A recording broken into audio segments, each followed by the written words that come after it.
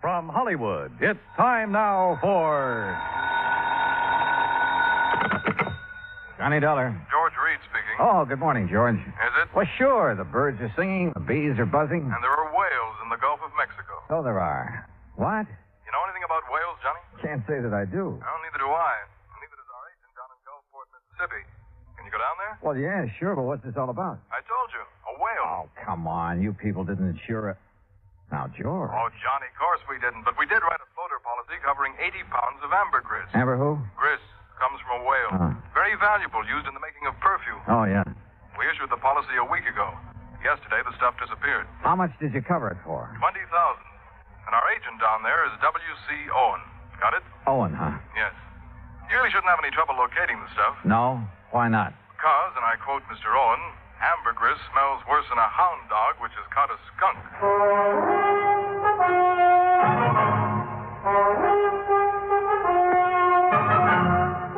Bob Bailey in the exciting adventures of the man with the action-packed expense account. America's fabulous freelance insurance investigator. Yours truly, Johnny Dollar. And now, Act One of yours truly, Johnny Dollar.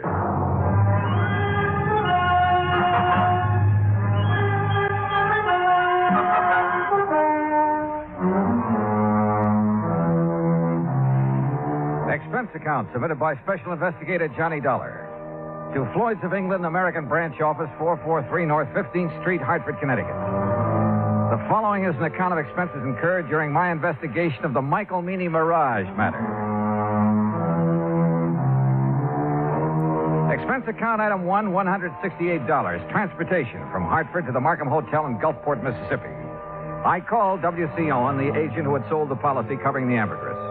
Half an hour later, I opened the door of my room to a middle-aged man wearing a brown seersucker suit. Mr. Dollar, is that right? Sure is. Come on in, Mr. Owen. Come on. In. Thanks. Well, Dollar, I'm not going to fool around about this. I'm in a mess, and you're my only chance of getting out of it. Well, I'll do whatever I can, Mr. Owen. You just find that ambergris. And, man, please find it within the next 48 hours. Oh, why the rush? 2 reasons. When the ambergris was stolen off the freight platform at the train depot day before yesterday, it was packed for shipping. Had enough dry ice around it to last 72 hours, but no more. Uh-huh.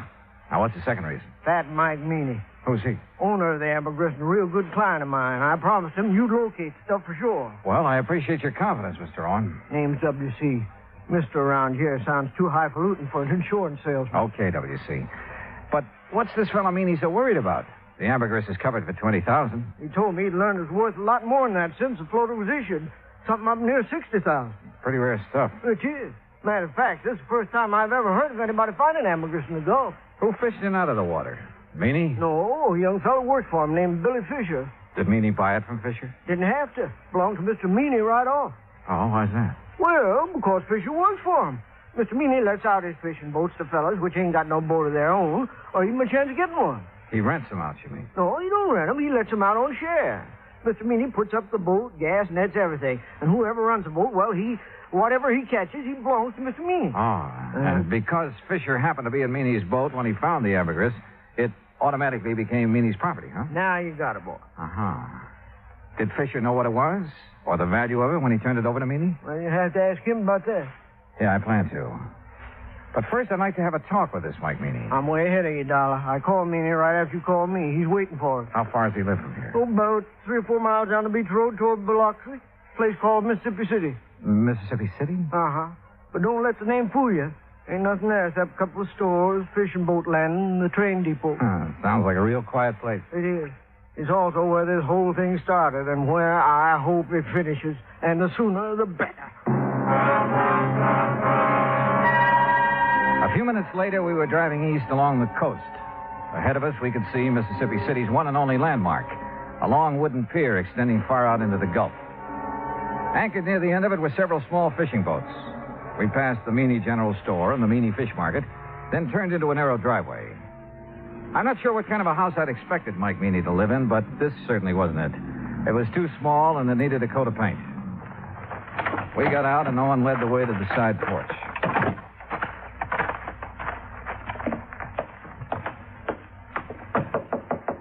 Mr. Meany, you at home? Doesn't look like he is. No, he's here. Listen. What in the name of... Sure heavy, ain't he? Yes, sir. Ain't another man his size in the whole United States. Good night, I believe it. WC boy, you sure took your sweet time getting here. Yeah. Well, made it just fast we could, Mr. Meany. This is the fellow I was telling you about, Mr. Johnny Dollar. Both of you come inside. That's it. Come on in. You men sit down on the sofa. I'll just lower myself into this here chair. There. Yeah, now then. You're a detective, huh, Dollar? Well, then me ain't giving me an answer. You're a detective or you ain't a detective. Now, which is it? I'm an insurance investigator. Right now, I'm being paid to find 80 pounds of ambergris that you lost. Lost? He didn't mean nothing by saying that, Mr. You Meany. hush up, you road agent. Mr. Meany. Dollar, that stuff was stolen, you hear? Thieved. Right in the broad light of day. You're sure? Well, I'm sure 80 pounds of ambergris didn't get up and walk off by itself. Yes, sir. Me too. Itself. Exactly where was it when it was stolen? Sitting in a box I had built for it, a special box. Smell-proof. Cost $25. Oh, shut up. I was sending it to New Orleans to a fella I'd heard might be able to sell it for me. The box was on the platform right outside the American Express office of the depot. Here in Mississippi City? Boy, you ever take a bad fall out of your crib? No, you ignorant, in Tuscaloosa, Alabama. Where do you think that depot was? Well, it could have been in Gulfport. No, it couldn't never do business there. Okay, so I'm wrong. No, but that's the first time you ever admitted it. Had the box been checked in at American Express? You mean had the freight been paid in New Orleans? Yes, that's what I mean. That scrounging, ignorant, no good. Had it been paid, Mr. Meany? No, it hadn't. Why not? Because the rat I trusted with the ambergris and sent down to the station to see it got on the train. Yeah? He'd promised. He'd give his word. He wouldn't take his eyes off that stuff for 1 second. No. That dirty. That no account. Are you okay, Mr. Meany? No. But you sit down. You make me nervous, W.C. Yes, sir. Every time I think of that T.J., that stupid nephew of mine, well, you know what he done, Dollar. He spotted something more interesting to look after than $20,000 worth of ambergris. Okay, who was she? Oh, W.C. told. No, I didn't. No, sir. Mr. Dollar, he's just clever. Yeah, well, anyway, according to T.J., this young female pulled up in an open car across the road from where he was at, and it wasn't until he got up close that he could see that she was wearing a strapless bathing suit. You see, Mr. Dollar, T.J. thought... He knows what T.J. thought, you miserable. You keep your mouth shut, W.C. Oh, whatever you say, Mr. Meany. Well, while T.J. was investigating the situation, someone made off with the ambergris, that right? Right. Well, what about the other people at the station? There weren't no other people there. How about the baggage clerk and the passenger agent? Where were they? Sam Burroughs is the only man that works down the depot, and he was busy selling some woman a Pullman ticket to Memphis. How long did T.J. talk to the girl? Just a couple of minutes, according to him, that is. You want to ask him yourself. He works at the all-night cafe in Gulfport. All right, thanks. Well, we sure haven't much to go on. You got nothing to go on. So you might as well give me my $20,000 and head back up north, where you belong. Not yet, Mr. Meany. You got 45 hours. At the end of that time, I want my insurance money. You don't see that I have it, Mr. W.C. Owen, you're going to be sorry. You know what I mean? Yes, sir. I know. Owen didn't say another word until we pulled out of Fat Mike Meany's driveway and it turned left going on down the beach toward Biloxi. I suppose you think I should have stood up to him a little more, huh? No, I figured you had your reasons for not wanting to get into an argument with him. You see those boats off the end of the pier? The small fishing boats, uh-huh. Well, they belong to Meany. He's also got money invested in half the business place along the beach. You know what that means, Dollar. Yeah, well, where I come from, he'd pull a lot of weight. That's it. And anybody he gets riled at, well, one word from him and a good many of my clients would be screaming for me to cancel their policies. Like that, huh? Just like that. Hey, where are we going? Billy Fisher's. Leastways, this here's the boarding house he lives in. Come on. Uh-oh. Okay, boy. Okay. Easy now, easy. That's it. Good boy, good boy. Did you know the dog get back in this house? Well, afternoon, Miss Harvey. Oh, well, my goodness, Mr. Owen, this is an unexpected pleasure for sure. Why, thank you, ma'am. This here is Mr. Johnny Dollar, Miss Harvey. Afternoon. Pleased to know you, Mr. Dollar. Wouldn't you like to come in and sit down? No, thanks. We really don't have much time. Oh? Mr. Dollar is an insurance investigator. Right now, he wants to have a talk with Billy Fisher, providing his home. Why, sure he is. You find him round the side there. Oh, but, Yes, sir? well, he's with Jane Higgins, Mr. Owen. Jane Higgins. Oh, you know her pa rented that old Miller place again. Girl that got Billy into that trouble. Oh, yes. What kind of trouble, Mrs. Harvey? Well, it happened when the Higginses were down here 2 years ago. Billy and Jane have always been sweet on each other. But being as Billy is Billy and doesn't have a thing of his own, not even a job, except fishing one of Mr. Meany's boats. Well, Jane's pa just put his foot down. But didn't mean a thing to Billy. No, sir. At least not until old man Higgins got a sheriff after him. That still didn't stop Jane. And finally, the Higginses just packed up. They didn't come back until just 3 weeks ago Saturday.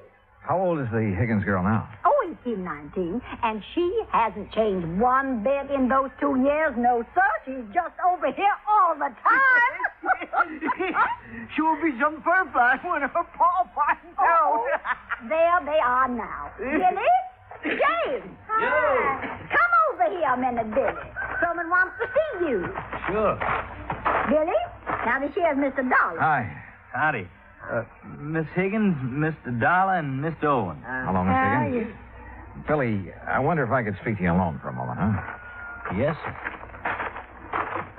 What'd you want to talk to me about? Mr. Meany and the ambergris you found. Oh, that. Where did you find it, Billy? Out near Cat Island, floating in the East Channel. Uh-huh. Did you know what it was as soon as you saw it? No, sir, not exactly, but I read a story once about a fellow that found some ambergris, and he sure made a lot of money off So you weren't going to take any chances and you hauled it aboard, is that right? Yes, sir. Something like that. Billy, you realized that anything you caught or salvaged with that boat belonging to Mr. Meany, it wasn't yours. You realized that, didn't you?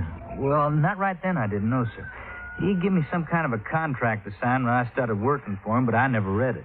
Well, what happened when you put in at the pier that night? Oh, that Cliff Stillinger, Mr. Meany's checker. He spied the ambergris right off, and he made me turn it over to him. Was that the last time you saw it? Yes, sir. Yes, sir, that was it. Okay, Billy. That's all I had on my mind. Well, that's all? I mean, no questions about whether I swiped it from the train station or not?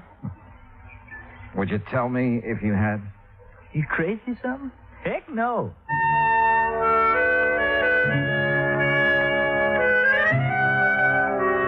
After saying goodbye to Jane Higgins and taking a rain check on a dinner invitation for Mrs. Harvey, Owen and I drove back to town. I was tired and I was discouraged, and I needed a good night's sleep, so I had him drop me off at the hotel. At the desk, I found a message to call long-distance operator 19. A few minutes later, the call was completed. George Reed speaking. Hi, George. Thought it was you. Johnny, where in blazes have you been? I've been trying to get hold of you all afternoon. Oh, something important? No, I was just curious about the weather down there. Oh, well, it's great. Warm, but not too warm. Johnny. Okay, George, what's happened? One of the boys upstairs got wind of that ambergris claim. So? So he just happens to have a friend who's an ichthyologist. Well, bully for him. Johnny, this ichthyologist says that ambergris comes only from the sperm whale. And there has never been a sperm whale alive that would be caught dead swimming in the Gulf of Mexico. What? You follow me, Johnny? I think so. If there's never been a sperm whale in the Gulf, then that stuff you people insured couldn't have been... But, George, if it wasn't ambergris, what was it? I don't know. But unless you find it, we're stuck for $20,000. Holy smokes.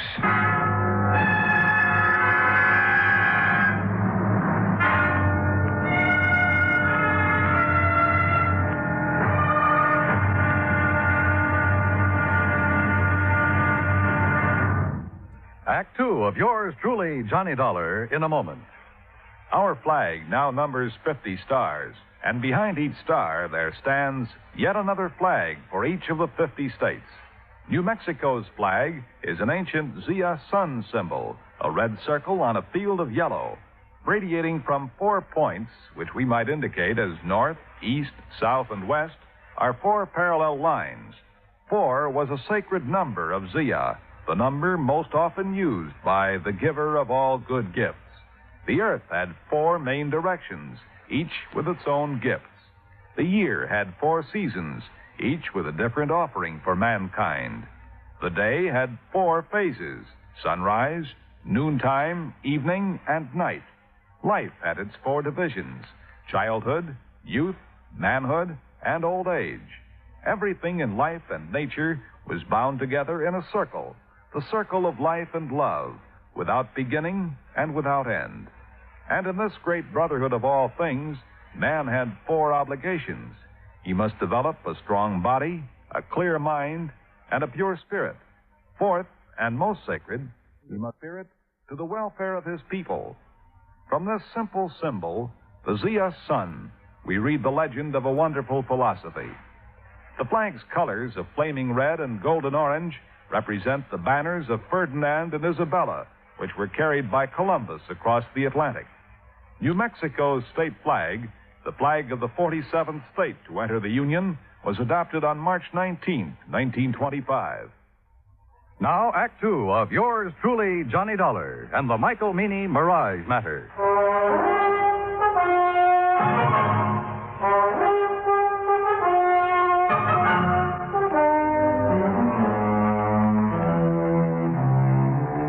After talking to George Reed and learning that there was considerable doubt in his mind concerning the origin of the ambergris Mike Meany had insured with Reed's company, I called WCO and the agent who had issued the policy to come down to the hotel. He was as shocked and surprised as I'd been. Johnny, I just can't believe it. Yeah, well, it's true. At least according to a man who studied the habits of sperm whales for years. Oh. And those kind of whales never come into the Gulf? No, not according to him. What if ambergris isn't ambergris? What is it? WC, your guess is as good as mine. But whatever it isn't worth $20,000. No, guess not. Johnny? Yeah? You don't think Mr. Meany's trying to pull a fast one, do you? Trying to defraud the company? Yeah. Oh, no, I doubt it. He has all the money he'll need for a while. Yeah, that's for sure. Tell me, WC, did Meany have the ambergris analyzed before he asked you to insure it? Matter of fact, he did.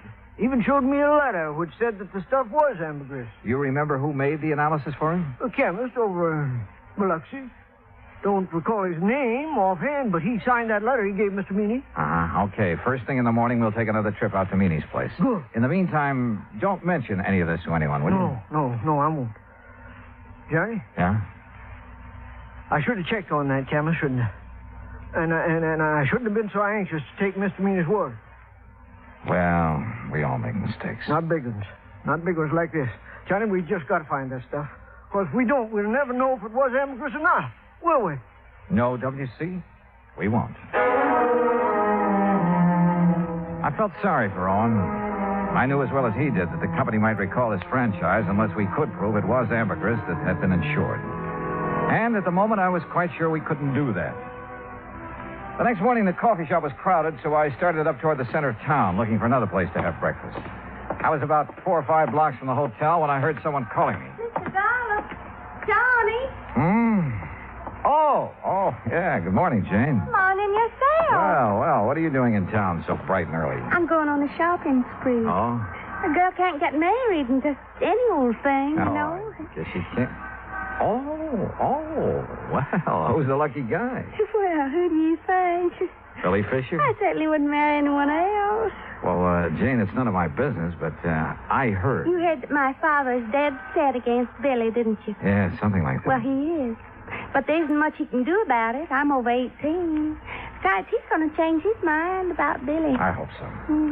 He's going to be real sorry he ever treats Billy the way he has. Jane, look, I haven't had breakfast yet. How about joining me for a cup of coffee? Oh, I'd love to. Where we go? Oh, how about over there, the all-night cafe? All right.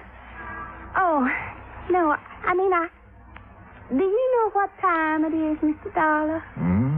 Just 10 after 9. Why? Well, I just remembered something important. I'll see you later here. Funny. Or is it? I crossed the street and entered the all-night cafe. Behind the counter, wearing a white T-shirt, apron, and a Valentino-type hairdo, was a man about 23 years old. Morning. What'll it be?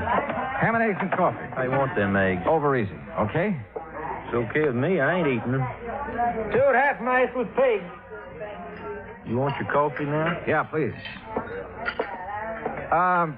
Do you happen to know a man named Mike Meany? I should. He's my uncle. Oh, well, then you must be T.J. That's right. How come you know me? I was talking to your uncle yesterday. My name's Dollar. Oh, yeah.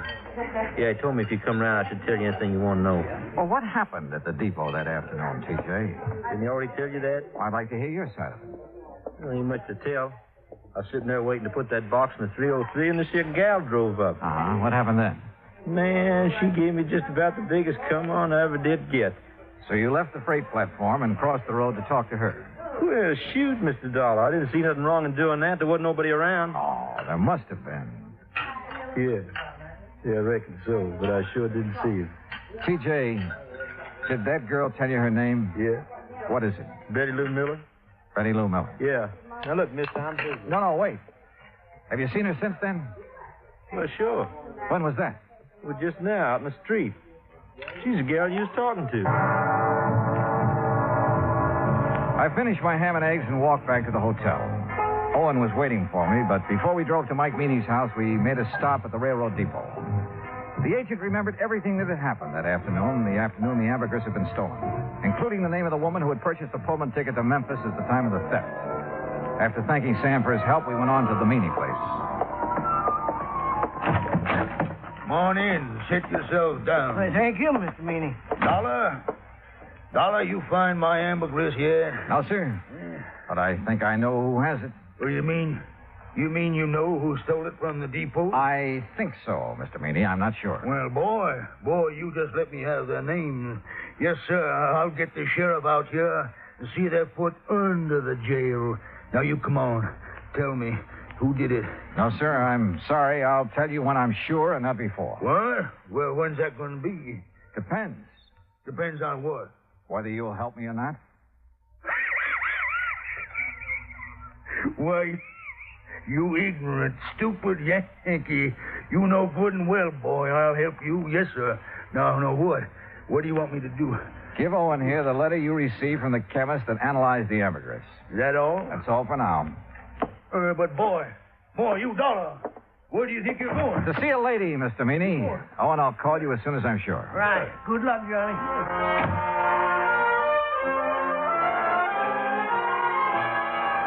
In Owen's car, I drove down the beach to Mrs. Harvey's boarding house. Billy Fisher was out with the boat, so I had plenty of time to tell her what I knew.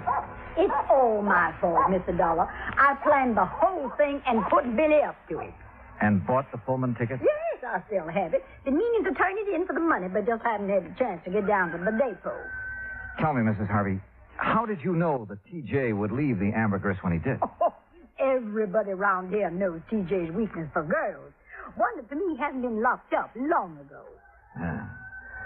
Well, it was a beautiful job. You timed it just like a professional. I thank you for the compliment. Where was Billy? In the woods on the other side of the railroad track.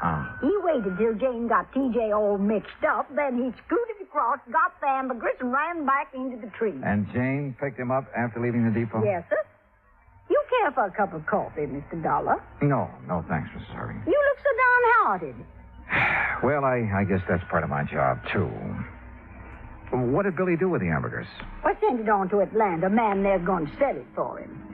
Oh, I see. My, you sure look like you lost your best friend. Yeah, well, I ran into Jane this morning. She was going shopping for her trousseau. Yes, I know. Mrs. Harvey, if it turns out that isn't ambergris... Oh, they'll still get married no matter what, Mr. Dollar. If not now, then someday. Dollar! You Yankee schemer! What? Where you at? What on earth? Miss Harvey! Well, that sounds like Mr. Owen. And my friend, Mr. Meany. Dollar! Just what you trying to pull? I tried to keep him from coming over here, Mr. Dollar, but I just couldn't handle him at all. All right, Deputy. It's a long way from being all right. Just what do you want here, Mr. Fat Mike Meany? What do I want? Why, woman, I want to arrest you and that dirty, backbiting Billy Fisher and his girl was stealing my ambergris. That's what I want. Hush. I want to see you in jail. Jail, don't be ridiculous. Ridiculous, why, woman? That's what I said. Now, if you don't get off my property... Yeah, but you, woman, you stole. How do you know I stole anything? I know because this here worm of an insurance agent wouldn't have a customer left on the beach unless he told me. Well, he told you wrong.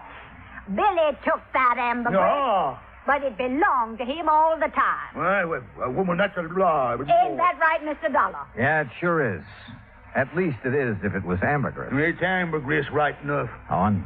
Well, I called that chemist, but he quit his job a couple of days ago. Couldn't find no record he'd made of it. Don't need no record. It's ambergris, and it's mine. It's Billy's. Mine. You think it's yours? You're seeing a mirage. Tell him, Mr. Dollar. Dollar, if this is some kind of a low-down yank, he trick. It's no trick, Mr. Meany. Mrs. Harvey showed me the contract you have with Billy. Well, what's that got to do with him stealing the ambergris? Just this. This. The contract states that all fish and fish products and byproducts caught or seined while using your boat belong to you. That's right. Exactly right, So, the ambergris doesn't. What? No, sir. Ambergris comes from a whale. And the whale is not a fish. It's a mammal. Dollar, you boy. No, wait a minute. Well, doggone. They say that young love can work miracles, and I guess it must be true, because later that day, a huge sperm whale was sighted about 3 miles offshore near the Cat Island Channel. Proving, as I've always said, you can't figure whales any more than you can people. Expense account total, including hotel bill and transportation back to Hartford, $420.10. Yours truly, Johnny Dollar.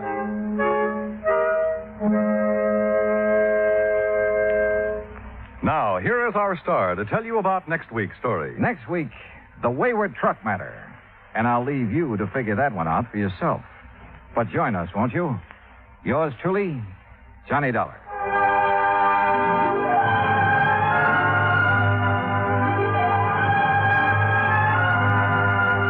Yours truly, Johnny Dollar, starring Bob Bailey, originates in Hollywood.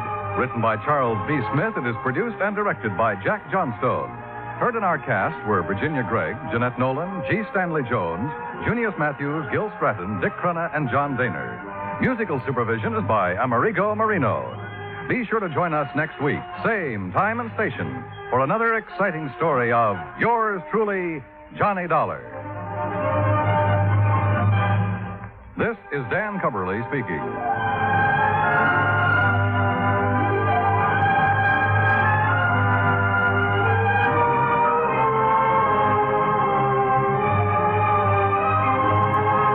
Johnny Dollar has come to you through the worldwide facilities of the United States Armed Forces Radio and Television Service.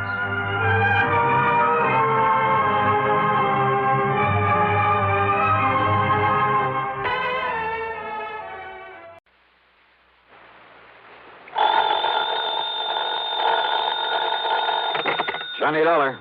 Hi there, Johnny. This is Helen Daner. Helen Daner? That's right. I live out here in Morro Bay, California. I see. Insurance with one of the companies you represent, the Greater Southwest Insurance Company. Oh, yeah, I do a lot of work for them. But also, Johnny, do you mind if I call you Johnny? Well, no, not at all, Miss Daner. Or is it Mrs.? It's Miss, or better still, just Helen. As I started to say, I not only have that insurance, but, Johnny, I never miss that radio program of yours where you tell all about those exciting cases you solve. Sometimes I just don't see how you do it. Well, I hope you never find out about the ones I miss out on. But now, Miss Daner... I don't think I've missed a single one of your programs. Good. I'm your most loyal listener, and I think you're wonderful. Well, thanks.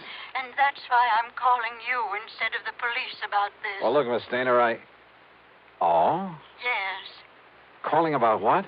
Johnny, if the police weren't able to nab them. Isn't that what you say, nab them? Yeah, sure, but go on. Well, Johnny, these terrible people might suspect that I'm the one who told the police about them. What people, Miss Daner? And if that happened, well, I guess you can just imagine what they might do to me. Well, who are these people you're talking about, and just what is it they're up to? All right, Johnny. Now listen carefully. Yeah. Yes? Miss Daner? Hello? Hello? Hello?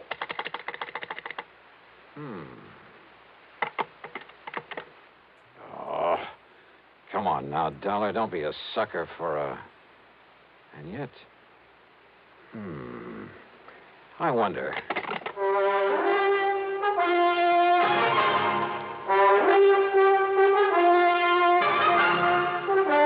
Bob Bailey in the exciting adventures of the man with the action-packed expense account. America's fabulous freelance insurance investigator. Yours truly, Johnny Dollar.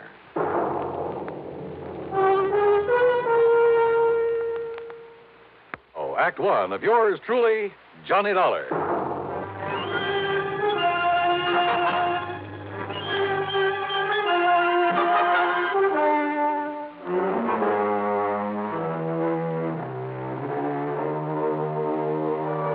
Expense account submitted by Special Investigator Johnny Dollar to the Greater Southwest Insurance Company, Home Office, Los Angeles, California.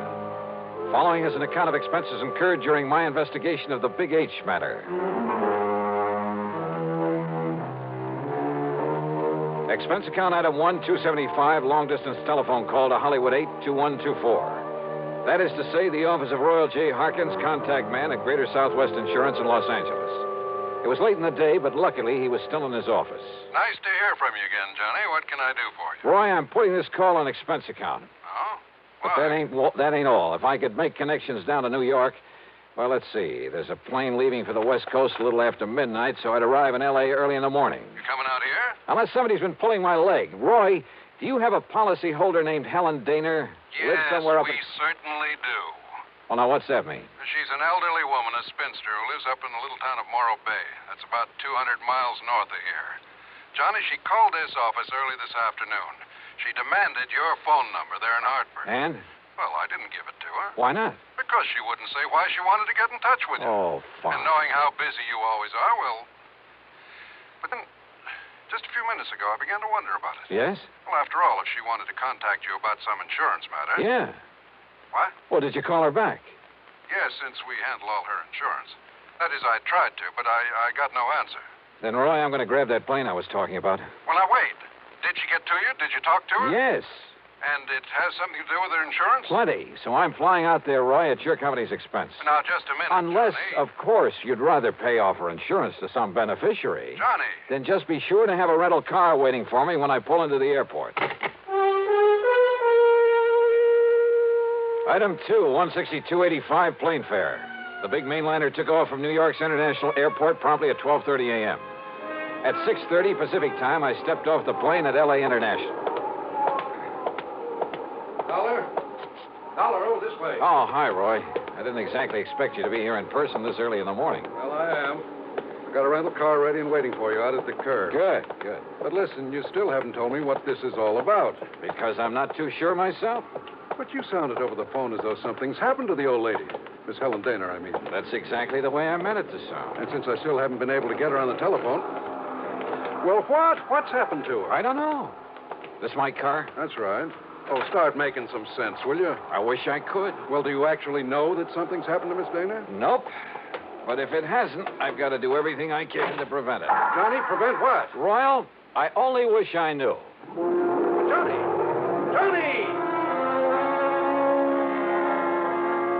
Thanks to an excellent highway and light traffic, I made good time through Santa Monica, then Santa Barbara, even past the famous Pismo Beach. It was just afternoon when I pulled into Morro Bay. When I stopped for gas, that's item 3, 420, I looked up Miss Helen Daner's address in the local phone book. It turned out to be a modest little frame house about half a mile south of Morro Rock on the landward side of the bay. It had some nice, well-kept flower beds in front, and at the back I could see a small, rather decrepit dock that stuck out into the bay. A brand-new, expensive automobile was parked in the street in front of the place. Hardly the kind of car you'd expect a sweet old lady to be driving along. Well, there was only one way to find out.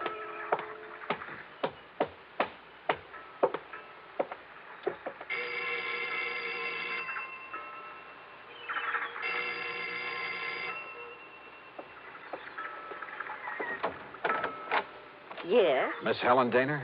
No, I'm Bessie Daner, Helen's sister. And who are you, young man? Johnny Dollar. I'm from Hartford, Connecticut. Is your sister... Oh, yes. I've heard Helen speak of you. You're an old friend of hers, aren't you? Well, yes, I guess Won't you come in? Well, is she here, Miss Daner? Well, she ought to be back from the market any minute. The market? But she hasn't been at all well, you know. That's why I've come to live with her, sort of take care of her. I see. But I did think it was all right to let her walk down to the market this morning. Would you like to come in and wait for her? Which market, Miss Daner? Well, it's the first one down the street. Now, do you see it? That little supermarket just 2 blocks away. Oh, yeah, I see. So if you'd like to come in and wait... No, thanks. I'll pick her up there. Well, but Mr. Dollar... Thank you very much. Mr. Dollar...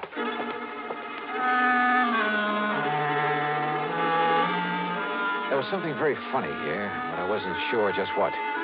Or maybe I'd just fallen for some gag on the part of a fan on my radio program who wanted to see her favorite hero in person. In any event, there was one sure way to find out, from Miss Helen Daner herself. And if she was still at the market.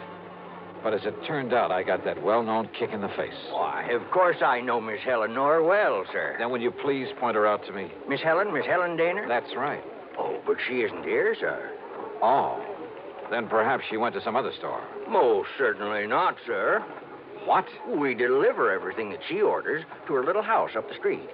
Well, that still doesn't prove well, anything. You see, Miss Helen hasn't been out of that house for weeks, hasn't budged. You're sure of that? Why, of course I'm... Why, what's the matter, sir?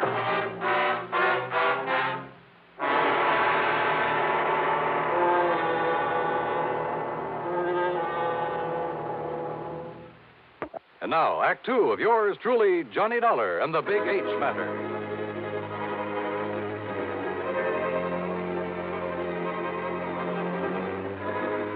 If old Miss Helen Daner, who telephoned me in Hartford, asked me to come out here to Morro Bay in California, if Miss Daner hadn't budged from her little house in weeks, why had her sister told me she was at the market?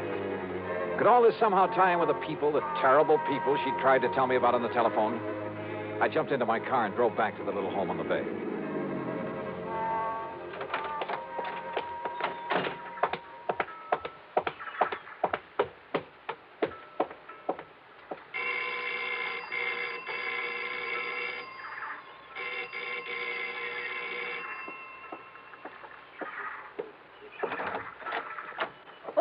Mr. Dollar. That's right. Now, where is Helen Daner? Oh, Sister came back while you were gone. Came back? Without my seeing her? Now, listen, I was... Yes? Well, the manager of that market said she hasn't been out of this house for weeks. What? Oh, you must have gone to the supermarket. Well, where else? And just because she isn't shopping there anymore... Oh, now, look, Miss Daner, you told me... Won't you come in? I think she'll be terribly disappointed if you don't. You see, she's told me all about you now. In the couple of minutes I was away from here? An insurance investigator. I think it's awfully thrilling. But now come in and see her. I think she's been kind of expecting you. Yeah. And if you'd like to know what I think, Miss... Good Lord.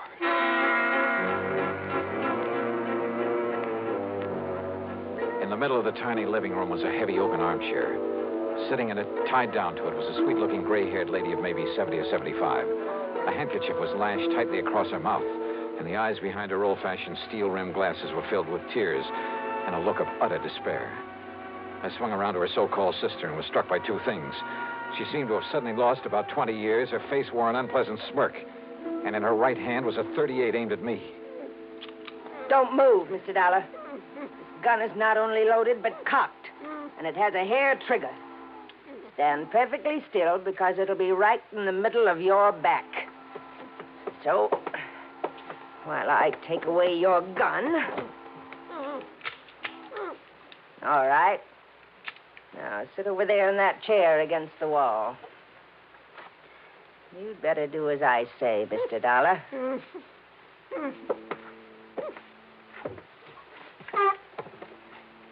Now, we may have to wait a little while, so get one thing straight. Any move, any tricks, and I pull this trigger. Mind telling me what we're waiting for? You'll see. And why you've tied her up that way? That is Helen Daner, isn't it? Why, what's the matter, honey? Getting a little short of breath with that gag in your mouth? Well, then why don't I take it out for you? No, Dollar. Not a single move. Just crossing my legs. Sure. Here now, honey. Don't want you to conk out on it. After all, you may be of some use before we're through with this caper.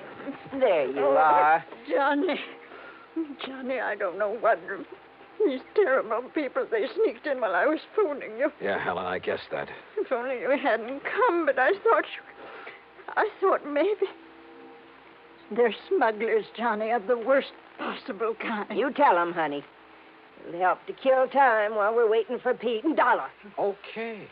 They're smuggling in narcotics, heroin, from the way down in Mexico. Oh, pretty smart picking a spot as far up the coast as this. If only I'd known. When this man, Pete, asked if he could use my dock. He said it was to tie up his boat at night when he came in from fishing. How did you get onto them, Helen? When they saw I turned my lights out so early every night, they thought I was asleep. That I wouldn't notice he wasn't taking fish off his boat, but little cans of heroin. Heroin?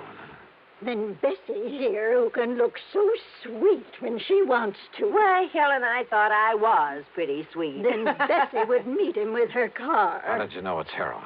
Because they told me they'd use it on me if I don't behave myself. Which is a lot better than you'll get, Dollar. And besides, Johnny. Yeah? I found a little of it that was spilled on the dock. And I remembered how you described it once when you caught a man bringing in the terrible stuff. Yeah, she's a real smart old biddy. Except when she phoned to you, Dollar, and we caught her at it. We can handle her all right. With a little H in her veins, we can even let the neighbors see her now and then. And with me acting as her sister, taking care of her. Oh, listen, here he comes now from the dock. Just relax, Dollar.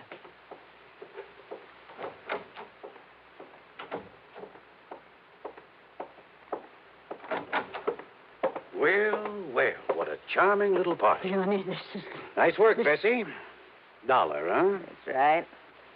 You want to take care of him, Pete? So you made the mistake of coming out here. Believe me, mister, it was a mistake. I said, are you going to take care of him? Why, of course, right away. We don't want him lying around here. Which is to say, Dollar, we're going to do something I haven't thought of since the old days in Chicago. You and I are going to take a little ride. Well, Act 3 of yours truly, Johnny Dollar. Take a little ride, huh? That's right. Chicago style. Exactly, Dollar. Oh, no, Johnny, don't you see what that means? He's going to take All right, honey. Just keep out of this. No, I won't. Pete's going to kill him. That's right. Now, shut up. Oh, now, just a Dollar. minute. Sit down. Bessie, be sure you keep the gun on him. Oh, don't worry, Pete. If I had a silencer, though, I'd get rid of him here and now. Has it occurred to you, Pete, that I may have left word with them that if I'm not heard from... Now, don't try to be cute, Dollar. Sure, it occurred to me. I dismissed it.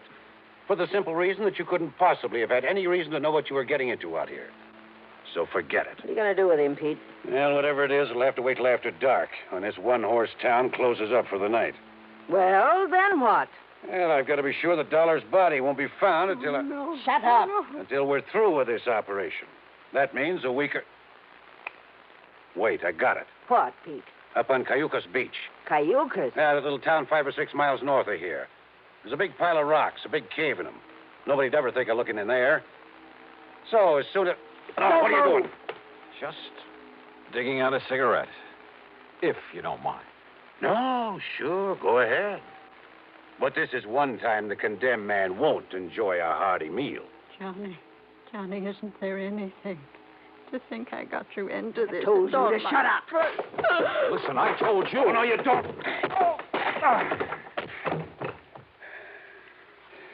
Finish him off, Pete. No. No, we'll wait for dark and do it right.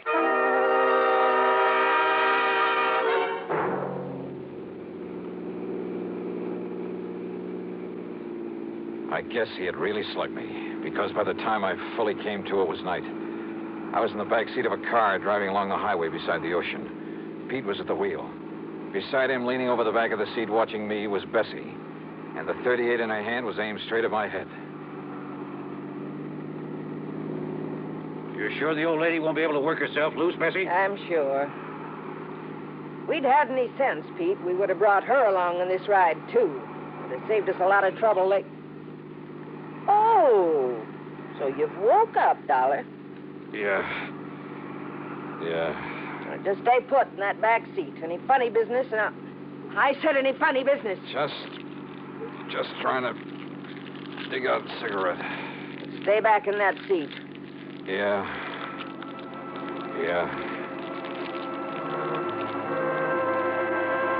She didn't take her eyes off me for a second, or the gun either. As clumsily as possible, I struggled with a pack of cigarettes, rolling and squeezing it, and hoping the tobacco was plenty dry. Then, having apparently failed to pull out a cigarette, I turned the pack upside down over my hand. And the fine tobacco poured into it. I took a deep breath. What's the matter, Dollar? You need some help with that. Oh, no, my eyes! Hey! My eyes! Oh! Instinctively, she dropped the gun, put her hands to her eyes, now filled with tobacco dust. With what little strength I had, I picked up the gun and slammed it against the side of Pete's head.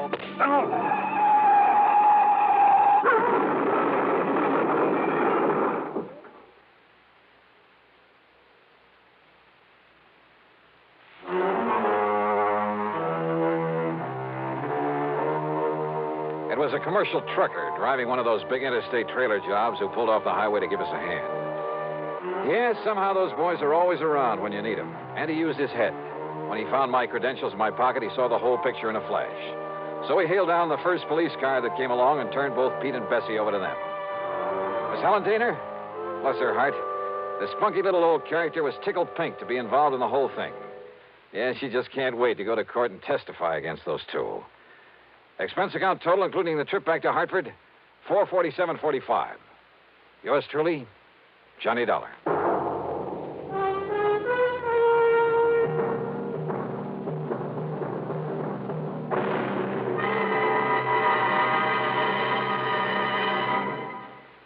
Now, here is our star to tell you about next week's story. Next week? Well, so help me, it's the wildest case I ever got messed up with. Join us, won't you? Yours truly, Johnny Dollar.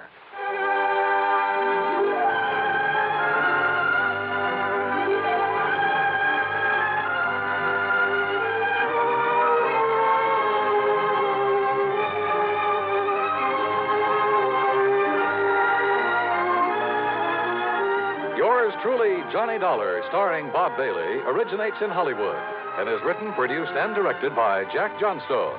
Heard in our cast were Peggy Weber, Virginia Gregg, Bartlett Robinson, Joseph Kearns, and Russell Thorson.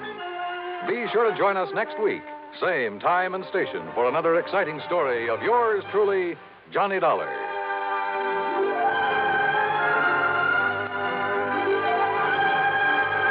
This is Dan Cubberly speaking.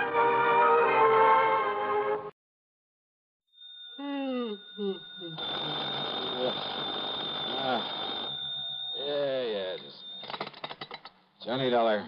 We're all clear, Johnny, because I've assured them that you have more than adequate federal security clearance. After all, you were permitted to investigate that missing missile matter. No, wait a minute. What? So, in spite of the fact this sort of thing isn't exactly covered by the insurance we've written for them, well, I wish you'd go over there right away. Oh, wait a minute, will you? Who are you? Oh, I'm sorry. This emergency and all. This is George Reed, Floyd's of England, here in Hartford. Now, Johnny, if you're free... Holy George, don't tell me you're in your office at this ungodly hour. Johnny... It isn't even 9 a.m. yet. I know. I just got here a few minutes ago. Well, what's the big emergency? A phone call I just received from Dr. Paulus Rayburn. Do you know him, who he is? Rayburn? No. He's the head of Nuclear Processors Incorporated. Where's that? Out on Woodland, beyond the north end of town. You know, that large group of concrete buildings at the edge of Piney Woods? Nuclear processors, huh? Yes, that's right. Now, we handle all the insurance on the place and its equipment, though I understand there's no actual coverage in this specific instance. Nonetheless... What do you mean? Nonetheless, because they're a client, in view of our reputation for extraordinary service at all times, plus the sizable premiums we collect from them, well, I hardly think we should let this call... Yeah, well, what's bothering this Dr. Rayburn out there? Something very important has been stolen, he tells me. Like what? I don't know, he wouldn't say. But he did imply it's something vital to the outer space rocketry program. Okay, George. So, in view of the fact you have security clearance... Yeah, I said okay. And the fact it'll take some hours for an investigator to come up from Washington... Yes, George. Plus the fact he made it plain the time element is George. most important. George, stop yammering and hang up that phone so that I can... Okay, baby. Oh.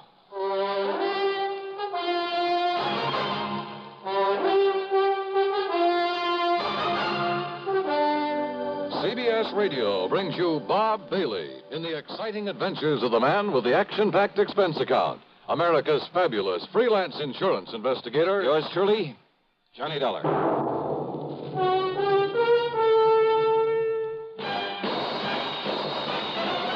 Are you smoking more now, but enjoying it less? Have a real cigarette, have a Camel. The best tobacco makes the very best smoke. Have a real cigarette, have a Camel. Are you looking for flavor and mildness? Have a real cigarette, have a Camel. The best tobacco makes the very best smoke. Have a real cigarette, a real cigarette, a real cigarette, have a Camel. Again, for the 11th straight year, Camel outsold every other cigarette, filter, king size, and regular. The best tobacco makes the best smoke. So if you're smoking more now but enjoying it less, change to Camels. Get more real satisfaction every time. Start to really enjoy smoking again.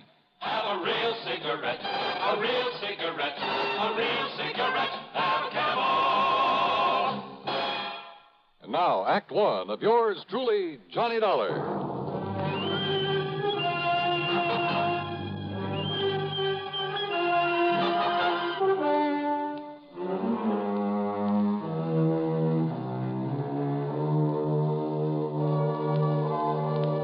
Expense account submitted by Special Investigator Johnny Dollar. To Floyd's of England, North American Office, Hartford, Connecticut. The following is an account of expenses incurred during my investigation of the nuclear Goof matter. Expense account item 1, 40 cents for some coffee and a couple of soggy donuts along the way during my drive out to nuclear processors. A tall, heavy wire fence surrounded a group of squat, windowless buildings, partially hidden by the huge oak and fir trees of piney woods. At a sort of glorified sentry box beside the gate stood not one, but 3 armed guards. One of them was chewing out the other 2. But he stopped long enough to look over my credentials, make a phone call from inside the sentry box, then open the gate for me. He directed me to a big steel door in the otherwise unbroken face of one of the nearby buildings. There, after I'd parked my car, another guard took me inside. He led me through a perfect maze of long, narrow corridors with heavy wooden doors at the sides, all of them closed. From somewhere in the building came the almost ominous hum of machinery. Big, powerful machinery. Or maybe I felt it rather than actually heard it. Finally, we came to a door with a single name Rayburn on it.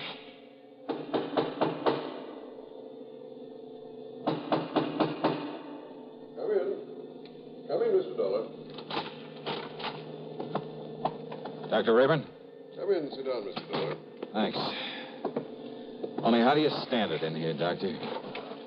I beg your pardon? Oh, compared to this place, the city morgue is real cheerful. I'm afraid these buildings were put here not for decoration, but to carry on the very important scientific work we have undertaken. Yeah, something to do with rocketry, I understand. Partially. And does that mean space probes, lunar shots, atomic missiles, and so on? Yes, something of the sort. Now, the time is of the very essence, Mr. Dollar. I take it Mr. Reed of Floyd's of England was somewhat vague about why I asked for you? Oh, that's the understatement of the week. But he told me something's been stolen. Yes. A minutely small quantity of a highly radioactive substance that is vital to a new concept in cyclotrons. That is to say, atom smashing. Oh, something like radium or uranium or strontium or... Yes, something like one of those elements. The point is that outside of the protective paramagnetic field in which we keep it here, it can become dangerous, terribly dangerous, within a matter of hours. Oh, how dangerous? The tiny amount in the container that was stolen. Well, that container made of lead is no larger than this book, by the way. Well, Dollar, although its chain reaction is limited, there's enough in that container to wipe out a small city. What you said within a matter of hours, Doctor. The chain reaction could begin in anywhere from 4 to 6 hours from the time it left here, depending on temperature and whatever shocks and vibration to which it might be subjected. Then unless it's found and brought back here... Exactly. That is why I was afraid to wait for the men to get up here from Washington. But you have told them about this. I've told them everything. They promised to have men up here immediately. Do you know exactly when the stuff was stolen? It's now 9:34. Yeah. Dr. Ralanoff left here with this material at exactly 7:46. Ralanoff? Dr. Igor Ralanoff, the man who stole it from us. But if you know... If only he knew the potential, the terrible potential destructive power of this thing he's carrying about with him. You must find him, Mr. Dollar. It must be returned to us before it's too late. Here's Hollywood star Mona Freeman. Who feels like acting with a miserable cold? I relieve cold distress the fast way with 4-way cold tablets. Yes, tests of all the leading cold tablets proved 4-way fastest acting. Amazing 4-way starts in minutes to relieve muscular pains and headache, reduce fever, calm upset stomach, also overcomes irregularity. When a cold strikes, do what I do. Take 4-way cold tablets. It's the fast way to relieve nasty cold distress and feel better quickly. 4-way, only 29 cents. Now, here's a word about another fine product of Grove Laboratories. Does dandruff dull your hair, leave scalp itchy? Get Fitch Dandruff Remover Shampoo and get rid of unsightly dandruff in 3 minutes. 3 minutes with Fitch regularly is guaranteed to keep embarrassing dandruff away forever. Apply Fitch before wetting hair, rub in 1 minute. Add water, lather 1 minute. Rinse 1 minute. Every trace of dandruff goes down the drain. 3 minutes with Fitch, unsightly dandruff's gone. Fitch can also leave your hair up to 35% brighter. Fitch Dandruff Remover Shampoo. And now, Act 2 of yours truly, Johnny Dollar and the Nuclear Goof Matter.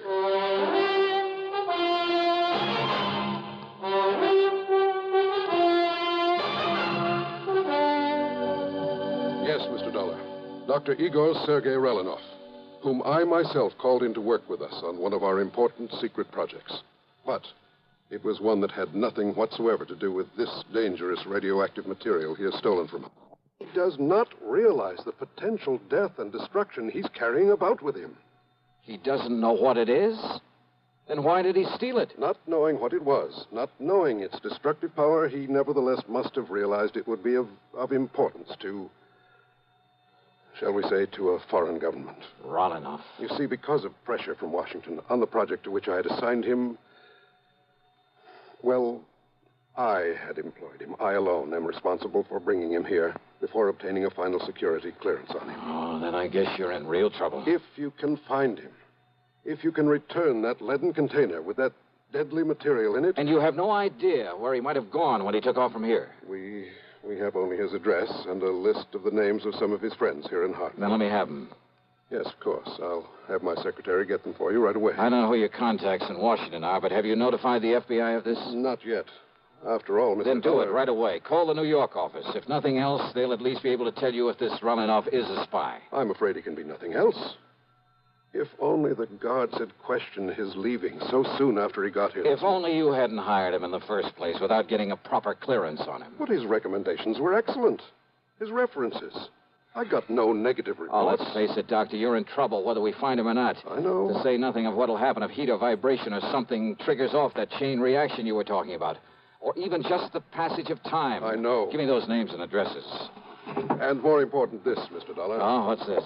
A detector. A sort of adaptation of the Geiger counter, in very compact form. It reacts only to this material that was stolen. Then if I get near him and he has the stuff with him? It will make a clicking sound like a Geiger counter. This tiny needle will move and indicate the degree of radioactivity. All right, good. Provided, of course, this switch is on. I see. But be very gentle. Oh? It's extremely delicate, like a fine watch. So be very careful. Very gentle with it. Okay, Doctor, I'll take care of it. Now, give me that list of names and addresses.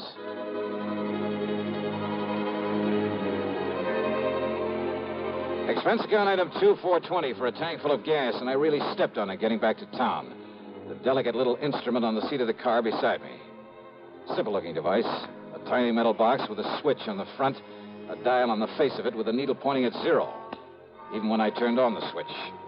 Even the radium on the dial of my wristwatch got no response from it. I decided to go first to Ralanoff's address, way the other side of town, south of Colt Park.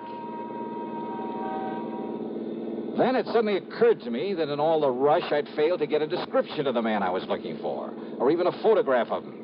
Oh, sure, with a name like Rolinoff and a scientist, it wouldn't be too hard to picture him mentally in a general sort of way. And if there was a landlord or landlady at the place he lived, even a neighbor, I could get all the description of him I'd need. Nonetheless, within a few blocks of the place, I decided to stop somewhere and telephone Dr. Raybert. You know something? That decision got me nothing but trouble and delay. At the next corner was a drugstore. I knew there'd be a phone booth. I watched a bus pull away from the corner, then drove in to park, not seeing the young fellow who just stepped off the bus until it was too late. Good Lord, I've killed him.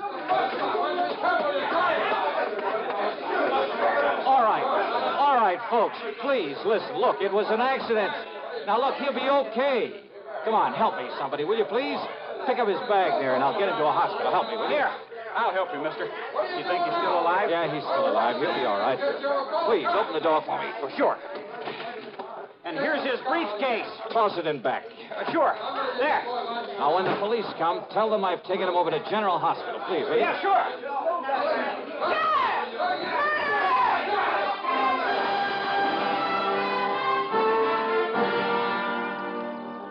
The nice-looking young blonde fellow I'd struck down was still unconscious when I got him to the hospital, but apparently had no broken bones or internal injuries. I showed my credentials, told them to notify the police of what had happened, that I'd be available whenever they wanted to question me. I told them to give him the best possible care, that I'd foot the bill.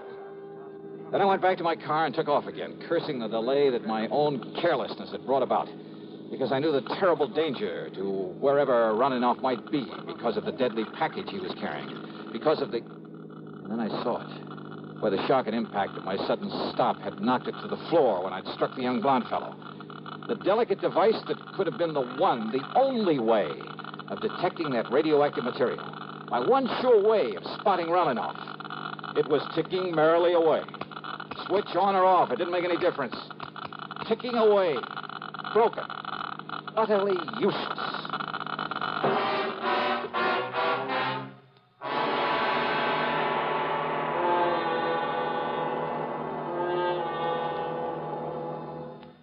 We'll continue with the third act of yours truly, Johnny Dollar, in exactly 1 minute. Constipation can be a problem for anyone, even doctors. And when constipation occurs, it's interesting to see just what doctors consider important about a laxative they might use or recommend. Well, a majority of the doctors we heard from had this to say. A laxative should be effective, gentle, as close to natural acting as possible, and a medicine that can be used with complete confidence. Now, X-Lax has been popular with many doctors and millions of people over the years because chocolated X-Lax is effective. Overnight, it helps you toward your normal regularity. X-Lax is gentle. Next morning, it gives you the closest thing to natural action. And that's why many doctors and millions of people use X-Lax with complete confidence. X-Lax, the laxative that helps you toward your normal regularity gently, overnight. Is X-Lax in your medicine cabinet? And now, Act 3 of yours truly, Johnny Dollar, and the Nuclear Goof Matter.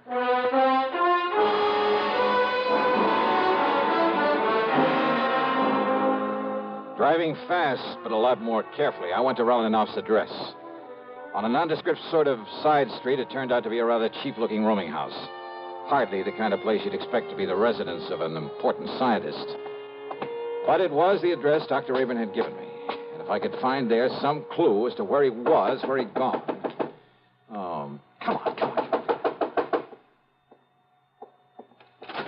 What's the matter with you? This door ain't locked. Listen, ma'am. You Mr. Parker, the man that telephoned? Parker? No, listen. Dr. Rolinoff's room. Room? Oh, he's got 3 of them, regular apartments. Yeah, where? Only you won't find him there. Not him, anyway. Where, I said. Please, come on. Well, it's up on the 3rd floor. Okay, thanks. That's the whole floor he has. Okay. Who are you? What do you want, anyhow?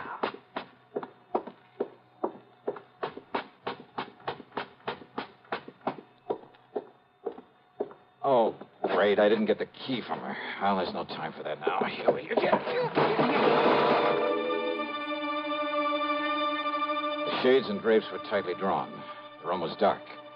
I felt my way along the side of the wall looking for a light switch, then gave up and headed over toward one of the windows. I never got there.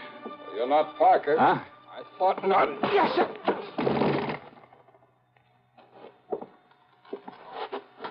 No bag with you, so you aren't rolling off either. Okay, then, buddy, let's have some light in here and see who you are. If you're one of his pals, come here to... What? No, you can't. Oh. Brother, you certainly look like... Well, maybe you got some identification. This card case of it. Holy smoke, it is. Now, you just look at here, mister. Come here. When I let you in here, you Sir, didn't say will you anything listen to like me? this was going to happen. I haven't got time to explain. Just get me some water and a towel and a washcloth, please. Go ahead. You listen here. Will you mister. please do as I tell you? Now, go ahead. Sir. Johnny. Come here, Johnny. Hi. Look, I'm sorry, old man. I had no idea it was you that you'd be coming up here. Johnny boy, can you hear me? Johnny. Here. Stace. That's right. Now, come on. Take it easy now. Stacy Ringler. That's right, Johnny. Look, I'm sorry. FBI. No, Johnny, I'm with Nucleonic Investigation Department now. Easy, baby. Then it's you I gotta thank for this. Yeah, Johnny, and I'm sorry as the devil. I had no way of knowing it was... You all right? All right, now listen to me, Johnny. Yeah, Stacy. Listen. You're working on that stuff that was stolen from nuclear processing? Yeah, that's... Harry Parker and I came up from Washington on it. Yeah, We Parker, came in by jet. Now listen. Ralanoff must have thought he had plenty of time, that they wouldn't miss that stuff until tomorrow when they planned to work on it. Uh-huh.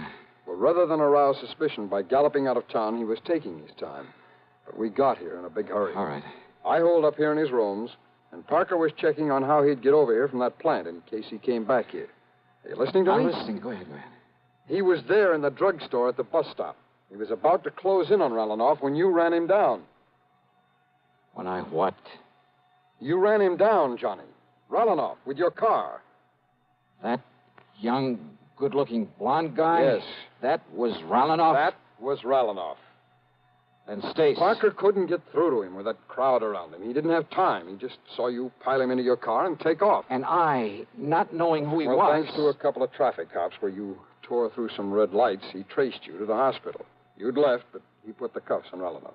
And you didn't know who he was. Oh, I was kicking myself for my goof and well, running baby, him that's down. the greatest goof you ever pulled. Well, now, wait, Stace. Yeah? The radioactive material. Well, that we haven't got yet, or any sign of it. Then somebody in that mob That's must right, have... Johnny. But don't you see, unless we can find that stuff. I know, and there isn't much time. Come on, Stace. The only thing we can do is start the search for it there at the bus stop.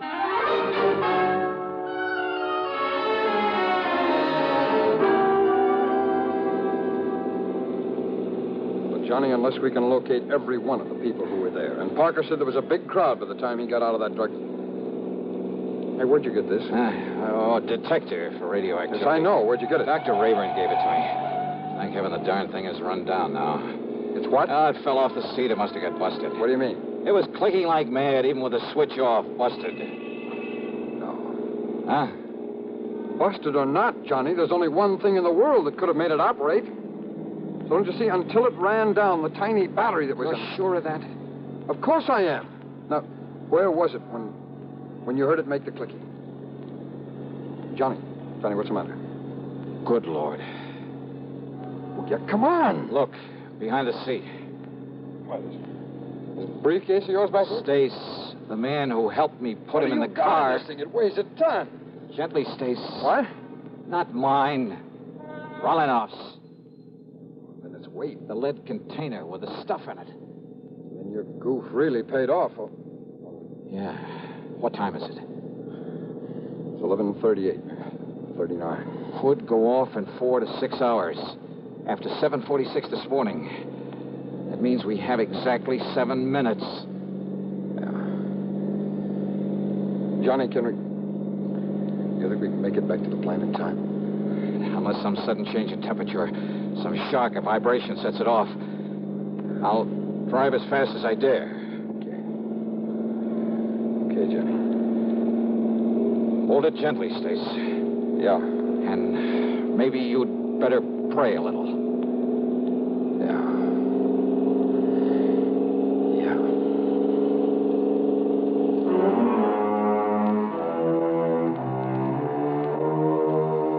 So, by By some miracle, we made it. But only seconds before that tiny mass of nuclear destruction was due to become critical. Yeah, we made it by the skin of our teeth. But after all, what more could you ask? Expense account total. Oh, so what? I needed a tank full of gas anyway. Yours truly, Johnny Dollar.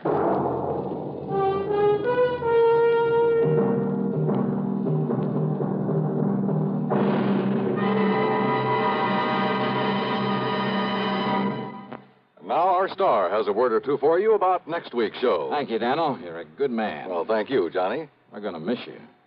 Next week, well, let's face it. The case I have to work on has more twists and turns and angles than anything you can imagine. It's called the Merry-Go-Round Matter, and believe me, the name fits. It all starts out with the loss of a valuable object of art, but from the collection of the wildest, most unpredictable old character I've ever known. What's more, he has a friend along, another character, just to complicate matters. And I'll tell you this, you'll get more than one shekel out of the whole affair. So join us, won't you? Yours truly, Johnny Dollar.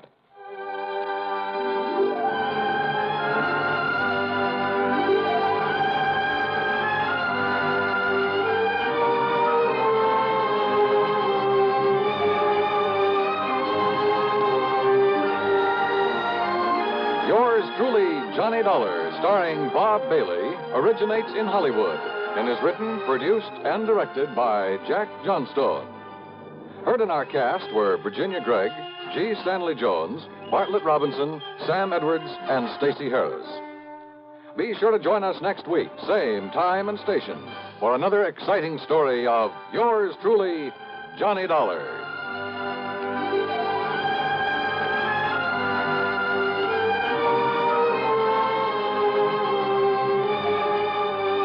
This is Dan Cubberly speaking.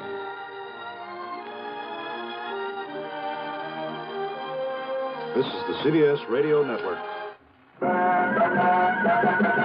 Better buys are your reward at Orange Motors for a Ford. Get your orange guarantee from the largest dealer in Albany. In the heart of Auto Row, Orange is the place to go. Orange Motors has the parts it's true, plus 44 years of experience too. Orange Motors, if you're wise, for better service, better buy. Talk about service. Do you know about Control Tower service? Come to Orange Motors, 799 Central Avenue, and see the most efficient automobile service department in eastern New York. 44 years of experience. Get quality work and get it fast at Orange Motors, 799 Central Avenue, Albany. Better Ford buys, used or new, at 799 Central Avenue. Orange Motors, if you're wise, for better service, better price. Radio 59, WROW, serving Albany, Troy, and Schenectady. From Hollywood, it's time now for...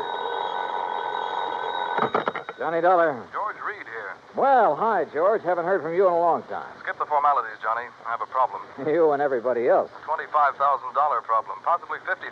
Double indemnity clause, huh? Right. Who's insured? Name is Mercedes Crabtree. Crabtree? Elderly woman, lives out in Montana. Uh-huh. And how long has the policy been in effect? Almost 30 years. And you're crying because you have to pay it off? Well, that's it, Johnny. We aren't sure. What? A few days ago, somebody took a shot at her. They missed. But, Yeah? well, last night, she disappeared.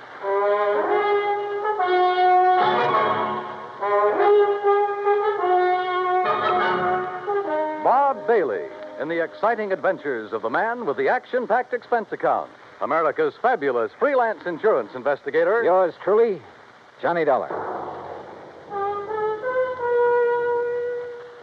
And now, Act One of yours truly, Johnny Dollar.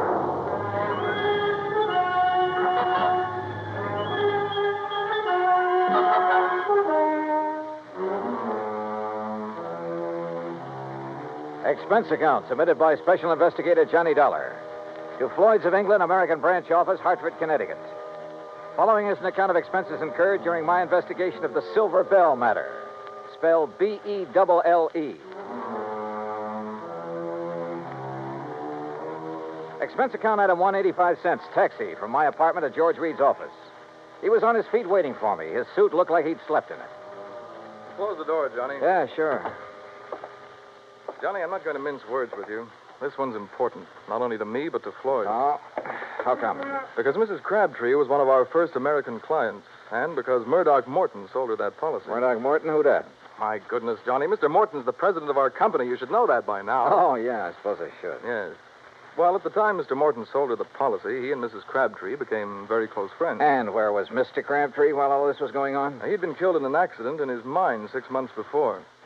Johnny, you have a very suspicious... I know, George. Prettier people than you have told me. Yes. Well, anyway, since that time, Mr. Morton and Mrs. Crabtree have corresponded regularly. And when Mr. Morton heard that someone had taken a shot at her... Now, wait a minute, George. Mr. Morton's in London, right? Yes. Well, just how did he happen to hear about the shooting? Through Mrs. Crabtree? No, Mrs. Henrietta Scott wrote to him. Oh. And just who is Mrs. Henrietta Scott? According to her letter to Mr. Morton, she claims to be Mrs. Crabtree's only friend in Silver Gulch. Silver Gulch? Montana. It's where Mrs. Crabtree's lived for over half a century, and it's where Mr. Morton wants you to go immediately. Oh. When did Mrs. Crabtree disappear? Well, we received a telegram from Mrs. Scott early this morning. She was supposed to have dinner with Mrs. Crabtree last night and got up to her house, but it was empty. She waited until midnight, checked again this morning, then wired us. Who's the beneficiary on that life policy, George? Doesn't mean a thing. No? Why not? Well, only a couple of people know the policy exists. Also, the beneficiary happens to be Mrs. Crabtree's favorite charity. Good luck, Johnny. Oh, thanks, pal. I'm going to need it. Expense account item 2, $178, air transportation to Butte, Montana. Item 3, $14.90, bus fare, Butte to Silver Gulch. Like George had said, it wasn't much of a town. I checked into the Silver Queen Hotel, rented a battered Model T, and drove out to the home of Mrs. Henrietta Scott.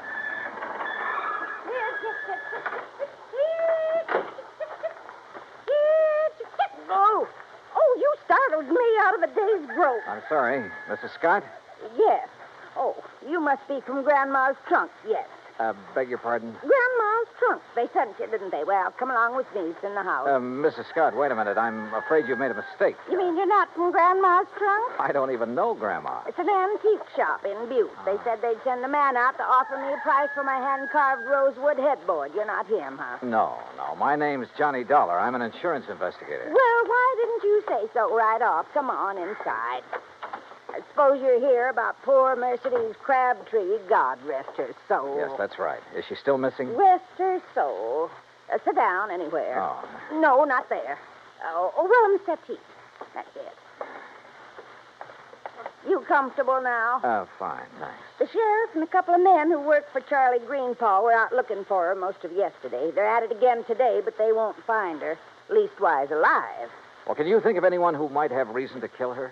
Well, now that's hard to say. Most people in this town right now, they ain't got no use for her. They say she's stopping progress. Now, just what do you mean by stopping progress? Well, Charlie Greenpaw's busy getting some of the old buildings fixed up so they're livable again. He's planning on turning the whole town into a tourist attraction. Uh-huh. Well, Mercedes, she won't hold still for it. She won't let him set foot on any of her land. Won't sell none of it, neither. Does she own very much of the property around here? Little more than half of Main Street. And the thing that Charlie wants most, the Silver Belle. The Silver Belle? Richest silver mine in Nevada. Leastways, it was once. George Crabtree discovered it. Yes. When the vein ran out, he's killed trying to find it again. After that, the mine was closed. Mrs. Scott. Of course, the town closed down when the mine did. Mrs. Scott, were you with Mrs. Crabtree the day someone tried to shoot her? No. She was walking up toward her mine, alone. Thought it was just a stray bullet. Just where is this mine? Oh, you can see it from the window right behind you. It's about halfway up the hill yonder. Here, you come over here and take... Well, I'll be first cousin to a stink bug. Why? What is it? Up there on that hill going toward the mine. It's Charlie Greenpaw and Slim Richards, the sheriff's deputy.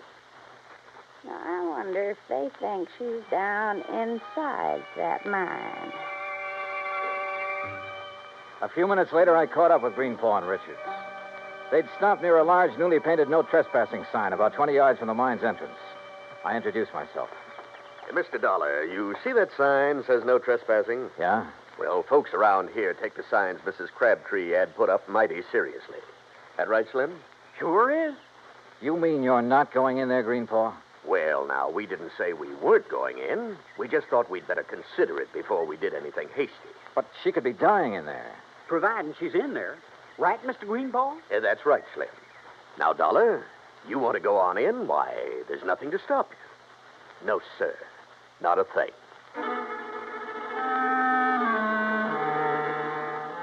I left daylight behind as I followed the narrow tunnel deep into the side of the hill. About 50 yards down, the tunnel branched off in two different directions. I stopped for a moment, then took the one to the right. I hadn't gone 10 feet when it happened. Holy jump.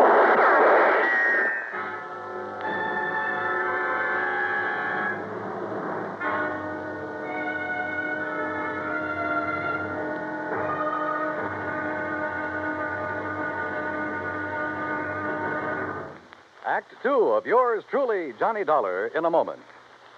It is a rare event when a young man decides to leave civilization behind and hide himself away in the steaming jungle, just so he can help his fellow humans in a remote corner of the world. The late Dr. Tom Dooley did just that when he left the United States to help the sick and starving jungle people in the little kingdom of Laos in Southeast Asia. Dr. Dooley's story is well known to nearly everyone. And all over the world, people talk of his little jungle hospital on stilts. That's where he treated the dread diseases of the jungle and trained native medical technicians so that they might help their own people. Dr. Dooley wrote and lectured to many people so that the work of his medical assistance program, Medico, might go on. It was not easy for someone so young and so talented to give up the bright lights of the city and plant himself down in an unknown jungle just for the purpose of helping unfortunate people he didn't even know. But through Medico, Dr. Tom Dooley wanted to help people. He wanted to help people to help themselves. Today, the work of Medico is going forward in a number of countries besides Laos. Young men are being sent to the United States to be schooled in medicine with the idea of returning to their own countries to help their own people. Hundreds of thousands of dollars worth of medical supplies have been donated by American businessmen and pharmaceutical companies. Today, Dr. Tom Dooley's work is being continued for him. It is helping to create better understanding. It is an injection of the spirit of freedom. The right of all men everywhere. And now, Act two of yours truly, Johnny Dollar and the Silver Bell Matter.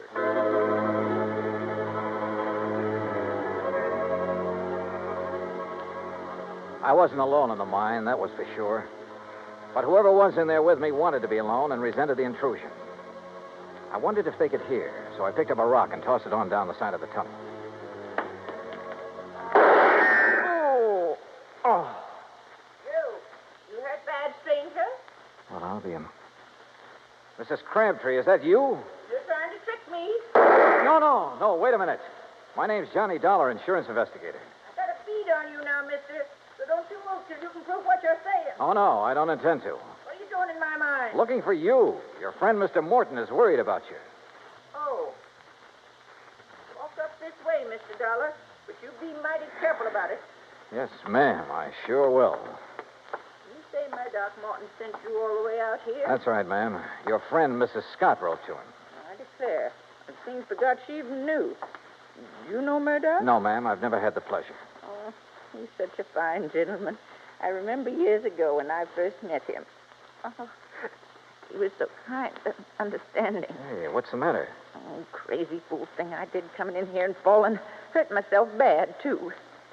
Mr. Dollar, you're just going to have to carry me out. It'll be a pleasure.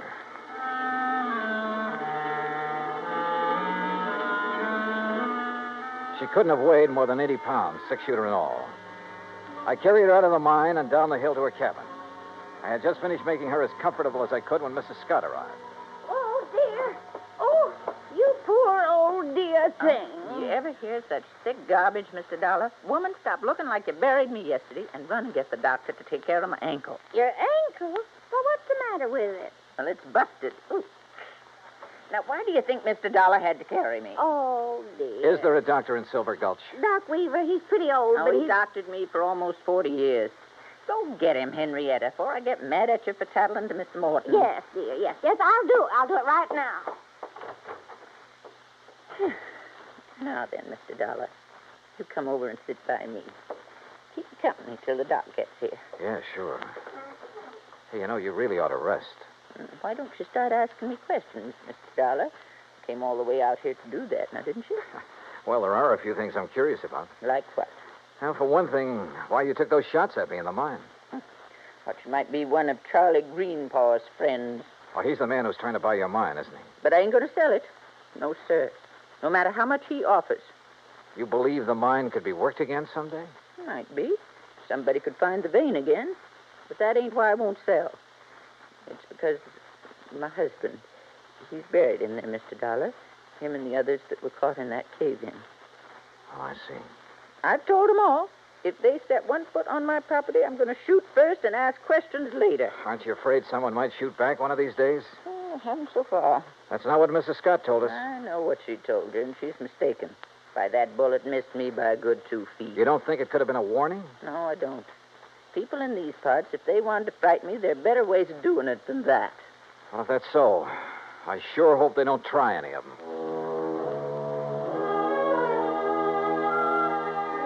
No one, at least so far as she knew, had reason enough to try killing her. Not even Charlie Greenpaw, although she refused to cooperate with the Silver Gulch Improvement Committee. I waited until Mrs. Scott returned with the doctor, then left and drove back to my hotel. I had finished supper and was heading toward my room when someone called me. Oh, Mr. Dollar. Yeah? Oh, Mr. Greenpaw, I was just thinking about you. That's so? Yeah. I was wondering why you hadn't thought to take a look in the Silver Bell mine when you first heard that Mrs. Crabtree was missing. Well, to tell the truth, I'd left the search up to the sheriff until today. Then this morning, Isabel, that's my wife, she said if something did happen to Mrs. Crabtree, it'd sure look like I did it. Good thing you listened, because she was right. Yes, I know. Say, Dollar, I hear Mrs. Crabtree's taking quite a shine to you. Oh, where'd you hear that? Doc Weaver said that's all she talked about. Hey, look, if you'd like to pick yourself up a few $100s, you sure could do it easy. Oh? How's that? Just get the old lady to sell me her mine and the acreage along next to Mrs. Scott's place. I'd give her full value for both. And that'd come to enough money for her to live on the rest of her life real comfortable. Now, you do that, Dollar, and I'll give you $1,000 cash. You know something, Greenpaw? What's that? I could have been mistaken about you. You want that mine and the land around it real bad, don't you? Sure. I spent a good deal of money fixing up the old buildings here in town. If I can get the Silver Bell and enough land out there to put a dude ranch on, why, this town will be able to make Virginia City look second-rate. Now, what do you say? I don't know. I'll relay your proposition to Mrs. Crabtree. The rest is... What's all the excitement out there? Oh, it sounds like... Miss Greenpaw! What is it, Slim? What's going on? Fire! Miss Crabtree's cabin. It's blazing like fury.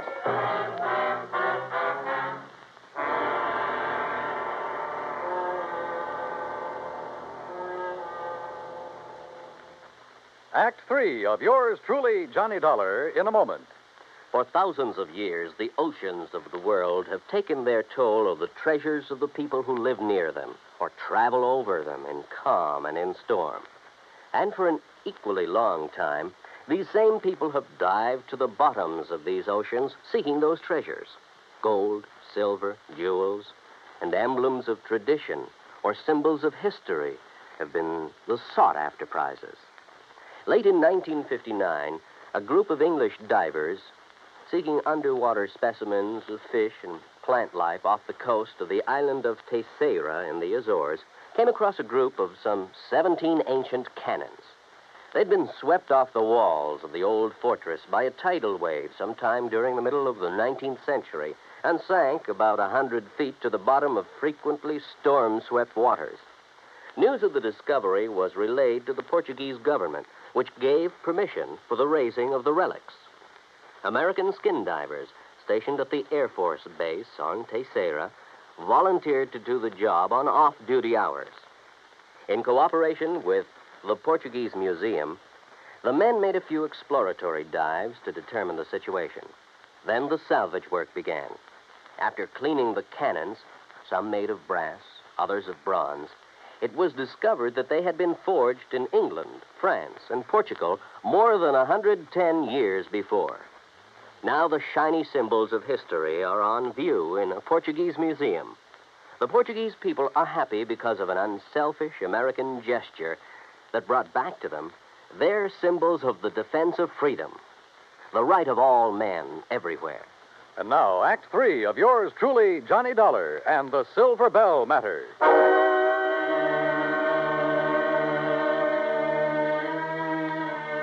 By the time we reached the cabin, it was all over. For a moment, I was afraid Mrs. Crabtree hadn't managed to escape. Then I saw her on the ground near the sheriff's car, wrapped in blankets. Hey, you! Get back over there! It's all right, Sheriff. This is Mr. Dollar. Oh, I heard you were in town, Mr. Dollar. This is Sheriff Wilkins, Johnny. Sheriff, do you have any idea how this fire started? Not yet, I don't. I asked her, but... I'd rather not talk about it now, Johnny. Maybe some other time. Whatever you say. She's pretty done in. Johnny? Yeah? You tell Mr. Greenpaw. Tell him I'll sell. Will you do that for me? Well, look, I'll talk to you about it in the morning. No. I want to sell now. Nothing to stay here for. Nothing. We'd better get her down to Mrs. Scott's place. Doc Weaver's given us some morphine. You go ahead, Sheriff. I'm going on back to town. Sure. See you later, Dollar. Oh, Mr. Dollar, is she going to be all right? Yeah, I think so. Greenpaw, do you have a map of this area, including all the land you're planning on buying? Not on me. It's down at the office. You want to see it tonight? Yeah, I sure do.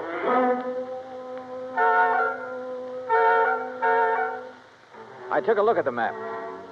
Got a little sick at my stomach. Then drove back to Henrietta Scott's. There was a light on in the front room, so I got out of the car and walked up to the door.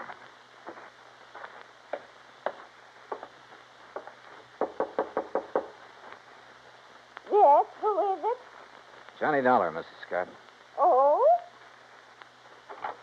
Well, isn't it a little late to come calling, Mr. Dollar? I mean, after all, Mrs. Crabtree is sleeping sound, and I'm all ready for bed. I want to see Mrs. Crabtree. I want you to wake her up. Well, I just couldn't do that. The doctor told me she should have as much sleep as she can get.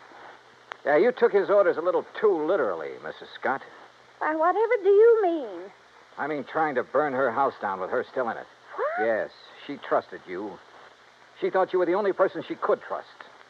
Then when she found out different, she decided to sell her land and get away from here. Why, that's a pack of the biggest lies I ever did hear. Now, what reason would I have for wanting to hurt the poor old dear? Money. Money? You own most of the land adjoining the Crabtree property, including that around the Silver Belle. Greenpaw wouldn't buy your land unless he could buy Mrs. Crabtree's. When she refused to sell, you decided to see that property changed hands the hard way. If that's so, why would I be so concerned about her? Now, why would I write Mr. Morton telling him she'd been shot at and then wiring when she disappeared? Why? To protect yourself. You purposely missed her that day. You had to set up your alibi. You got no proof. No, you're right. I haven't. But Mrs. Crabtree has. She knows who and what started that fire in the cabin. Now, get out of my way. No. Oh. Mrs. Crabtree. Mrs. Crabtree. Huh? What is it? All right, Mr. Dollar. You move away from her. Not until I find Move out. away now, or I'll shoot. Oh, well, when you put it that way, Mrs. Scott, I'll have to. You were right about me missing her on purpose. Anybody's lived up here long as I have, they don't miss with a rifle good as this one. Mr. Dollar? Mr. Dollar, she started the fire. Yes, it is. You shut up. You try and make me. Maybe I will, like I should have before. You see that... Oh, no, you don't. No. Give me that rifle, Eddie. No. Why? Why did you have to ruin it? Why? Somebody had to. You okay, Mrs. Crabtree? Yes. Did I do good getting her attention? You did just fine.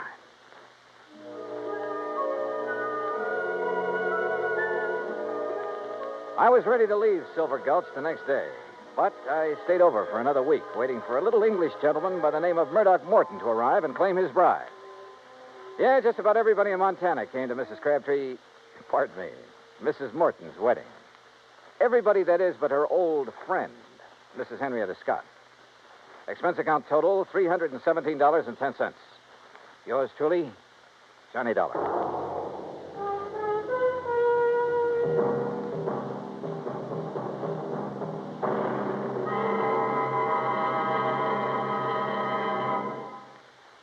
And now here is our star to tell you about next week's story. Next week, a beautiful girl is killed. And with her goes a big part of my own heart. It's one of those things that... Well, join us, won't you? Yours truly, Johnny Dollar.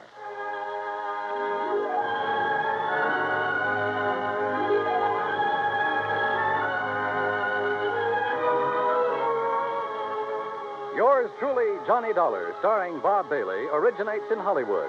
Written by Charles B. Smith, it is produced and directed by Jack Johnstone. Heard in our cast were Virginia Gregg, D.J. Thompson, G. Stanley Jones, Frank Nelson, Sam Edwards, and Will Wright. Be sure to join us next week, same time and station, for another exciting story of yours truly, Johnny Dollar. This is Dan Coverly speaking.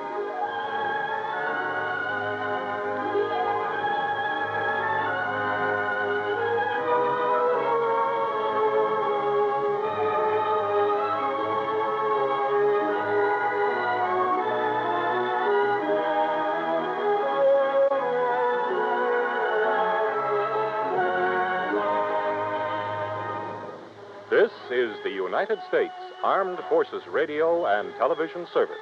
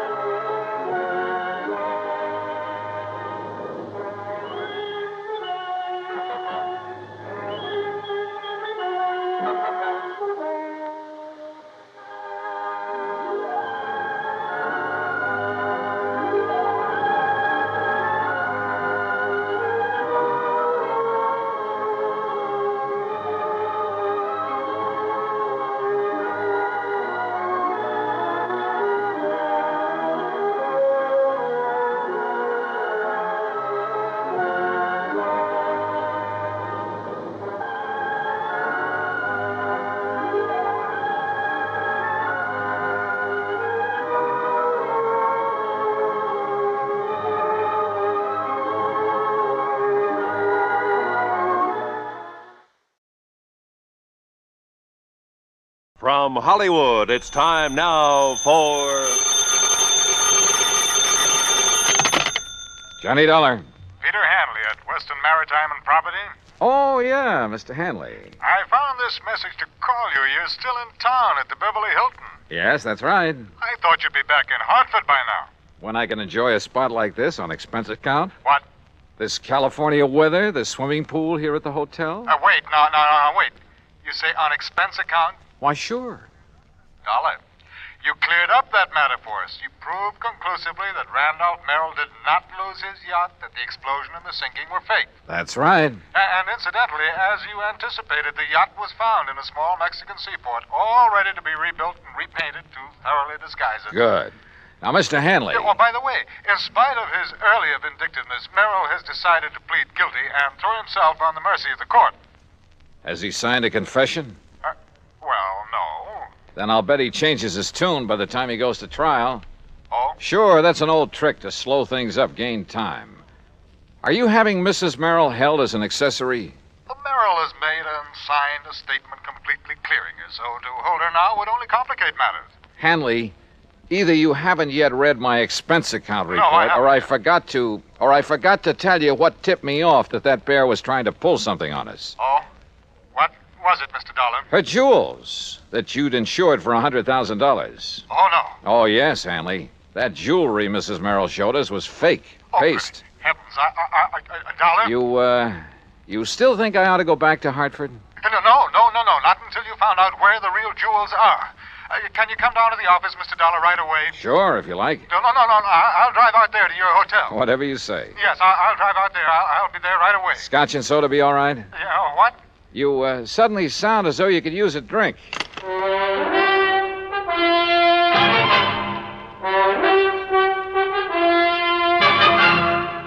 Bob Bailey in the exciting adventures of the man with the action-packed expense account, America's fabulous freelance insurance investigator. Yours truly, Johnny Dollar.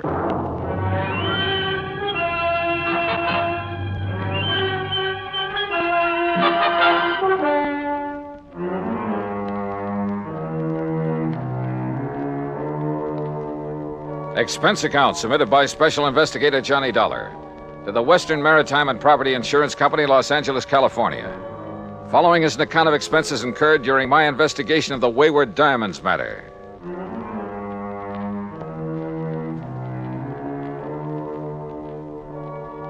Expense account item 1, $2.25 for drinks in my room at the Beverly Hilton. By the time room service had delivered them, collected the tip, and left, Peter Hanley arrived. Yeah, come in. I make no bones about it, Mr. Dollar. I had completely forgotten about those jewels of Mrs. Merrill's. Yeah, well, I can't say that I blame you. We were so intent on exposing the so-called sinking of that yacht. Exactly. All right. Relax. Here, come on now. Sit down and relax while we map out a plan of action. Thank you. After you hung up, I suddenly remembered that you had mentioned the fact that those jewels were fake to Mrs. Merrill herself. Yeah, that's right. All right. Well, how did you know that they were fakes, Mr. Dollar? You remember when we sat in their living room out in Westwood while they gave us that cock and bull story about the yacht going down? Yes, I remember. All right. She handed me the jewels to look at. I kind of absent-mindedly dragged one of the so-called diamonds across the glass top of the coffee table and realized it didn't scratch it. Oh. Nor did any of the others, which proved they weren't diamonds at all, but some kind of imitations. Look, why kid about it, Hanley? Up to that point, they'd had me believing their story about losing that yacht. You weren't alone, Dollar. You weren't alone. But now I suppose we'd better call in the police about that jewelry. Why the police? Well, to see if they can find the originals. Oh, now, look. The Merrills are a clever pair. They proved that when they almost got away with a $150,000 claim against you for a boat that didn't sink after all. Very true, Dollar. Very true. So you can be pretty sure they didn't take the diamonds out of that jewelry and just hand them over to some fence around here. Yes, you're right. Later, I suppose she figured to lose the fakes, have them stolen, and then claim the insurance. Yeah, probably. If we hadn't nabbed the old man for the yacht fraud. You say she hasn't been held? No, but I see now that she should have been, in spite of her husband's statement that she was completely innocent of any complicity in the whole scheme. Yeah, I think she should have. You know, it's going to take a lot of money to defend him. And with him in the clink, she's the logical one to raise it. With the diamonds. The real diamonds. Uh-huh, that's my guess. Very well, then I'll go over to police headquarters right away, charge her with fraud. You know, because of the diamonds themselves, and see that she is held until she tells us where we can recover them. Hadn't you better get evidence of fraud first? Well, the mere fact that she substituted paste for the real diamonds in that jewelry, Dollar. Well, a lot of people do that. Never wear the real stuff in public unless they have a lot of guards around. Well, even so... No, Hanley. You've got to prove that she's actually got rid of the real ones. Or tries to. You see, I don't think she's had a chance to yet. Why not? No, listen. I'm running up a nice fat item for you on my expense account. What kind of an item? Well, so far it only amounts to $100 and $150. What for?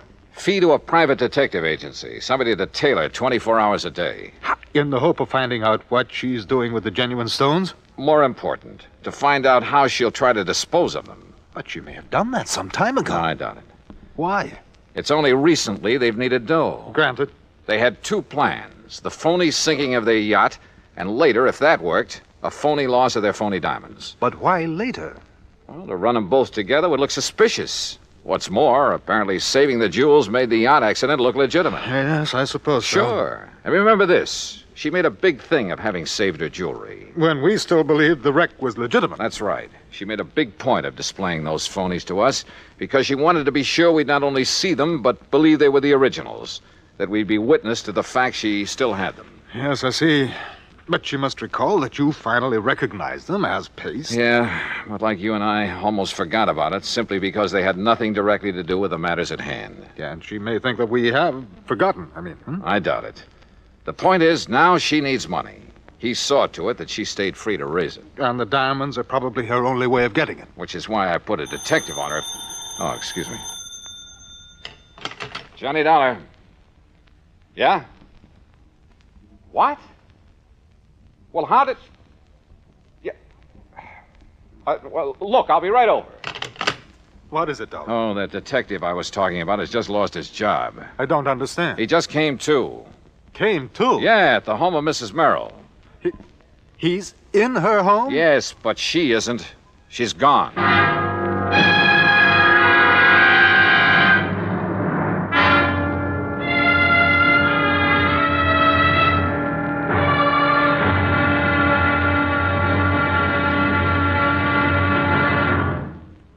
Act Two of yours truly, Johnny Dollar, in a moment. Although most men by nature don't feel in a combat mood much of the time, there are some who just can't get enough of a good fight, particularly if there's a good, sound reason for it. In July 1900, when American fighting men were protecting the rights and liberty of their fellow countrymen during the Boxer Uprising, the battle was a furiously fought affair.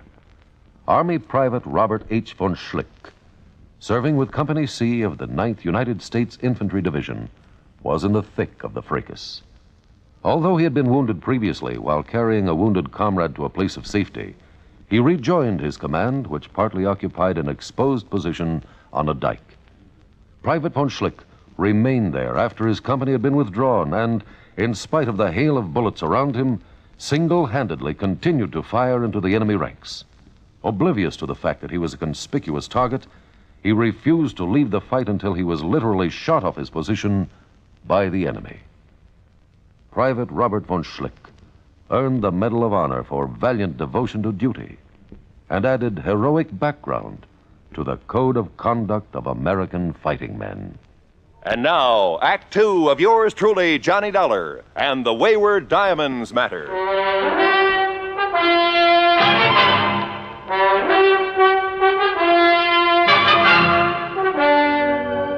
In separate cars, I still had my rental job. Pete Hanley, the insurance man, and I drove out to Westwood, just beyond Beverly Hills.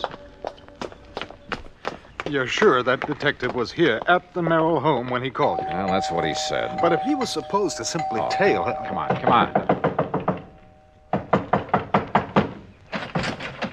Mr. Dollar? Yeah, that's right. And I take it you're Sam Bench... Holy smoke, what happened to you? Where's Mrs. Merrill? Well, like I told you on the phone, Mr. Dollar, she's gone. Any idea where? Oh, sir. Hey, you mind if I sit down? I don't feel so good. No, go ahead. Go on, sit down. All right, you all set? Yeah. Now, what happened? Well, I was walking up and down the street. Huh? You know, real casual, so as not to arouse no suspicion. You've been walking up and down in front of this house all morning? Oh, yeah, all morning. But like I say, real casual, so Where as not... did you ever learn to be a detective? Some correspondence course? Oh, now, look, Dollar, you shouldn't talk like that. I resent it. Okay, all right, go ahead and resent it. But prowling up and down in front of the house... Well, my brother runs a very good detective Your agency. brother? Yeah, and if he didn't think I was a good operator, if he wouldn't... let... all right, what happened? Well, I see her come out the back door. You know, Miss Merrill? Wow. And I see her go out and she opens up the garage. And where were you? Well, by good luck, I just happened to be in front of the driveway about then. So, real casual, I lean over and I start tying up my shoelace, Yeah. you know, so she won't get suspicious of me, you see? Go on. Well, when she gets in the car and she gives me a look, but that's all. So I figures me being so casual and all, she's not wise to what I'm doing around here, you know? I bet she wasn't. But that's where you're wrong, Dollar, because somehow she must have figured it out, even with me being so casual. All right, what happened? Yeah. Well, Dollar, she comes barreling out of that garage so fast, I didn't have hardly And time she to maybe even... casually ran you down. So I was casual about it. By the time I pick myself up and I find out I got any busted bones, she's down the street and around the corner. What kind of a car was she driving? Gee, no. What was the license number? I don't know. You don't know? Well, then how it happened so fast? Hey, look, whoever assigned you to this job ought to have I told you, their... my brother. And don't you say anything about my brother. How did you get into this house? Well, my order said if she made any move, I was to phone you. I figured nearest phone was in here. How did you get in? Well, I looked around to see one of the back windows was open. You have any authority to enter this house? A warrant, maybe? Well, no, but I have my orders to phone you just as soon as I could. And like I say, I figured the nearest phone... You want to see my orders? No, I don't. Well, look, see here. Now, you look. You can take those back to your office and shove them in your darling brother's face. Oh, And now when you say things against my just brother. don't forget to tell him you're fired. Oh, now look, Dollar. Anybody can make one little mistake. You asked me, you made them all. Now, go on. Get out of that chair and get out of here. Oh, now listen. Oh, will and you... I suppose that car that's parked right across the street, I suppose that's yours. Well, sure. Oh, no. So as if she made a move, I could follow without wasting no time. Real casual, huh? Sure. So she wouldn't know you were following her. Of course. All right, go on. Get out. Oh. Now, look, you wasn't really serious about what you being said fired? You bet I was. And you can tell your brother he and his agency are... Oh, go on. I'll settle with him later. Look, I'm not used to being treated like this. And when I told my brother... Oh, brother. Well, Hanny, it looks like I called in the wrong detective agency. I'm sorry. I'm afraid so. And I suppose you and I have no more right to be in this house than that idiot has, so perhaps we'd better leave. Yeah, sure. But not until you get on the phone and call the Department of Motor Vehicles. Oh? Find out from them the year, make, and model of Mrs. Nancy Merrill's car. Oh, better still, I can call my office. Your office? Yes, we issued the insurance on that car. Well, good. Meantime, rather than just sit here and twiddle my thumbs, I'm going to have a look around. But, Dollar, if our simply being here is illegal... Will you stop worrying about it and get on that phone? In the bedroom, I found the jewel box, all right, but no sign of the jewels. However, in a desk, I did find a receipt. A receipted bill for some work done by a jeweler in Westwood Village. The amount of the bill? Yeah. It was more than enough to cover the substituting phonies for the diamonds in that jewelry. So when Hanley got the description of Nancy Merrill's car, I sent him over to West L.A. Police Headquarters to have my pals over there put out an APB on it. Then I hopped into my own car and headed for the jewelry store in Westwood. And you know something? If I'd had any idea of what was waiting for me there, believe me, I'd never have gone alone. Act 3 of yours truly, Johnny Dollar, in a moment. Our flag now numbers 50 stars, and behind each star there stands yet another flag representing one of the 50 states. Kentucky's state flag is dark blue, with the seal of the Commonwealth encircled by a wreath of goldenrod, the state flower. Within the seal, two friends embrace, their right hands clasped, their left resting on each other's shoulder, their feet on the verge of a precipice, which illustrates the motto beneath them. United we stand, divided we fall. Kentucky's state flag, the flag of the 15th state to enter the Union, was adopted on March 26, 1918. And now, Act 3 of yours truly, Johnny Dollar, and the Wayward Diamonds Matter.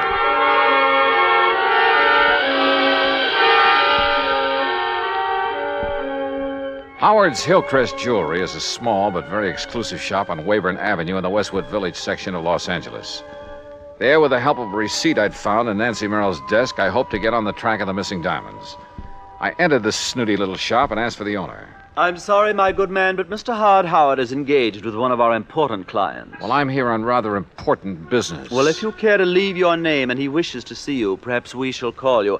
Ah, Mrs. Smythe Kenworthy. Hey, look, Buster. How delightful to see you said... again. And did little Chi-Chi like the jeweled collar we selected for him? Chi-Chi. Such a lovely puppy. You know, he's the favorite of all my doggy friends. Just as you're my favorite. Maybe I'd better look for this Howard myself. Mrs. Smythe Kenworthy, you have no idea how it brightens the day to have you drop in. Oops, now, wrong department. What can I show you today? Some little trinkets for your pussycat, perhaps? We have some perfectly ravishing things in real emeralds. No. But you must please. Oh, Nancy, my dear. Yes, Howard. My pet, when I removed the genuine diamonds from your various pieces and replaced them with paste, it was with the distinct understanding. I know, dear, I know. But now I have to have the real stones put back. Why? As I understood, it was in order to have the fake gems stolen so that you could collect on the insurance. Oh, of course it was, of course. Not so loud, Nancy, please. Howard, our plan to claim that the yacht exploded failed. Randolph is in jail. He didn't involve you in that, I must say, rather foolish plot. Oh, no, but I have to go through the motions of getting him legal help. Excellent, my dear. I hope they keep him in jail. Howard. Randolph has stood in the way of our romance too long, my pet. Howard, please, listen. Because of the yacht, they sent an insurance investigator out here. Investigator? Yes, a Mr. Johnny Dollar. Dollar? Good heavens. You know him? I know about him. I don't like this. And he found that these jewels I have now are paste. Now, you've got to put the original stones back so that when he sees them again, he'll think he was mistaken. Impossible. I've already disposed of them through various connections. Why did you show him those fakes? Well, I thought... You thought wrong, you stupid wench. Oh, Howard. Don't you see? You may have opened the door to investigation of some of the other favors I've been doing you and other customers to beat your insurance companies. Oh, but I didn't think... Oh, of course you didn't. But if Dollar ever connects me with those imitations... Oh, dear. Oh, I know. And if they ever find out that the loss you faked here in the store that you collected so much on... Nancy, if they ever discover that that was faked, I'll go up for life, thanks to you. Oh, no. I could kill you for being such a fool. Oh, but darling, I didn't know. I didn't realize... You don't know anything. Howard, please. Oh, shut up. shut up and let me think. Well, if there's anything I can do. I said shut up! Howard. Will you be quiet? I got to think this thing out. I knew from the beginning that stupid trick with the yacht wouldn't work out. I told you so. But it fooled the police and the Coast Guard. How were we to know the insurance company would send that Johnny Dollar out here? Will you stop talking about him? We've got to figure our way out of this mess. Now, who else besides Dollar knows about the phony jewels I made up for you? No one, Howard. Except my husband, of course. Are you sure? But how could they know? Well, what if your husband talks? Oh, he doesn't dare. Don't you see? He's the one who sent me here to get the stones back. So the Dollar can't prove he saw the imitations. And I tell you, I can't get them back. They're probably scattered all over the country by now. But don't you see? Unless we can show them to him, the real ones, I mean, show them to this Johnny Dollar. No, it's impossible. So, that means only one thing, Nancy. Replacing the fakes with some other genuine stones? No, that would take months. No, Nancy, it means that I have to get rid of this man, Dollar. That gun! That's right. You'd kill him? Yes, Nancy, I'll kill him if I can find him. I'll save you the trouble of looking for me, Howard. What? Dollar! And is that the gun you plan to kill me with? Yes, that's right. And I think I'd better kill you right now. Oh, Howard, darling, please. Oh, put that thing down, Howard. You're not going to shoot with customers out front. My private vault is just outside this back door of my office, Dollar, and it's open. In there, the sound of a shot won't be heard out front. No kidding. No kidding. All right, walk. Out that little door. Walk. Well, you don't really leave me much choice, do you? Now, open it carefully. No tricks. Tricks? With a gun on my back? All right, open the door. Go ahead. Oh, it seems stuck. Maybe you'd better open it. I said no tricks. You open it. Oh, Howard, you don't know what you're doing. You bet I do. Go ahead, Dollar. You may be sorry for this, you know. Will you quit stalling and open it? Whatever you say. Mr. Howard! Mr. Howard! Oh, no. What? Mr. Howard, there are some men here to see you. Nancy, go out there. Tell them I'm not to be disturbed. I'll see them in a few minutes. Oh, please, dear. Go ahead. Go on. Mr. Howard, these men are from the police. The police? Well, bless Peter Hanley. Oh, no, you... Yes, I do. Dollar, are you all right? Those shots... Johnny. Hiya, Pete. Huh? Oh, thank heavens. Thank heavens. Yeah. Looks like he's okay, Mr. Hanley. But, Dollar, what under the sun did you do to our friend Howard here? Well, we had a little argument, Sergeant. I'll tell you all about it, and then you can haul him off to the clink. Oh? Hey, listen, if you've got something on Howard, you'll be our friend for life. Sergeant, I've got plenty. Good, because, brother, we've been trying to catch up with him for years. Oh, incidentally, have you got a cell for Mrs. Merrill, too? You bet we have.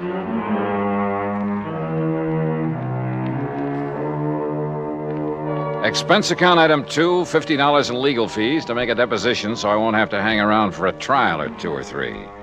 And I have a sneaking suspicion that Howard and Merrill and his wife are going to have a long, long time to think things over. Expense account total, including additional mileage on my rental car and the trip back to Hartford, $218 even. Yours truly, Johnny Dollar.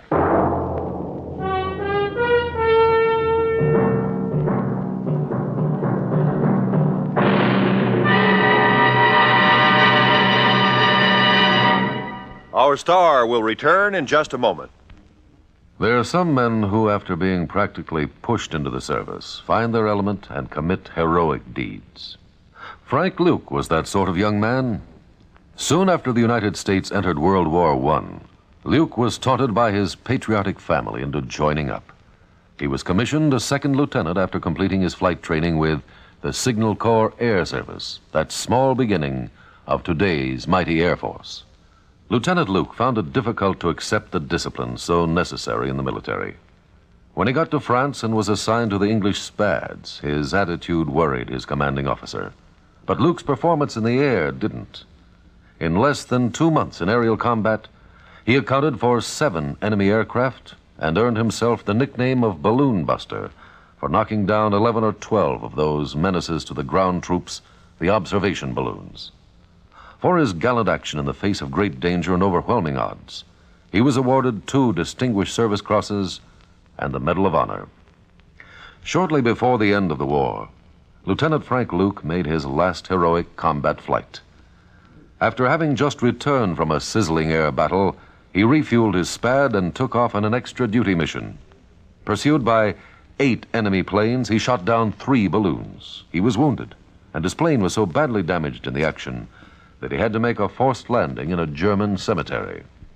Perhaps the irony of it struck him at the time. When called upon to surrender, he preferred to open fire with his automatic and fight to the death, though he was only 21 years of age. Lieutenant Frank Luke may have had trouble adjusting to the military life, but when he did, he was a gallant fighter and a credit to his country. Now, here's our star to tell you about next week's story. Next week, a quiet little fishing pier on the coast of California. Only they call it the Pier of Death. Join us, won't you? Yours truly, Johnny Dollar.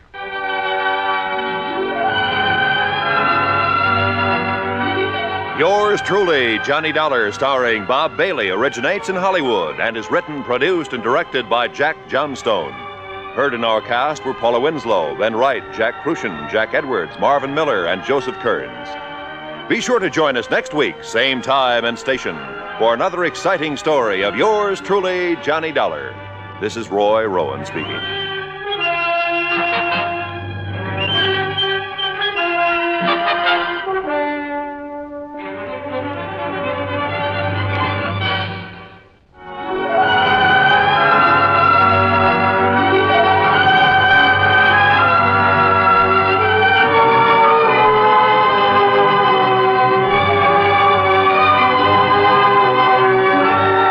This is the United States Armed Forces Radio and Television Service.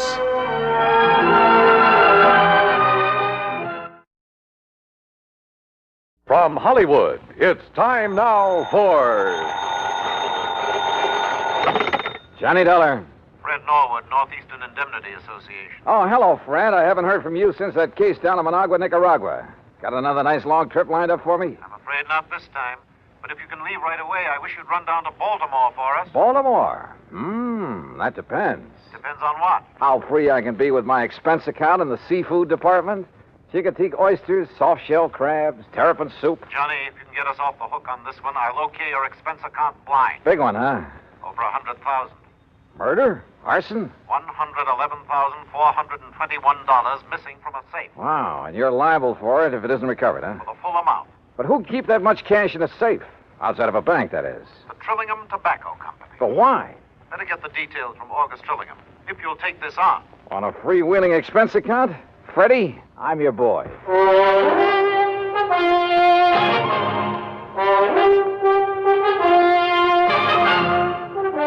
Bob Bailey in the exciting adventures of the man with the action-packed expense account, America's fabulous freelance insurance investigator. Yours truly, Johnny Dollar.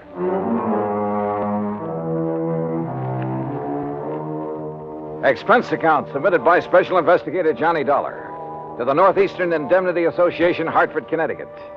Following is an account of expenses incurred during my investigation of the Wayward money matter. Expense account item 1, 2630, plane fare and incidentals, Hartford to New York to Baltimore, and a cab to the Sheraton Belvedere. After all, I could afford the best. Item 2, a 10-cent phone call to Mr. August Trillingham. He'd be glad to see me. Somewhere that name rang a bell. Item 3, $1.20 for a cab to the Trillingham Tobacco Company on Conway near Charles Street. It was a huge old brick building with what I guess you'd call a vaulted roof. Offices at one end of it, and the rest looked like a kind of warehouse. I'm glad you could get here so quickly, Mr. Dollar. The loss only occurred last night, you know. Well, I left Hartford the minute the insurance company called me. So, somebody blew your safe and walked off with a lot of... Opened the safe, Mr. Dollar, and took over $104,000. Do you always keep that much cash on hand? Yes, because of the nature of our business. What do you mean? Well, the tobacco was grown by the farmers hereabouts, barn cured for a month or 2 or 3, and then brought here. We graded according to quality and color and tied into hands. Hands? Bunches of 20 or 30 leaves, depending on size. Oh, I see. And then we pack it in hogsheads and ship it to the auction warehouses. We're kind of a middleman between the small farmer and the auction. I said small farmer, Mr. Dollar. Well? People for whom tobacco is only an incidental crop. There are a lot of them. Since we buy from them outright, they want cash. Not checks or payment due the first of the month. Oh, no, cash. Oh, I see. And you're always gambling on what you'll be able to get at the auctions. That's right. Ah. How's business, Mr. Trillingham? Not as good as I'd like, of course, but I'm sure it'll pick up later in the year. Why do you ask? Oh, just wondered. In a matter like this, I want to know all I can. Yes, but you said that as though you meant to imply that perhaps... I meant to imply nothing. Look, you said that safe wasn't cracked. I said it was opened. And I'm sure I know by whom. You what? Well, then why send for me? Well, after all, the liability is now your company's. Well, who did it? For years, we've had a bookkeeper, little pipsqueak of a man named Elmer Cockerly. Well, if he must did have been here 15 or 20 years, even before I bought this business. You haven't always owned it? Oh, no. I made my money during the late 20s, Florida real estate. Oh, yes. Seems to me I've heard something about your success down there. I retired, traveled around till the mid-40s, and then decided to get back into the swing of things, and I bought this business. Yes, okay. Now, about this Elmer Cockerly. Oh, a mild, timid, ineffectual sort of little man. And I suppose after 20 or 30 years of this dull, routine job, after seeing and handling so much money all the time... Yeah, I see what you mean. Well, anyhow, at tax time, I decided to have the accounting firm of Hanley, James, Chadwick, Kermer, and Wormsbecker go over our books, just as a matter of course. And? It was then that Elmer Cockerly suddenly discovered that some of the records were missing. I see. Things balanced out at the end of the year, mind you, but those 3 or 4 months were missing. And it was during that period that Elmer had painted his home, bought a new car. Didn't you investigate immediately? Of course. Seems to me it was then that you should have sent for me. Well, since our business is strictly cash, both in and outgoing, there was nothing we could pin on him. What's more, he was as concerned as I was, apparently. And after all, since things finally balanced out, but I wonder. Yeah, I should think you would. And now, since he's the only other person who could open the safe... What does he say about this robbery? He didn't come in this morning. I called his wife. She hasn't seen him since he left for work yesterday morning. You know where he lives? Yes. Do you have a description of his car, license, and so on? Yes, I have. Okay, Mr. Trillingham. I'll notify the police from here. Then I'm going out to his house to see what I can learn there. May I use your phone? Of course. Yeah, it wouldn't be the first time a timid soul had finally felt his oats, had run off with company money. And usually that type was hard to find. The methodical mind always planned things well, including a getaway. Item 4, 80 cents, taxi to a car rental agency. Item 5, $50 deposit, and I drove to Elmer Cockerly's home, a few blocks off Wilkins Avenue, west of town. I wondered why the old fella had done it. Sometimes the why can be the best clue as to where to hunt for a man. And you know something? A good part of the why became very clear when the door of Elmer's house was opened.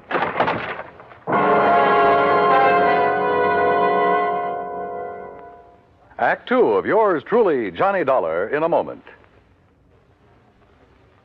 And now, Act 2 of yours truly, Johnny Dollar, and the Wayward Money Matter.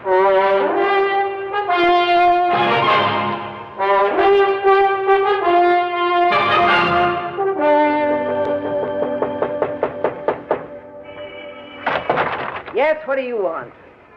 Mrs. Cockerly? I'm Mrs. Cockerly. Who are you? Johnny Dollar, insurance investigator. Insurance investigator? I haven't even filed a claim on Elmer yet. Oh, you think your husband is dead, Mrs. Cockerly? Of course he is. You think for a minute he'd walk out on me? That's why you think he's dead? Ain't that enough? You've talked with Mr. Trillingham this morning. Of course I have. He wanted to know where Elmer was. I wanted to know where Elmer was. Neither of us knowed, so that was that. So when they find his body, I'll collect his insurance, and that'll be that. And I won't have that helpless little worm around underfoot no more. No more having to baby and nurse him and tie his tie and feed him. Mrs. Cockerly. No, sir.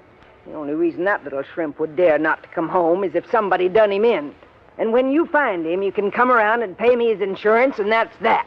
Now, if that's all you've Just a come to minute. talk... Just a minute. Did Mr. Trillingham tell you that over $100,000 was taken from the safe at the office? No.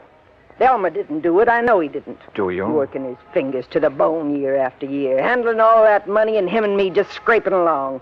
Why, if it wasn't for beneficial finance helping us along now and then, I don't know what we'd have done. Yeah, well, I look. told him more than once if he wasn't such a spineless little mouse, he'd help himself to some of that money.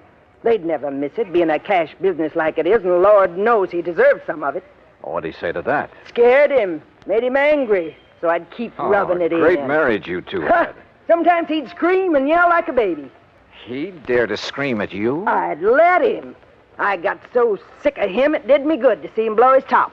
Believe me, I told him more than once, if I was in his place, I wouldn't hesitate. Well, go ahead, he says, go ahead. And he give me, go ahead, he says. He gave you what, Mrs. Cockley? The combination to the safe? Yes. Yes, he did. So what of it? So maybe I went down there and robbed it last night. Well, how did you know it was last night? I didn't tell you that. All right. All right, maybe I did. I'd like to see you put it on me. Maybe I will. You think I can't use that kind of money? You think I don't deserve it after struggling all these years, caring for him for nothing because he didn't have the gumption to get what he should have? You know something, Mrs. Cockley? I doubt if you ever gave him a chance to show any gumption. Huh? Do you know Elmer? Did you ever see him? No. Then look. Look at his picture here on the hall table. All right. A baby, that's all he is. All or right. was. You've made with a lot of big, noisy talk. Now, just Probably most of it's a lie. I don't believe you'd live 10 minutes with a man if you really felt that way about him. Look, mister. But there must be some reason for it. Some reason for trying to make me suspect you. I told you. Maybe I did do it. Did you? But I'd like to see you prove it. Well, I don't think you did. I'd like to see you prove that. I think all you're trying to do is cover up for him, protect him. And I'll say this, you're taking a mighty offbeat way to do it. Now listen. Where is he? You really think little Elmer could have... No. No, he really didn't have the gumption. All right, who else? He couldn't have, Mr. Dollar. Outside of his books and figures at that office, he could hardly take care of himself. That's why he needed me, to tell him what to do and feed him and take care of him. Well, this is quite a change of pace, Mrs. Cockley. So maybe I did make him toe the line. So what about it? He liked it. Some people are that way, just like me. I gotta have somebody I can lord it over him. Anything wrong with that? Well... I don't believe a thing you said. Oh, you don't? Now, where is he? Where is Elmer? I don't know. And if he didn't rob that safe, who did? He couldn't. How should I know? Why don't you ask that August Trillingham, his fancy boss that's kept him and me starving all these years? Did you think of him? Everybody's a suspect at a time like this. Dear August. Including his you. Friend, the boss. Used to go catfishing together up the creek. Great privilege for poor little Elmer to go fishing with the boss who made all the money. That's where I thought he was last night when he didn't come home to supper. When he wasn't home all night, poor dear. All right, Mrs. Cockley, just quit acting. Acting? Somebody stole that Now, money, and listen. apparently only 3 people knew the combination of that safe. Trillingham, your husband, and you. I tell you, go ask that Trillingham. But only one of the 3 has run out, disappeared. No. No, I'll never believe that Elmer did it. He could. Sure he could. Anybody could. Now, where is he? I don't know. I think you do. No. And you're trying to protect him.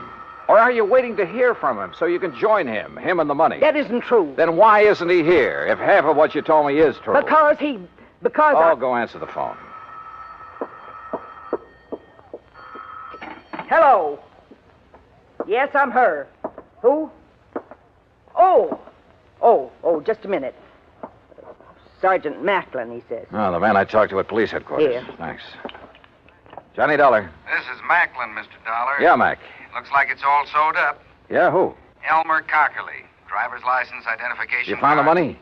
Well, what's left of it. They got the money, did they? You know what Cockerly looks like? I've seen his picture. Well, then maybe you better come out here. Where? Hance's Bridge. Hance's Bridge. It's where Yeah, Elmer used to go catfishing all the time. It's about 9 miles up the creek north of town. Okay, I'll see you there. Yeah, I want you to see if you can identify Cockerly's body. Oh, I see. Act 3 of yours truly, Johnny Dollar, in a moment. And now, Act 3 of yours truly, Johnny Dollar, and the Wayward Money Matter.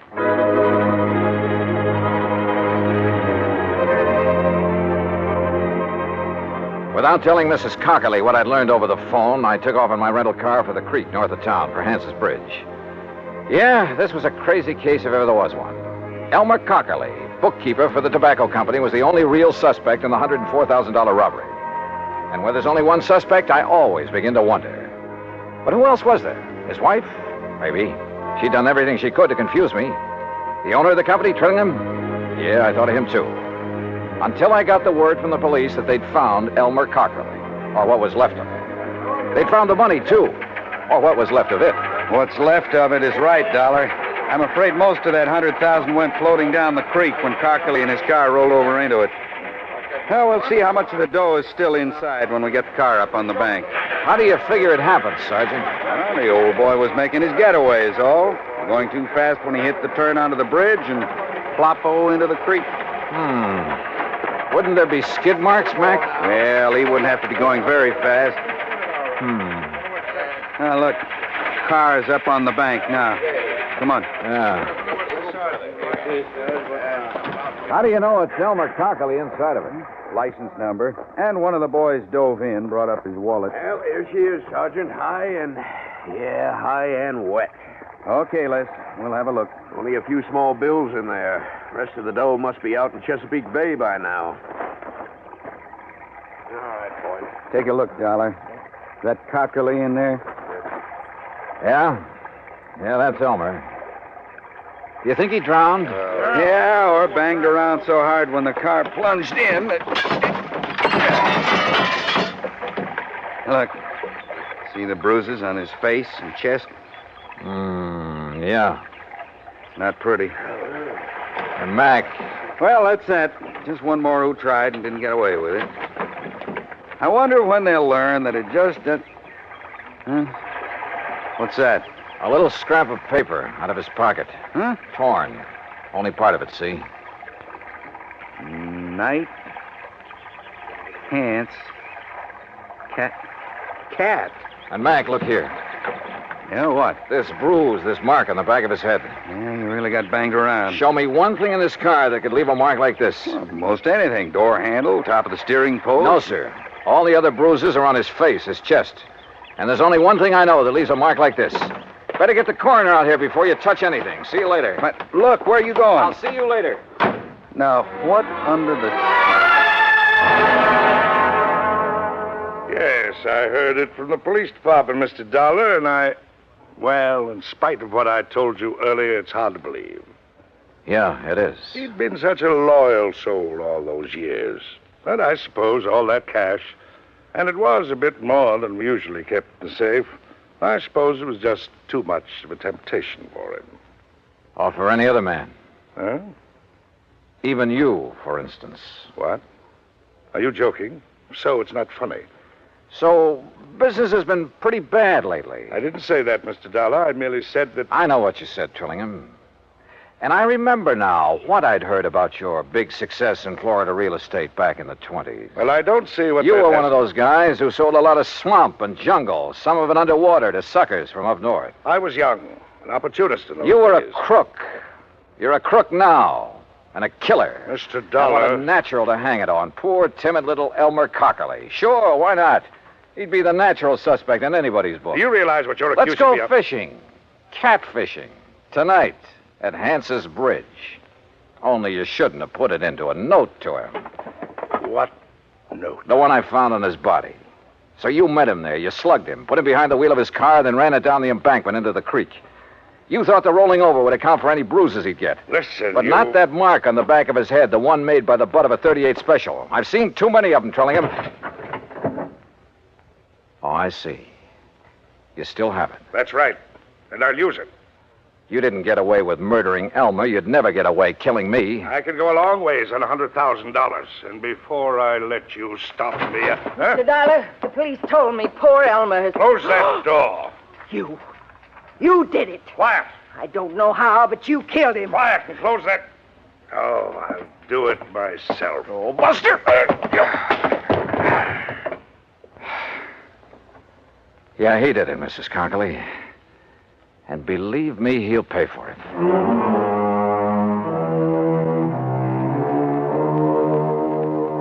Well, So ends another dirty chapter in the history of crime. I hope the insurance on Elmer makes up in some small way for Mrs. Cockerly's loss of her, well, I was going to say husband, but I guess Elmer was kind of a baby to her, to manage, to browbeat, and to love. Expense account total, including transportation back to Hartford, $104.70. Yours truly, Johnny Dollar.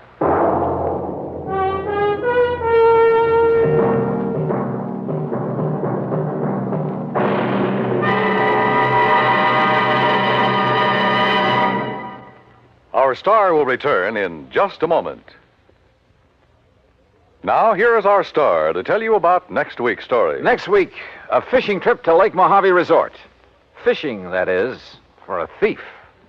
Join us, won't you? Yours truly, Johnny Dollar.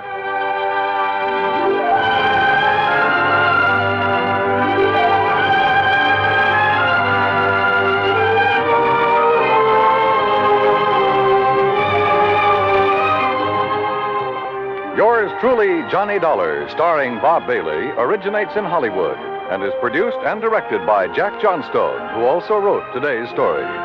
Heard in our cast were Virginia Gregg, Edgar Barrier, Alan Reed, Vic Perrin, and Frank Nelson. Be sure to join us next week, same time and station, for another exciting story of yours truly, Johnny Dollar. This is Dan Cubberly speaking.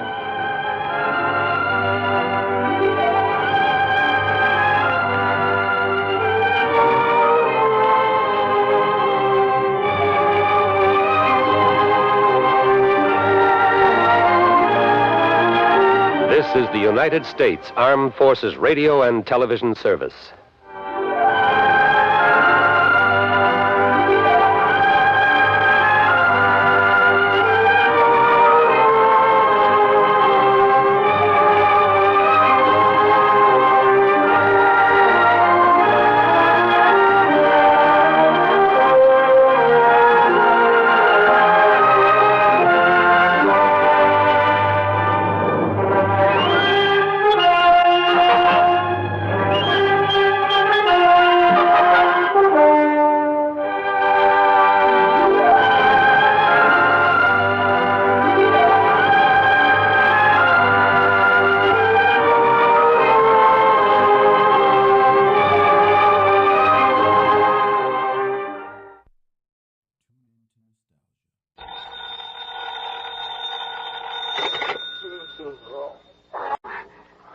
Johnny Dollar.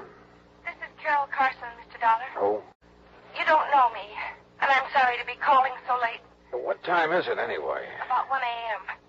A friend of yours, Mr. Ralston, mentioned your name to me yesterday. What, Ralston? He said you were here in New York for the weekend and mentioned your hotel. Look, Miss Carson, is it? Yes, Carol Carson. Yeah, it's nice talking to you and all that, but it is rather late. When I realized what had happened a few moments ago, you were the first person I thought of. Maybe you can help me, Mr. Dollar. I need help badly. What's the trouble? I'm at the apartment of Everett Reed on East 67th. Could you come over? Any particular reason? Yes. I think I've just killed him, Mr. Dollar. I'll be right over.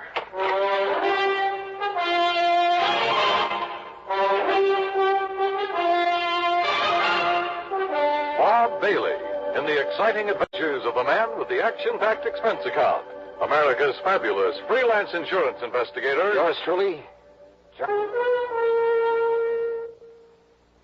And now, Act One of yours truly, Johnny Dollar.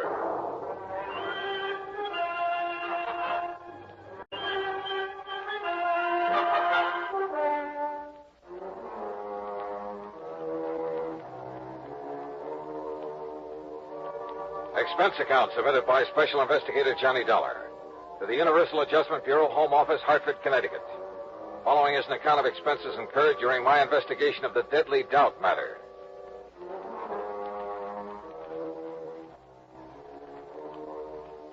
Expense account item 1, $1.80, cab from my hotel to the apartment of Everett Reed on East 67th.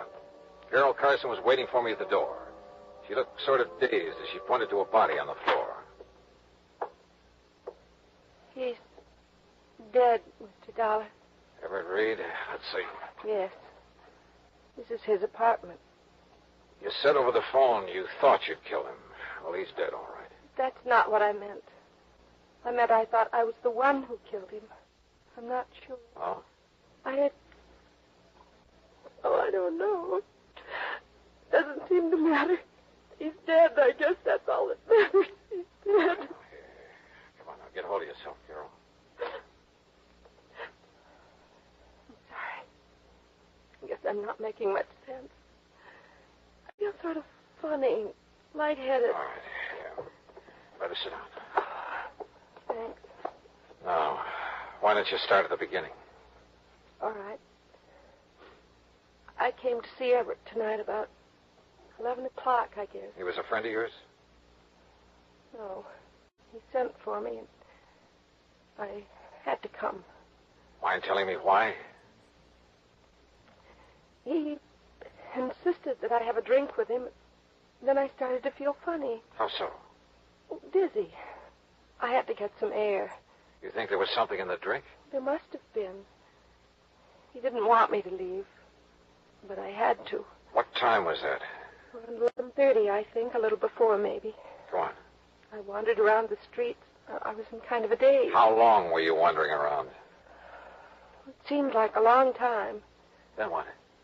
I came back here to the apartment. I had a terrible headache. I remember walking in the door and... Well, that's all.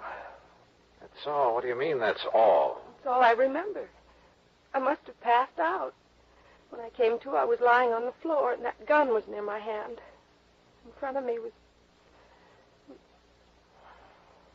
That's when I called you. That's all you can tell me? I'm afraid so. It isn't much, is it? Sure isn't. Mr. Dollar, I can't believe I killed him.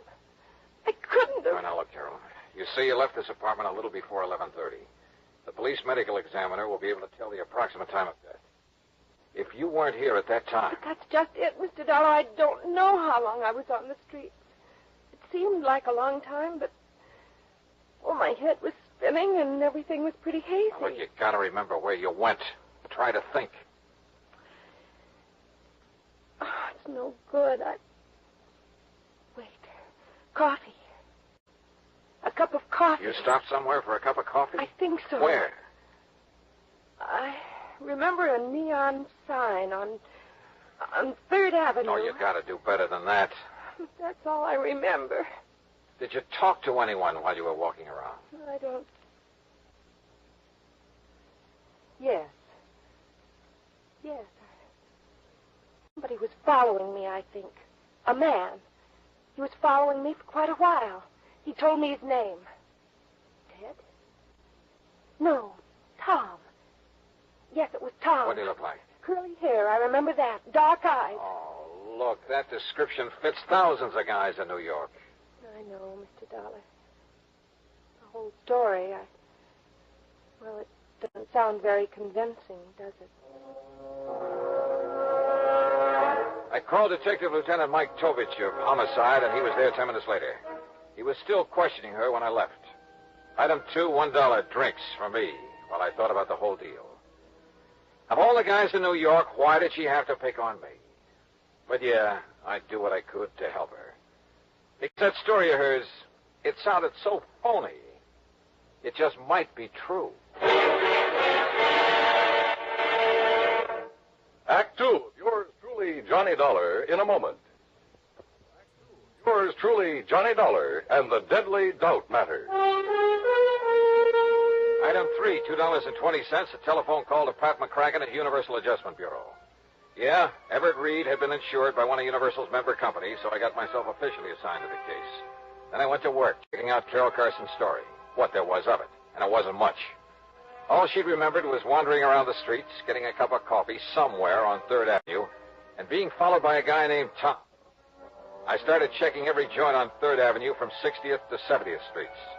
An hour and a half later, I hit pay dirt at Eddie's Bar and Grill. Yeah, I think I remember all right. Carson. Carol Carson. Her name don't mean nothing, but from the description you give me, yeah, sure, I remember now. I remember thinking she looked kind of funny when she walked in, like she was in a daze or something. All right. Now, what time was it when she came in here? I don't know, 2, 3 hours ago. That's not good enough. Was it 11? 11:30? Midnight? Well, what? Well, maybe around midnight, maybe. Was she home? Yeah. You sure about that? Well, as far as I can remember, I kind of remember somebody in the doorway after she come in, but I didn't know if it was somebody with her or not. All right, what happened then? So she asked for a cup of coffee, so I poured it and set it down in front of her, so she left. She what? Yeah, got up and left, still acting sort of funny. I see. How much of her time can you account for then? Huh? I mean, how long was she here in your place? No more than about 1 minute, Mac. Oh, great. Item 4, $1.80, camp fare to police headquarters and Lieutenant Mike Tovich in homicide. Look, Johnny, you're not trying to tell me I should buy an alibi like Carol Carson's, are you? So it is pretty vague, Mike. Vague enough to be true. At least she was telling the truth about going into that joint on 3rd Avenue for a cup of coffee. So she's covered for 1 minute out of 2 hours. 2 hours? She said she went to Reed's apartment about 11 o'clock. Right. The medical examiner says time of Reed's death was between 11:30 and 12:30. She called you at 1 o'clock. But if she can prove she was out of that apartment for that hour... She's only proved she was out of it for a minute plus the time it took to get to 3rd Avenue and back. Say, 5 minutes each way. That'd still give her plenty of time to kill him. But if we could find this guy named Tom, she says that was following her around, maybe he could prove she was out of the apartment during the time of the murder. Oh, sure. That was a real helpful description she gave us. Curly hair and dark eyes. Yeah. Look, Johnny, so you're taking a liking to her. That's too bad, but don't let it make a fool out of you. Mike, did Carol tell you why she went to Reed's apartment? No, she wouldn't talk about it. She also wouldn't explain a lump she has on the side of her head. Lump she has? Yeah, we think she got it fighting with Reed. What do you know about him? Bad boy. A big gambler. And the way we heard, he'd been winning pretty big lately. Maybe somebody he won from couldn't pay off, except with a bullet. Yeah, maybe anything, Johnny. Prove it, and I'll listen. Who did Reed run around with, you know? Usual crowd, Johnny. Jack Vissel, that outfit. Vissel? Huh? Now, if Reed won a lot of money from him... Like I say, Johnny, anything you can prove. Yeah. Come in. Lieutenant Tovich? That's right. I'm Larry Bowman. I want to know what's going on with Carol Carson. Oh? What's it to you, Mr. Bowman? She's my fiancée, and you've got her locked up. That's right. Suspicion of murder. Oh, that's ridiculous. She didn't kill anybody, and you know it. Look, Mr. Bowman, if I knew it, she wouldn't be locked up, would she? Now, maybe you can tell us why she went to this Everett Reed's apartment last night. I don't know why she went, and I don't propose to ask her either. I trust the lieutenant, and if she went to see him, she had good reason. But Carol's not the kind who could kill anybody. You must have realized that just talking to her. The main thing that I realize is that my personal opinion is beside the point, Bowman. Look, the thing we need to know is if Carol was away from Reed's apartment for almost an hour and a half, like she seems to think she was, walking around the streets. Why didn't you say that sooner? I can prove she was. How? I was with her. Oh? Funny, she didn't mention it. She was probably confused. You sure you're not the one who was confused? Now, look, I tell you, I was with her. Okay. Where were you? On the street. What street? Well, I don't remember. 68th Street, I think. That's not the street Carol says she was on. As I say, she was probably confused. Where'd you go? To a bar. What'd you have to drink? Oh, Carol, too? Well, sure, why not? Oh, you're fighting a losing battle, Bowen. Carol says she had a cup of coffee on 3rd Avenue and that a guy named Tom was following her. Now, listen, You told us enough, Bowman. I can't blame you too much for trying, I guess, but it won't work. You weren't with Carol, and you know it. I know she didn't kill him. You mean you hope she didn't? When it comes to knowing, right now, every bit of evidence we got says she did. And we've got nothing that says she didn't.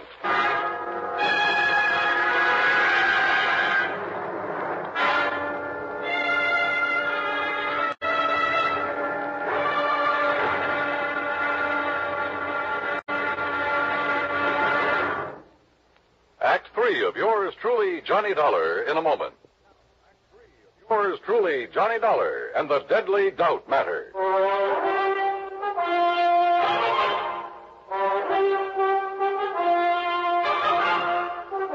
Item 5, 30 cents, coffee for Larry Bowman and me at a little joint around the corner. Lieutenant Tovich can talk about evidence until he's blue in the face, Dollar. Carroll's not a killer. You prove that, and Tovich will be the first to listen. But cooking up phony alibis for Carroll's not going to help any. Okay, so it was a stupid thing to do. But I can't just stand by and do nothing. Don't you have any other leads you can follow up? One, maybe. Well, what is it? Reed was a gambler. Could be somebody was losing big to him. Well, Carol's my fiancée. I know she doesn't have that kind of money. Anyway, she doesn't gamble. I wasn't thinking about Carol. Who then? Jack Vissel, for instance. We found out Reed's been seen with Vissel several times lately. Well, you gonna question him about it? I may as well. After all, at this point, we got nothing to lose.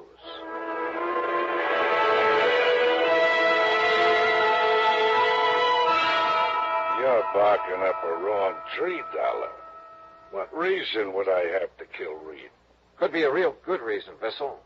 Maybe you lost money to him gambling.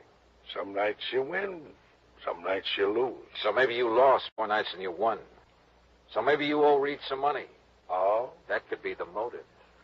Look, Dollar, why don't you take your crazy theory someplace else? Yeah, I owed Reed money. I owed him all of 2 bits. Now, is that enough to bump him off? So, I started making the rounds along 3rd Avenue again. But I got nowhere. Nobody remembered seeing her, and nobody remembered the guy named Tom, the one she told me had been following her. 2 hours later, I gave up. I was beat. I went back to my room and flopped on the bed. Yeah? Okay.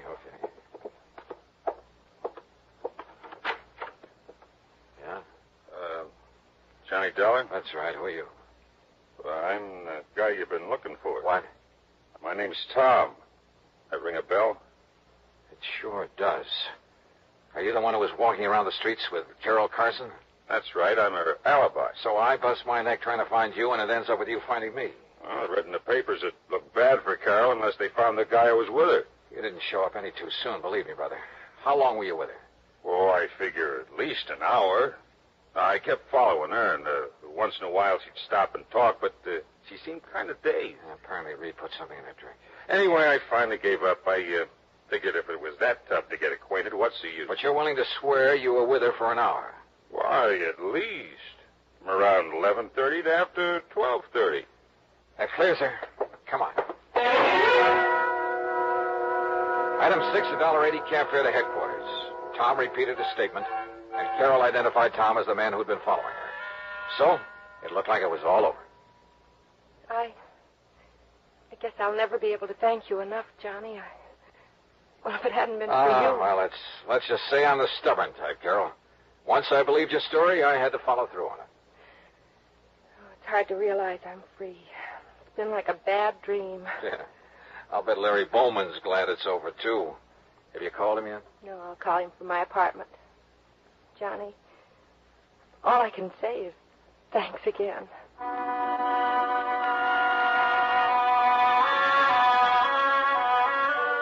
Carol took a cab to her apartment. I started back into the building, and then, out of the corner of my eye, I spotted another cab pulling away from the curb, following Carol's. And it was Tom. I figured I'd better join that procession. I tagged along to Carol's apartment. Inside, I could hear voices. The door was unlocked. Carol was in the process of handing over some money to Tom. Johnny! Yeah. Looks like I got here just in time to witness the payoff. So you bought yourself an alibi, Carol. No. Now, look, Dollar. You better stay out of it. Carol, I gotta hand it to you.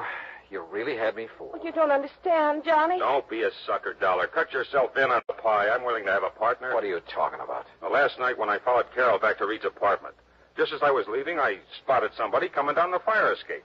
I followed him, found who he was and where he lived. Then when the story came out in the papers, I realized I knew who the killer was. So I figured I could make some dough out of it. But not as long as Carol was in jail. Johnny, just now when he wanted money to keep him from telling the police, I didn't know what to do. I thought if I gave him what I had, it would keep him satisfied until I could figure... Larry, no! I spun around, but it was too late. Oh! Kicked the open door. It struck Larry's arm, deflected his shot. Before he could shoot again, I nailed him. Oh.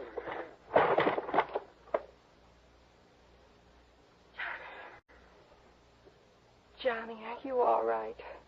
Yeah. Larry Bowman's the killer. I guess I was afraid of that right from the start. You see, Larry'd been gambling with Reed and losing to him. I tried to make him stop, but he wouldn't. Finally, he lost more than he could pay. So you went to Reed's apartment to try and square it, huh? Reed told me maybe something could be worked out. When he put something in my drink, I realized what he meant. That's why I got out. And Larry entered the apartment when you were away, killed Reed, slugged you when you came back, and planted the gun on you. I guess so. I wasn't sure until Tom told me he'd seen Larry climb down that fire escape. At first, I just couldn't believe that Larry would... How do you figure a thing like that, Johnny? How do you figure it?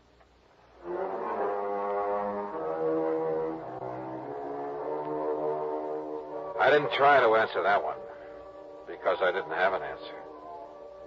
It just isn't any. Item 8, $13.40, incidentals and transportation back to Hartford. Expense account total, $41 even. Yeah, Larry Bowman's gambling was a big fat mistake. First with Everett Reed, then in trying to frame Carroll. I guess that's the trouble with gambling. You push your luck too far, and sooner or later you're bound to lose. Yours truly, Johnny Doubtful.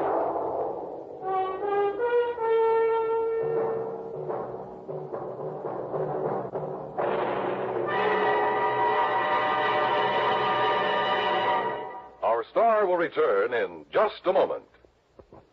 Now, here is our star to tell you about next week's story. Next week, a doting dowager who sets me out on the wildest case I ever handled. Join us, won't you? Yours truly, Johnny Dollar.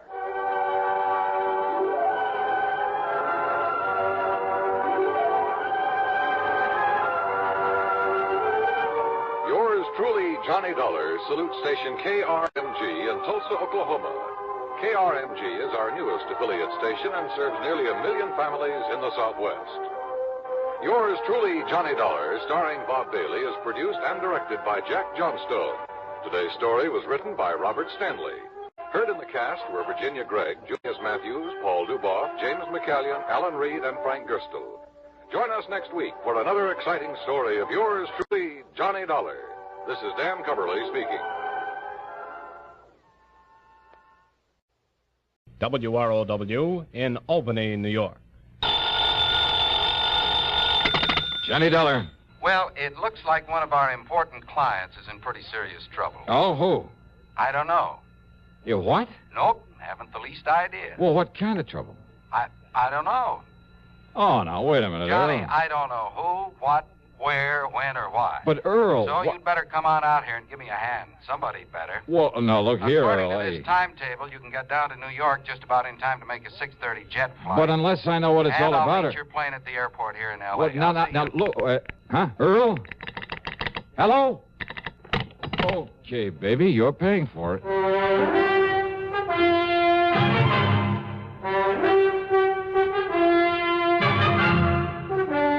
CBS Radio brings you Bob Bailey in the exciting adventures of the man with the action-packed expense account, America's fabulous freelance insurance investigator. Yours truly, Johnny Dollar.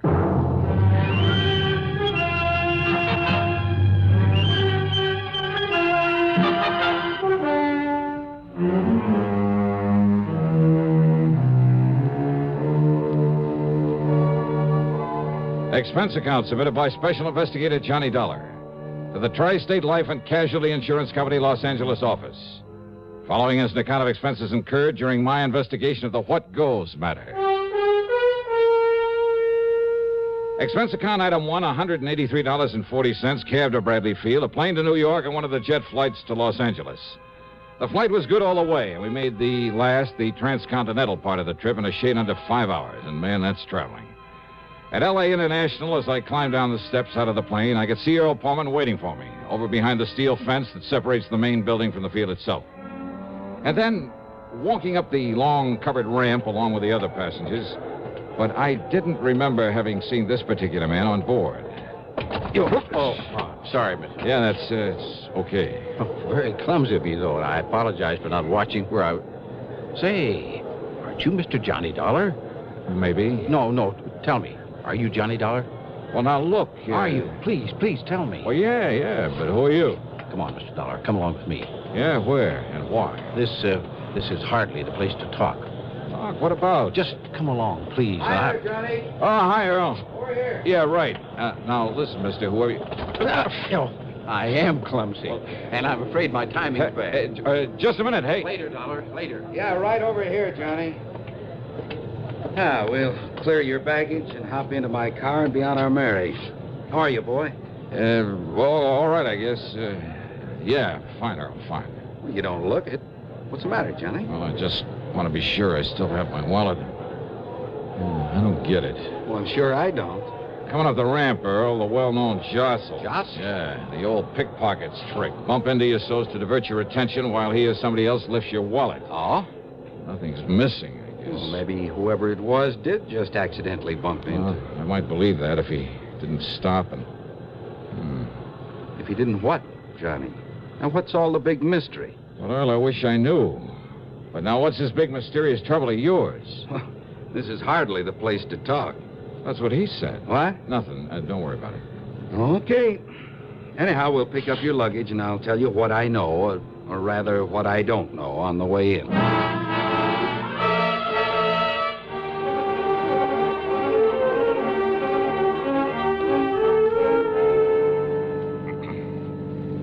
Oh, yeah, we'll love it out here, Johnny. Bought ourselves a nice new home out on Bundy Drive in West L.A., actually Brentwood. Yeah, but what and goes my with office this, is right nearby Westwood.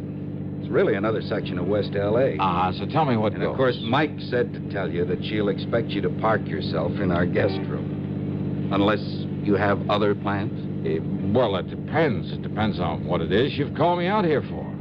Well, I really don't know. Huh?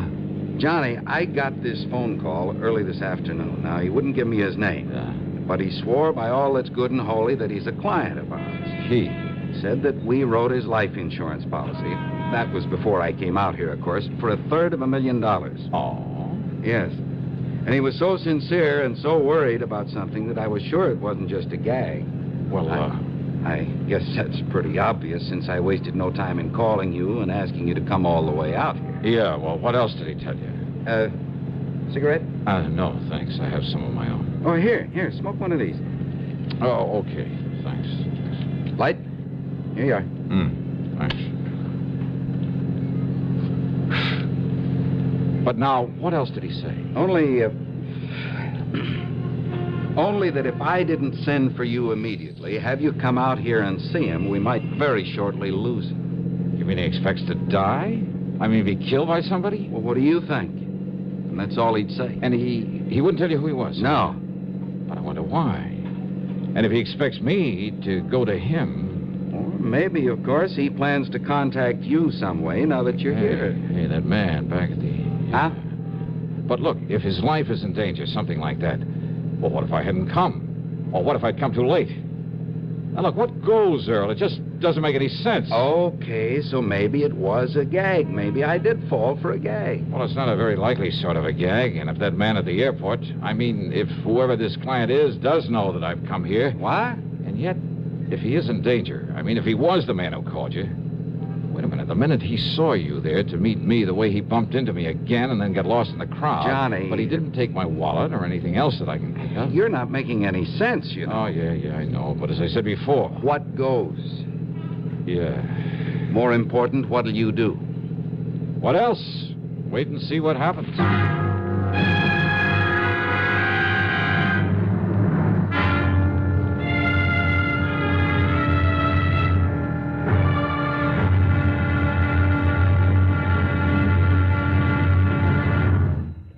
How are your children going to dress up this Halloween? As clowns, ballet dancers, skeletons, hobos, cowboys? Whatever their costumes may be sure you snap their picture before they go out as well as when they're making their rounds through the neighborhood.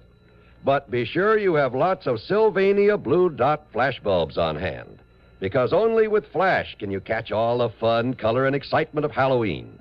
Only with flash, both inside and outdoors, even after dark, can you get all the sharp, clear details. Then, too, flash bulbs work with any film, any time, anywhere, with any camera. Pick up several packs of Sylvania Blue Dot flash bulbs, the world's largest selling brand today. Also, ask your dealer for Sylvania's lavishly illustrated 32-page flash guide book that's yours free with the purchase of just one pack of Blue Dots. But hurry, the big night to howl is next Monday. Have your camera and Sylvania Blue Dot flash bulbs ready and waiting. Now, Act Two of yours truly, Johnny Dollar. Earl and his wife, Mike, that's right, Mike, have a mighty nice little house there on Bundy Drive in West Los Angeles. As usual with the Pormans, I felt completely at home, especially after cocktails, conversation, and a late but very good dinner. But I still wondered if I'd come out here on a wild goose chase. What goes? Yeah.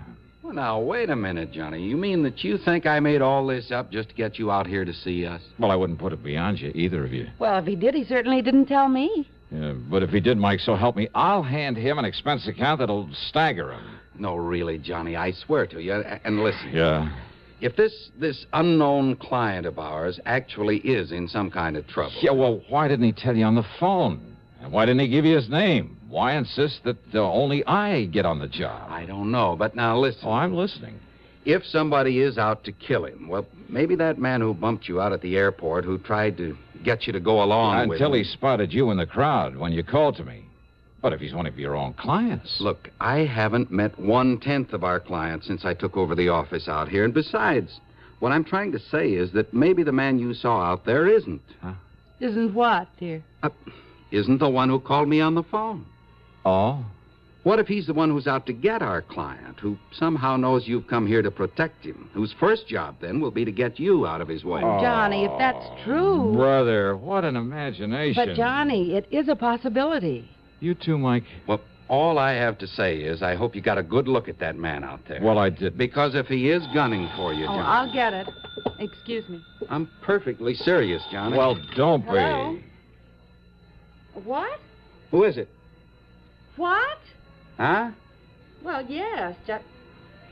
I said yes. Yes, he is on... Is that for me? Just hold on a minute. Well, who is it, Mike? Well, it's for you, Johnny. Okay. But it's the funniest... Like he's trying to disguise his voice. Johnny Dollar. You're sure? What? That you're really Johnny Dollar? You swear it? Well, sure, of course I'm sure. All right. I'll have to chance it. What? And listen, please. Well, now, let's get one thing straight, mister. Are you the man yes, at the... the man who bumped you at the airport. And I'm the one who called Poorman and begged him to have you come out here. Who are you? You must promise me that you won't tell him. Why? Because he doesn't know me. He doesn't know about me. And if he calls the police... Well, now, why would he do that? Because of my connection with the... No, listen, there isn't time. Oh, wait, look, listen. I thought that you'd be over here to see me before now. Yeah? Yes. Well, you mind telling me how when I haven't the least idea who you are or where you are? But when I bumped into you out there, Well, you see, I had anticipated that you might be met by someone, that I wouldn't have time to tell you why you... Well, when I bumped you that second time just before leaving you... You mean you haven't looked? What? You haven't looked in your... Hello? Hello? What is it, Johnny? Yeah, what Well, goes? this just doesn't make any sense at all. Or maybe it does. Huh? He didn't hang up that phone. It didn't sound like an ordinary disconnect. If those wires were cut... Yeah. And you thought I was kidding you. Well, and did he tell you who he is? Same one who phoned you. Same one I met there at the airport. I mean his name. No, he didn't. Johnny, don't you think we ought to call the police? That's the one thing he doesn't want. He doesn't want the police in on this whatever it is. Any ideas, Johnny? I mean, about where to go from here? Well, how can I when I don't even... give me a cigarette, huh? Yeah, sure. No, wait. I have some in the pocket of my top coat. Oh, here. Smoke these. Okay, thanks. Hey, Earl. Yeah? There's something very wrong here. Because if that phone line was cut... Well, I have a hunch that mysterious client of yours, unless we can somehow get to him first, isn't going to be long for this world. But how to find out who he is? Well, look, let's go on down to your office, go through your files on people who carry a lot of life insurance. There may be hundreds of them, Johnny. Well, if you do, wear your top coat, Johnny. I'll get it for you. Yeah, Enjoy sure. out there tonight. Thanks. You said $1/300,000, Earl? Well, that's what he told me. Also, in spite of the fact you didn't write the policy, he was apparently afraid you might know him, or at least his name, who he is. So? So he was afraid you might call the police. But if he is in danger now... Well, come on, let's get to your office. So we went, and I poured through the files. Finally finished up about 2 in the morning. And there was nearly a dozen of Earl's clients in the $1/300,000 policy class. And the only way to find out which of them was in danger, needed protection, was to call them up, rouse them out of bed if they were at home, and talk to them. You know something? We could have saved a lot of time, maybe kept a killer from doing his work. If only I'd realized I'd been carrying the clue to our man's identity all the way from the airport. And if only I'd stopped bumming cigarettes from Earl Pullman. Yeah, figure that one out.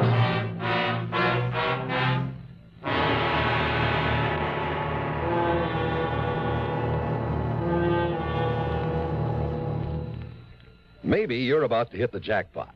Maybe you're on the point of inheriting $500,000 or finding oil. Chances are, though, that none of these lovely things will happen. Chances are, if you want a bonanza in the future, you'll have to save for it. Now, there are a number of ways to do that. Some people stuff their mattresses, stash their cash behind a loose brick in the fireplace, or slip it under a floorboard. None of these methods make sense because that kind of money isn't making a cent for you. Not only that, it may get lost or stolen. Wouldn't you like your savings to make more money for you? Wouldn't you like to have them theft-proof, loss-proof in every way? Of course you would. And you can the United States Savings Bond way. Through the payroll savings plan where you work or the bond-a-month plan where you bank, $3 will get you 4 on maturity every time. Nicest thing of all, it's literally impossible to lose your money. If Baby tears your bonds into confetti and drops them out the window, you can recover your cash plus interest in United States Savings Bonds. Now, Act 3 of yours truly, Johnny Dollar, and the What Goes Matter.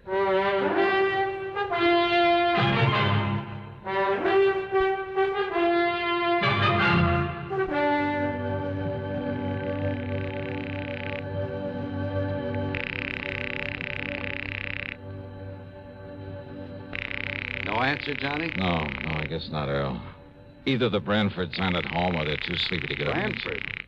J. Morton Branford? Is that who you're trying to call? Yeah. I should have remembered. They're always in Florida this time of year. All right, then that leaves just one more on this list of big policy holders I made up. Let's see. I was afraid this wouldn't get us anywhere.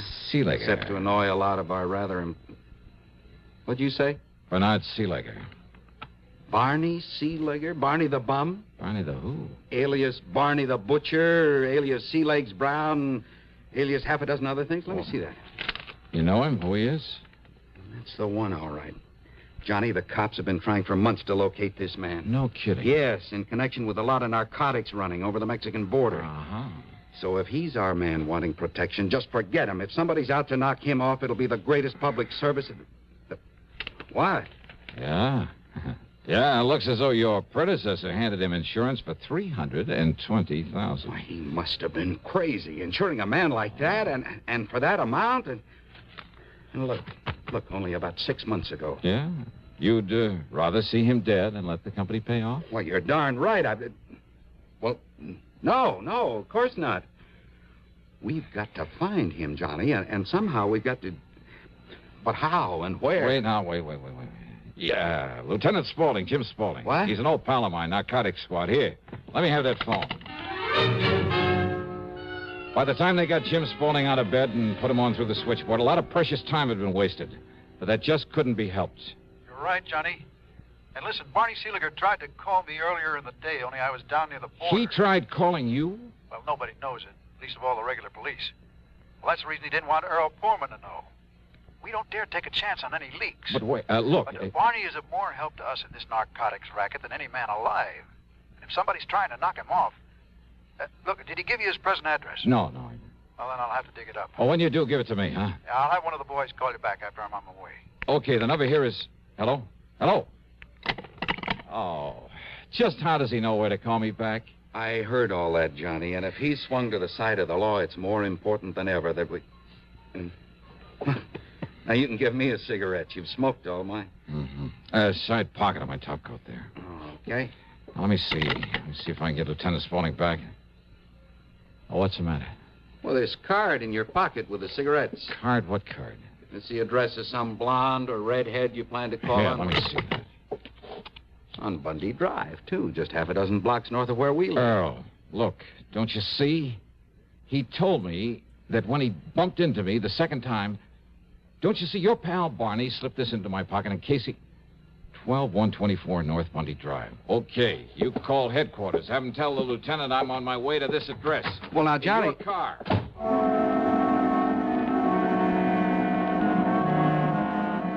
12124 North Bundy was a small, solid-looking house almost hidden by the remains of a neglected orange grove. There were no lights on, but I went up to the front door and knocked.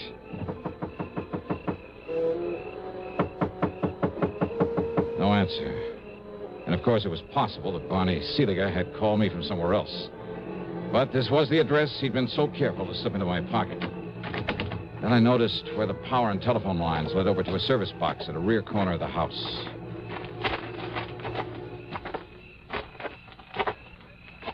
Yeah, that's right.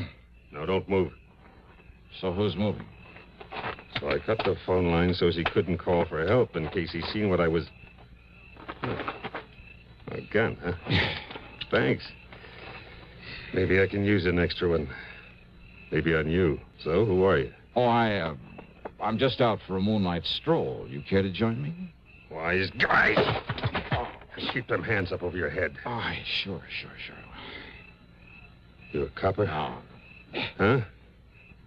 I asked you. Oh, maybe you are. Maybe I'll give you the same treatment that Stooley's getting inside there.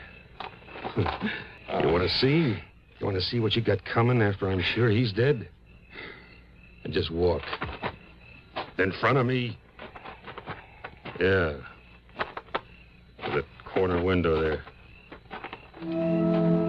And he showed me one of the most ingenious and diabolical instruments of murder I've ever seen. In the window was a small, compact air conditioner. But instead of pumping air in through it, he blocked it off, except for a small aperture.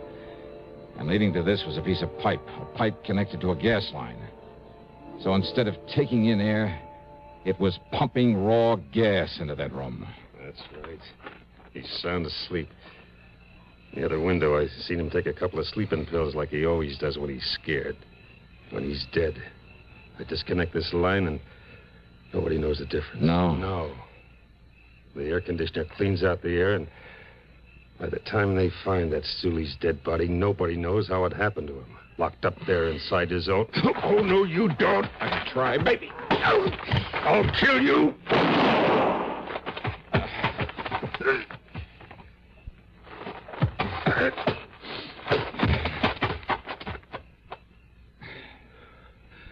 All right. All right now, mister. You should have known better. Yeah? Well, you just listen. Yeah? Because now I'm going to kill you with your own gun. Now!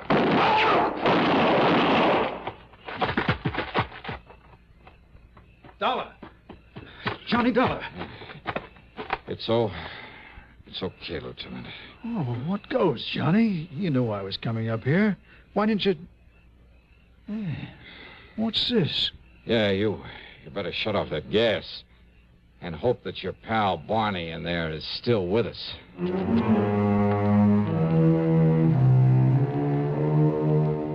Yeah, Barney was still alive, but barely. Which is more than you can say for his would-be assassin. One of the lieutenant's bullets had caught him square in the head. So, that is that. Expense account total, including incidentals, and the trip home to Hartford, $368.50.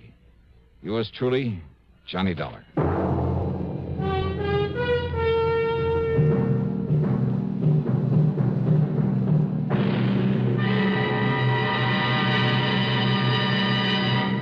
Constipation is something people don't talk about much, but it can be a problem for anyone, even doctors.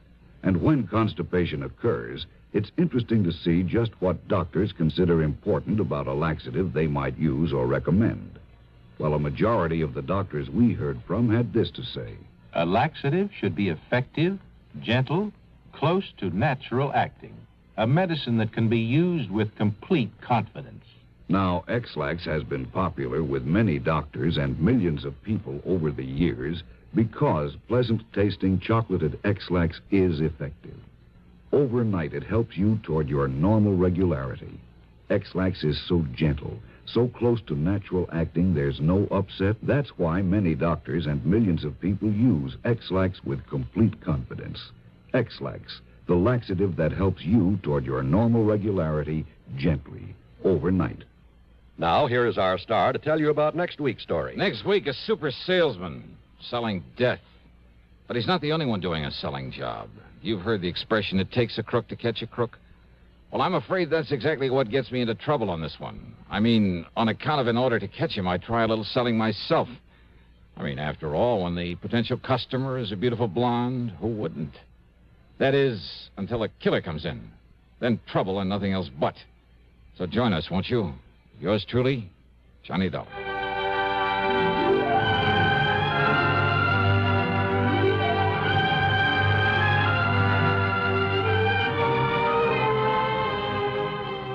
Yours truly, Johnny Dollar, starring Bob Bailey, originates in Hollywood and is written, produced, and directed by Jack Johnstone. Heard in our cast were Virginia Gregg, Vic Perrin, Forrest Lewis, Frank Gerstle, and Chet Stratton. Be sure to join us next week, same time and station, for another exciting story of yours truly, Johnny Dollar. This is John Wall speaking. Next, a taut drama of Hollywood homicide as suspense follows on the CBS Radio Network. WROW in Albany, New York.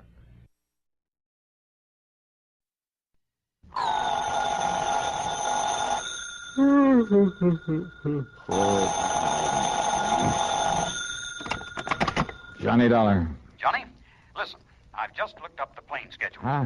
Yes. Now listen, if you hop into your car and drive on out to Bradley Field, you can just make the point to New York. New York? At this ungodly hour? Listen, will you? It'll get you there just in time to catch the morning 707 out here to the coast. Whoa. Hold everything, will you? Get going, will you, Johnny, while this thing is still hot? Wait a minute, I tell you. Who are you? What's this all about? Oh, I'm sorry. This is Art Bascom, Western Life and Trust Insurance here in Los Angeles. Arthur, in the middle of the night. It's morning. And, Johnny, you've got to make that jet flight out of New York. Leaves here at 8:45. Why do I? Because this may be a case of murder. Yeah, what may be a case of murder? Johnny. Make some sense, will you? Hurry up or you'll miss that plane. Art, hello. Okay, here we go again.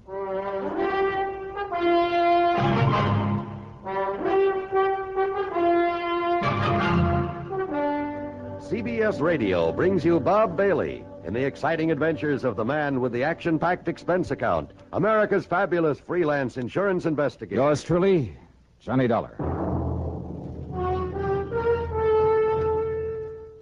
And now, Act One of yours truly, Johnny Dollar.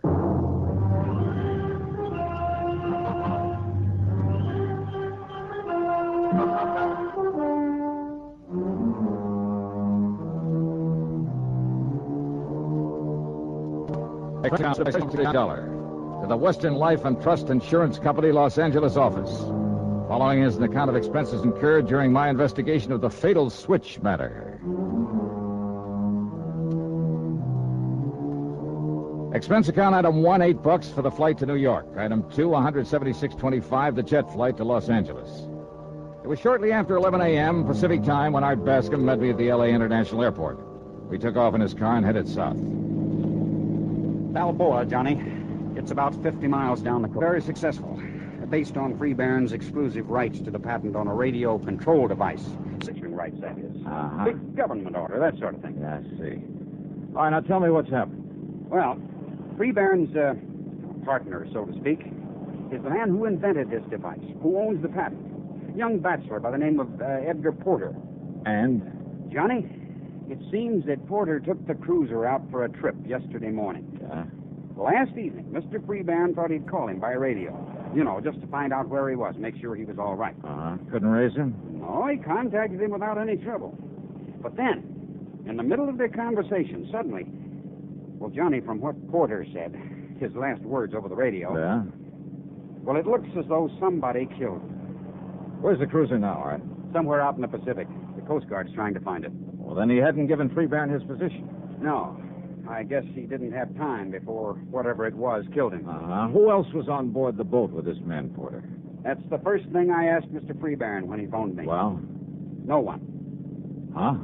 Not even any other boats around. Porter and that cruiser were out there alone. Yet, judging by what he said, someone somehow managed to kill him. Who said? Porter himself. Well, how do you know what he said? Lester Freebairn told me. He and his wife were talking with Porter by radio when it happened. Oh, well, then you only have his word for what Porter may have said. Also, Johnny, Freebairn was making a tape recording of their conversation. Oh, I wonder why. I don't know. But he told me over the phone that he has that recording. And you're sure that Porter was alone out there? That's what he told Freebairn. But if he was murdered... I know. It doesn't make sense. Brother, it sure doesn't. Let's get on down there to Balboa. The Freebairn home on Newport Bay was small compared to some of those around it, but nice nevertheless. A speedboat was tied up at the dock, but there was no sign of the cruiser. Lester Freebairn was a man of 57 or 8, I'd say, but right now he looked a lot older than it. His wife, considerably younger, was quite a dish. A tall, statuesque redhead. She wore an expensive silk housecoat with an ermine collar. A real careful makeup job, too. Her eyes especially were, let's say she knew how to use them. And Art Bascom had said that Edgar Porter was a young bachelor. Sit down, gentlemen. Sit down. Yeah, sure. And, Marilyn, will you bring me another cup of coffee? Why, of course. Perhaps Mr. Dollar and Mr. Bascom would like a drink. No, thanks. You can pass me. No, thanks, Mr. Freebairn. Excuse me, gentlemen. I just talked to the Coast Guard again. We've got planes and boats, even a helicopter out there looking for the less one, the cruiser. No sign of her. Mr. Freebairn, Art tells me you're certain that your partner, Edgar Porter, was alone out there on that yacht. Because he told me that he was. Now, let me play the tape recording of our brief radio conversation with him. By all means. Just give this thing a few seconds to warm up. How'd you happen to record your conversation with him? I just made some modifications in this machine, and I thought I'd check it out. I'm so glad now I did. Oh. Now, that's a make I don't think I've ever seen before. Oh, I made it myself, Dollar. Like this receiver here, the transmitter. Make all these things myself. That's the reason I'm in the business I am. And it's a lot better than that old chemical plant he started out with. Here you are, darling. Thank you, my dear. Now, let's start the tape. You'll hear both our voices on it, Mr. Dollar. Listen. Lester, you would spoil my little trip by calling me up this way. Just wanted to see how you're doing, boy. Is everything okay? Okay, it's great. I'm having myself a ball out here. Hello, Edgar. Hi, Marilyn. What's your position, Ed? Oh, 50, 60 miles out. And believe me, it's great to be away from people and thing for a change. You're all alone? Nobody within miles. Oh, you're sure of that? Why, of course I am. Not even a girlfriend along? Nah, you know better than that, Marilyn. Nope, there isn't even another boat in sight. Hey, it's kind of chilly out here. Edgar, put on the cabin heater, the gas heater. I put it on just a minute ago. Good. Only, Ed, be sure the ceiling vent is wide open. Oh, yes, Edgar. Be careful. Now, don't worry. I know this old tub just as... What? No. You wouldn't do it. Good heavens, man, you can't do this to... No. Edgar, hello. Johnny, that was a pistol shot. Yeah, that's all there was to the recording?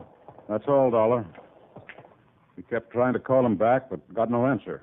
But he said he was certain he was all alone. Yes. Well, Dollar?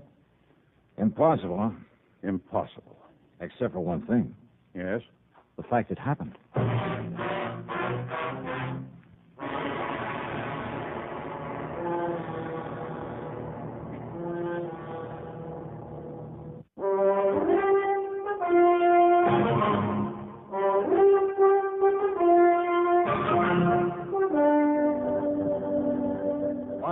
sure, Mr. Freeburn. There isn't much we can do until the Coast Guard locates that cruiser of yours. They've promised to call the minute they do. Johnny.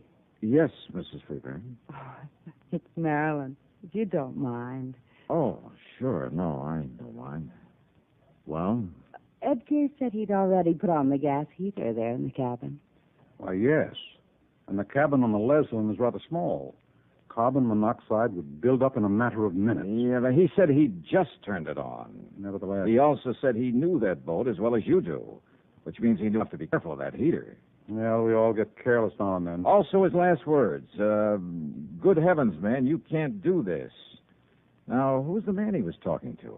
It doesn't make sense, Johnny, because he swore he was alone out there. Yeah, but was he? Oh, Edgar was so painfully honest, even about little things. If he said he was alone, he was. Or at least he believed that he was. Well, if somebody had come out of some hiding place to threaten him, wouldn't he have identified him by name, at least for your benefit? Hiding place? Well, don't forget, he knew that you were hearing every word he said. Yes, of course.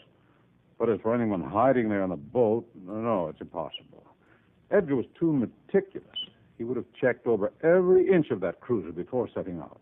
Now, you're sure of that, huh? Oh, when we'd all planned to go out together, it used to drive us to near distraction, having to wait for Edgar to inspect every line, every locker, even the engine box, every nook and cranny. Could somebody have got aboard after he left the harbor? Without his knowing it? No, never.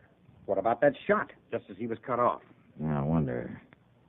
You know about radio equipment, Mr. Freeburn? And I know what you're thinking, Dollar. Yes, it's quite possible that was simply some connection breaking when he fell against the transmitter. Or it may have been a shot. By whom? Suicide? Edgar? Oh, never, Johnny. You sound pretty sure of that. Oh, I agree with the Dollar. Edgar had too much to live for. His invention's about to make him millions, thanks to what I've been able to do with it. Well, then this radio control device will do all right by you, too, won't it? Of course it will. Now, just a minute. What do you mean to imply by that? Incidentally, Art. Yes, Johnny. Just what's the insurance angle on this thing? Oh, I thought you understood. There's a partnership policy between Edgar and Mr. Freeburn. Survivor of the two becomes the beneficiary? Yes. Oh, for good heavens, do you think money would ever compensate for the loss of a man, a friend like Edgar? What's the face value? $225,000. Oh, Now, Dollar. Hey, tell me, if Edgar is dead, Mr. Freeburn, do all rights to this patent revert to you? Yes. After all, I'm the one who...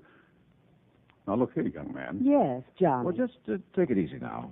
Oh, and there's one thing I forgot to ask you. Well? How did you get to know Ed Porter? There's no secret about it.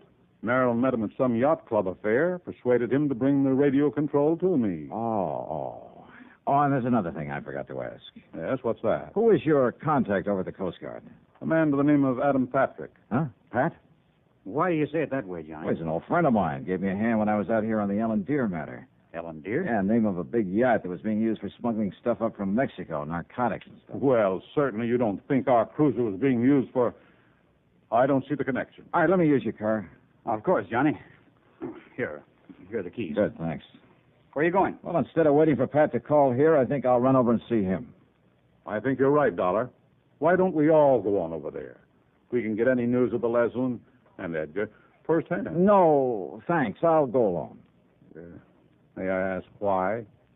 Because I've suddenly got me a handful of ideas about this whole affair. Oh, Johnny? Like what? I never was very good at mathematics. Mathematics? If I can get there first, well, maybe I can add 2 and 2 together and somehow come up with 5. What? That is, if Edgar Porter was murdered.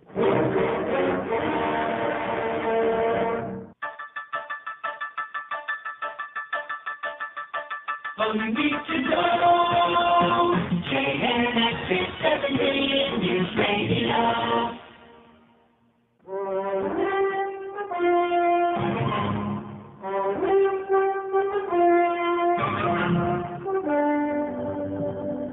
I tore on over Coast Guard quarters. Now that my old pal, Adam Patrick, was just about to take off in a cutter. Okay, boys, cast off and let's get underway. Aye, sir. No, wait. Johnny! Hold everything, will you? Here I come. Johnny Dollar, who do you think you are, Superman? Hiya, Pat. I hope you're heading out to the Leslin. Why, yes. One of our cops has spotted her a few miles out. you're working on this one, too? Yeah, kind of a thick one, isn't it? Sure is. Now, a man completely alone out there could be murdered. And there couldn't possibly have been anyone with him. At least with old man Freeburn has been telling me the truth. Oh, I think he has, Pat. At least as far as he's gone. What do you mean by that? Well, does he know you've located the lesson? Sure. When I got word, I phoned him, then grabbed Dr. Wilson. See him up aboard there. Hey, wait a minute. You gave Freeburn the position of the lesson? Sure, why not? Hey, listen, can you get a few more knots out of this barge? We're up on top right now. What do you mean, Johnny? How much do you know about Lester Freeburn and his wife? Oh, man, that Maryland. Huh? Greatest business asset a promoter like Freeburn could possibly have. Oh, How else do you think he got his paws on that radio control he makes? Yeah, I know about her connections. Why not? Why shouldn't she? It's that kind of monkey shines that keeps her in furs and expensive cars and everything else she likes. Yeah, I see. Then the Freeburns are quite a team, huh? Understatement of the week. And I understand he does pretty well for himself. Look, when that government contract gets rolling, and if his partner's dead, well, man, he's back in the black so fast. Oh, you think he's in the red now? Look, after all that dough he spent on that plant, Johnny. A couple of $100,000 might come in handy, huh? Even $1,000 or two. What are you getting at? Let's get on out to the Leslin, huh?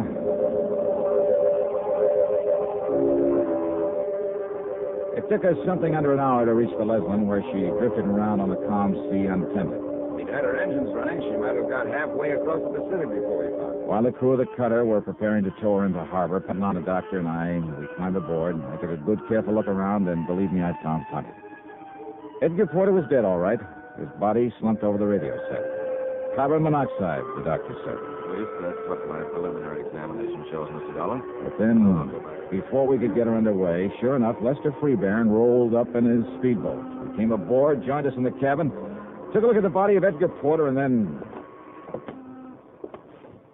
Then it was carbon monoxide poisoning. And I told him by radio to be sure that this vent was open. Too late, Mr. Freeburn. What, Mr. Dollar? Well, that fast little boat of yours didn't get you here soon enough. That vent was wide open. Yeah, the first thing I looked at. Well, then I don't understand. If it was carbon monoxide poisoning... Yes, John. Oh, sure it was. But not from this gas heater. You mean maybe some leak in the exhaust system? Not even that would have done it, Pat. This cabin door was wide open when we came aboard. Well, even so... Alive, Edgar was pretty valuable to you, Mr. Freeburn. Of course. As my partner with his invention... And your wife, with an eye for the dollar sign, roped him in very nicely for you. I guess he really had a case on her. I utterly failed to see... But Edgar dead would be even better, you thought. Oh, now, look No here. more need to share the profits on his invention. Are you trying to say I thought of killing him? This radio transmitter and receiver, some of your work? Of course. But before getting into electronics, you were a chemist, weren't you? So you'd know even better than I do how carbon monoxide can be produced from a little crystal of some kind. I forgot the name of it. But when it gets thoroughly heated... Now, look here, Dollar. Edgar was alone on this boat. Now, you look. The cord on his microphone is very short. So? He had to lean over the transmitter when he talked to you by radio. So what? That's one of the reasons you knew he fell against Spinetta when he keeled over. You mentioned it when you played back that tape for us. Well, I simply assumed... You knew he did. Even as you knew his head would be right over this grill work on top of the transmitter when he used the mic. Look through the grill, Pat. Yeah, Johnny. All right, that little coil on the back of the panel where nobody'd notice it. Yeah? A heating element that was turned on when the mic was turned on, see? There, you see, it's starting to glow, like a small coil on one of those electric heaters. And believe me, it had nothing to do with transmitting a signal. Dollar. Instead, it was used to heat up a crystal of that chemical I mentioned to produce a deadly concentrated dose of carbon monoxide. Johnny. Sure. Take a good look at that coil, and I'm sure you'll find traces of the chemical on it. Get the picture, Pat? Yeah, Johnny, I sure do. All he had to do was stay right there in his home and put in a call to Porter on the radio. That's right. To answer him, Porter turned on this transmitter. Then he leaned over to use the mic. That meant he was right on top of the coil with the chemical on it. The coil that was heating up, producing the gas that killed him. All that dirty, diabolical. Well, Mr. Freeburn.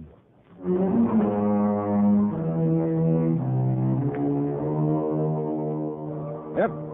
Lester Freeburn had suddenly run out of answers. And I'm willing to bet that the best lawyer in the country can't get him out of this one. Best of all, of course, he won't collect a penny of the insurance on the partner that he murdered. Expense account total, including all the incidentals I could think of, and the plane fare back to Hartford, $386.21. And cheap at half the price. Yours truly, Johnny Dollar.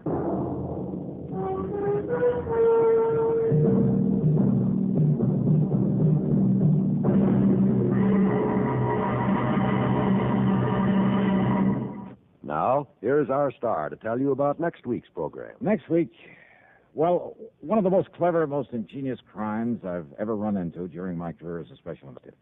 Motive and method are all too obvious. So are all the clues needed to solve the crime.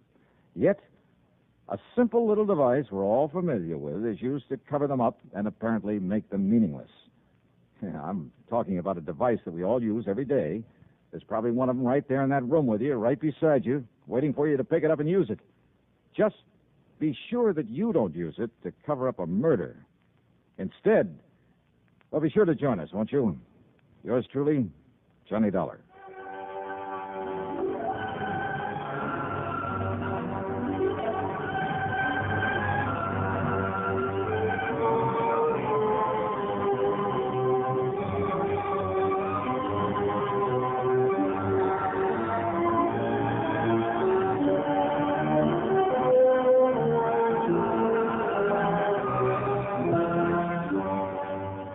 Yours truly, Johnny Dollar, starring Bob Bailey, originates in Hollywood and is written, produced, and directed by Jack Johnstone.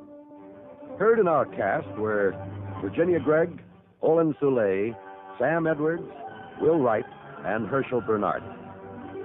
Be sure to join us next week, same time and station, for another exciting story of yours truly, Johnny Dollar.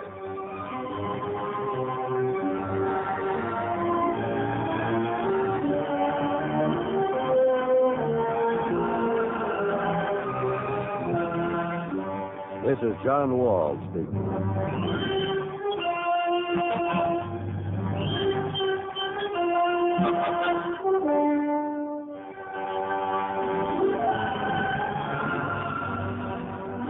Johnny Dollar has come to you through the worldwide facilities of the United States Armed Forces Radio and Television Service.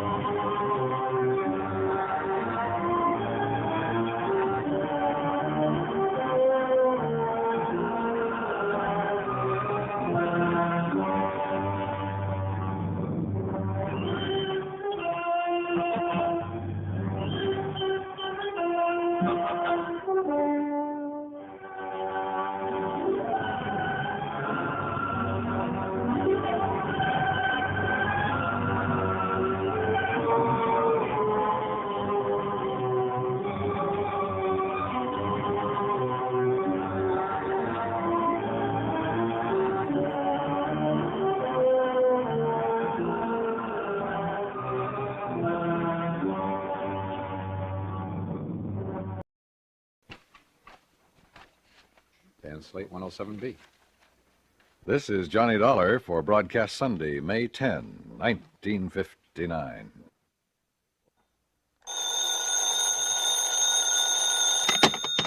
Johnny Dollar. Johnny, this is Ray Connolly. Oh, yeah, over at Continental Insurance Company. That's right, yeah. Oh, what's the problem, Ray? Problem? No problem at all, actually. Huh? Are you busy tonight, Johnny? No plans at all. Well, you see, my wife's out of town for a few days, and Johnny, well, I wonder if you'd have dinner with me tonight. Can you do that? Why, sure, why not? Good. Just name the time and place, and I'll meet you there. Well, I happen to have a nice, thick fillet of prime beef in my refrigerator at home, and if you like steak... Sure do.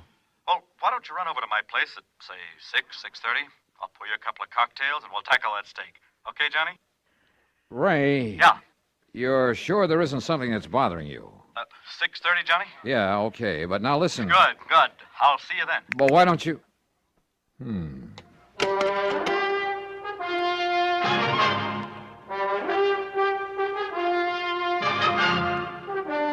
Bob Bailey in the exciting adventures of the man with the action-packed expense account, America's fabulous freelance insurance investigator. Yours truly, Johnny Dollar.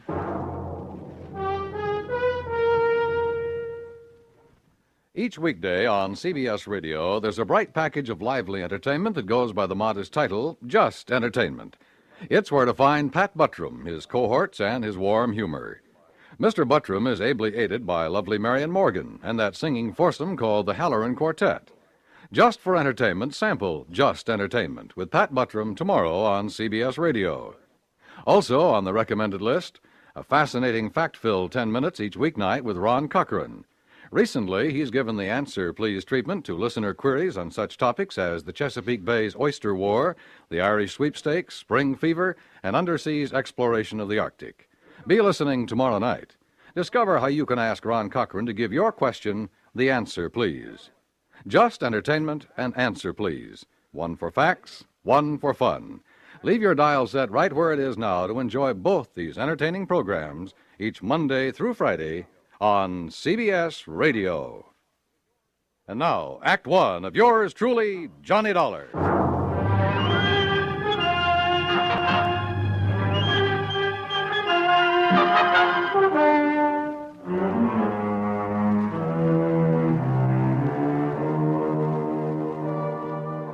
Expense account submitted by Special Investigator Johnny Dollar to the Continental Insurance Company, Home Office, Hartford, Connecticut. Following is an account of expenses incurred during my investigation of the fatal Filet matter. There was something very funny about Ray Connolly's sudden invitation to have dinner with him, much less cocktails. I'd been at his office far too many times, had seen the bottles of pills that he kept in his desk, watched his secretary bring him a glass of milk at precisely 10:30 a.m. and exactly 3:15 p.m., had listened to the dull details of his ulcer-free diet more times than I can remember. So when Ray said cocktails, come on now, Dollar, stop trying to build up a case out of nothing. And yet, for reasons that will be made clear later in this report, everything goes on expense account. Item 1, $1.40 for a cab to Ray's apartment. It was 6:30 on the nose when I pushed the doorbell. Oh, and I decided that if he did have something bothering him, I'd let him get around to it in his own sweet time. I wished later that I hadn't. Johnny, I'm glad to see you. Come in. Yeah, how are you, Ray? Well, you know how it is. Those ulcers been kicking up on you again? Yeah, a little. Sit down, Johnny, sit down. Sure, thanks. Now, what would you like? Martini, Manhattan? Got a plain old scotch and soda lying around? I certainly have. Have it for you in a second. Never touch it myself anymore, of course. You mean you're not drinking with me? Maybe I'll have a glass of milk and... Let's see. Yeah. It's time for me to take one of my pills. There you are, Johnny. Thanks. But did it ever occur to you, Ray, that if you'd stop worrying so much about that gut of yours, you might not have so much trouble with it? Johnny, it's easy to see you never had an ulcer. No, sir, and I don't ever intend to. Well, So- if you were in my end of the business, there's something just happened that I want to tell you about. Oh? Yeah, later. Incidentally, this steak we're having is the most beautiful thing you ever saw. Well, come on, I'll show it to you while I get a glass of milk. Okay. I guess my wife ordered some groceries sent over from Morris Baines Market before she left. I told you she's away. Yes, she did. Yeah, left yesterday. Well, this steak was delivered last night, along with some other things. There. How about that? It looks like you could cut that with a fork. Prime beef. Excuse me, I'll get my glass of milk. Sure. Hey, how do you like your steak, by the way? Only one way, blood rare. Well, of course, I'll have to have mine rather well done. So I'll just cut the fillet in half, and it'll be no problem at all. Ray, what about this thing that happened in the office you were going to tell me about? Later, Johnny. Later.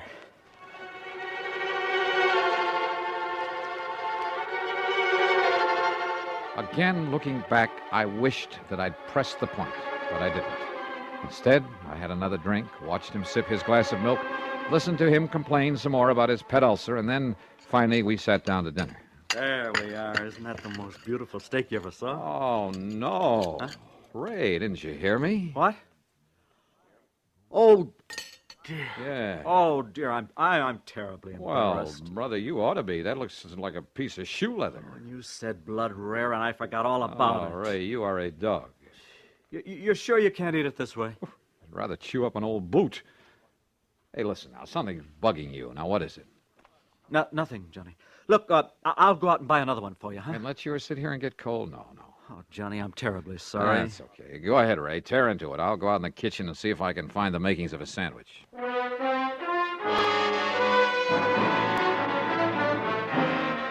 I could have killed him overcooking a perfectly good steak that way. But instead, I made myself a sandwich and stuck around.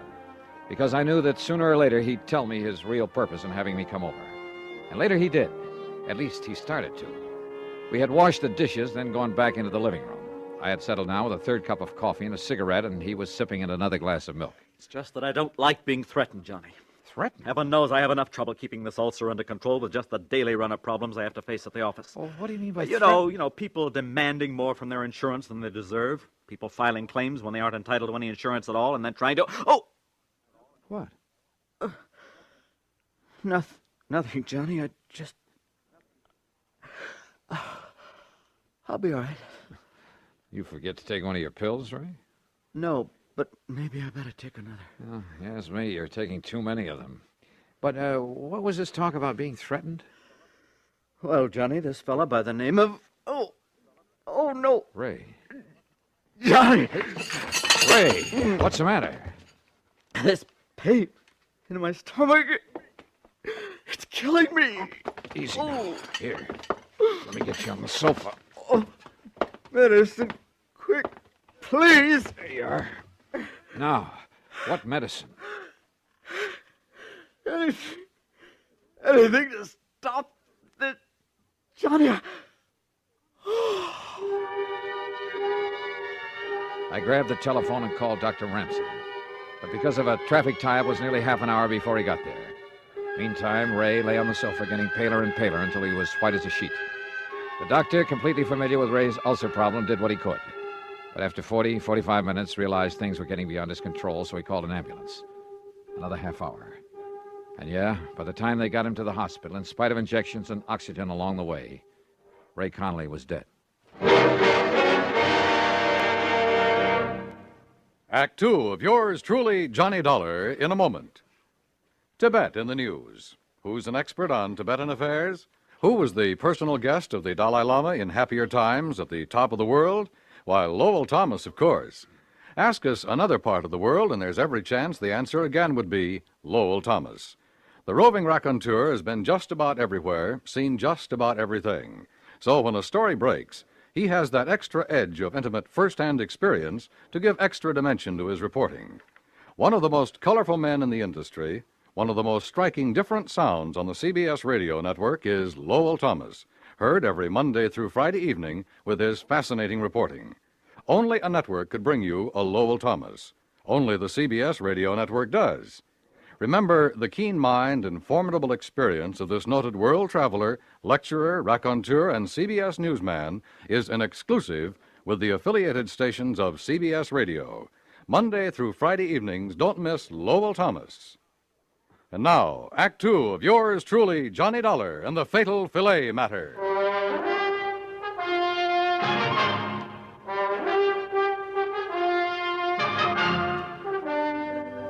Yes, Mr. Dollar, I knew that Connolly's ulcer condition was serious. I've been treating him for a couple of years, but I certainly never believed this could happen. What it means is that he bled to death. Is that it, Doctor? Yes, internal hemorrhage. But of such intensity, I don't understand it. And yet, well, let's face it, Dollar, this sort of thing has happened before. Has happened before? Yes. Doctor, you may be right about that. Well, of course I am. But not in the way you think. I went back to Ray's apartment, let myself in with a key I'd filched out of his pocket, then went over every inch of the place. And I came up with nothing. Nothing, that is, until I went into the kitchen. There I saw for the second time the bag of groceries that his wife had had delivered from Baines Market, from which Ray had taken only one thing, so far as I knew: the steak he'd eaten that night. Yeah, and he had eaten every bit of it. I dumped them out on the table, made a list of them. Then I noticed something else on the table. It was a cheap gold-plated cufflink with the initials XD on it. Early the next morning, I talked with Morris Bain, proprietor of the food market. Insurance investigator? That's right, Mr. Bain. Well, no, George, just call me Morris. That's what my customers do. Okay, Morris. Well? Well, of course. I'll be glad to cooperate, Mr. Dollar, every which way I possibly can. Good. Now, The all I second want to know... shelf on the left, Julius, right over the salad dressing. I gotta keep canned snails. I gotta keep for some of my special customers. But how people can eat those, I don't know. Oh, good morning, Mrs. Beckham. It's a lovely morning, isn't it? Now, Morris... Oh, yeah, you wanted information. Yes. Oh, Mrs. Vandersloot, how are you, huh? How's your nice little doggy this fight? No, get him out of here before he does. No, get outside. Out. Oh, what's your problem with dogs in the store? Yeah, I'm sure. But now, do you have a customer by the name of Connolly? Mrs. Connolly? Sure, lovely woman. She was in here only the other... Oh, how do you do, Miss Keena? How's my little sweetheart today, huh? We got a special on those fancy canned chestnuts with the light syrup listen that to you me. like. Mrs. Connolly was in here when? The day before yesterday. Oh, how's her husband, Mr. Dollar? Is he still suffering from those terrible ulcers? No, not anymore. Oh, it's a miracle. Hardly. The point is, she ordered some stuff from you. Yeah, that's right. We delivered it, too, day before yesterday. What? What did she order? Well, right here in the office, Mr. Dollar. I'll tell you exactly what went over there, but exactly. Good. You wanted breakfast cereals, madam, right there in the second aisle. Yeah, you're welcome. Now, right here in this pile of bills is the one for whatever the... here we are. Mrs. Ray Connolly. Good. Let me compare with the list I have. Sure. Julius! Julius, take care of Mrs. Freeband there by the cheese. Such a time I have with her help. And such an exclusive clientele, you have no idea. Well, did you find what you're looking for? Yeah, everything checks, except for one thing, the steak you delivered. Steak? That's right, a prime filet, but it's not on the list. We don't sell meat. What? No, of course not.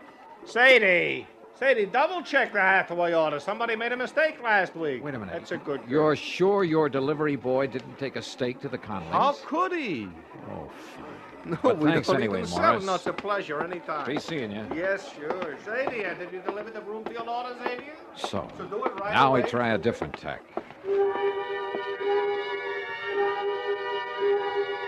Item 2 or 3, whatever it is, a dime for phone call to Dr. Ransom. I suggested he take whatever steps were necessary to make a complete examination of the stomach of the now deceased Ray Connolly. Item 4, 85 cents for a cab to the office of Continental Insurance. Ray's secretary had obviously been crying. Just can't believe it, Mr. Dollar. Yeah, I know, Gracie. Now listen. Did any of the people who've come here to see him ever threaten him? Threaten him? That's right. Well, lots of people have threatened lots of things when they didn't feel their claims were met properly, but he was the fairest, the most honest man. When, Mr. Dollar? Somebody in here yesterday, maybe? Yes, there was a man in here yesterday who was very angry about something. Oh? I could hear him pounding the desk in there and swearing. Who was he? I don't know. He must have come back with Mr. Conley after lunch, and I didn't see him leave, but look, he lost a cuffling. A cuffling? Let me... XD. What? Gracie, this is the man I'm looking for. Can you find me a policy with this man's name on it?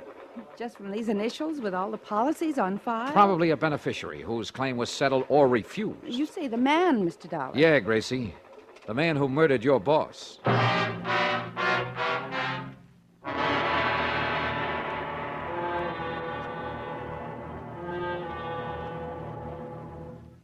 Act 3 of yours truly, Johnny Dollar, in a moment. Be sociable, look smart, keep up to date with Pepsi. Drink light, refreshing Pepsi. Stay young and fair and debonair. Be sociable, have a Pepsi. When friends drop in, let your hospitality show you're sociable in the modern manner. Pepsi, you know, is the favorite of the smart and young at heart. Be sociable, look smart, keep up to date with Pepsi. Drink light, refreshing Pepsi. Stay young and fair and debonair. Be sociable, have a Pepsi. Have you tried a Pepsi lately? And now, Act 3 of yours truly, Johnny Dollar. Expense account item 5, another dime for another call to Dr. Ransom. Yes, the autopsy had been made. And yes, they had found enough ground glass in the stomach of Ray Connolly to kill 3 men. That's why Ray, with his ulcer condition, had gone so fast. While he was with you, Johnny, the police would like very much to talk to you. Well, certainly they don't think I did it. Well, of course not. At least, Yeah? Well? well, after all, you were with him at the time when he ate that filet. Okay, Doc. I'll get in touch with him. Item 6, 10 cents for another call to Ray's secretary at Continental Insurance. Yes, Mr. Dollar, I have. Nice going, Grace. What's his name? Xavier Donato. The folder was still at Mr. Conley's desk. Donato. And the address? 13425 Sunset. Sunset. Got it. And listen, the reason he was angry with Mr. Conley... Yeah? He was named as beneficiary of his father's life insurance policy. Yeah? But his father just committed suicide. You see what I mean? Yeah. Donato couldn't collect. Yes. I mean, no, he couldn't. So... Gracie, you're a doll. Item 7, $2.50 for a taxi to the address far out on Sunset Avenue. It turned out to be an old ramshackle rooming house in a pretty lousy neighborhood. Sure, look for yourself, but I tell you, he ain't here anymore. When did he leave? Yesterday morning, bag and baggage. There you are, see for yourself. Now, don't tell me he's still living here. Well, I can't say that I blame him. What's that? Have you any idea where he might have gone? If I did, I'd send the cops to get the rent he owes me. The cops will want him for a lot more than your rent, lady. Yeah? What's more than that? Murder. Item 8, another phone call to police headquarters. I talked with Sergeant Jimmy Maxwell in homicide. Only I listened more than I talked. Cufflinks, huh? With the initials XD on them? That's right. What's the idea of not telling us before? As if you didn't know it, that's withholding evidence. And in a murder case... Hey, look, that's another thing, Dollar. If you suspected murder, why didn't you call us in instead of having that doctor order the autopsy? You trying to hide something? Are you kidding? Where are you, anyway? We've been combing the city for you. As if you didn't know it, you got a little explaining to do Hey, down look. here. And listen, who do those initials XD stand for? Well, if you let me get a word in edgewise, I might tell you. Well? The D stands for Donato, the X for Xavier. Xavier. What kind of a name is that? Xavier, if you want to say it that way. Oh, boy, that's a rare one. You got his address? He just left the place where he was living, so he's probably 1,000 miles away. But Xavier? Huh? Of course, and right under my nose. What? Johnny!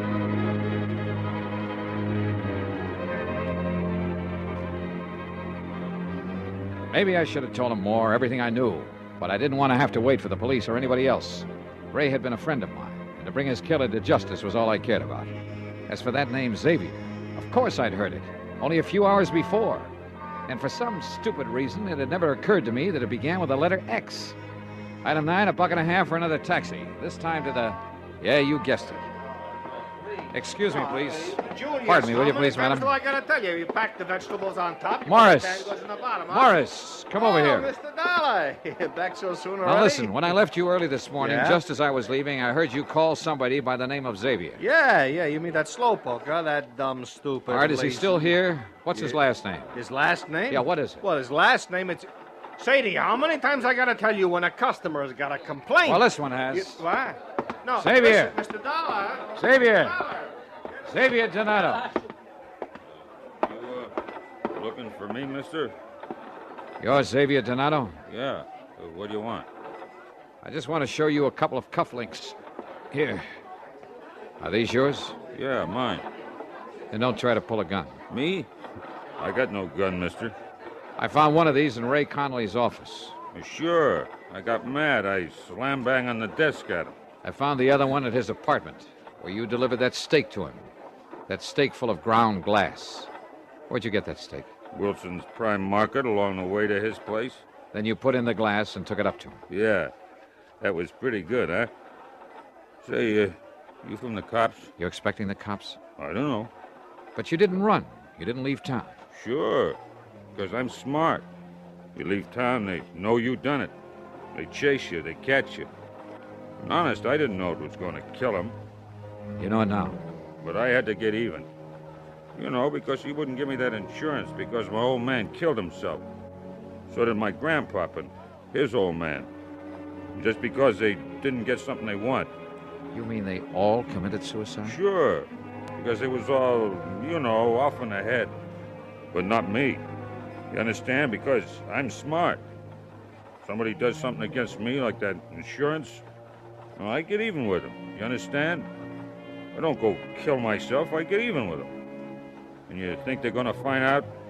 No. You think they're ever going to catch me? What do you think? Oh. You did, didn't you? Yeah. Gee. I guess you're even smarter than I am, mister. Yeah. Come on, Xavier.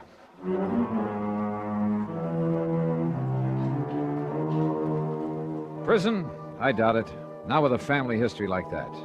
But there are institutions for his kind. I'm sure he'll spend the rest of his life in one of them. And maybe, by studying his case, the doctors, the psychologists can learn more about helping such people before they go off the deep end. Expense account?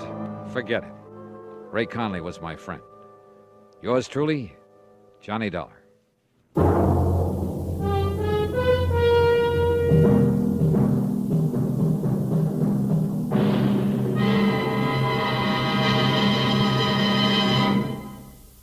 Our star will return in just a moment. A good college education has a lot to do with your future. Whether you're a student, a parent, a college alumnus, a prospective employer, or just an average citizen, you have a stake in the future health of our colleges. The future security and well-being of our nation depends on them. Now is the time to help by contributing to the college of your choice. Just as our elementary and high schools have become overcrowded, so now our colleges are threatened by the increased school population. Funds must be forthcoming now to expand college facilities and hire more professors. Otherwise, our colleges will be unable to handle the millions of future students seeking entrance. If we are to keep pace with the Russians in scientific developments, if we're to improve our standard of living and maintain our free way of life, we must have greater college facilities and have them now. For more information, write for a free explanatory booklet to Higher Education, Box 36, Times Square Station, New York, 36. Now, here is our star to tell you about next week's story. Next week, a pair of twins. And believe me, they bring me a double dose of trouble. Join us, won't you? Yours truly, Johnny Dollar.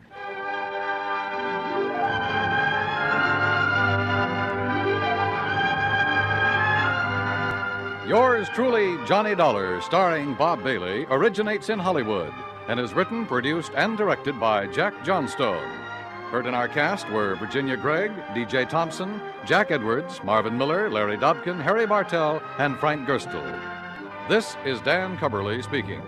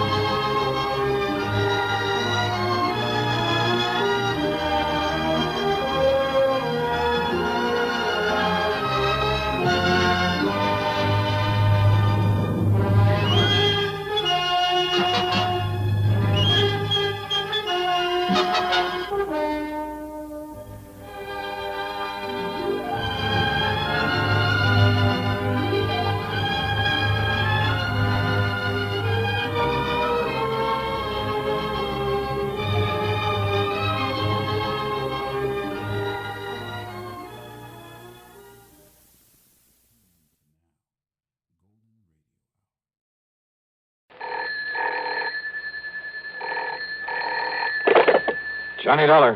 Monsieur Dollar, you will be amazed. You will be thrilled. Yeah, well, I think I've had all the thrills I need here in Paris.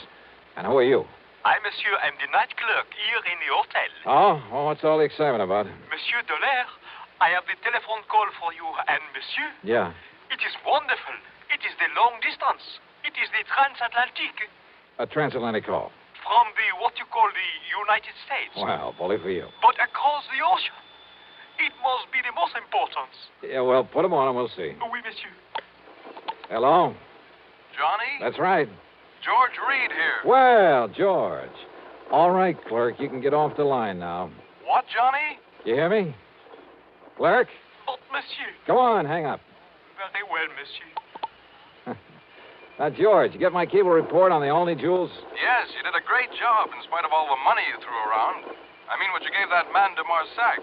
But listen, I'm glad I caught you before you left. I'm flying on back tonight. See you in Hartford in the morning. No. What? Contact Mr. Maurice Rigaud there at our Paris office. Oh, what about it? Getting those jewels back to America? No, that's all taken care of. But in talking with him a minute ago, I happened to mention that you're there, so he wants you to stay around and see if you can help locate a Cellini medallion. Cellini, the famous Italian artist? Yes, and the medallion was stolen from the galleries of the Louvre 2 or 3 weeks ago. Priceless, so it has to be found and returned to them. Well, I'll do what I can, George. Good. Now contact this man Rigaud at our office there immediately. Contact Rigaud, huh? That's right. But why do you say it that way? Because maybe I won't bother him. What? George, maybe I've got a better idea.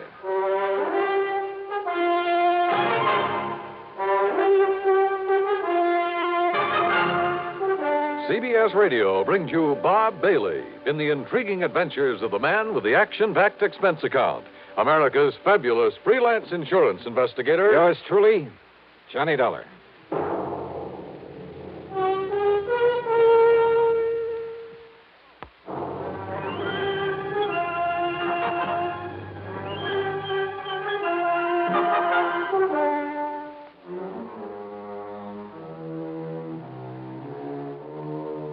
Expense account submitted by Special Investigator Johnny Dollar to Floyd's of England, North American office. Or maybe it's the Paris office. We'll see. Following is an account of expenses incurred during my investigation of the Embarcadero Matter.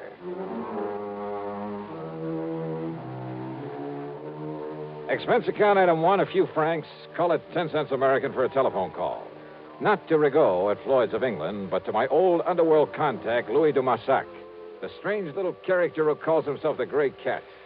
Oui, Monsieur Dollar. C'est la Jacques. Your most loyal, most faithful friend. Yeah, I'm sure. Are you living it up on that money I gave you for locating the only jewels for me? Alas, Monsieur, I have been most unfortunate. Only one small, what you call investment. And now... Easy come, easy go, huh? Oui, the 5,000 is gone. And I was so sure of this one. What kind of an investment, de Massac? Well, even you would have been attracted. Oh, she was young. She was so beautiful. She? Oh, no. Ah, that Marcel. How could such a lovely vision deceive me so? Oh, I'm crushed, a man without hope. And Monsieur... Yeah? I'm also very, what you call, broke. Uh-huh. Think $100 might help to raise your spirits? $500? Oh, oui, Monsieur. But for what? 100. For some information about what happened to the Cellini medallion. Oui, stolen from the Louvre. Oh, you know about it then? But of course. You know where it is? No. But for you and me, I will somehow find out. Good. But it may be dangerous, Monsieur. The people I will have to see, the cutthroats, I will have to pay for the information. But for you and the $400 you have promised me. Okay, 150. Want to call me when you've got the dough for me? No, if I bring the information to you, I can then collect for it right away. 200? I'll wait to hear from you. Okay, now, George, don't flip your lid over some more money for de Massac. After all, he knows more about what goes on in the Paris underworld than any other man alive. And if in a day or two he can come up with the information I need, I'll put it this way. He saved the company a lot of time and money in the past, and I'm sure he can do it again. Also, if his poking around is as dangerous as he seems to... Yeah? Well, come in. De Massac. Oh, oui, Monsieur. I agree.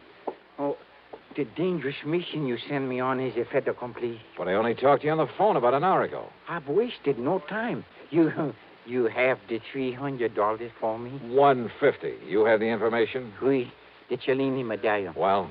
Well, it's on the way to your own country. On the way? How? Hidden away in a case of wine aboard the ship, the Klemper Hall, out of Le Havre. The Klemper Hall, huh? Destination? San Francisco. Now, when's it due to arrive there? Late tomorrow night. The cargo is many cases of wine. Yes, bottles of wine. The medallion is hidden away in one of them. You're sure of all this, de Massac? But of course, mon ami. Because if I fly all the way to San Francisco and find out you're giving me a wrong steer... Oh, no. How can you, my oldest, my dearest... Yeah, sure. Now, this means that someone over there is going to have to pick it up. Oui, at the warehouse at the pier. And Monsieur Frank Gestel. Gestel? You know? If he's the one I'm thinking of.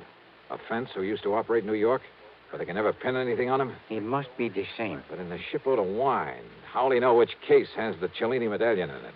Ah, by this mark, mon ami. Yeah? So. A tiny circle, yeah? With a Maltese cross in it. Oui, like so. Okay, de Marsac. I better pack up and catch a plane back to the States. Mon ami. Huh? Oh, yeah, sure. Here you are. 50, 100, 150. Oh, Michel, such a dangerous... Okay. 170, 90, 200. Ah, merci. Merci beaucoup. Bon voyage. Oh, success. Wait a minute. Hein? You dug up an awful lot of information in a very short time, de Marsac. Even about that mark on the case of wine. Oh, but of course, monsieur. You see, I put it there myself. You what? Oui, when I helped my friends to smuggle the medallion aboard the ship.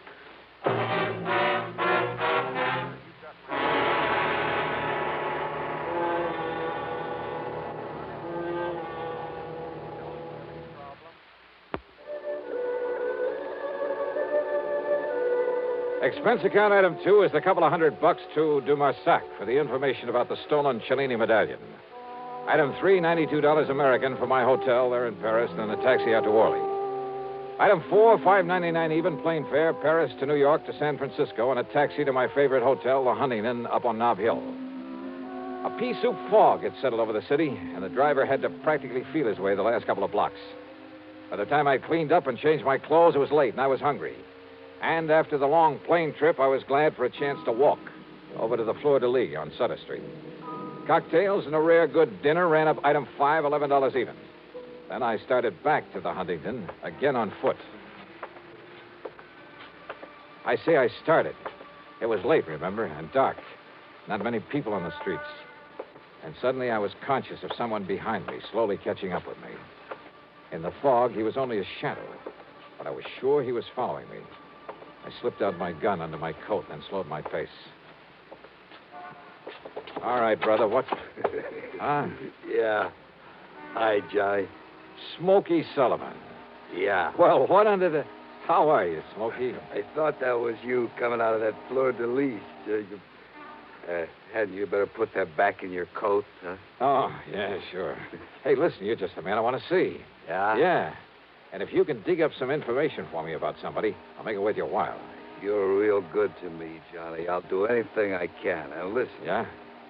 I don't know why you're out here this time, and maybe this ain't got nothing to do with it. What's that, Smokey? I've been hanging around the docks the last couple of days, down to the Embarcadero. Doing a little honest work for a change? Yeah. I'm real clean now, Johnny. I've been going straight. That's the stuff. But I know how to keep my eyes open. You know what's going on down there? What? Smuggling, Johnny. There's a lot of smuggling all the time. You know what I mean? Keep talking, Smokey. Yeah. Well, most of it comes in from Japan and China, places like that. It's the boys on the boats bringing stuff in. Ah, well, what I'm interested in... Narcotics, Johnny. Mostly heroin, stuff like that. Yeah, well, now, Smokey, when you get any info about that kind of stuff coming in, you tip off the Treasury boys, the narcotics division. Me, Johnny? Me go to the cops? You mean because of your past record? Yeah, they wouldn't believe me, Johnny. That's the trouble with going legit. I mean, the kind of guy I was. Don't ever kid yourself. I don't want to lecture you, Smokey, but believe me, it's the best way in the world for you to make up for some of the things you've done in the past. Look what you've done in helping me. Yeah, I know. And it was you got me going straight. But don't you see, if anybody was to find out that I was informed... Don't worry. The Treasury boys will never talk. Okay, Johnny. But now the man I'm interested in... But now, like I was going to tell you... Smokey, listen. Like I said, most of the stuff is from the Orient. But down there to the docks, a couple of nights running now. Well, Johnny, you ever hear of Frankie Gerstel? Are you kidding? That's the man I was going to... You mean the one who used to be a fence back in New York? Yeah. Long time ago, I done a couple of jobs for him. That was before, you know. You've seen Gerstel around here? Down to the Embarcadero. Sure. Waiting for the Klemper Hall to pull in from Europe. The Klemper Hall, Johnny? Yeah. With a cargo of French wine? Yeah, that's it. How do you know? I helped unload her. You what? Yeah, come in ahead of time, early this morning. And I got here too late. Huh? Or maybe I haven't. Come on, let's get on down to the Embarcadero.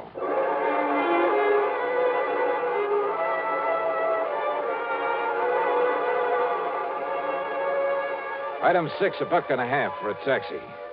Pier 93, where the Klemper Hall was berthed, was dark, except, that is, for a dim light in the office on the street side. Back in the huge warehouse, extending out over the waters of the bay, there wasn't even a glow from a nightlight. Sure funny, Johnny. They're not having some kind of a light in the warehouse. Yeah. Well, we'll find out about that from the watchman there in the office, if we can wake him up. Yeah. Sleeping on a job like that, why, he'll... Hey, watchman.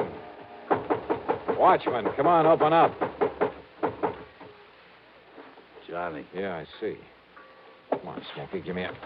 Here we go now. All right, wake up, mister. Come on, I said wake up. Yeah, Johnny. He's asleep, all right. For good.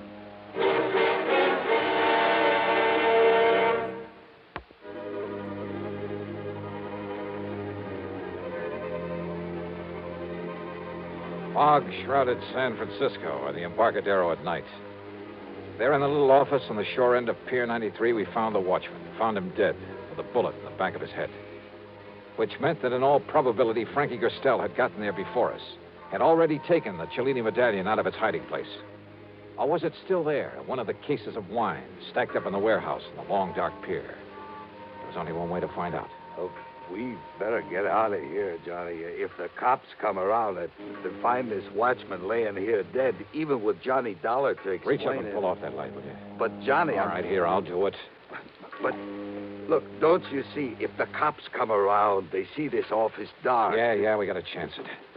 Now, if this watchman had a flashlight on him... Yeah, in the side pocket of his coat. Side pocket here. Yeah, here it is. What are you going to do, Johnny? I'm going back into that warehouse. But, Johnny, don't you see, if you put on the lights back there... That's why I've got this flashlight. I've got to locate a case of wine in there with a peculiar mark on it. Something else in that case? A priceless medallion that was stolen from the Louvre. It was smuggled in so Gerstel could pick it up. But if he's already been in here and taken it... Well, I gotta make sure. Now, you wait right here. Johnny, if a prowl car comes down the street... Okay, shove the watchman's body under the desk. Turn the light on again and sit there in that chair with your hat pulled down over your face. If a prowl car comes along, wave to it. Whatever you say, Johnny. If anybody else comes along, tries to get in here, yell bloody murder and get out the best way you can. I'm going back in the warehouse. And don't switch on the lights in there. But be careful, Johnny. Yeah.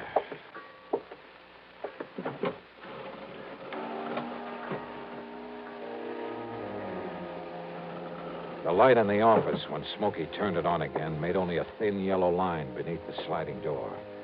It showed me nothing. It seemed only to accentuate the gloomy darkness of the huge warehouse.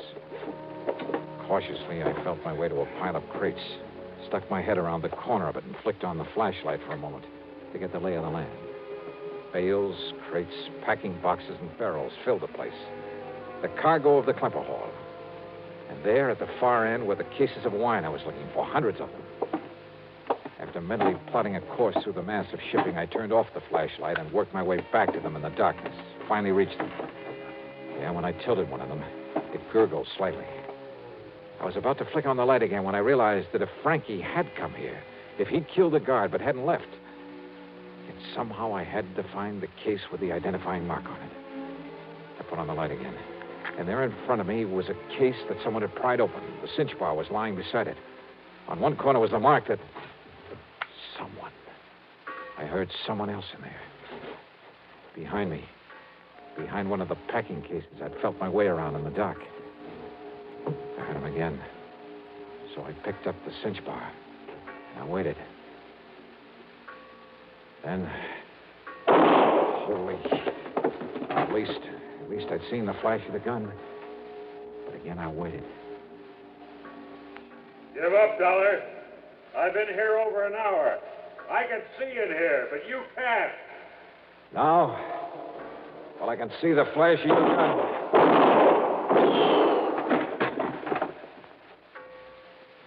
You see what I mean? Dollar? Just keep on talking, Frankie. What? What'd you say? Dollar. Cinch bar. All right, here, Frankie. Ah, that's a stupid trick.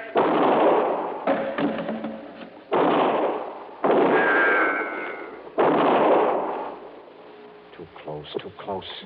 No, wait. Hey, your last shot, wasn't it, Frankie? Yeah. Hey, Smokey. Okay, Smokey, come out here in the warehouse. Turn on the lights and we'll... Didn't figure I had two guns, did you, Dolly? Well, you haven't. Not now. You're through. And by the time you can reload... Yeah, Smokey, put on the lights. I can use them now. No, Smokey, no. That's right. And leave them on. And, Dollar, I'm going to dig you out from behind those crates and kill you. You hear me, Dollar? You can't get away. Yeah, because now I see you. So I pull this trigger. Oh! Smokey. Johnny, I took the gun off the dead watchman. Are you all right, Johnny? Yeah. Are you all right? Yeah, sure I am. You saved my life, Smokey, thanks. Yeah, you're welcome, Johnny. But listen, the cops are coming. Yeah, I heard them. Well, then, Johnny... Stop worrying, Smokey. But don't you see... You're on their side now, remember? But if they... Yeah, I guess I am. Sure.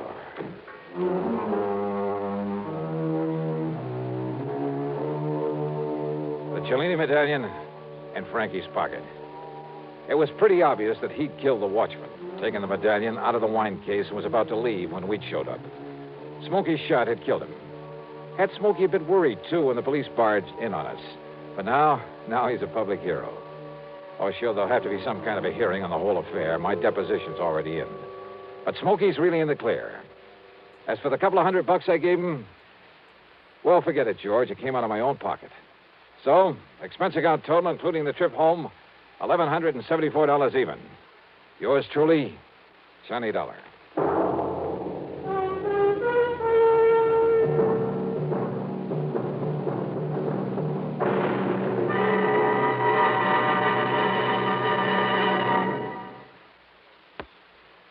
Now, here's our star to tell you about next week's story. Instead, let me say hi to 3 new CBS affiliates.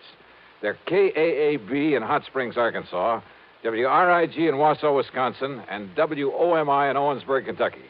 Welcome to CBS Radio. Yours truly, Johnny Dollar.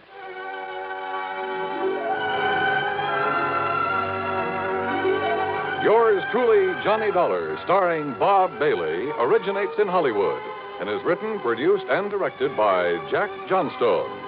Heard in our cast were Forrest Lewis, Vic Perrin, G. Stanley Jones, Tony Barrett, and Frank Gerstle. Be sure to join us next week, same time and station, for another exciting story of yours truly, Johnny Dollar. This is Dan Cubberly speaking. This is the CBS... From Hollywood, it's time now for... Johnny Dollar. Paul Brennan, Inter-Allied Insurance Company, Johnny. Oh, hi, Paul. How's the world doing by you? Oh, I got troubles. Oh, like what? Like Albert W. Winkler. Winkler? Who's he? Maybe you mean who was he? Well, which is it? Well, that's the trouble, Johnny. We don't know. Huh? Well, he's disappeared, and with him a hunk of emerald worth exactly 100,000 clams. Wow. Well? Sure.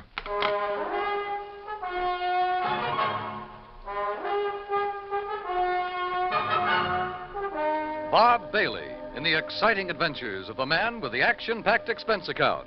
America's fabulous freelance insurance investigator. Yours truly, Johnny Dollar.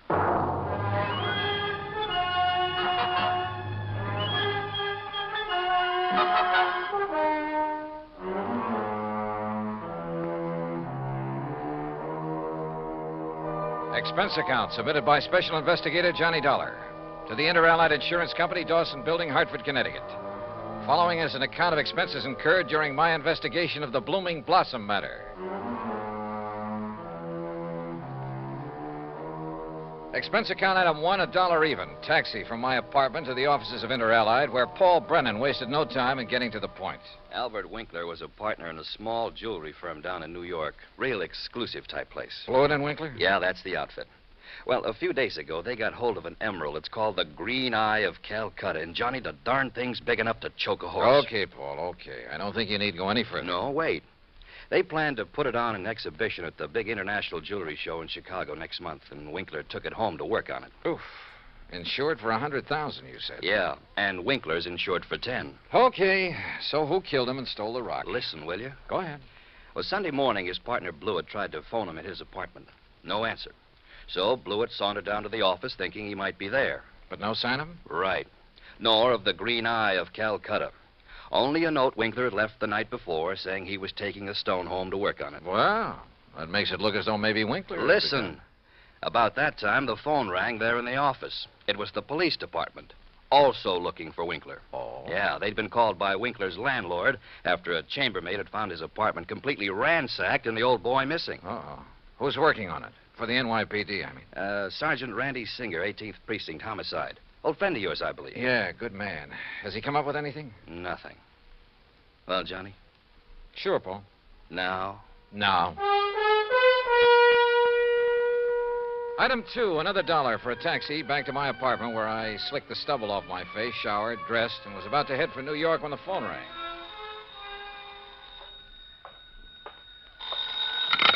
Johnny Dollar.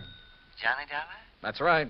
Oh, good. Well, who's that? Oh, yes, of course, Mr. Dollar. Huh? I must talk with you, sir. It's important, very important. Well, who are you? Me? Well, this is Wilbert Kenworthy Blossom.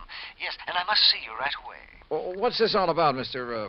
Blossom, did you say? Oh, why, that's right. How did you know that? Oh, is this some kind of a gag? Certainly is not. And to think that now I'll be working with you on a... Oh, it's wonderful, just wonderful. What are you talking about? Why, you, don't you see? I follow every single one of your cases, sir. Either in the newspapers or on the radio. Oh, I'm your biggest fan. Is that all you called to say, Mr. Blossom? It is not. I'm calling about the mysterious disappearance of Mr. Albert Winkler. Winkler? You know something about him, his whereabouts? I certainly do. Where are you, Mr. Blossom? Here at my house in New York, and I'll be waiting for you, sir. Goodbye. No, wait. Give me your address. Oh, yes, of course. How could you know where to come if I hadn't given you that? Yeah. That was silly of me. Well, goodbye. The address, man, the address. Oh, of course. Yeah. It's 825 East 73rd Street.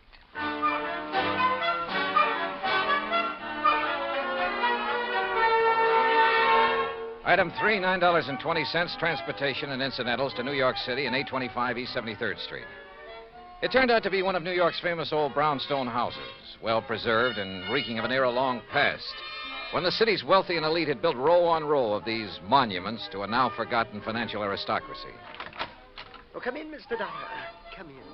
I'm Wilbert Kenworthy Blossom, and I cannot tell you how thrilled I am to be working with you on this. I don't know how to describe it, but I'll try. The inside of Blossom's home was unbelievable. Ornate pre-Victorian furnishings, heavy velvet draperies, huge lamps and chandeliers, gilt-framed mirrors, even an ancient horsehair sofa. It was also filled with dusty piles of newspapers and magazines, hundreds of old books. Travel books, Mr. Dollar, and mysteries. Oh, I just love mysteries. One corner of the high-ceilinged living room was piled with old trunks and handbags, an old carpet bag even. Boxes of tools and utensils were stacked about, an ancient Victrola, beat-up sewing machine. You just never know when you might want to sew something, do you? Old guns and pistols, some of them museum pieces. A stringless tennis racket, a pair of rusty handcuffs locked to the base of a floor lamp without a shade, a broken bicycle pump. That's just in case I ever find a bicycle to go with it, you understand. Yes. Against one wall stood an old metal cabinet loaded with rusty surgical instruments and a worn-out catcher's mitt. Yet directly opposite was a corner shelf full of priceless porcelain figurines and rare pieces of china. Some of the old clocks and jewelry on the mantelpiece were collector's items. Fine original oil paintings lay among piles of old shoes. All in all, it looked as though the contents of half a dozen pawn shops had been dumped into it. At auction sales, Mr. Dollar. Oh, yes, sir. I just cannot resist an auction sale or a bargain. But what are you going to do with all this stuff? Oh, just keep it. I like it. I like a lot of things. Yeah, so I see. Including 12 gross of Spencer's superlative steel-tipped shoelaces, patented 1841. They were a bargain, Mr. Dollar. Just like all this fine artwork is, too. Yeah, sure. Some of my friends pamper me a bit, though. You know, send me things they pick up at sale. Yeah, now look, Mr. Blossom, you told me you know something about Albert W. Winkler. Oh, yes. Yes, indeed. Well? And think of that magnificent emerald. Gone. Disappeared. Yeah, but now you said... And that poor Intralite Insurance Company. Oh, my. That's how I knew you would be called on this case. But $100,000... and $10,000 on Mr. Winkler. Well, at least they're off the hook on him until he's proved dead. Aha. And that's where I come in. With proof. Proof? What proof? Have you seen Winkler? Mr. Dollar, I have. Well, where is he? You understand, of course, that I know Mr. Winkler very well because I've seen him at his office so many times. Yeah, okay, go on. Oh, go on. yes, indeed. Such beautiful, beautiful jewelry he had there. And, of course, he was always trying to buy some of the things I But had. you say you've seen him. Where? Well, Saturday I'd planned with a couple of old friends to attend a railroad auction. That was the Canyon City and Metropolitan Railroad. Winkler was there at the auction sale? Yes. Did you speak to him? Oh, no. Well, why not? You said you knew him. Oh, I didn't go to the auction. I wasn't feeling very well that day. I had a little cough. It was kind of like that. Then how do you know he was there? My friends went, and at least they talked about going. Mr. Blossom. And I'm sure they did, too, because they sent me something from... And what do you suppose it was? I don't know. I don't care. Now, look here. You got me It was the very thing that has solved this whole case for you. What? And think of it. This dull, drab, dreary life of mine has suddenly become... Why, it's almost like a mystery story, isn't it? Adventure and... Look, Mr. Blossom, And think of it. I'm being a detective. I'm working with my idol, the famous Johnny Dollar. Oh, George. Mr. Blossom, what did they send you? What's that? Oh, yes, of course. Here it is, sir. It's right here between the erector set and the golf clubs. This old trunk? That's right. Oh, great Scott, you think you do. But at first, of course, I thought of calling the police. But knowing all about you... Mr. Blossom, let me see that. Excuse me. There are a lot of crumpled newspapers on top. Yeah, I see. As old as the trunk. Good Lord. It isn't pretty, is it?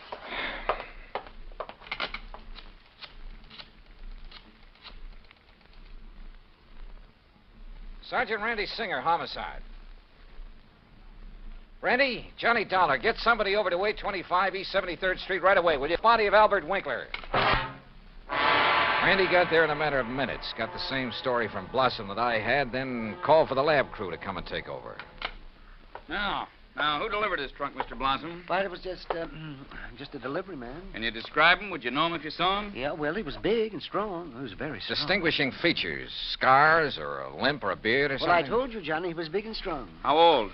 Well, I would say he was somewhere between 25 and, Yeah? 50.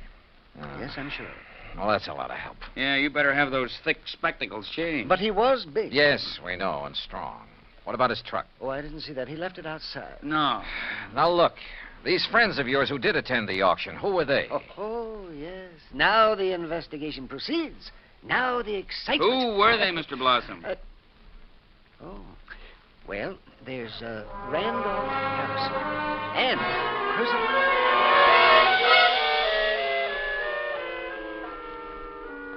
Randy Singer took down the names of Blossom's 3 auction-minded friends. The lab crew arrived. Randy took off to dig up Blossom's friends, and I took a cab. That's item 480 cents to the apartment of Elwood Blewett, Winkler's partner in the jewelry business.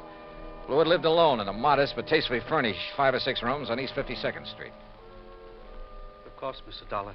I'll be glad to help you all I can. Albert's death has been a terrible blow. Yes. Well, tell me this, please. Yes? Did Mr. Winkler make a habit of taking valuable pieces of jewelry to his residence? Yes, Albert often took pieces home with him to work on them, clean, polish, and so on. Wasn't that a rather dangerous practice? Frankly, I always thought so, but he felt there was far more chance of being robbed if he were alone at the office than at his flat, where he wouldn't be expected to have anything of great value. Well, who has seen the Green Eye of Calcutta besides you and Mr. Winkler? I'm not sure. Of course, almost anyone would have been able to recognize it. Because of the publicity and pictures when you brought it over here. Yes.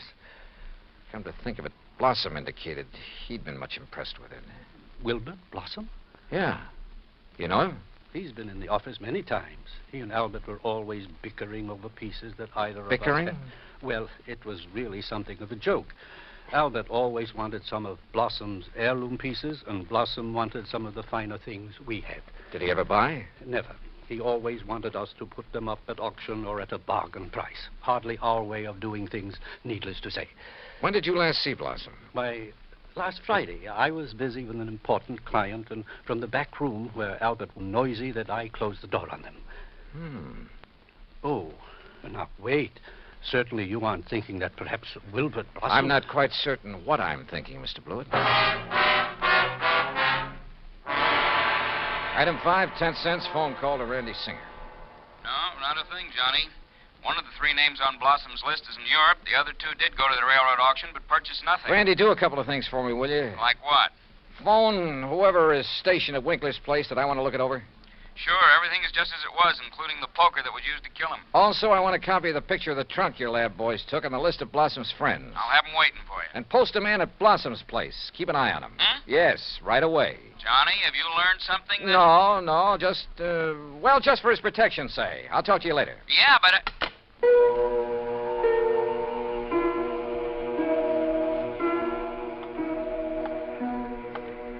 Blossom. Yeah, Blossom. Maybe I hadn't given enough thought to the strange little character. Or to why the trunk with Winkler's body had been at his place. But if he were involved, why call me in? Cover up? Possibility. But Wilbert Blossom kill a man? Yeah, maybe he could. Maybe he did. I'd better see him as soon as I get through with the inspection of Winkler's apartment. Mr. Dollar? Oh, hi, officer. Did Sergeant Singer call and tell you that... He's on the phone here in the Winkler apartment now. Wants to talk to you. Says it's very urgent, sir. Okay, thanks. Johnny Dollar. Johnny, how did you know? Huh? The man I sent to cover Blossom's house for you got there too late. What? Whoever got in and attacked the poor old coot got away. Attacked? Blossom? Yeah, really did a job on him. Johnny? Okay, Randy. Thanks.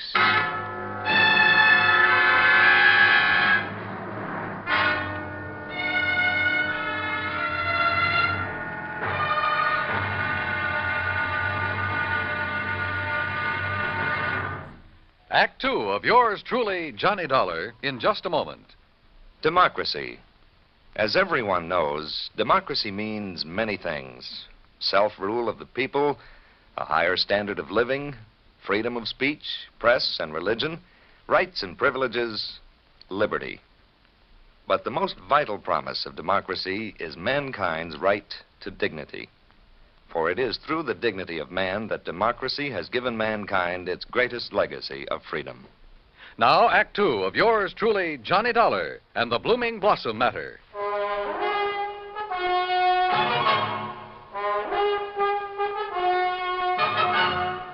Expense account item 6, $2.25 for a fast taxi ride to 18th Precinct Police Headquarters. All right. As soon as I got your call, Johnny, I sent a uniformed man over to Blossom's house. From the way you talked, I thought maybe you suspected him. Yeah, Randy, I'm afraid I did. Boy, how wrong can you be? Anyhow, when he got there, he found the front door open and Blossom lying in the dark hallway. Where's Blossom now? The hospital, but he's okay, just bruised up a bit. They're letting him out. Fingerprints? Anything to go on? The lab's checking on the prints right now. Uh-huh. Let me know. Yeah. Anything else? Nope. So, now let's find out who tried to put Blossom out of the way, and we'll have the guy who killed Winkler. And stole the $100,000 worth of emerald, then shipped Winkler's body to Blossom. Oh, and by the way, here's the picture of the trunk you asked for and the three names Blossom gave me. Harrison, Norton, and Scatterday. What are you going to do with them? Randy, suppose the man who attacked Blossom is the one who did all the rest. You got a better suppose? Well, look, Randy, whoever wielded that poker on Winkler couldn't have been very strong. A really hefty wallop would have bent it out of shape. And the lab agrees with you. But, of course, it didn't take much of a blow to finish off old Winkler. He didn't weigh much over 100 pounds, you know. Yeah. Any strong arm could have finished him off easily and without messing up the whole apartment. And don't forget, whoever did him in also put him in the trunk and delivered it to Blossom's house. But why? Yeah. Yeah, and where's the emerald? That's what you should be worried about. $100,000 worth of worry for your insurance company. Now, what are you going to do with that picture of the trunk and the list of Blossom's friends? Oh, yeah, sure. I'll see you later.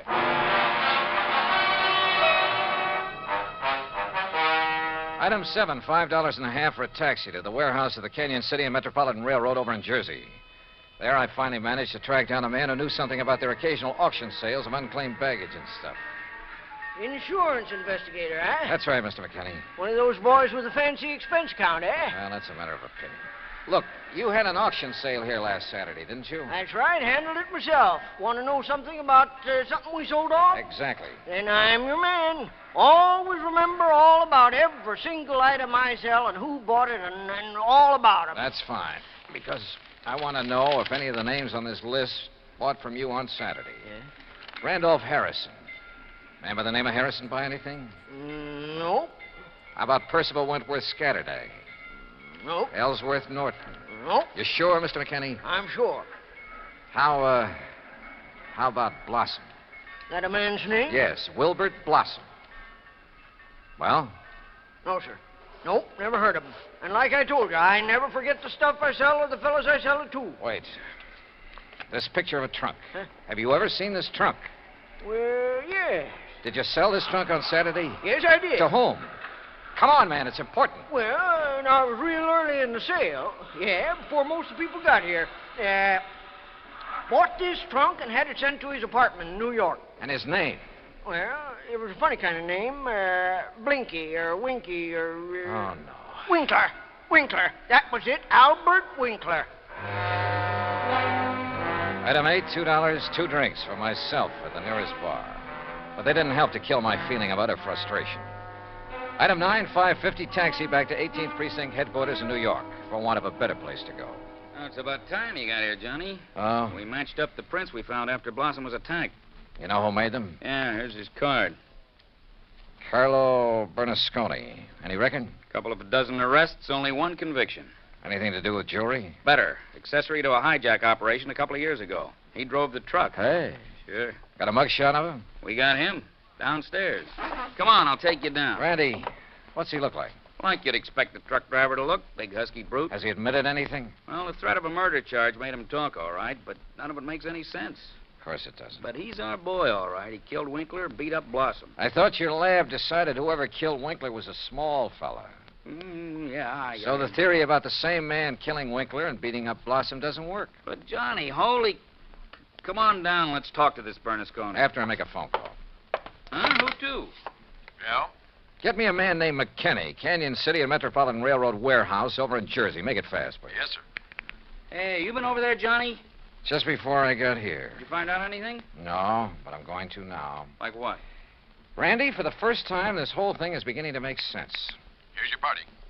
Mr. McKinney? That's me. This is Johnny Dollar, remember? Sure do. Good. And say, Now- I've been reading in the paper since you left here about that body found in the trunk over there in New York. Yeah, well, look. Is that same trunk you was over here asking about? Yes. Now, you told me that trunk was bought by a man who gave his name as Winkler. That's right. Do you remember what he looked like? Sure do.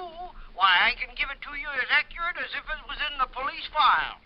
Well, Height, 5'9", maybe 9.5. go on. Weight, between 155 and 58. You see, when I was young, I worked with a carny show guessing weight and height, and if I didn't guess it right... Yeah, okay. Now, how about the color of the eyes? Well, I noticed them because of the way he squinted through them thick, old-fashioned steel glasses. Thanks, Mac. I'm sending you a 10 spot in the next mail. Well, now. Well, Johnny? Come on, Randy. Let's go down and see this Bernasconi. You find something out new? Yeah, and I don't like it. I don't like it.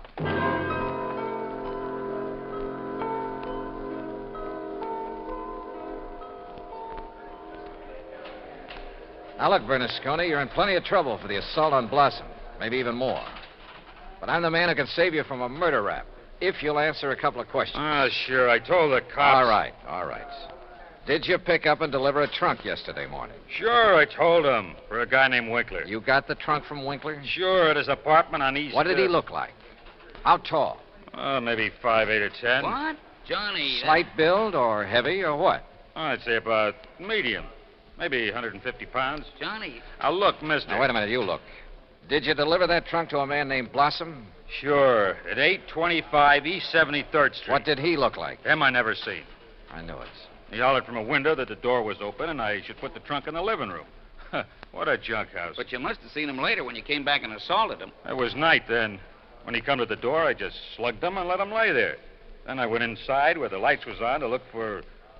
Well, look for the big rock I'd read about in the paper. But then I heard a prowl car coming, so I beat it. Trunk wasn't there anyway. Okay, Bernasconi. See you later, Randy. Now, just a minute, Johnny. Hey, and what about me? You said it...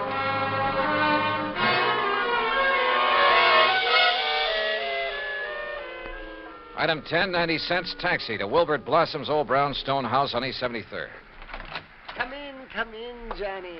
Thanks, Mr. Blossom. All recovered from your beating? Oh, of course I am. Here, sit down. You said you wanted to help me on this case. Oh, yes, indeed. Why, this chance to work with a man I consider the finest insurance investigator in the world. Yeah. That's why I called you when I got the trunk with Mr. Winkler's body in it. Mr. Blossom, why don't you All tell the my truth? drab, dull life, I wanted to be a detective, an investigator. And this was my chance. My chance... Tell the truth, did you say? Mr. Blossom, listen to some facts for a minute and see what conclusions you draw from them. Oh, deductions. Like a detective. To begin with, this house of yours so full of, well, junk. I told you, Johnny, I like things.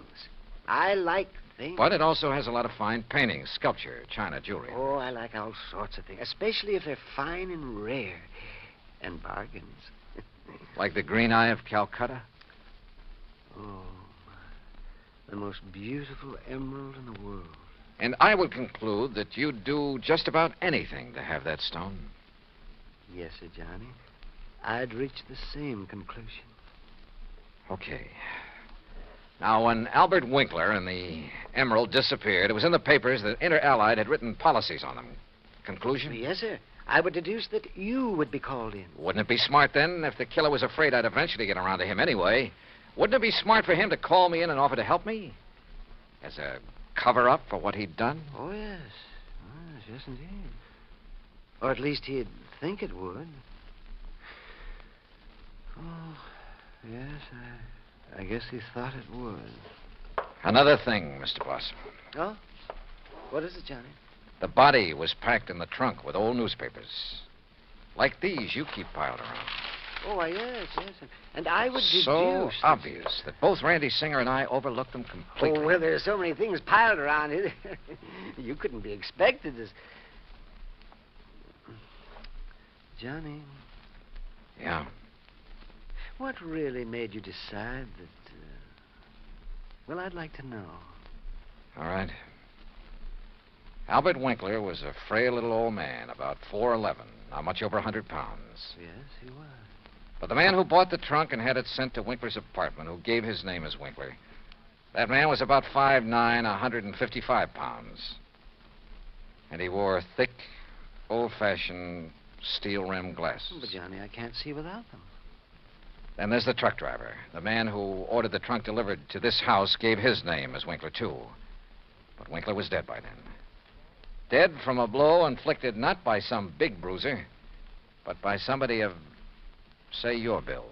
Oh, that awful truck driver who thought the emerald would be in the trunk and came here to steal it and who beat me up. I suppose you want the emerald. Yeah.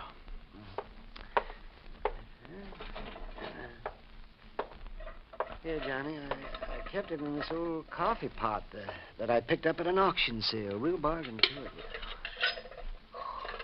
Oh, isn't it a beautiful stone? Oh, if only Mr. Winkler would have sold it to me. At a bargain, that is. Then none of this would have happened. Well, I guess we better go now, hadn't we? It's such a silly thing. Me trying to act like a detective. I guess I didn't even make a very good killer. Did I? Why? Just this overpowering passion to have things? Maybe. Or maybe it was just a reaction.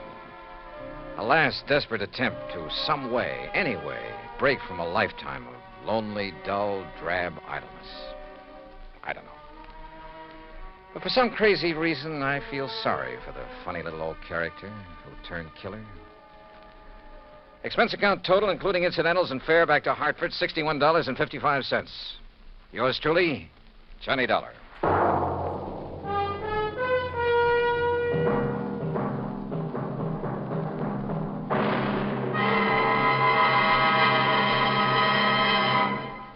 Now, here is our star to tell you about next week's story. Next week, a case so simple, so easy, so obvious, that it proves almost impossible to solve. Join us, won't you? Yours truly, Johnny Dollar.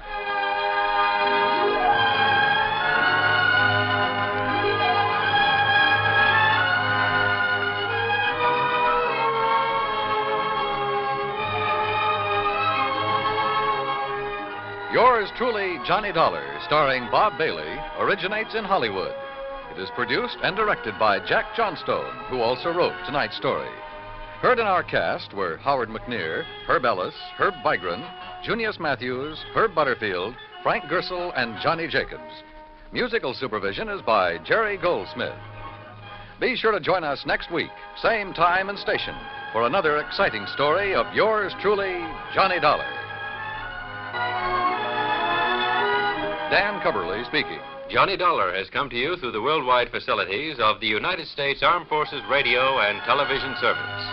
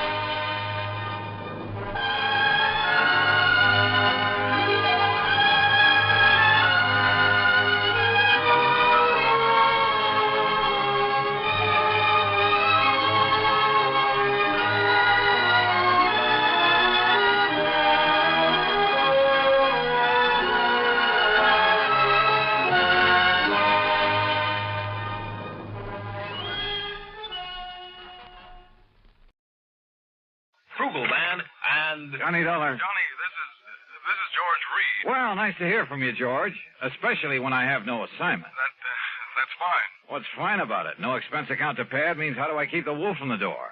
Unless, of course, Floyd's of England has a case for me. Huh? Well? Johnny. Yeah? Well, a few weeks ago, you were kidding at the time. Oh, now, George, how could I ever kid you? I'll let that one go. Yeah, you better. The point is, you rather jestingly asked me if instead of selling life insurance... Oh, no. Don't tell me. I'm afraid so. I'm afraid the company is saddled with what you might call a death insurance policy. You mean instead of insuring somebody against dying, you've insured him against living? Yes, John. Okay, Georgie. Say no more. I'll be right over.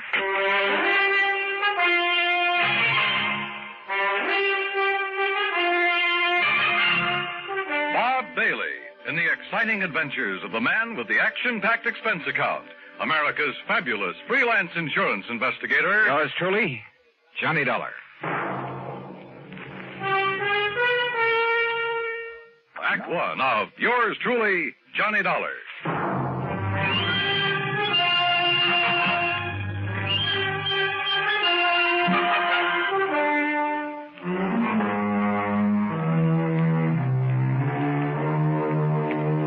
Expense account submitted by Special Investigator Johnny Dollar to Floyd's of England, American Office, Hartford, Connecticut. Following is an account of expenses incurred during my investigation of the Hope to Die matter.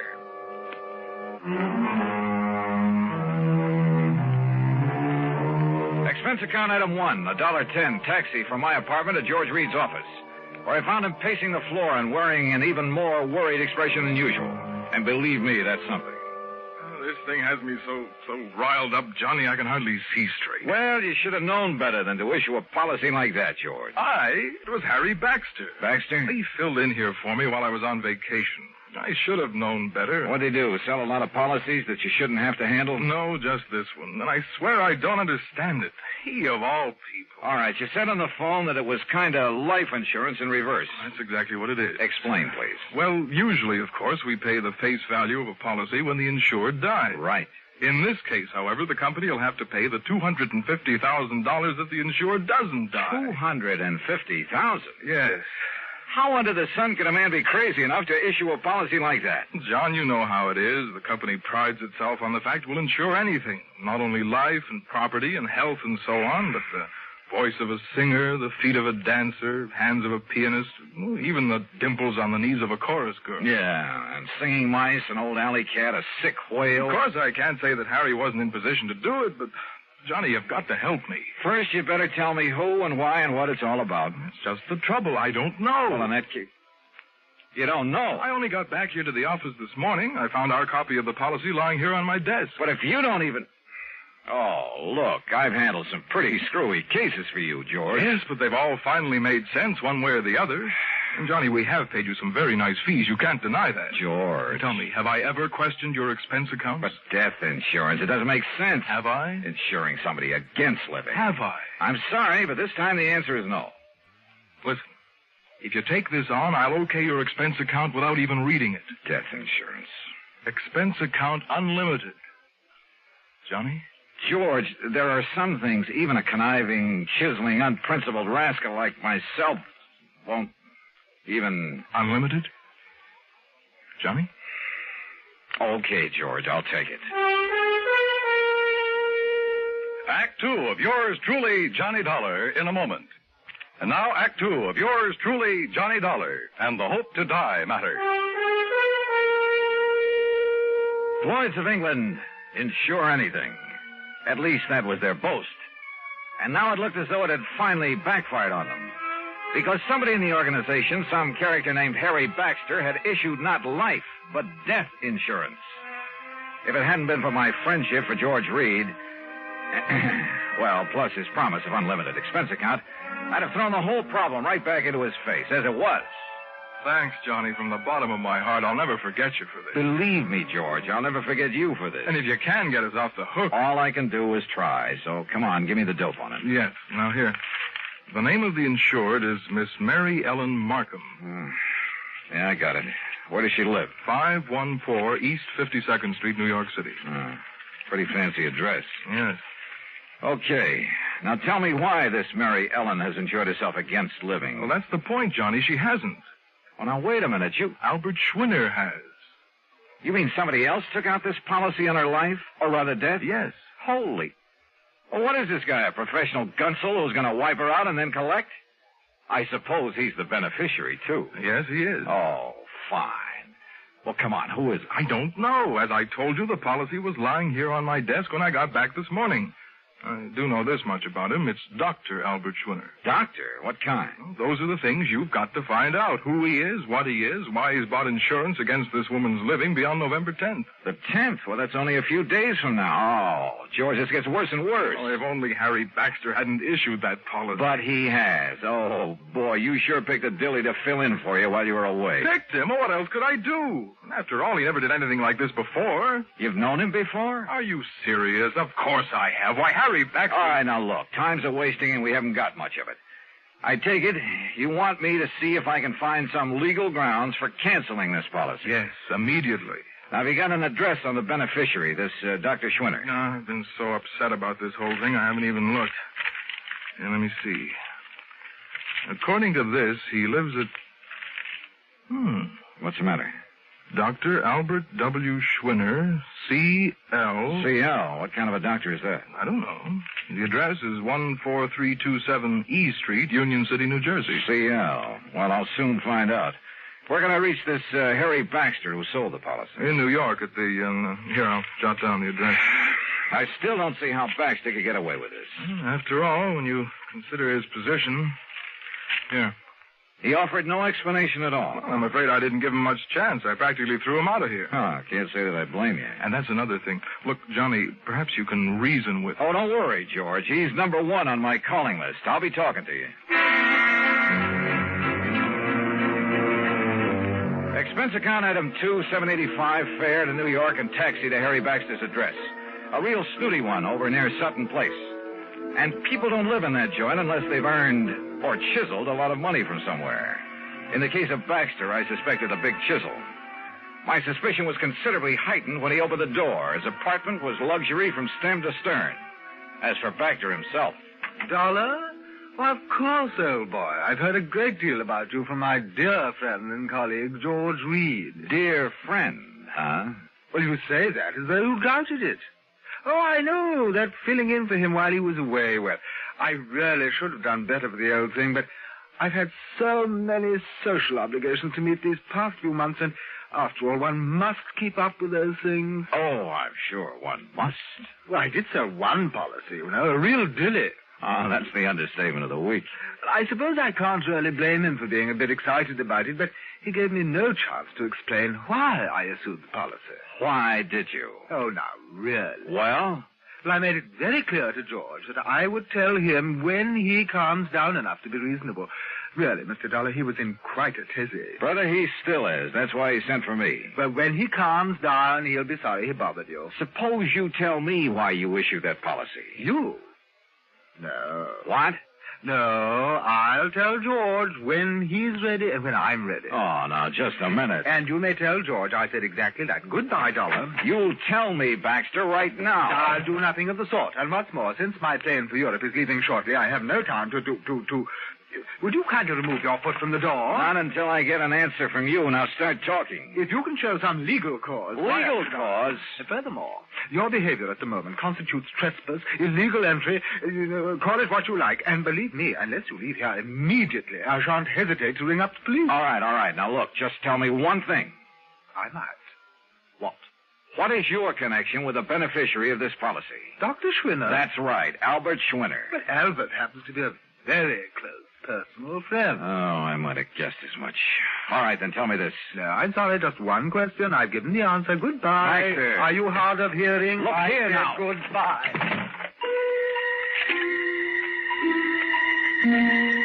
Well, there was no point in trying to batter down the door of Harry Baxter's apartment, so I left. Downstairs in the lobby, I put in a phone call. That's item 3, 55 cents to George Reed's office in Hartford. I'm sorry, Mr. Dollar, but he seems to have stepped out for a few minutes. Oh, well, then please tell him when he gets back that I want a complete rundown on Harry Baxter. Well, that shouldn't be difficult. Right. Having hired him, George shouldn't have much trouble getting that for me. Well, that isn't what I meant, Mr. Dollar. As a matter of fact, I think I can tell you just Now, about let George do it. I'll call him back.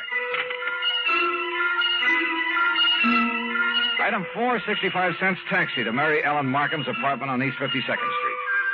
A uniformed nurse met me at the door, told me I could stay with Miss Markham only a very short time, then led me into the bedroom. And there, carefully propped up in bed, lay a pale, wan, tired woman who looked to be 65 or 70. The room was full of flowers. You may leave us, Mrs. Haskell. I'll ring when I need you. Yes, Miss Markham. Sit down, Mr. Dollar. Thank you. I'm sorry I won't be able to speak with you very long. But as you can see... Yes, I can, of course. I'll get right to the point. You must know, I'm sure, that someone has just taken out a policy on your... Well, an insurance policy on you. Yes. This is so smart. And so helpful with Harry Baxter. Oh. You see, I am suffering from a rare, incurable disease of the blood. I'm sorry. I don't have long to live. A few days, perhaps. A few weeks at the most. Excuse me. This is such an effort. Well, you're getting the best of care, I trust. Yes. It's the very best. Now, What do you wish to know? You know a Dr. Albert Schwinner, don't you? I've known Albert for many years. We've been great friends. Then why does he take out a policy that, well, it indicates he hopes that you'll die? Hopes? I'll die? Yes. What else could it be? Oh, you don't understand. Don't you see? Schwinner has bought insurance against your living beyond November 10th. Yes. Yes. My 50th birthday. You mean to say you're... The reason is so. Yes? You mustn't. Oh, I know. I'm tiring you. Yes. But just one more thing. Your doctor, the doctor who's taking care of you. Albert. Albert? This same Dr. Schwinner? Yes. Now you must leave.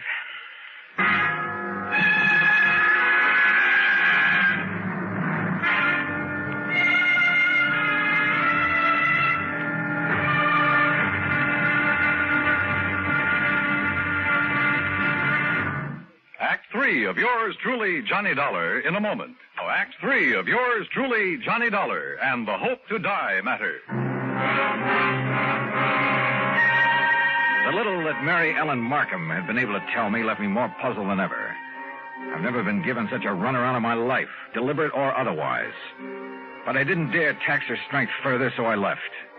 Item 5, another 55 cents for another call to George Reed in Hartford. This time he was in. Yes, Johnny, I must confess I'm calmed down a bit, but the first shock of learning that Mr. Baxter had issued that seemingly absurd policy... What do you mean, seemingly absurd? George's whole thing has me in a tizzy now, a double-barreled one. Well, I tried to call Mr. Baxter a few minutes ago, but got no answer.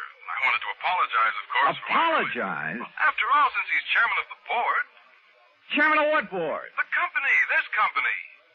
What? I tried to tell you that this morning, but you didn't give me a chance. Harry Baxter is also the majority stockholder. Oh, brother. In any event, as I'm sure you can see, he must have had some good reason for that policy, and as soon as I can get him by phone... You won't. What?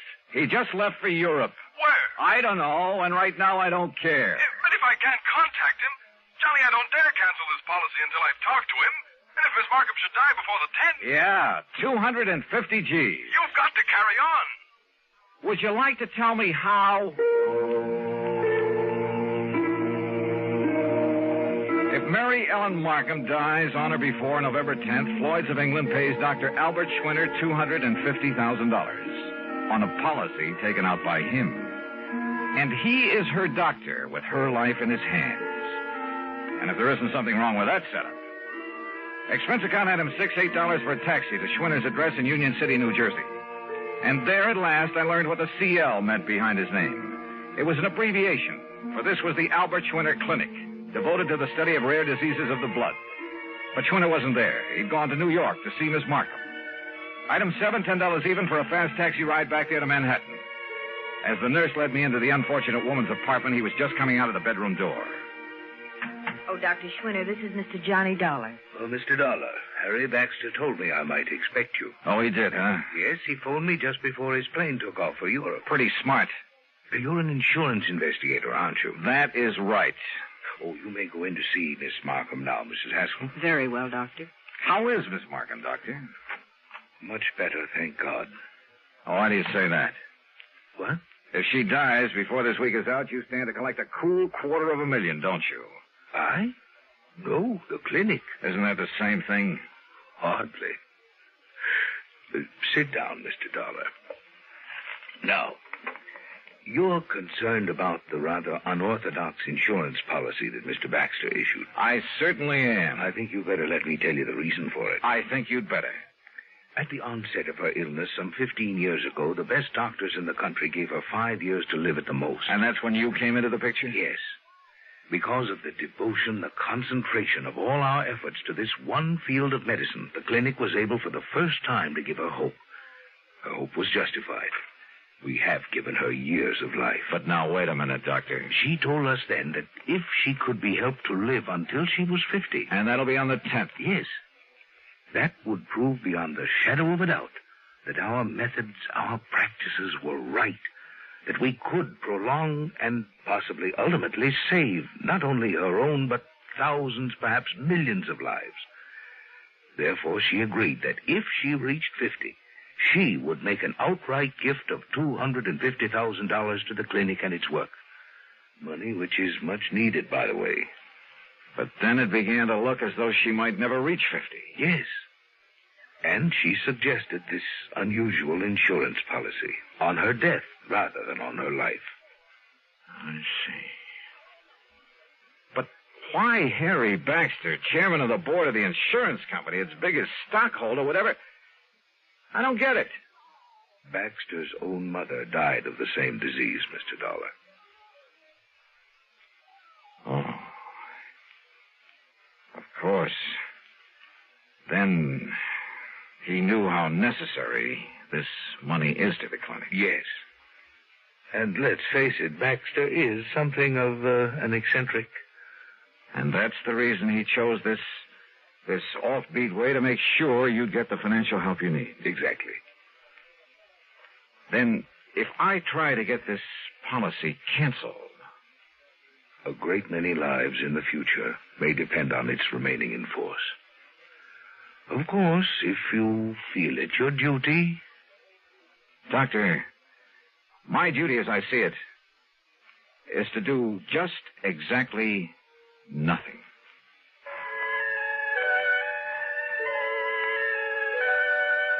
Mary Ellen Markham did live to see 50, but only for a few days. Just long enough to make her gift to the clinic. Harry Baxter in the company? Well, Harry came back from Europe, and he said he found some, quote, mistake, unquote, in the policy that requires the company to pay off on it anyway. Eccentric? We should have more of them like that. Expense account total? Are you kidding? Yours truly, Johnny Dollar.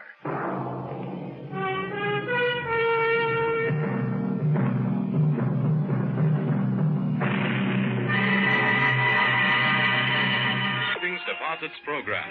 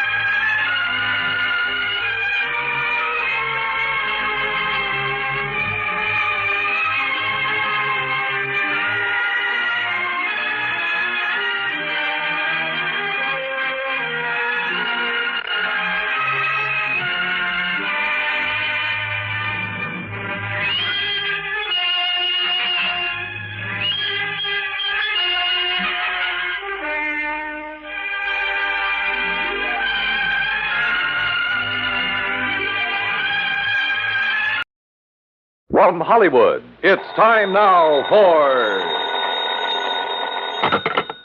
Johnny Dollar. The count's 3-2 and the bases are loaded. And Ted Williams is at bat, huh, McGraw? Oh, Johnny, how'd you know it was me? Oh, just psychic, I guess. What's on your mind, Bert? Fella named Henry Sampson. Ever hear of him? Name's familiar. Well, it should be. He owns about half the newspapers in the South. Which means he isn't exactly struggling for money, huh? Right. In fact, he collects it. Figures. Especially Confederate money. Well, anybody can... What? Yes, sir, Johnny. He has one of the largest collections of old coins in this country. Oh? And a Confederate $50 he owns has disappeared. Bert, Confederate money isn't worth its weight in salt. That's where you're all wrong, Johnny. Huh? This particular $50 is insured for $20,000.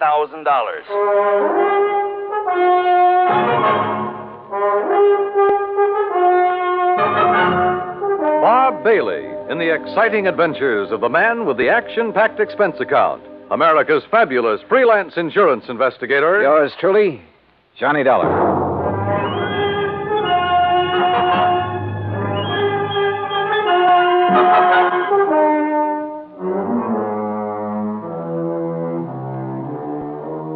Expense account submitted by Special Investigator Johnny Dollar to the Providential Assurance Company, 393 Dewey Avenue, Hartford, Connecticut.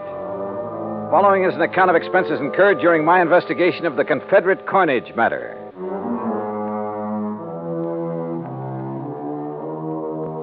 Expense account item 1, $1.20 taxi from my apartment to Bert McGraw's office. He was seated behind a haze of cigar smoke, reading a magazine. Oh, Johnny, come in. Hey, morning, Bert. Sit down. I was just reading about an old teammate of mine. Oh, who's that? Bob Feller. Feller? Yeah, he was a pretty fair country pitcher. Of course, he wasn't in my class. Of course. Yeah. Many's the time I had to help old Bob out of a spot. Yes, sirree, Bob. That boy could get himself into more jams. Well, I remember... I didn't know you played with the Cleveland Indians, Bert. What? Well, I... Blasted cigar. You been reading up on baseball, Johnny? No, but I remember Bob Feller. Who doesn't? In 1940, I saw him pitch a no-hit, no-run game for the Indians. Oh, well, now, wait a minute. You and me, we must be talking about two different fellers. Yes, sir. That's so? Why, sure. This Bob Feller that was my teammate, he played ball for the Apalachicola Alligators. Yes, sir. Good old Bob Feller. Spelled it F-A-L-L-E-R. Feller. Yeah. Yeah. Now, Johnny, about this Henry Sampson thing. His secretary called here just before I talked to you. Told me the coin had been stolen. Well, now, what makes that particular coin worth $20,000, Bert? Well, like I said, it's Confederate money, a silver $half, and where it was minted or something. That's what does it, I guess. Where was it minted? New Orleans. Now, during the whole time of the Civil War, that mint only turned out $4 half-dollars. How come? Well, how should I know? I'm only going by what's on Sampson's original policy application. But you're sure about there being only 4 of those $half? Well, no, I'm not sure. You mean you've never checked? You insured the thing on Sampson's say-so? Well, Johnny, look, we were glad to get his business. Well, you must have been out of your Oh, mind. now stop balking, Johnny. You want to know how come that mint didn't make any more of them? You go ask him. I plan to. Where'd you say he lived? Right outside Birmingham, place called Shade Mountain. Expense account item 2, $107, air transportation, Hartford to Birmingham, Alabama. I claimed my luggage and was about to step into a cab when I was approached by a man of about 30, crew cut, Brooks Brothers suit. Mr. Dollar? Yeah, that's right. My name is Kopek, Michael Kopek. I'm Mr. Sampson's secretary. Oh, yeah. Your Mr. McGraw was good enough to tell me the time of your arrival. Are you all ready to go to Zorah? Zorah? According to the Bible, it was the village of Sampson. Oh, yes. Only I'd like to check into a hotel and freshen up a bit first. That is, if you don't mind. Mr. Sampson would mind, sir. But look, I've been He aboard instructed me to assign you a room in the guest house. I'm sure you will find it more than comfortable, Mr. Dollar. This way, please.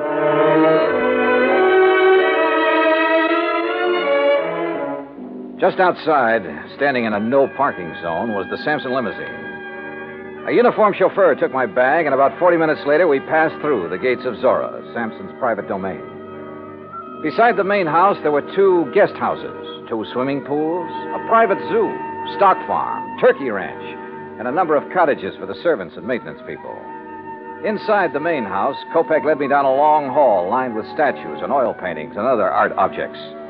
Finally, he stopped and opened a heavy door.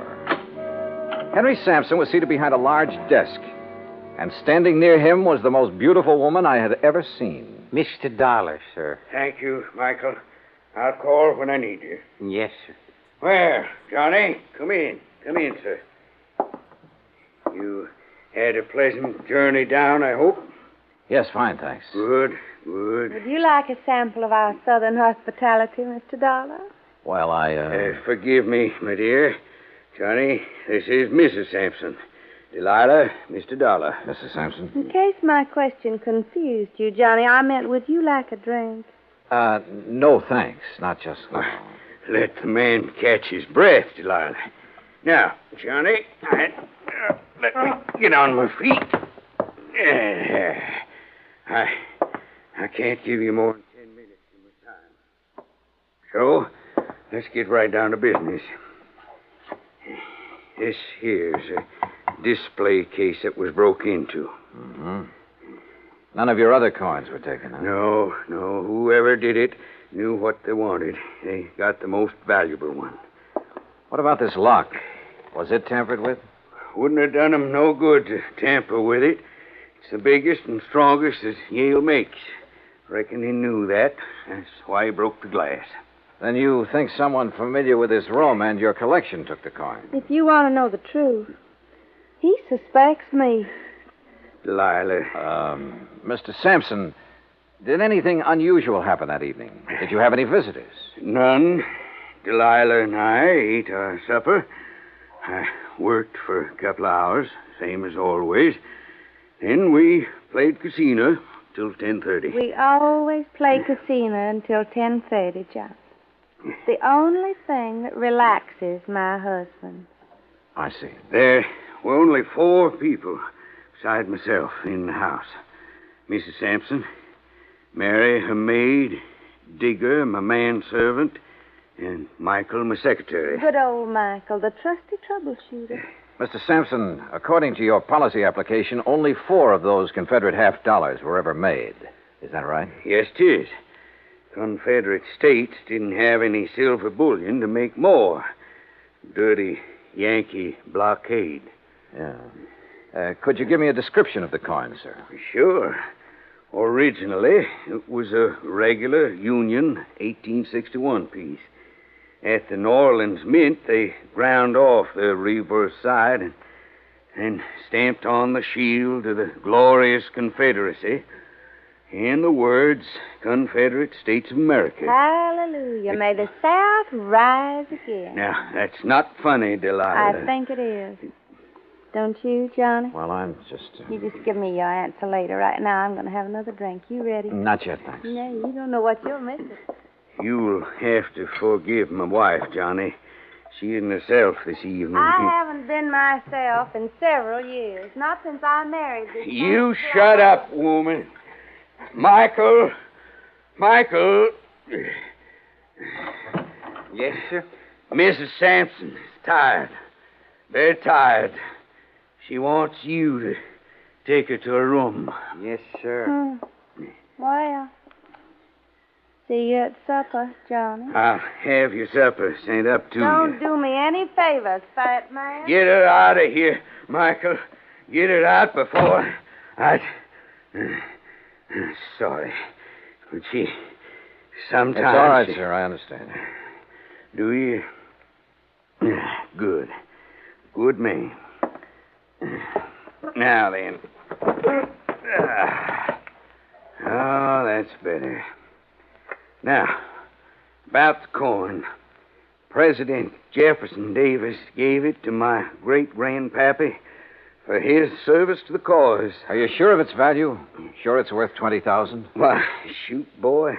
My grandpappy turned down 10,000 for it back in 1879.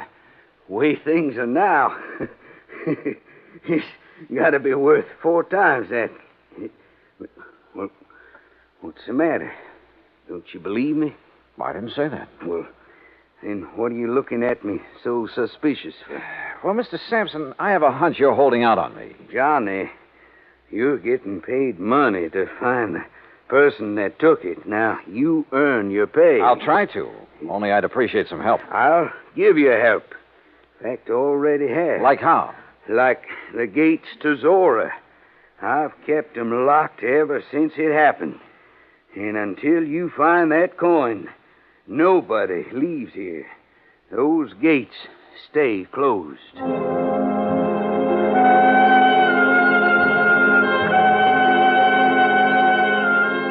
A few moments later, Kopek returned and escorted me across the magnolia-scented grounds to my rooms in one of the luxurious guest cottages. I unpacked, took a shower, then called Bert McGraw in Hartford. Well, how's it going, Johnny? It is not. Oh, come on now, boy. Sorry, Bert, but it looks like a real toughie. You don't want me to send in a pinch hitter, do you? Nope. But how about getting the dust off your pants and doing some legwork? All right, what kind of work? Find out for sure how many of those 1861 $half were ever made and what their value is today. Wait a minute. What'd you say, John? Not you, Bert. Somebody at the door. You check on that coin. Got it? Like the Yankees have the pennant. Good luck, boy. Okay, I'm coming.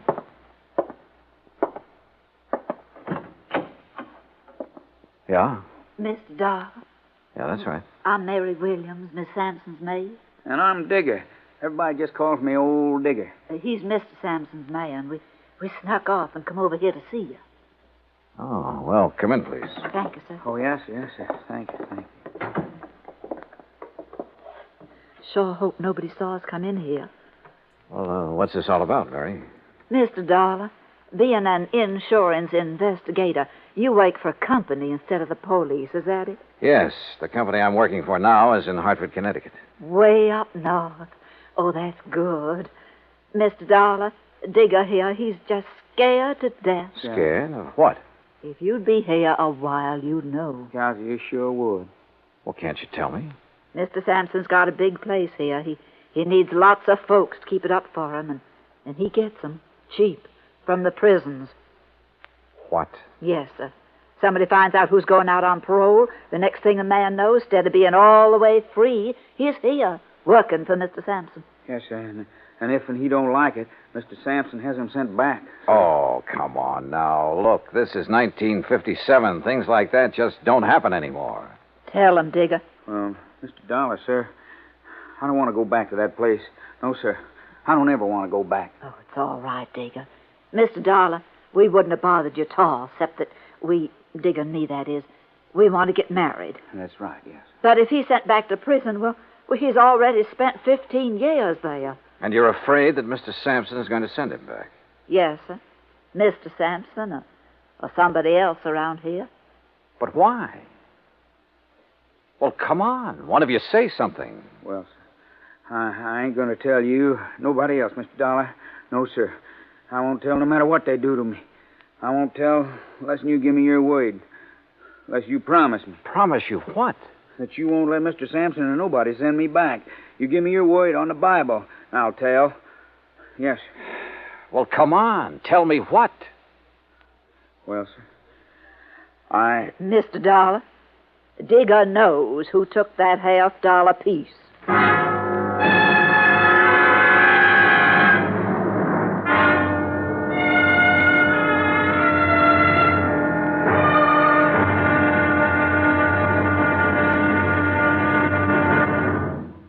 Act Two of yours truly, Johnny Dollar, in a moment.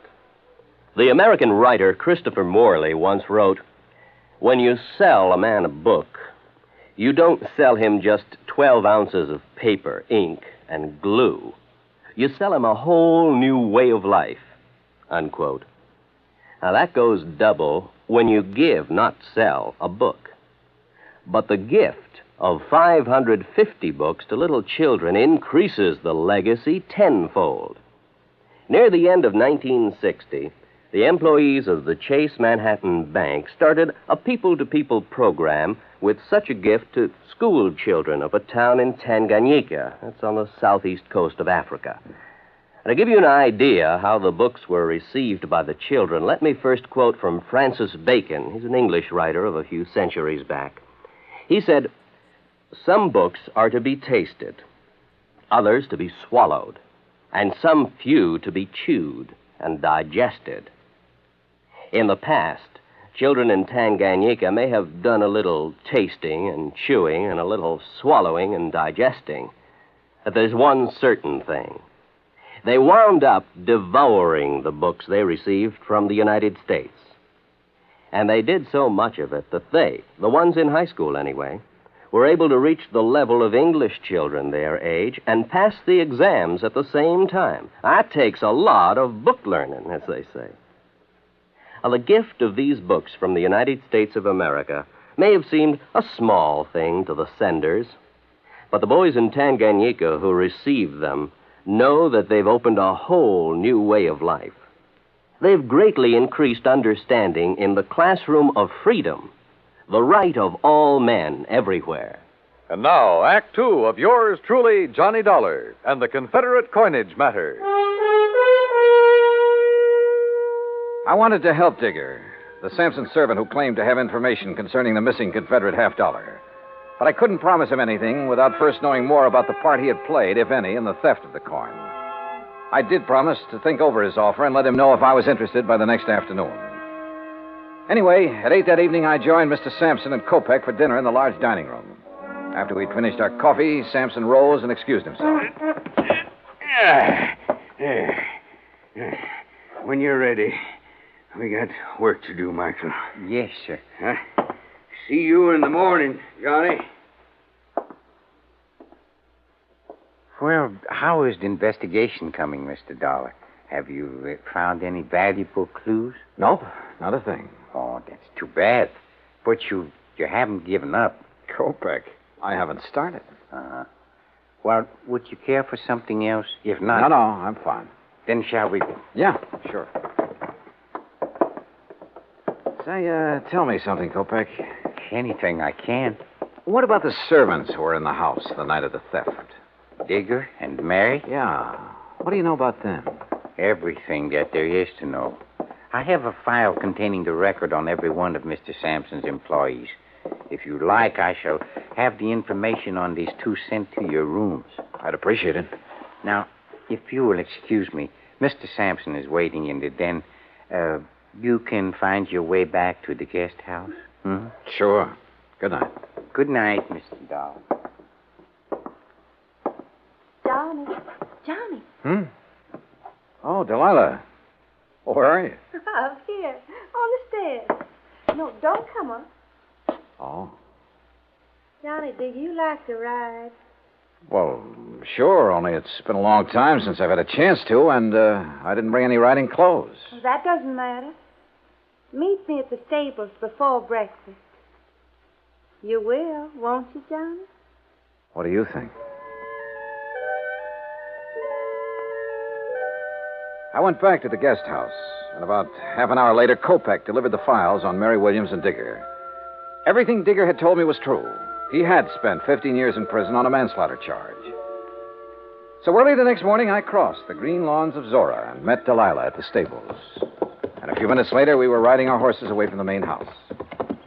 Where shall we ride, Johnny? You want the cook's tour? Oh, I don't know. What's it include? Oh, the turkey farm, dairy, and zoo.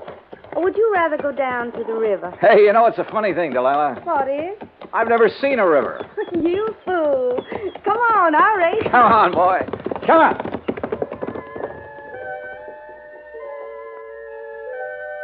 Finally, when we reached the river, we dismounted. And she just stood there for a long moment, looking down into the water. Well? I guess I'm just reaching for something I can't have. Yet. You understand, John? Why did you marry him, Delilah? His money. Only I was fooled. Or made a fool of. How do you mean? Well, he's a collector, Johnny. Of coins and paintings and people. Well, hadn't you noticed? I'm just another one of his possessions with all the rights and privileges of a statue. And you know why Sampson married me? Because my parents named me Delilah. Well, why don't you leave him? Oh, I'd need money, a lot of it. And I thought I was going to get some. But now, maybe I'll get another chance. And when I do, Johnny, you keep in touch, huh? We rode on back, had breakfast, and I returned to my rooms in the guest cottage. Around 11 o'clock, I picked up the phone and called Bert McGraw again. Johnny, about time you called. Yeah, what'd you find out, Bert? Enough to know that I'm in trouble, and you got to get me out of it. Trouble? What kind of trouble? That Confederate $50. Do you know what it's worth? $5,000. What? But you insured it for 20. I know it, but look, Johnny, it wasn't all my fault. I mean, well, how did Sampson know about the dies? What dies? The dies a man named Scott made 500 of those $50 from back in 1879. That's what lowered the price of the original $50. You mean there are 500 of those $50 in existence instead of 4? 504. The 4 original ones made in 1861, the rest were made later. Well, looks like you're out 20 grand, Bert. Oh, don't say that. Unless. Yeah? Unless you're willing to let me try something down here. Anything, Johnny boy, anything. Even if it costs $5 grand? Well, you know what'll happen to me if the company has to take a loss of $20,000 for something worth only $5. Johnny, please, go ahead. Thanks, pal. I'll call you later.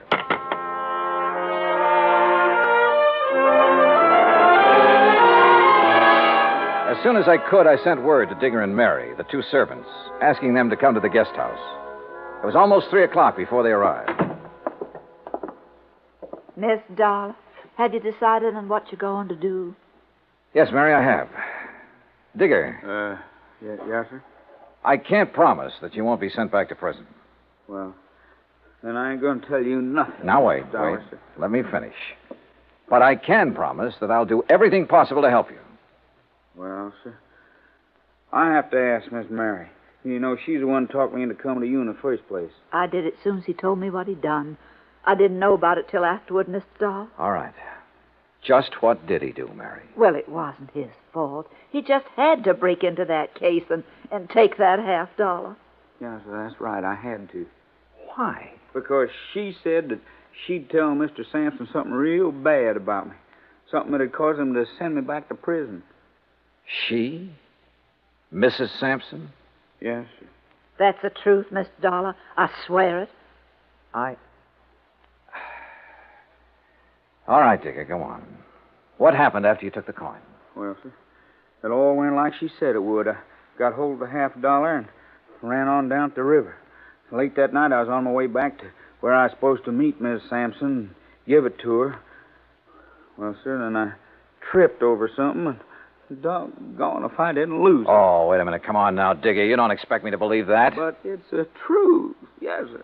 I had it in my hand, and when I fell, it flew out. And you can't find it? No, sir. No, sir. And I looked and looked. There's a good reason why he can't find it, Mr. Dahl. Oh? Yes, and you come with us. We'll show you. They showed me, and I had to agree there was a good reason. I told Kopek I wanted to see Mr. Sampson. While I was waiting for him, Delilah came down the stairs from her room. Johnny, I saw Digger take your suitcase out to the car. You aren't leaving. I will be in a few minutes. Well, Johnny, have you found the coin? No, not quite. But I know where it is. And I know how it got there. You do? Why did you do it, Delilah? Why did you make him do it? You ought to know by now, Johnny. I did it for the same reason I've done everything else in my life, for money. I thought I could use the money to get away from here. What'll you do now? I don't know. It's up to him. You do have to tell him, don't you? Yes, Delilah. I'm afraid I do. There's no other way. I mean, well, couldn't you say one of the servants... No, Delilah, don't you say it either. Okay, Johnny. See you around, huh? Sure. See you around.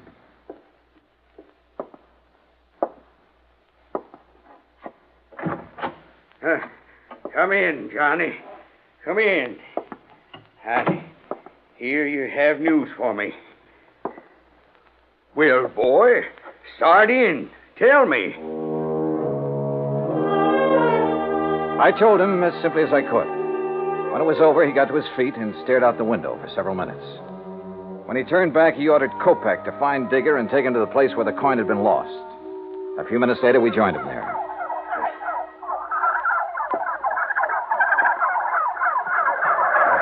I can't believe it. This where you lost the $50, Digger? On the turkey farm? Yes, sir. Yes, Mr. Sampson, sir. Right over there. Well, why didn't you get in there and find it? Well, I told Mr. Dollar how come I couldn't, sir. Well, Dollar? He couldn't find it because when he dropped the coin, one of those turkeys swallowed it. Dollar, what do you mean, one of those turkeys swallowed it? Well, sir, just what I said. Turkeys will eat anything that glistens or shines that's dropped near them. And since Digger was cutting across this field when he dropped the coin... But, boy, do you realize there are 2,000 turkeys in there, and any one of them could have my $50? The $50 Jefferson Davis, president of the glorious Confederacy, gave my grandpappy. Any one of them could have it stuck in his skinny redneck? Yes, sir, it certainly could. Well, good. Now, you just tell me, how do you propose to get me my $50 back? You can't do it.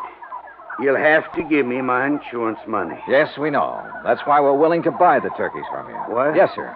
I'll give you $5,000 for the turkeys and guarantee to return the coin within 90 days, providing... Go on. Providing you allow Mary Williams and Digger to leave here and be responsible for the recovery of the coin. You mean You gonna let them tend the turkeys? I'm gonna give them the turkey. What? Oh, Mr. Dollar, you're a good man. Digger, you miserable... You hush up. Well, Dollar, you sly fox. Doggone, boy. You just got yourself 2,000 turkeys.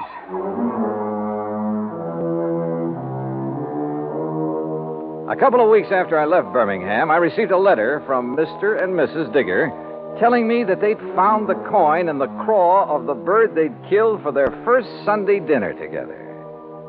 Which proves once again, miracles do happen. Expense account total, including transportation back to Hartford, $405.10. Yours truly, Johnny Dollar.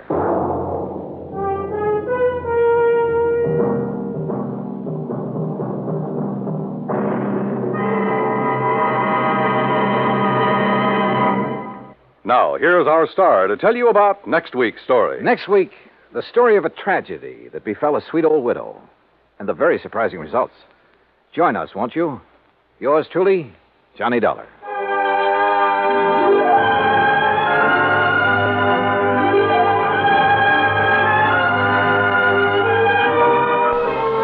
Yours truly, Johnny Dollar, starring Bob Bailey, originates in Hollywood. Written by Charles B. Smith, it is produced and directed by Jack Johnstone. Heard in our cast were Virginia Gregg, Eleanor Audley, Herb Ellis, Herb Vigran, Horace Lewis, and Vic Perrin. Be sure to join us next week, same time and station, for another exciting story of Yours truly, Johnny Dollar. This is Dan Cubberly speaking.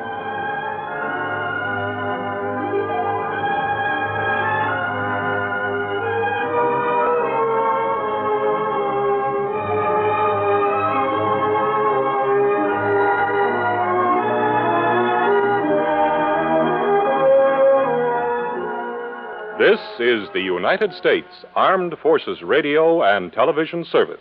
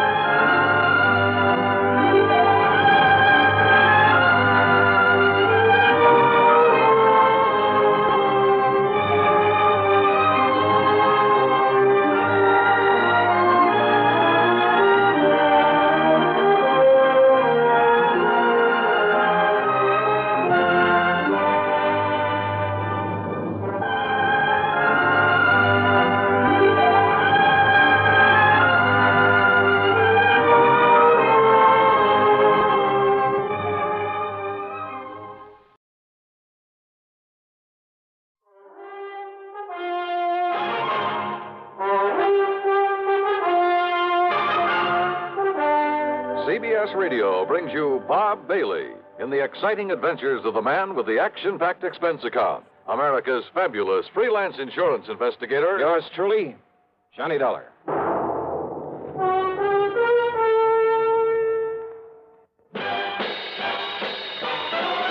Are you smoking more now, but enjoying it less? Have a real cigarette, have a Camel. The best tobacco makes the very best smoke. Have a real cigarette, have a Camel. Are you looking for flavor and mildness? Have a real cigarette, have a Camel. The best tobacco makes the very best smoke. Have a real cigarette, a real cigarette, a real cigarette, have a Camel. Again, for the 11th straight year, Camel outsold every other cigarette, filter, king size, and regular. The best tobacco makes the best smoke. So if you're smoking more now but enjoying it less, change to Camels. Get more real satisfaction every time. Start to really enjoy smoking again. Have a real cigarette, a real cigarette, a real cigarette, have a Camel. And now, Act One of yours truly, Johnny Dollar.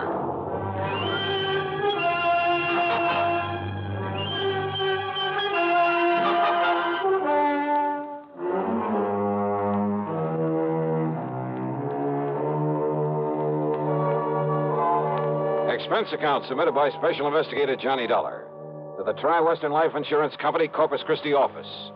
Following is an account of expenses incurred during my investigation of the Unholy Two Matter. It was a little late in the day to ride all the way to Texas, but I managed to make a pretty good set of plane connections. So, expense account item 1, $127.20, plane fare and tips, Hartford to Corpus Christi. Item 2, $4 even for a cab in from Cliff Mouse Airport to the Driscoll Hotel on North Broadway. As I was about to sign my name on a registration card for the benefit of the room clerk, well, I guess this is a pretty small world at that. And I'm sure you're going to find this room very comfortable, Mr. Dollar. Sure. Okay, then, Obie. I'll see you first thing in the morning. Here you are. Thank you, sir. Right now, I'll turn over and tell Wayne Stocks this. Boy, Yeah. take Mr. Dollar's bags up to the room. Dollar? Excuse me. Did I hear the name Dollar? What's that? Johnny Dollar, the insurance investigator?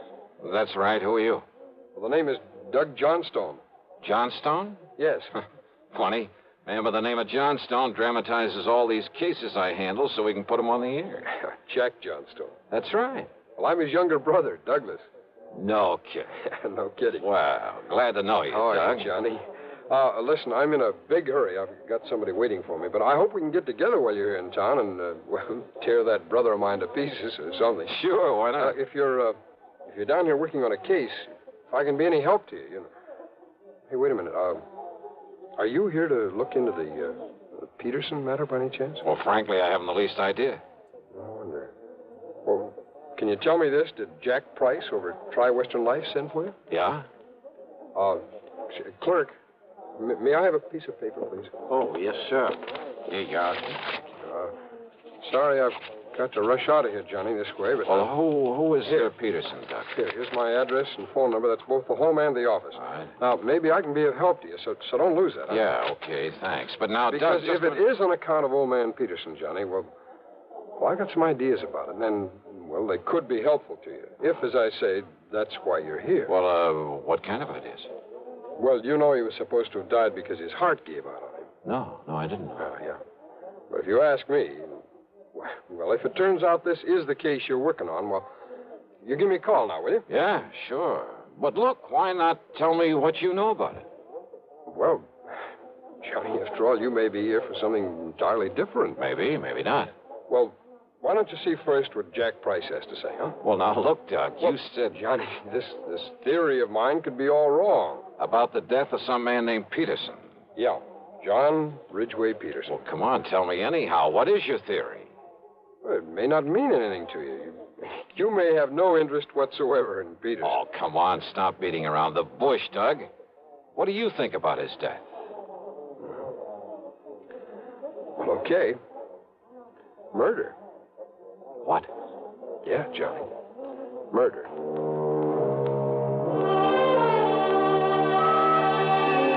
But because neither of us really knew if I'd become involved in it, that was all he'd tell me at the moment.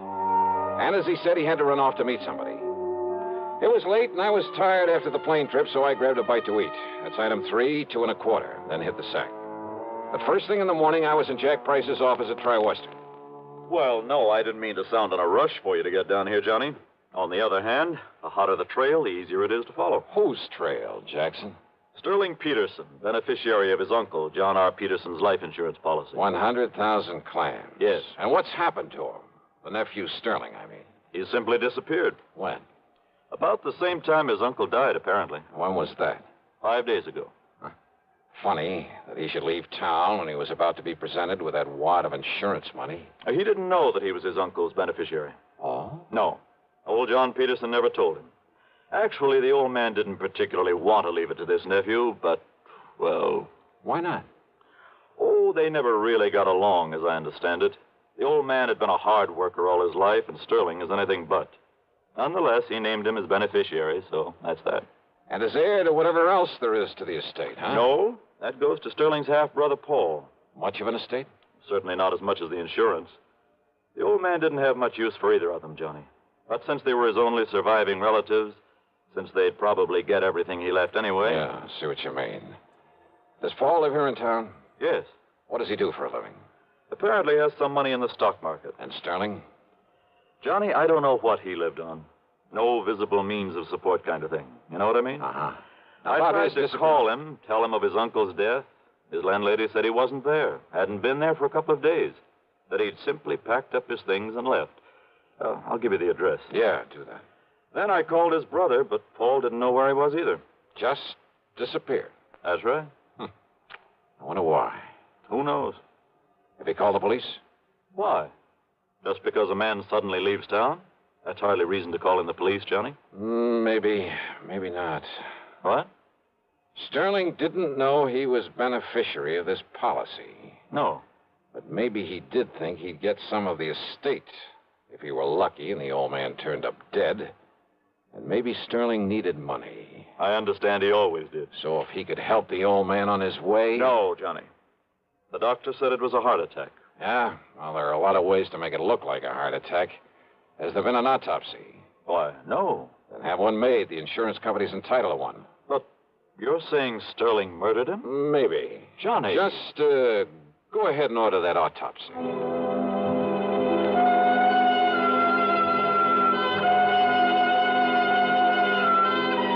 Item 5, $1.25 for a taxi. I found Doug Johnstone in his office, a small place, but with the cluttered desk of a busy man. Full of stock market reports, that sort of thing.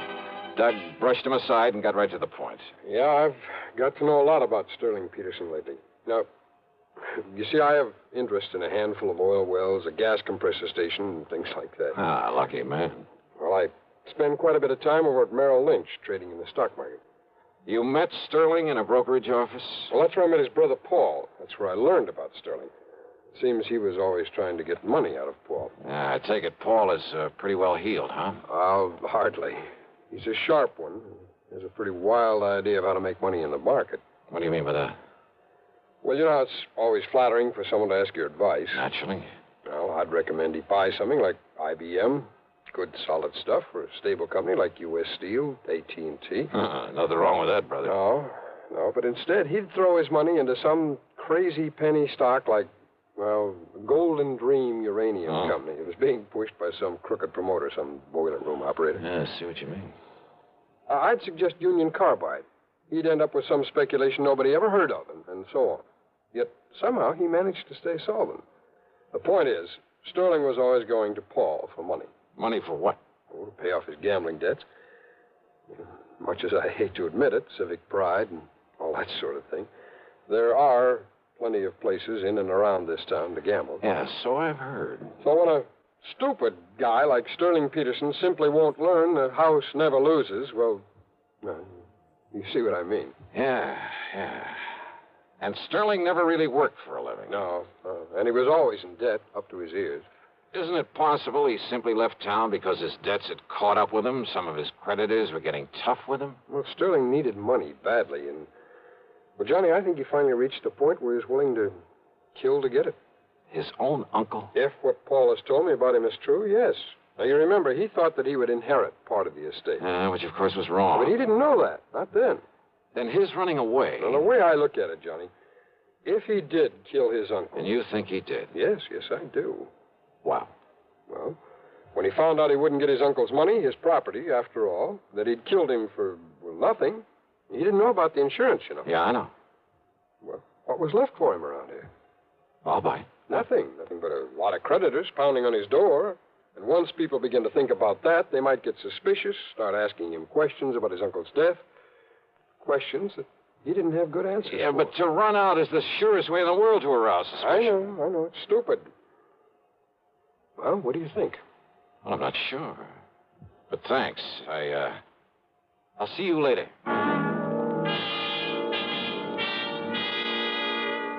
I took a taxi over to the place where Paul Peterson lived. That's item 6, $1.50. It was a nice apartment in a fairly good neighborhood. But he wasn't home. Item 7, $1 even for a cab to the brokerage house Doug had mentioned. I talked to Wayne Stockseth, a friend of Doug's. He hadn't seen Paul Peterson around there for several days. Well, Paul said something about going out of town, Dollar, to look at some of the companies he considers investing in. I see. When he gets the money from his uncle's property and so forth, Paul all, we'll have quite a bit to play with. And play with is the proper term, despite our advice to avoid so many cheap speculations. I've heard he's a bit of a plunger. Yes, I'm afraid so. Well, if he does come around, Wayne, ask him to call me immediately. I'll be at the Robert Driscoll. Item 8, $2 for a late lunch. Item 9, $1.30 for a cab to Jack Price's office. Now, wait a minute, Johnny. Yeah? Instead of hunting for Sterling Peterson, you're just hanging around hoping to find out the old man was murdered. Well, give me time, will you? But I tell you, the doctor who was with him when he died said it was heart failure. And I tell you, Jackson, there are plenty of ways. There are medical tricks. I can't Hold believe... it a minute, Johnny. Price speaking. Yes? All ready? Well, Doctor, what did you... What? Oh. I see. Thank you. What's the matter, Jackson? How did you know? How did I know what? The autopsy. Yeah? You were right. Apparently some drug substituted for the digitalis the old man was taking. You mean Doug Johnstone was right. The old man was murdered. Yes, Johnny. Murdered. Act 2 of yours truly, Johnny Dollar, in a moment.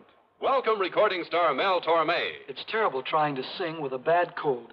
So I always take 4-way cold tablets to relieve cold miseries fast. Good idea. Tests of all the leading cold tablets proved 4-way fastest acting. 4-way starts in minutes to relieve muscular pains, headache, reduce fever, calm upset stomach, also overcomes irregularity. When you catch cold, try my way. Take 4-way cold tablets. The fast way to relieve cold distress and feel better quickly. 4-way, only 29 cents. Now, here's a word about another fine product of Grove Laboratories. To get rid of embarrassing dandruff in 3 minutes, change to Fitch Dandruff Remover Shampoo. 3 minutes with Fitch regularly is guaranteed to keep unsightly dandruff away forever. Apply Fitch before wetting hair, rub in 1 minute. Add water, lather 1 minute. Then rinse 1 minute. Every trace of dandruff goes down the drain. 3 minutes with Fitch and embarrassing dandruff's gone. At the same time, Fitch can brighten hair up to 35%. Get Fitch Dandruff Remover Shampoo today. And now, Act 2 of yours truly, Johnny Dollar.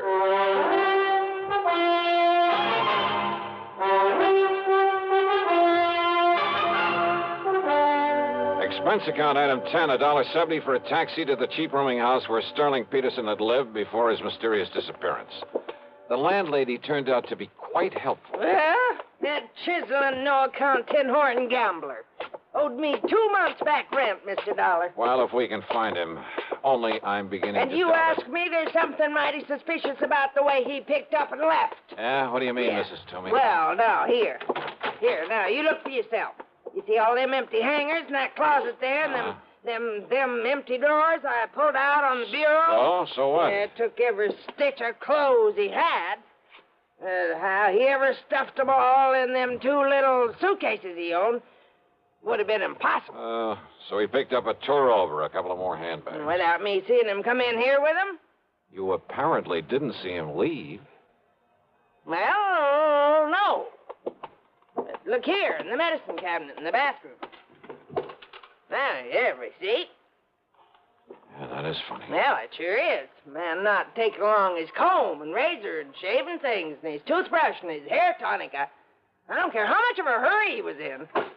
Mrs. Toomey, the day that Sterling Peterson disappeared. You mean the night he disappeared, don't you? Do I? All that day, he just sat around here, said he was waiting for his brother. His brother had promised to come and see him. Oh? Ask me, he was hoping his brother'd bring him some money to pay up his rent and things. Did his brother come around? At 7 p.m., his brother telephoned. I took the message. Yeah? Said Sterling was to meet him at some dive out on Staple Street, so he left. And that's the last you saw of him? I heard him come back here and up to this room sometime after 2 a.m. But you didn't actually see him. I go to bed at a respectable hour. Then how are you sure it Next was? morning he was gone. Bag and baggage must have just plain sneaked out on me. No, I don't think so, Mrs. Toomey. What's that? A couple of things I learned earlier, a couple of things you've told me, and the stuff in that medicine cabinet. Eh? Now, I don't think you'd better bank on collecting any back rents. Not from Sterling Peterson. That beat. Is he? Of course he is. Or is he just plain dead? I went back to my hotel. No, Paul Peterson hadn't called me. But there was a message from Jack Price, so I went to my room and I phoned him. I just wanted you to know the police are in on this now, Johnny. As a result of that autopsy. Yes, they're looking for Sterling Peterson, too. Also, they've been looking for you. They're very anxious to talk with you. Anytime they like. After all, it was you brought this thing out in the open by suggesting the autopsy. Because you had the idea that it might be murder. No, that was Doug Johnstone's idea, and a very good one. Have they talked with Paul Peterson? Well, I assume they will. Well, if he's back in town, huh? Okay, Jackson, thanks. Now, let's see. Yeah? Come in. Dollar? That's right. I'm Paul Peterson. I got your message. Wow. Come in. I understand that you're an insurance investigator, that you're looking for my half-brother Sterling. Ah, that's right. Who didn't know that he was the beneficiary of your uncle's insurance. Sit down. Thanks. I just got back in town from a business trip, and... That's so? Look, I found these letters waiting for me. Oh, from Sterling? Yes, here. Dallas, Wichita, Sioux Falls, South Dakota, Fargo, North Dakota? Yes, and by now he could be across the border in Canada. Yeah, maybe. Read it, Dollar. Just keep quiet and give me time, and you won't have to worry about me anymore. Yeah, the others are practically the same. Yeah. Neatly typewritten, no signature. I'm afraid it's obvious who they're from. So it looks as though your half-brother is running away. Now that we know your uncle was murdered. Murdered? Yeah, that's right. Sterling. Type these on your own machine, Paul? That might be pretty easy to trace. What? Yeah, with Sterling out of the way, you'd get your uncle's insurance as well as his money and property, wouldn't you? I suppose so, but I don't see what you're driving at. Oh, you did things up pretty well, Paul. Much better than your stupid brother could have. What are you talking and about? And all to play safe in case we discovered it was murder. Dollar. That so-called business trip. It was so that you could mail these letters to yourself, make it look as though Sterling had done the murder. Well, he must have. And what happened? Did you make the mistake of telling him you'd done it? I? Now, look here. After all, he would never have thought of substituting for the digitalis your uncle was taking. Look here, So Dollar. did Sterling threaten to blackmail you? Is that why you had to kill him, too? You're crazy. You don't know what you're talking about. And the tiny thing that tipped me off. What? When you went back to his room that night, after you'd killed him, to haul away his stuff, make it look as though he'd taken a powder. Yes? Silly little thing. But no man, no matter how much of a hurry, would have left behind his comb, his razor, a toothbrush. And that isn't all. I say you don't know what you're talking about. Or maybe you do. Oh, no, easy, Paul. That gun will make an awful lot of noise in here. No. Not when it's tied up against your back with a pillow over it. Stand up, Dollar. And if I don't? Well... Okay, Doug. What? Kick open the door. I'll cover him. I tried it. The police. That's right. All right. Look, boys. I said you covered, Peterson. Drop it. Drop it. Johnny, you okay? Yeah, sure, Doug. You hear it all, Sergeant? Yeah, I sure did, Mr. Dollar. It's funny, though. Funny? All I really came up here for was to talk to you. Not much point in it now, is there?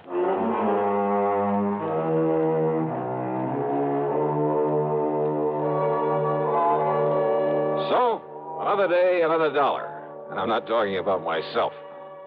Expense account total, including hotel bill, a flock of incidentals, and a plane back to Hartford, $287.20. Yours truly, Johnny Dollar.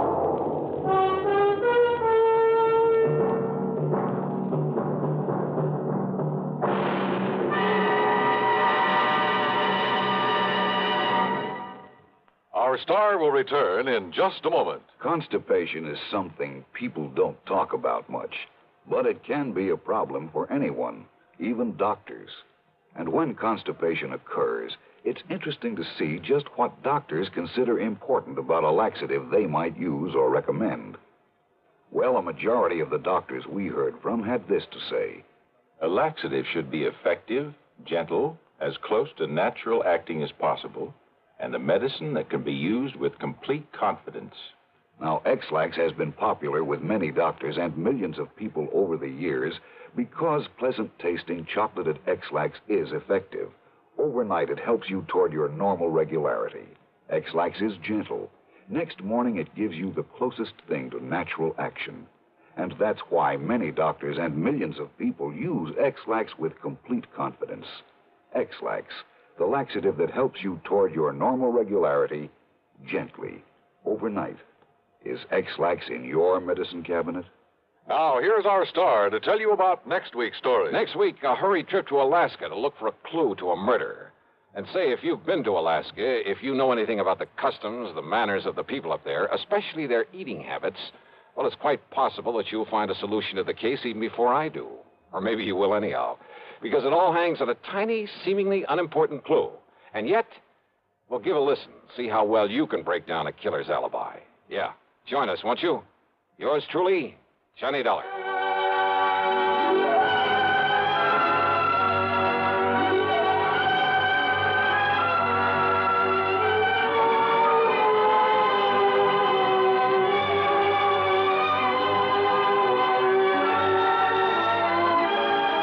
Yours truly, Johnny Dollar, starring Bob Bailey, originates in Hollywood and is written, produced, and directed by Jack Johnstone.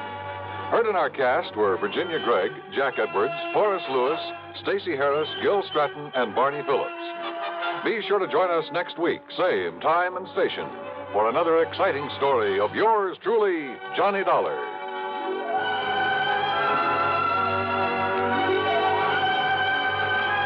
This is Dan Coverly speaking. Tangled secrets unravel eerily all through the long night as suspense follows on the CBS Radio Network.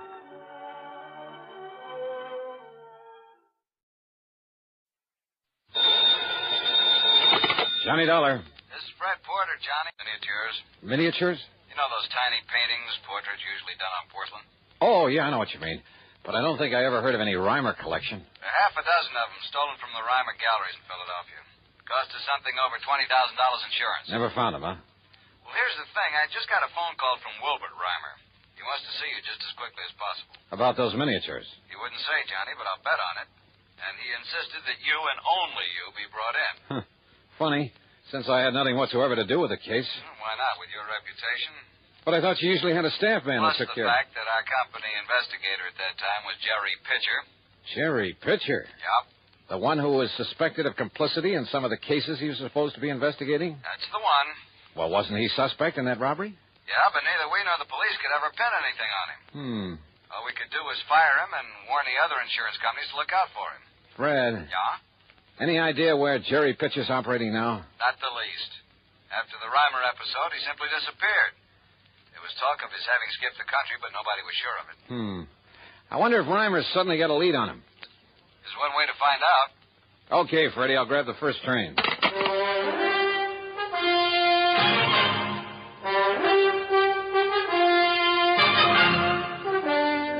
CBS Radio brings you Bob Bailey in the exciting adventures of the man with the action-packed expense account, America's fabulous freelance insurance investigator. Yours truly, Johnny Dollar.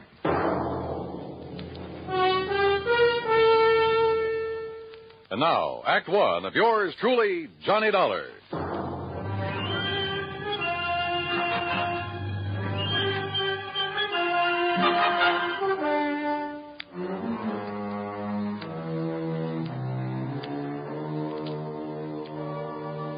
Expense account submitted by Special Investigator Johnny Dollar to the Mono Guarantee Insurance Company, Philadelphia office. The following is an account of expenses incurred during my investigation of the Reimer collection matter.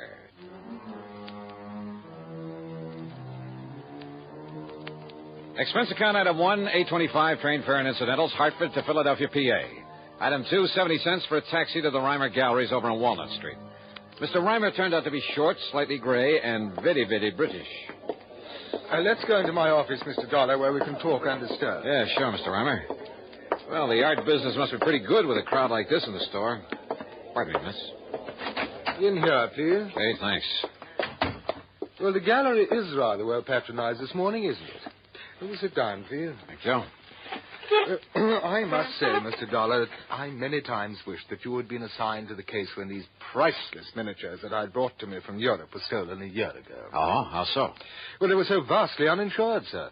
A man of your capabilities would have been able to find them for me. Yeah, maybe. You, instead of that Jerry Pitcher.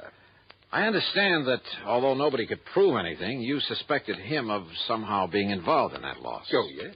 If only because of his failure to investigate it properly. But now look here, son. This check has a direct relationship with the unusual number of people visiting the gallery this morning. Uh-huh. This check was made out by you? Yes. I intend to put it in the mails before the day is over. To the Mono Guarantee Insurance Company. $4,050? The exact amount I received for the loss of one of the miniatures, a genuine Pellegrini. But you collected something like $20,000 in all. On the 6th it was stolen, yes. But now, suddenly, and most mysteriously, the Pellegrini has been returned to me. What? And, of course, the people out there in the gallery, most of them connoisseurs, would be interested in seeing it again, wouldn't they? Yeah, I should think so. As a matter of fact, I've already found a buyer for it. Who? Mr. Charles Cunningham, one of my regular clients. Well, just how did you happen to get this one back? 2 days ago, when I opened the place, I found it lying inside the door, on the floor, under the letter slot for the morning mail. Just lying there? But it was wrapped in a bit of coarse wrapping paper, the sort a greengrocer might use, and it was tied up with a piece of dirty string. No note or anything with it? Nothing. They're very mysterious. But why was it returned? Who knows? Would you call it a pretty well-known piece, one that might easily be recognized? Oh, definitely. And of course, there were pictures of it in the papers and of the others at the time that they were stolen. In other words, anybody having it stood a pretty good chance of being caught if he tried to sell it. But that does seem to be a logical conclusion, doesn't it? Yet there's always the black market. I mean, abroad, in Paris. A lot of fine art that was stolen during the war has suddenly shown up over there. Yes, and I understand that otherwise perfectly honest collectors haven't hesitated to purchase it. Things taken from the Louvre, from various museums in Germany, and... Hello, but Mr. Dollar, if the thief were caught smuggling the miniatures out of this country... Yeah, I know what you mean. But now, why return these to you? One of them, Mr. Dollar. Okay, one of them, but why? Well, there is, of course, one possibility. Yeah? Like what?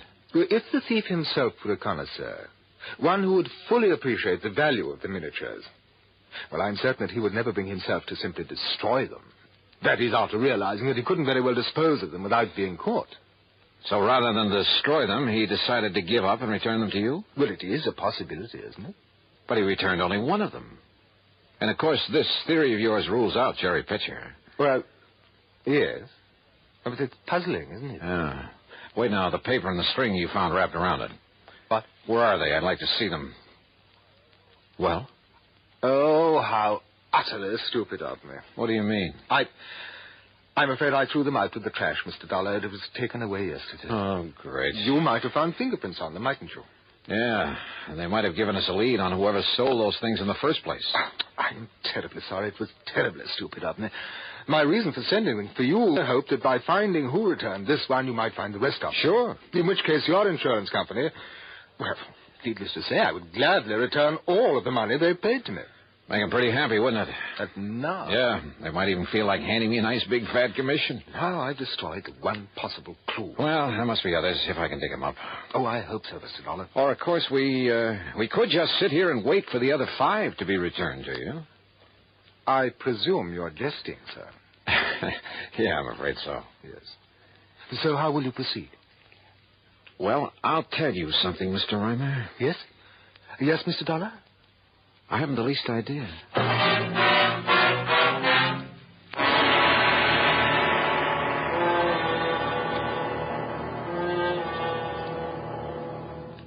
And now, Act Two of yours truly, Johnny Dollar, in the Reimer Collection Matter.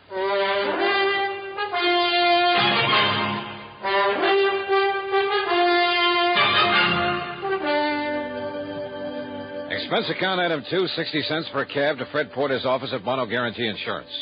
And it was about the stolen miniatures that Mr. Reimer sent for you. And it was, Freddie. Over $20,000 worth, Johnny. Well, has he some idea now about who might have taken them? Fred, one of them, a Pellegrini, has just been returned to him. What? Yeah. Reimer's sending you a check in the amount your company paid him for that particular one. Well, who returned it to him? I don't know. He doesn't know. It was simply pushed through the letter slot in the door of the gallery. No clues, no nothing. Johnny, whoever returned it must have been the thief. Or someone who knows the thief has contact with him. So if you can find this person, whoever brought it back, we may be able to recover the other miniature. Yeah. Did the police really do a job when they were stolen a year ago? Yes, and the only suspect was that so-called investigator we'd mistakenly assigned to Reimer because he seemed to know something about art. He was familiar with Reimer's place. That was Jerry Pitcher. That's right. But they couldn't prove a thing against him. And after all, it was only Reimer's theory that Jerry might have been mixed up in it. Why? I don't know. It may have been because of the sloppy way he handled his end of the investigation. And don't forget, it was about that time we learned that Pitcher's reputation wasn't all that it might have been. Have you got any idea where Jerry might be now? As I told you over the phone, Johnny, there was talk that he'd skipped the country. Reason in itself to be suspicious of him, if you ask me. I'll tell you this, Fred. If he did skip, and if he had those miniatures with him, the one place he might have gone to... Listen, mind if I use your phone? It's right beside you. Help yourself. Okay, thanks.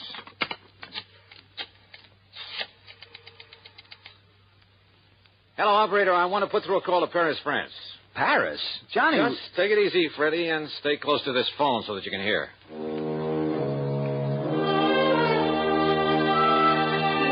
My call was to a strange little character whose name is de Marsac, but who calls himself a Chagris, the gray cat. His knowledge of the Paris underworld and everything that goes on in it is nothing short of fabulous. Yeah, because he himself is very much a part of it, of what goes on there. Not a single important work of art could ever hit the black market without his knowing about it. How oui, Monsieur Darling. This is your oldest, your dearest friend, Le Chagris. Oldest and dearest friend, huh? But of course. Oh, sure. Now listen to Marsac. I want some information. Maybe you can give it to me. For a small fee, perhaps? Perhaps. Say, $1,000 American? $1,000? You're out of your mind. Oh, 500? Maybe a couple of hundred, if it's worth anything. Now, take it easy, Johnny. Let me handle this. Now, listen to Marsac. Well, speak, monsieur. Well, I'm looking for a man named Jerry Pitcher. Ever see or hear of him? Jerry Pitcher? Oh, no, monsieur. You're sure? Yes, I'm sure. Then what about the Reimer collection of miniatures? Oui. Yeah, there's some tiny paintings on porcelain. Yeah, but of course, they were here on the black market. You get that? I sure did. Go on, Johnny. Monsieur? When, de Marsac? When did you see them? Well, it is important. You kidding? Of course it is. Then you will pay me, 400, perhaps? 200. Now, when? Oh, me. Well, 3 years ago. 3 years ago? We when they purchased for the gallery there in the United States. Oh, well, that's a lot of help. But who brought them for the Reimer gallery? Who purchased them? Do you know? Well? Uh-huh. So that is the question. That's right. Well, then 300, perhaps? Oh, it's worth it, monsieur. Okay, 250. Now, tell me who. Well, it was Monsieur Reimer himself. What? Reimer himself bought them there in the black market? Oui, monsieur. Ah, I see. Well, so perhaps it is really worth 400, monsieur? No, on second thought, de Marsac, I'm afraid it doesn't mean a thing. I'll mail you a check. Well, of course, the last time I saw it... What? What's that? Well? Okay, 400. Bien. It was 6 months ago, June. In June? Oui, June. At the shop of my very dear friend...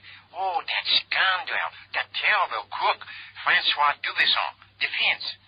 But not for long. What do you mean? Because he could not sell them.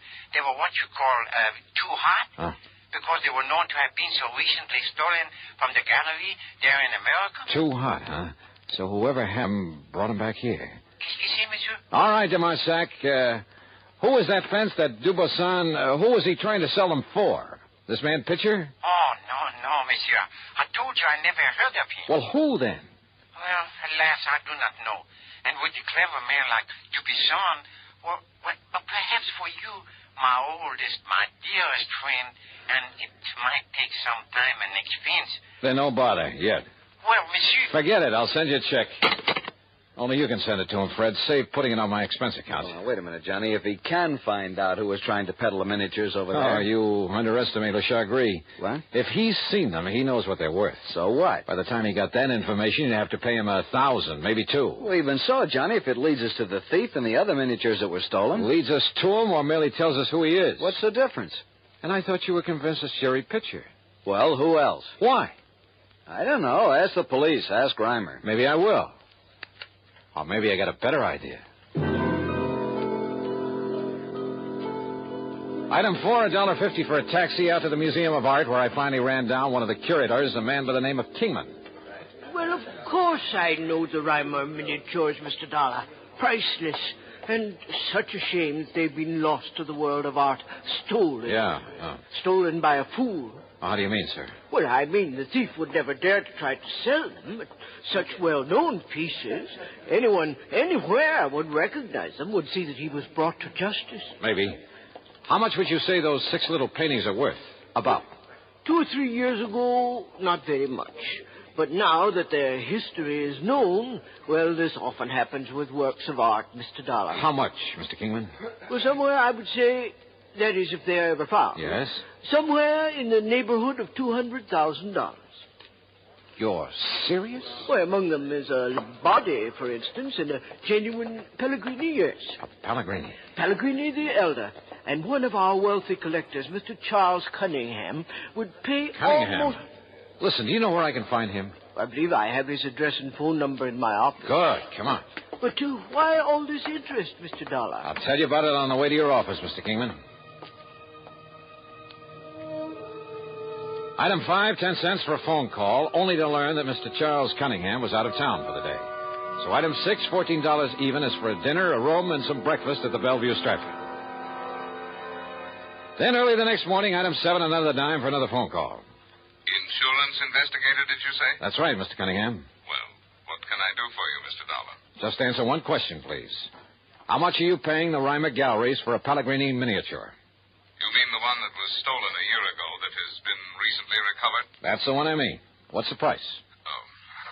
Well, now, I'm afraid that's something... How much, sir? It was a private sale, Mr. Dollar, a confidential transaction, and... Well? I don't know whether you realize it or not, but only recently has the value of those miniatures become... Yeah, I know all about that. How much, Mr. Cunningham? Now, look here. Would you rather be hauled in as accessory to a fraud? You mean the Pellegrini isn't genuine? Oh, it probably is. But you said I might be involved in a fraud. How much? I'm giving Reimer $20,500 for it. Maybe you'd better call your bank and have them stop the check. Stop the Thank you, Mr. check? Cunningham. It looks as though my hunch was right. What? Goodbye, sir.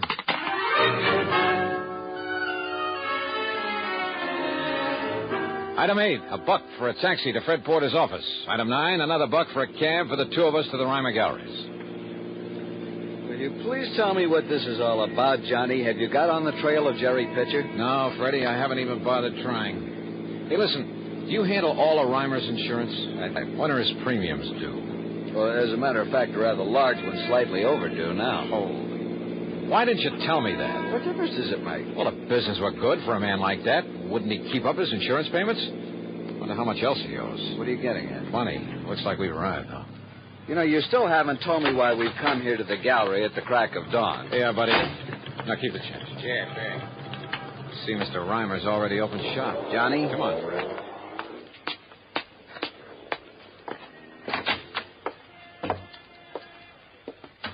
Well, Mr. Reimer. Oh, Mr. Dollar, I am indeed glad to see you. Indeed. Indeed.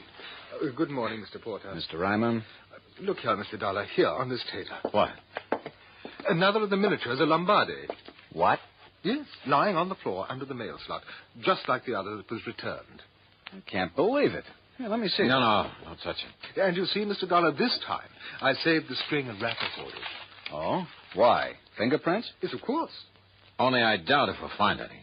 But you were most explicit. Matter of fact, if you didn't wear gloves in wrapping it up, you were pretty stupid. I beg your pardon. Asked that I be dragged in so that nobody would suspect you, huh? Suspect me? Johnny, what of Jerry Pitcher? Who knows what Jerry is, Jan? Who cares? Mr. Reimer, when was your last trip to Europe? In June, wasn't it? I make many trips to Europe in order to... In June? Well, yes, it was. But now look here. Let's go back to your office. I want to look at your bank statements for the past year. Mr. Dollar. Or would you rather I just call in the cops? I don't know what you're talking about. Real honest business you've been running, huh? Of course. But you didn't hesitate to buy stolen, smuggled artworks on the Paris black market. Now, look here, sir. I suppose I should have started thinking when you told me those miniatures were considerably underinsured. What? Yeah, because you insured them before their true value really became known. But by the time you did know it, you'd already pulled the fake robbery, collected the insurance on them to keep your business going. Well, now, Hannah, please. You tried to sell them in Paris then, but they were too hot. That was in June. But you still needed money, didn't you? But have I denied So that you had to bring them back. After all, you'd only collected about $20,000 on them. And now you could sell them for $200,000 at least. Is this true? Pretty nice profit, even after you got through returning what you'd collected from the insurance company. Mr. Reimer? And how to get them back? Have them mysteriously reappear one at a time and give out that cock and bull story about the thief not daring to sell them without being caught. Well, Mr. Reimer? Well, do you think, if I produce the others, if I write and sign a full confession, the authorities will be more gentle with me?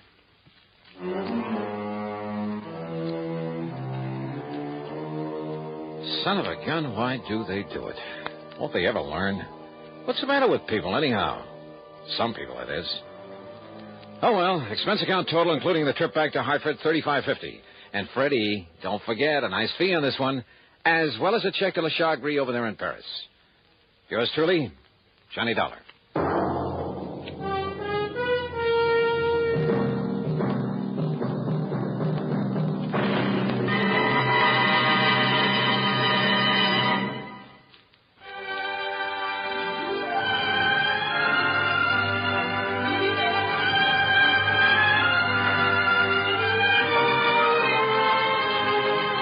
Yours truly, Johnny Dollar, starring Bob Bailey, originates in Hollywood and is written, produced, and directed by Jack Johnstone. Heard in our cast were Harry Bartell, Ben Wright, Forrest Lewis, Junius Matthews, and Marvin Miller. Be sure to join us next week, same time and station, for another exciting story of yours truly, Johnny Dollar. This is Dan Cubberly speaking.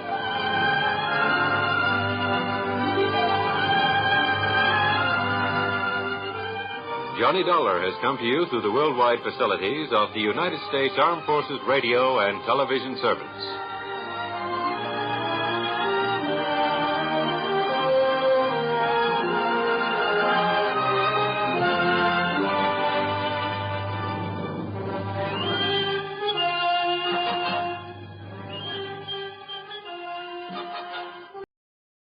The Greater Southwest Insurance Company office in Kingman, Arizona.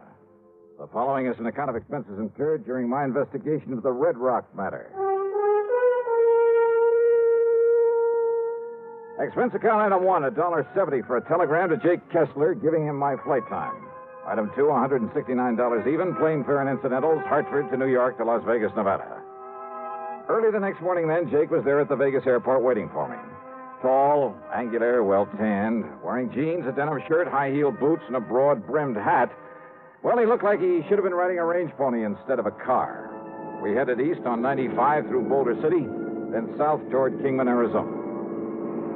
All right, now, Johnny, now that we got the how-to-dos over with, I better tell you why I called you out here. Hey, you said something about a murder, Jake. We'll know for sure when we get down to Kingman. Now, back in 52, Johnny, a couple of boys named Ralph Garrett and Jerry Bisbee were doing quite a bit of prospecting around these parts. Gold? Gold, silver, copper, anything they could find. Well, how they ever joined up together, nobody could rightly understand it. Now, why do you say that? Well, Ralph was okay. Not much money, but a nice wife, home, family.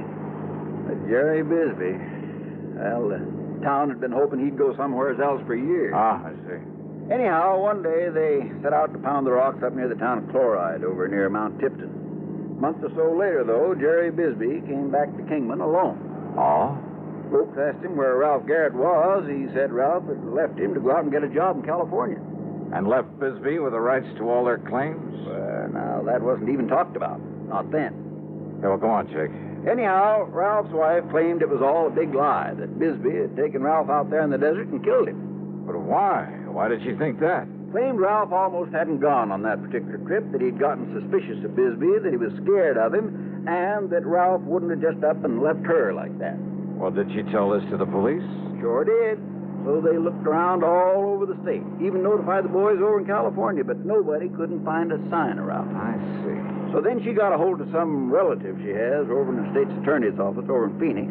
And, Johnny, before you knew it, Jerry Bisbee was up on trial for murder. Oh, but on such flimsy evidence and without a body. Sure. Jerry was acquitted. Now, like I say, that was back in '52.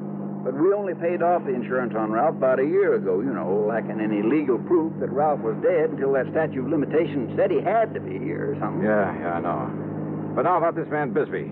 Does he still live in Kingman? No, Johnny. As soon as that trial was over, he sold his little place, left town, and never come back. Uh-huh. And with no actual proof that he'd killed his partner? Now, just a minute. Yeah?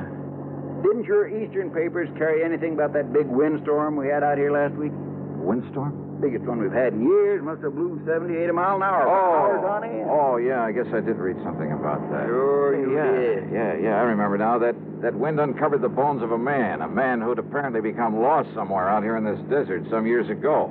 Lost, huh? What do you mean? There's something the papers didn't say, Johnny. There was a bullet hole in the back of the skull. Oh. From exactly the same caliber as the old Winchester 94 Jerry Bisbee'd always carried with him. Uh-huh. Then it looks like the skeleton is Ralph Garrett's. Murdered and buried out there by this Jerry Bisbee. Well, now, there's only one person can identify that skeleton for sure, Johnny. Who's that? Young Doc Blessing. And if we're lucky, we'll find him awaiting for us in Kingman.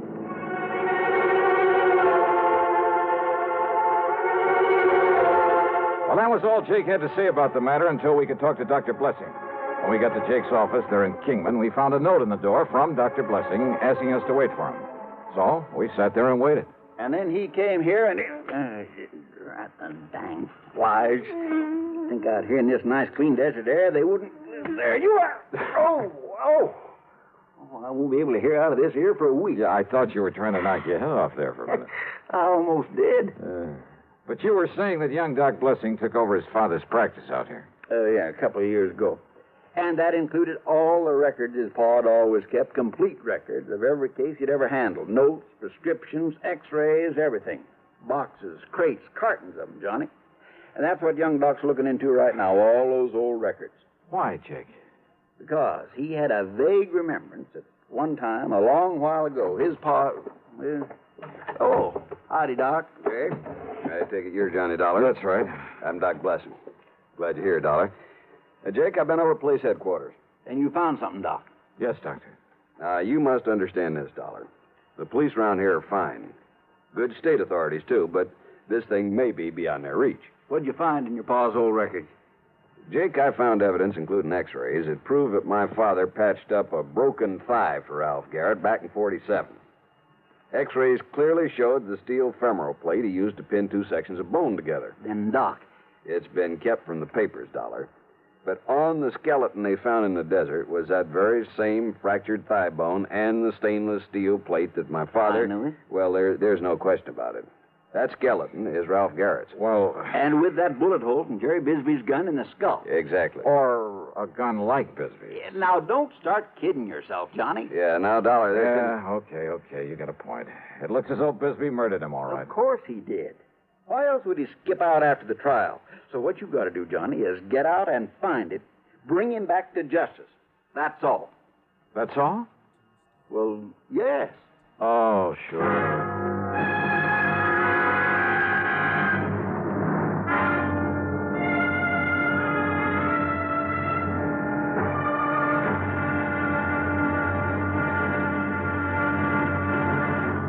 Next time you refresh, enjoy a frosty, ice-cold Pepsi-Cola. Sociability, Charlie. All right, Kay, how's this? Pepsi is light, refreshes without filling. You like to refresh? Have a Pepsi right now. Well, offer it to everybody, Charlie. I will. Enjoy Pepsi at the fountain. It's delicious at home, too. Have one at lunch or with a snack. Charlie. At the beach or at dinner. Wherever you go, wherever you're thirsty, Pepsi is there. It's here, too, in our Be Sociable song. Be sociable, look smart, keep up to date with Pepsi. Drink light, refreshing Pepsi. Stay young and fair, debonair. Be sociable, have a Pepsi. For the weekend, have plenty of Pepsi around. Pick up an extra carton today. CK, I'm sociable. With Pepsi, everyone is. And now, the second act of yours truly, Johnny Dollar.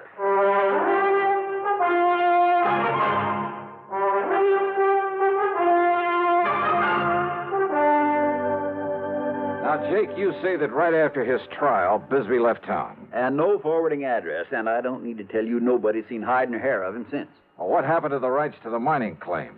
Sold them out, didn't he, Doc? That's correct. Did he get much money for them? No. And, of course, he had to share and share alike with Ralph's widow. Hey, Doc, you say you just saw the police. Yeah, Dollar, and of course they're certain, too, that Bisbee murdered Ralph Garrett. On the strength of the evidence I was able to provide for him. Uh-huh. Any idea how they plan to proceed? Yeah, I assume they've notified the state police and that they'll put out bulletins all over the country. All of which will take time, of course. Yeah, in other words, they have no idea whatsoever where Jerry Bisbee might be by now. Well, after all, Johnny, after all these years. Yeah. Bisbee may have gone anywhere after he left here, and since he alone had knowledge of his guilt at that time. Yeah. So all I have to do is perform a slight miracle and... Hey, wait, you say that he was a prospector while he was living here in Kingman. That's right. Well, what else did he do? Well, he kind of worked some of the mines now and then, enough to keep him in food and clothes and tobacco's all. And liquor, of course. He was a heavy, disagreeable drinker. But that's all. It's the only work he knew. Now I got some house calls to make. If I can be of any further help. Yeah, well, maybe that gives me an idea. Yeah? No, you go ahead, Doc. I can work on it right here. Very well. Don't hesitate to call me. What's this idea, Johnny? Just let me use this phone. Well, sure, go ahead.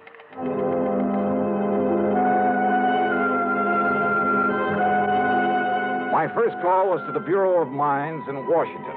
I practically had to have them check me out with the FBI before they'd give me the information I wanted. But finally, in the course of running up a $27 phone bill, that's item 3 on the expense account. Yes, Mr. Dollar, I've located a listing of mining claims in the name of Jerry Bisbee. Then he's still prospecting. The list begins with 1944. All claims up to 1952 were in Arizona. Yeah. Would you like me to read them to you? No, thanks. What I'm interested in is recent claims, and I've got a suspicion they won't be in Arizona. Let me see now. Yes, you're quite right. Yeah? Within the past few years, he's apparently been doing some prospecting in the state of Nevada. Where? Well, in several rather widely separate... Well, of course, the office in Carson City could give you more up-to-date information than we have. Yeah, you're right. I'll call him. Thanks very much.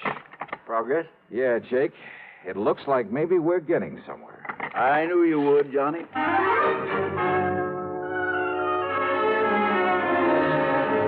But on my call to Carson City, capital of Nevada, I ran into a stone wall. Oh, I'm sorry, sir, but I have no authority to give out such information over the phone. All right, now, listen, please, when miss. Mr. Harker gets back to the office, if you care to call back in 2 or 3 hours. Look, isn't there somebody else there who can give me the information I need? All I want... Without Mr. Harker's authorization? I doubt it, sir. But look, miss, I just want to get... If you were to come here in person and show the proper credentials. Yeah, sure, thanks.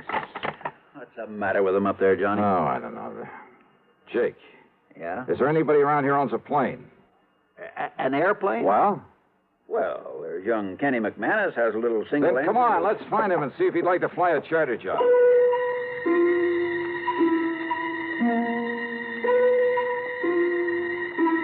Expense account item 4, $175 to Kenny McManus for the use of his plane and his service as pilot.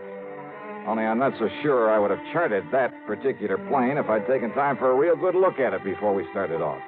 Yeah, with 2 passengers, a full load of gas, and my luggage, it was hardly... Well, let's face it. It was old and definitely underpowered for such a trip. We missed the tops of several mountains by only inches along the way. But somehow, shortly after noon, we landed in the Nevada capital. Item 5, $1 to one of the lads at the hangar for a ride into the local bureau representative. Mr. Harker was somewhat reticent until I mentioned one word. What was that, Mr. Dollar? Murder, Mr. Harker. I want this man Bisbee for murder. I see. And I'm certain I can be of help to you. And now, thanks to Mr. Harker's cooperation, I finally really got on Jerry Bisbee's trail. Item 6, $50. Deposit on a rental car, and I headed due east. I headed for the lively old ghost town of Virginia City. I didn't know I was also heading into one of the most dangerous situations in my whole career.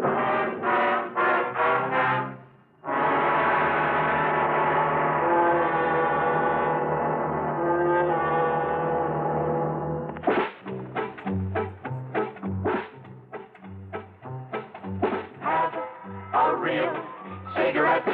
Have a Camel. Have a Camel cigarette. Have a real cigarette. Have a Camel. Have a Camel cigarette.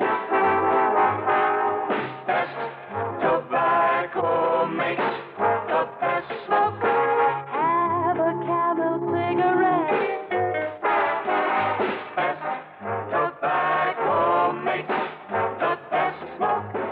Have a Camel cigarette. If you're smoking more these days, but enjoying it less, change to Camels. The Camel blend of costly tobaccos has never been equaled for real smoking satisfaction. Have a real cigarette. Have a Camel. Start to really enjoy smoking again. Now back to yours truly, Johnny Dollar and the Red Rock Matter.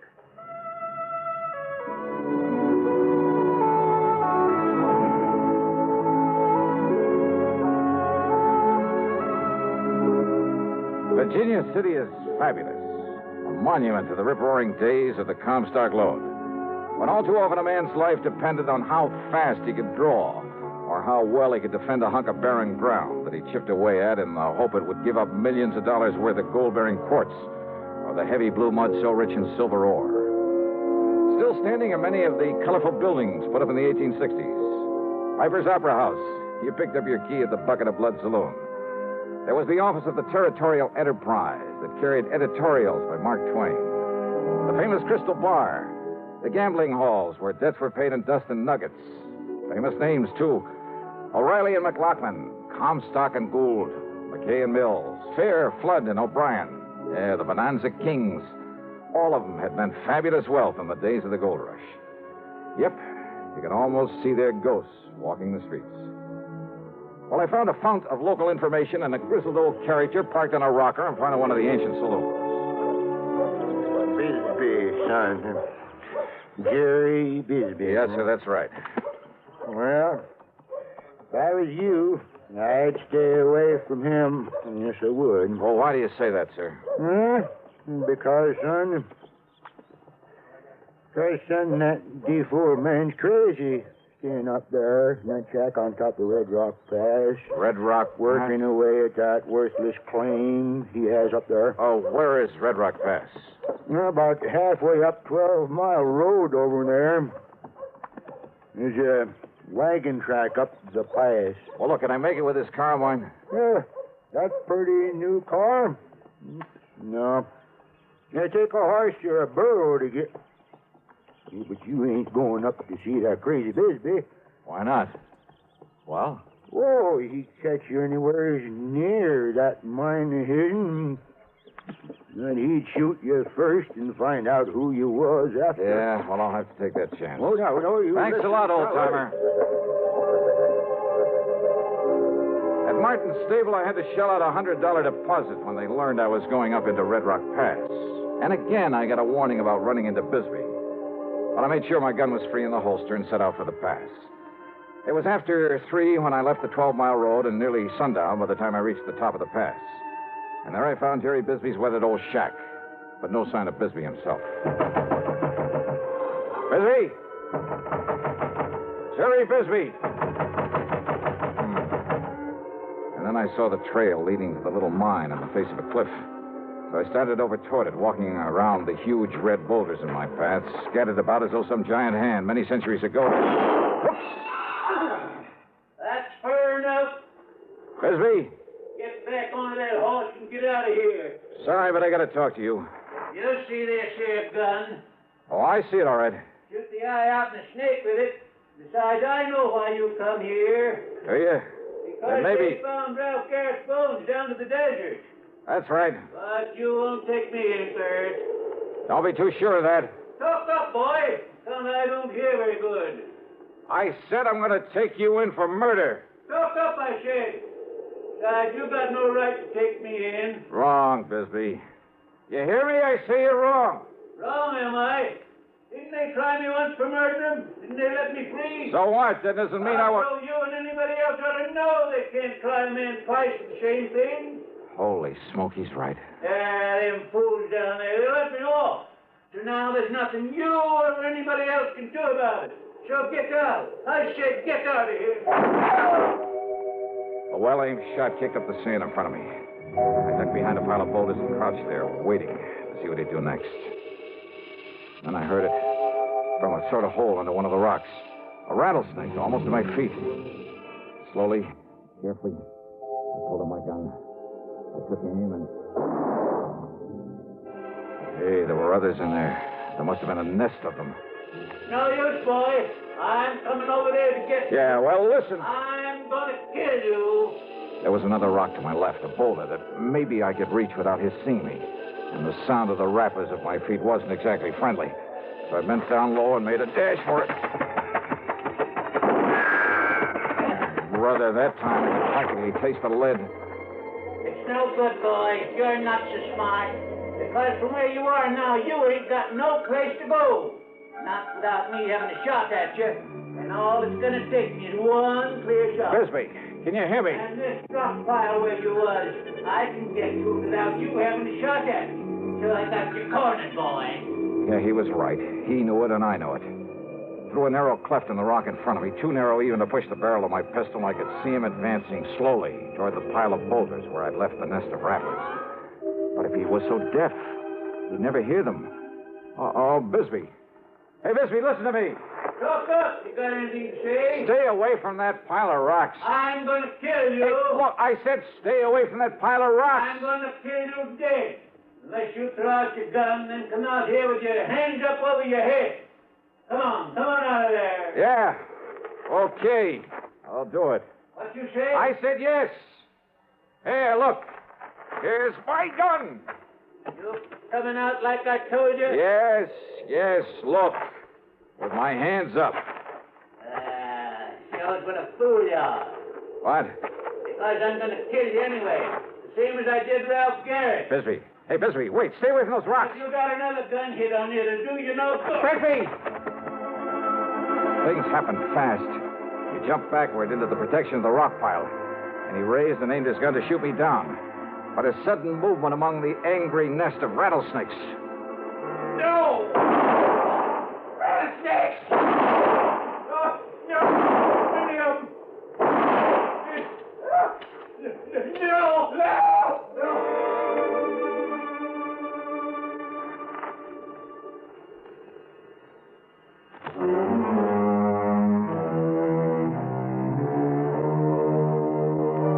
By the time I got over to him and hauled him out of that pit of death, half a dozen of the deadly rattlers must have struck him.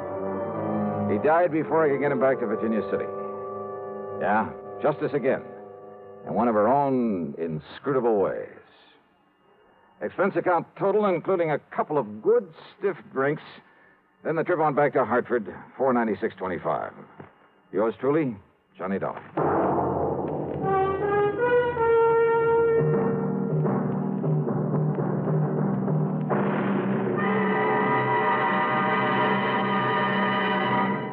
Hi, this is Dennis James. Say, remember way back when this melody was popular?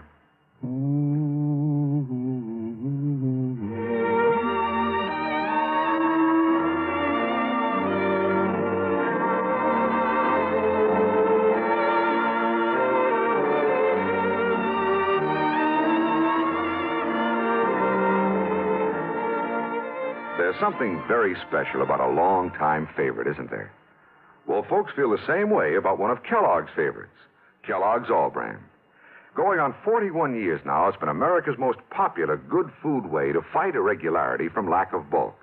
Because it's whole brand, Kellogg's All Brand gentles away irregularity safely and reliably. And because it's deep toasted for extra crispness, it never gets mushy in milk.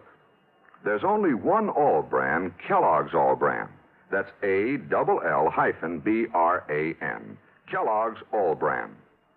Now, here's our star to tell you about next week's story. Well, next week, the Canned Canary Matter. You heard it right. And I promise you that title is a real fooler. Join us, won't you? Yours truly, Johnny Dollar.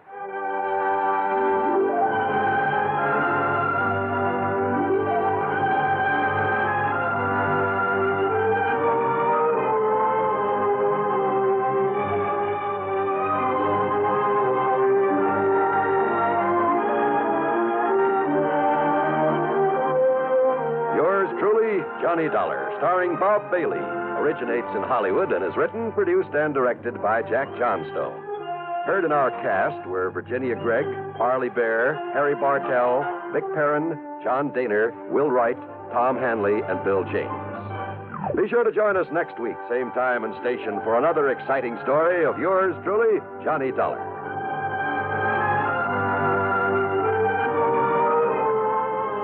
This is John Wall speaking. Suspense follows on the CBS Radio Network. You know, Dooley, I've been reading up on hypnosis. Come here and let me try it on you. I am an officer of the law and don't approve of making a man divulge his secrets. However, I'll stand by in case there's criminology involved. I just want to clear up some of his problems, Officer Suggs. But I haven't got any problems. I'm the soul of contentment. Maybe that's your trouble. You're too contented. Lie down, Dooley. You're going to sleep. I feel so good. He's under my influence. Now, little tyke, get up. Go straight to the beer of your choice. Astounding. He's heading for Utica Club. 'Cause Utica Club will still take the trouble to age beer the natural way. Utica Club, you see. He's got no problem. He's a happy, well-adjusted beer mug. Brewed by the West End Brewing Company of Utica, New York. You're tuned to WROW Radio in Albany, New York. Time, 5:30. Johnny Dollar. George Reed here. Georgie, how's Floyd's of England holding up this hot weather? Fine, Johnny, fine. Tell me, does the name Franklin P. Franklin mean anything to you? No, I can't say that. Oh, no, wait. You mean the World War I fighter pilot who made such a name for himself came from right here in Hartford? That's the one. Oh, sure. One of my boyhood heroes. Yeah.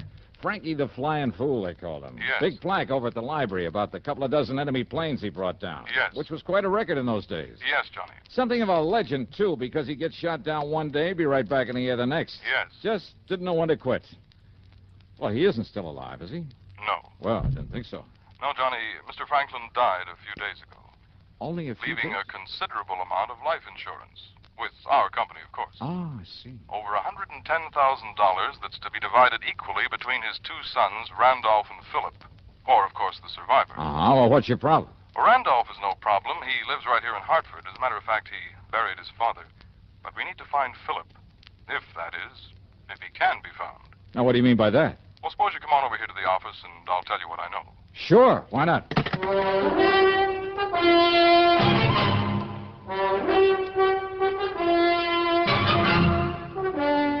CBS Radio brings you Bob Bailey in the exciting adventures of the man with the action-packed expense account, America's fabulous freelance insurance investigator. Yours truly, Johnny Dollar.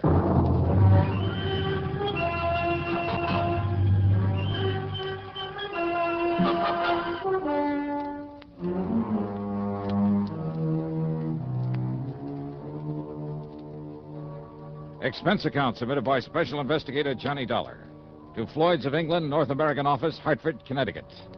Following is an account of expenses incurred during my investigation of the Twisted Twin matter.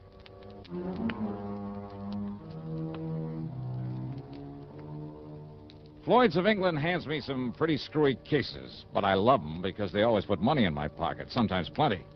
So, expense account item 1, $1.10 for a taxi over to George Reed's office in the big new building on the square. Yes, Johnny, as you mentioned over the phone, Franklin was one of the wildest, most daring aviators in all of World War I. Yeah, from what I've heard and read about him, flying and fighting was a kind of obsession with him. That's exactly what it was, an obsession. It was more than that. It was a mania. Yeah. They simply couldn't keep him down. They could blast his plane out of the sky, fill him full of lead, but Within a day or two, he'd be back up there fighting again. Yeah, must have been a real nut about it, huh? That's almost an understatement. So what about him, George? Well, a few days before that war ended, flying through a storm on the way back from a mission over Germany, he crashed into a mountaintop. Not from enemy fire, mind you. He'd shot down 3 Fokkers that day single-handed, but because of his own wild miscalculation. Yeah, but it didn't kill him. No, but he was badly injured. Very badly. Didn't regain consciousness for days. When he did, when they told him he'd never be allowed to fly again, well, Johnny the man literally went out of his mind. No kidding. Well, if it hadn't been for his family's money, Franklin would probably have spent the rest of his days in a mental hospital. Kind of a shame for a man like that. Well, you must remember that even from childhood he was a pretty erratic, Well, anyway, after a few years of expensive medical and psychiatric care, he apparently recovered, both physically and mentally. Good. He was able to manage the estate his parents left him and marry and raise the 2 sons I mentioned, the twins, Randolph and Philip, now his sole heirs. Mm-hmm. What about his wife? Their mother, Grace Franklin, died when they were born. Oh, I see. Twins, you say? Yes. Identical? Absolutely identical, in appearance. What do you mean by that? Well, Johnny, they both inherited some of their father's instability. Now, you'll see what I mean when you meet them. That is, if you do meet them both. Yeah? Now, Randolph, living here in Hartford, is a salesman. He's on the road for a big machine tool manufacturer, and so far as we know, doing all right. Uh-huh. And Philip? Well, from what little we know about him, Philip, the stupid one, well, the last we heard, he was a henchman, I guess you'd call it, of a man named Carlo Fazzetti. Fazzetti? Yes. The mobster out in Chicago? Yes. I had some mighty unpleasant dealings with Fazzetti one time. Well, have you contacted him, ask him what he knows about Phil? No. Gee, Carlo Fazzetti. Yes. Oh, that's bad medicine. I realize that. But if the company's willing to pay good money for it, I'll try to make contact with him, see if I can enlist his help for a change. So? It may not be necessary. Oh? And your important contact will be Randolph. Okay. Because according to him, Philip died about a year ago. Okay, then I'll... Oh? Yes. Well, in that case, George... But he hasn't been able to give us any proof. And that, of course, is what we must have, proof, one way or the other. Well, Johnny? There's a fee on this one? I mean, after all, if I should end up having a tangle with Carlo Fazzetti. Your usual commission on the face value of the policy. And expenses? And reasonable expenses. Okay, Georgie, here we go again.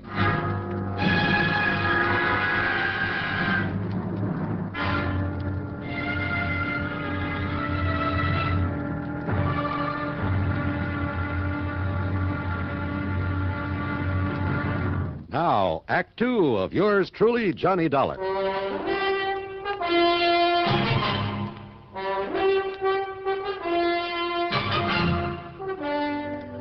Charlie, the doorman at Randy Franklin's apartment, might better have been named Gimpy because of his mental limp.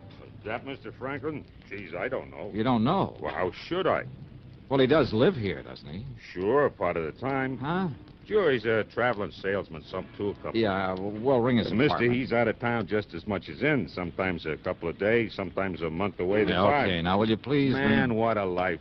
That's what ought to get me, a job like that, traveling all around. Ring his apartment, please. You See if think he's I in... like this? This standing around this fancy dump in his hot uniform? You think it ain't hot this kind of weather? I'm sure it is. Now, please, Boy, if you'll just... When I think how I could be traveling around all over, seeing the sights, meeting a lot of good-looking dames, showing them all a big time... Charlie, will you ring Mr. Franklin's apartment and see if he's in? You think I ain't responsible enough to get as good a job as Mr. Franklin or anybody else? Huh? Ring up his apartment? That's right. I can't do it. Can't do it? What do you mean you can't? A phone got busted a couple of days ago, and I forgot to call the repairman. But like What's I was the number saying, of his apartment? 4A on the 4th floor. But like I started Okay, to say... thanks. Yeah, well, like I was saying, me, I could be... Wow. Wait.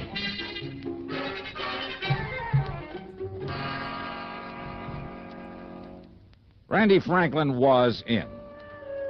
He was mid-30s, maybe, tall, rather good-looking, with black hair, gray eyes. But there was something about the way he used those eyes, a funny shiftiness about them. And he was nervous, terribly nervous, with a trick of twitching his head so quickly I almost expected his neck to snap. His handshake was warm and friendly enough, though, but his hands trembled. He drummed his fingers on the arm of his chair and kept adjusting his tie, touching his forehead, running his fingers down the edge of his jacket. Of course, I wish you could find Philip, Mr. Dollar, but you can't. Well, you seem pretty sure of that, Franklin. I am absolutely sure. Philip is dead. It happened about a year ago, and Mr. Dollar, it was my fault. Oh, now, why do you say that? Philip lived in Chicago. He worked with a man named Carlo Vizetti. So I've heard. You know who Vizetti is? I've met him. Oh. I see. Yeah. Then you can understand why Dad was very disappointed in Philip. And when he became sick and Philip couldn't come here to see me, well, it was about that time I had to go to Chicago on business. I ran into Philip, and I told him, Mr. Dollar, I told him that unless he came back here and squared things with Dad, got himself a legitimate job and settled down, Dad would cut him out of his will, out of the insurance. Oh, is this true? Yes, I believe Dad might have cut him off. Well, now, it seems to me that would have been to your advantage. Thank you, but I prefer to get along on my own, which is why I wish you could find Philip now. But you can't. Yeah, you said that before. Of course, a share in Dad's estate, of course, I'd welcome that. But not all of it, if it meant cutting off my own brother. And you look as though you don't believe me. Well, just keep talking, Randy. The point is, the threat of losing some of the estate persuaded Philip to fly back here with me to see Dad. But then, Mr. Dollar... Yeah? Well? Mr. Dollar, Look, are you always this nervous, Randy? No, it's just when I think about what happened then. It was such a frightening, such a terrible, such a shock to me. I don't think I'll ever get over it. Well, what happened? Probably accounts for these lapses, these blackouts that occur when I can't remember things, lose track of things weeks at a time. When what happened, Randy? The airplane, unscheduled. We ran into a storm over the Alleghenies. We crashed into a mountaintop. Oh, I see.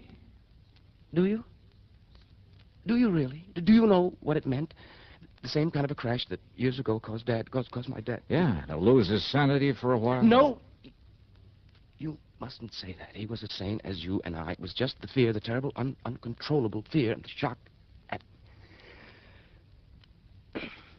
Only 3 of us, so far as we know, managed to crawl away from the wreckage. The pilot, a little girl, and myself. Even we were badly injured, we didn't know about each other until much later, because we'd all crawled away in different directions. When I was found, I'd been unconscious for several days. Like your father after his crash during the war. No. Please, don't. Please. All right, I'm sorry. They found Phil's remains in the wreckage? The wreckage of that plane burned completely. That is why the morbid-minded men at your insurance company can never have the sort of proof they seem to want. Poor Philip's body. Oh, I see. In any event, though, it looks as though you're the sole beneficiary of your father's insurance. And I tell you, I don't care. Don't you understand that? If you like, I'll give Philip's share to some charity. Randy, give me the name and address of the company you work for. Why, it's in New York at the... Oh? Why? Because I've suddenly got a real crazy hunch, real crazy. Don't use that word. Okay, then. I got myself a real wild hunch. How's that, huh? Yeah. Instead of going on back to the insurance company and telling them to pay off this policy to you, the sole survivor... Yes, Mr. Dollar. Well, Randy, I'm going to continue my search for your brother. Search? For Philip? After all, I've just finished...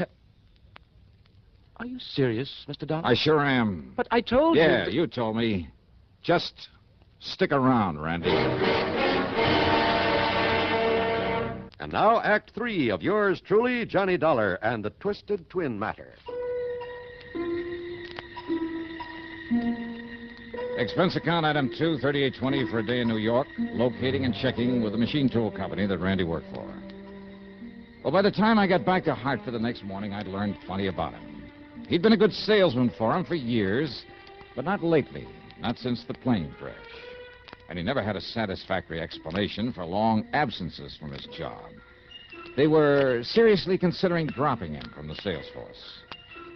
Now, in other words, he had plenty of use, maybe need, for his father's insurance money. All of it, despite what he told me. So maybe if Phil was still alive... But when I went over to Randy's apartment again, he wasn't there.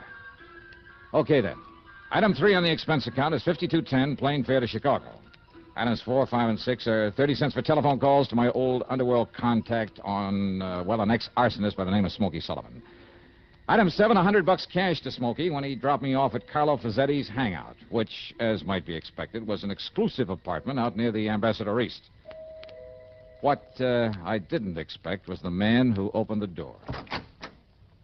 Yeah? I want to see Carlo Vassetti. My name is Randy. Huh? So this is the answer. What are you talking about, mister? Oh, now don't give me that, Randy. So you've been playing it both ways, huh? You ain't making no sense, Buster, so go on, get out of here, get lost. Now, just a minute there, Randy. What's this Randy stuff? My name's Phil. Phil Franklin? Oh, you know, no, get out. Just a minute, Phil. Who is it? Should I know, boss? This jerky comes in here and starts talk. Well, my dear old friend, Johnny Dollar. Huh? Old friend, huh? Why, of course, since you can't possibly be trying to tie me in with some of your insurance trouble. For once, Vassetti. Come in, Dollar. Come in. Yeah, sure. Ah, Phil. Yeah, boss? Make an extra one of them drinks for Mr. Dollar here. My old friend, Johnny Dollar. Okay, boss. Whatever you say. Now, wait a minute. I want to talk. Phil. Yeah. Sit down here, Dollar. Right in here.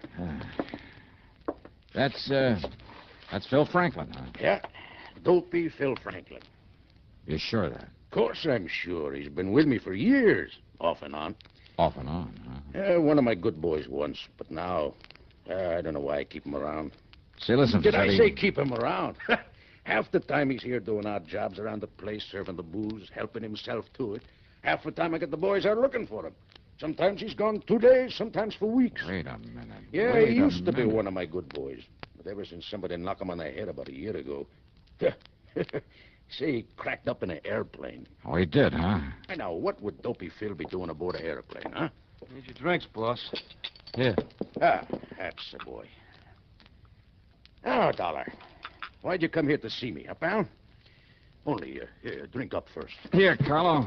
Just add this drink to yours. Huh? But if you don't mind, I'll hang on to this glass. Now, wait a minute. Sorry, I gotta get going. What? See you next time I'm here in Chicago. Wait a minute, Maybe. Dollar.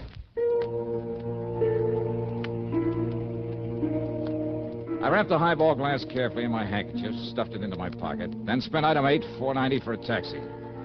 Item 9, another $52.10 for a plane ticket back to Hartford.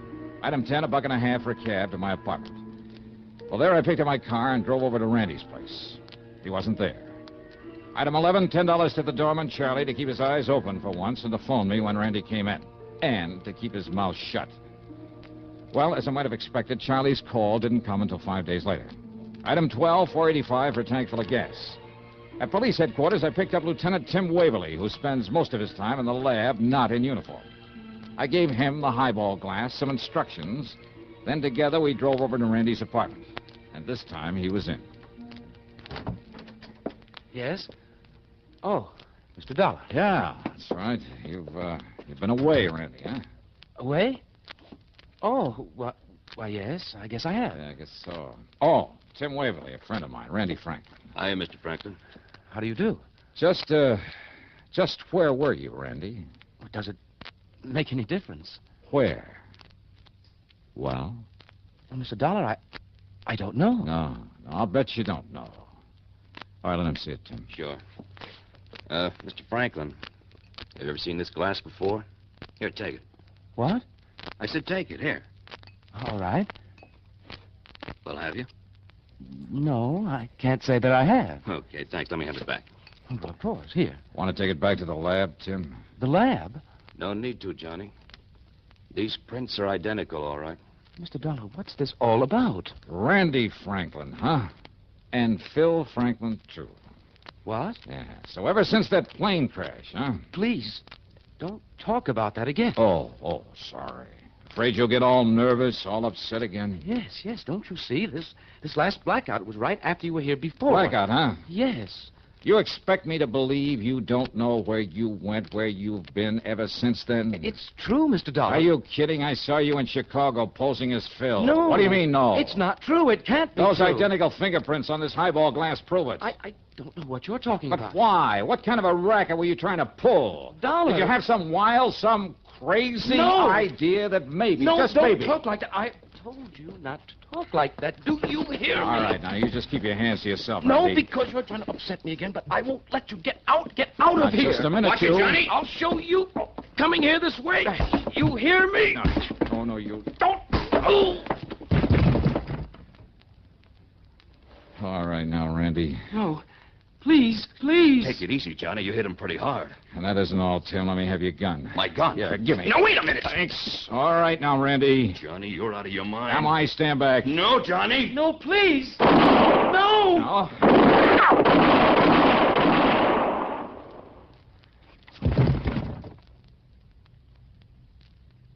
Johnny, if I didn't know you... Okay. It was the shock that knocked him out, Tim. I know. You not only didn't hit him, you didn't try to, but yeah, I that's didn't... right. Now let's get him over to old Doc Parsons. Dr. Parsons? Yeah. The psychiatrist? Yeah, come on. Give me a hand with him.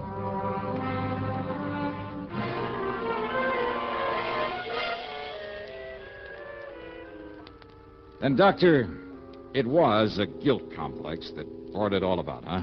This condition of his. Plus shock, Mr. Dollar. You see, Randolph had built up this complex as a result of his brother's death in the plane crash. Mm-hmm. And you must remember that Randolph felt responsible for Philip's death. Uh-huh. And afterward, during his blackout, he really thought that he was, Phil, huh? Exactly. Of course, you were taking a big chance, Mr. Dollar. This new shock might have killed him. Oh, brother, don't I know it, Doc. But, you know, when I suddenly realized what it was all about, Well, fortunately, it worked. His intense excitement, which ordinarily might have resulted in another one of his blackouts, sent him back into the Phil personality. Well, that excitement, plus the shock and pain when you struck him, then his overpowering fear when you stood over him, pulling that trigger, apparently trying to kill him. Well, Dollar, they were a perfect match for the pain and the terror that existed during the plane crash that made him the way he was. But now, Doctor?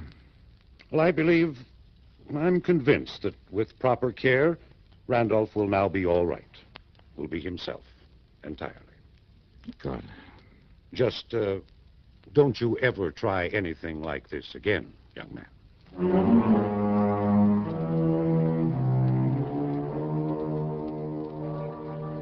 Yeah, Dr. Parsons was right. After this, I'll leave the shock treatment bit to people like him who really know what they're doing. All right, let's see now. Expense account total comes to $196.55. There'll be no fee on this one. Yours truly, Johnny Dollar.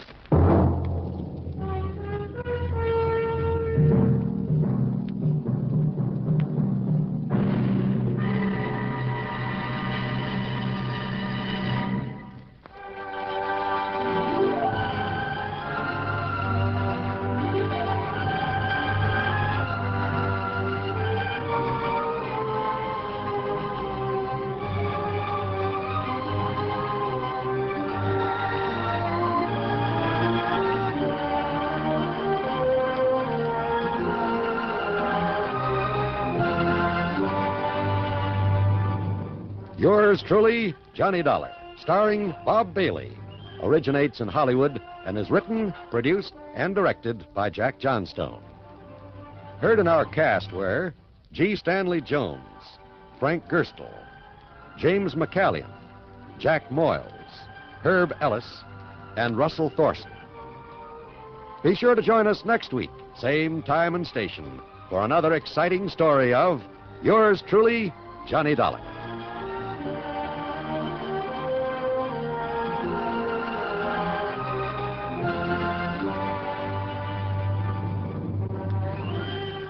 This is John Wald speaking. Johnny Dollar has come to you through the worldwide facilities of the United States Armed Forces Radio and Television Service.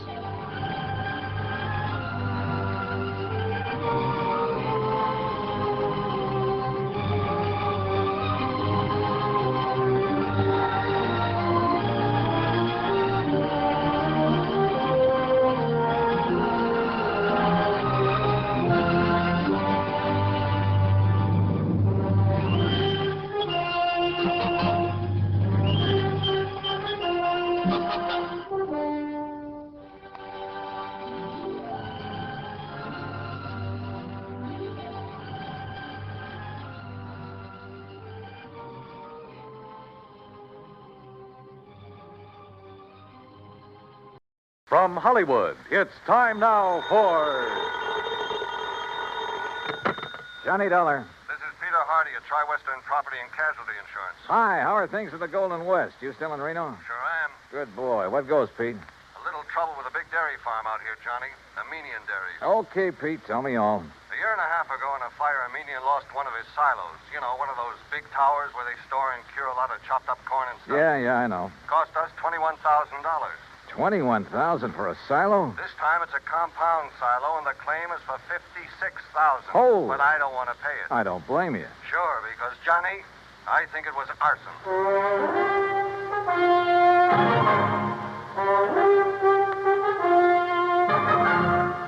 Bob Bailey in the exciting adventures of the man with the action-packed expense account. America's fabulous freelance insurance investigator. Yours truly, Johnny Dollar.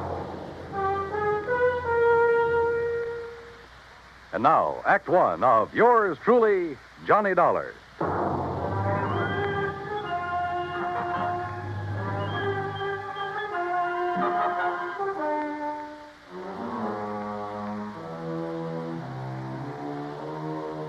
Expense account submitted by Special Investigator Johnny Dollar to the Tri-Western Property and Casualty Insurance Company, Reno, Nevada office.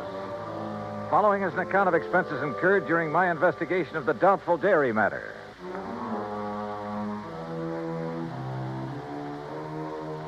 Expense account item 1, $141.20. Transportation and incidentals, Hartford to Reno, Nevada. It was about 9 a.m. when I arrived, so I checked into the Mapes Hotel, then walked over to Pete Hardy's office. The Meany Dairies is just north of here, Johnny, in Warm Springs Valley off Route 33. Well, then I'd better rent me a car. Or you can use mine. Now, Pete. How can I run up my expense account unless I have something to run it up with? Johnny, for once... Anyhow, the reason why these silos Amenian has are so expensive. Is that the owner's name, by the way? Yes, Aram Amenian. And I take it he's Armenian? Strangely enough, no. Now, he's had all his silos very specially built. Oh, how specially can you build a silo? Just a concrete base, a lot of long wooden staves to get the circular shape, and a good roof on top. Well, he has some trick with them inside. Like what? That's his deep, dark secret. But he claims it makes better silage for his cattle than is possible anywhere else in the world. And one of these things burned up a year and a half ago. The word exploded best describes it. Yeah. And as I said, cost us $21,000. And now the replacement has gone up in flames. Yes, day before yesterday. He filed the claim the same day. Well, why do you suspect arson? Did the local authorities find anything suspicious? No. But you go out and talk with Amenian, Johnny. And if you don't end up with the same kind of feeling I have, well, I'll leave my shirt. Expense account item 2, $50. Deposit on a drive-your-own car. Finding the Amenian Dairy and Ranch some 20 miles north of the city was easy. It was spread out all over the countryside. Hundreds of acres of well-irrigated, lush green pastures. Square in the middle of the ranch sat one of the cleanest, most modern dairies I ever saw. Aram Amenian gave me the grand tour, and I must say I was impressed. There was close to 200 well-kept Guernseys in the main barn, which was clean as a whistle. The milking machines, coolers, separators, clarifiers, and so on were the same. Yep, a prosperous-looking setup. Finally, Mr. Amenian took me out to where a small group of workmen were cleaning up what was left of his compound silo. As you can see, Mr. Dollar, only the concrete base is left. That must have been a pretty big silo, Mr. Amenian. Yes, the largest and most efficient in the entire West. Still, $56,000. Oh, the size had nothing to do with that. It was the inner construction, known only to Barnwell, the man who built it for me, and to myself, of course. Well, what was so special about it? Principally a method of venting. Venting? Yes. It increases the phosphorus and lactic acid content. Well, I thought the point in the silo was to keep it pretty well sealed up. Venting within, Mr. Dollar. But that's all I'll tell you about it. It cost me $56,000 to have Barnwell build it. And I wish the company to pay my claim as quickly as possible, because I'm starting construction on a new one immediately. Of the same type? Oh, a vastly improved type. Oh, then it was to your advantage to lose the old one. Just what do you mean by that? Your loss came at just the right time, didn't it? Now, just a minute, Dollar. With the insurance money, you can build a new and better one. And when it gets out of date, I suppose you'll have another fire. Oh, I see. You think perhaps these last two were deliberately set? Were they? Ridiculous. Is it? But if they were... Yeah? If they were, I certainly wouldn't know it. Oh, come on now. After what you've just said. And what's more, Mr. Dollar, I'm sure you'll never be able to prove it.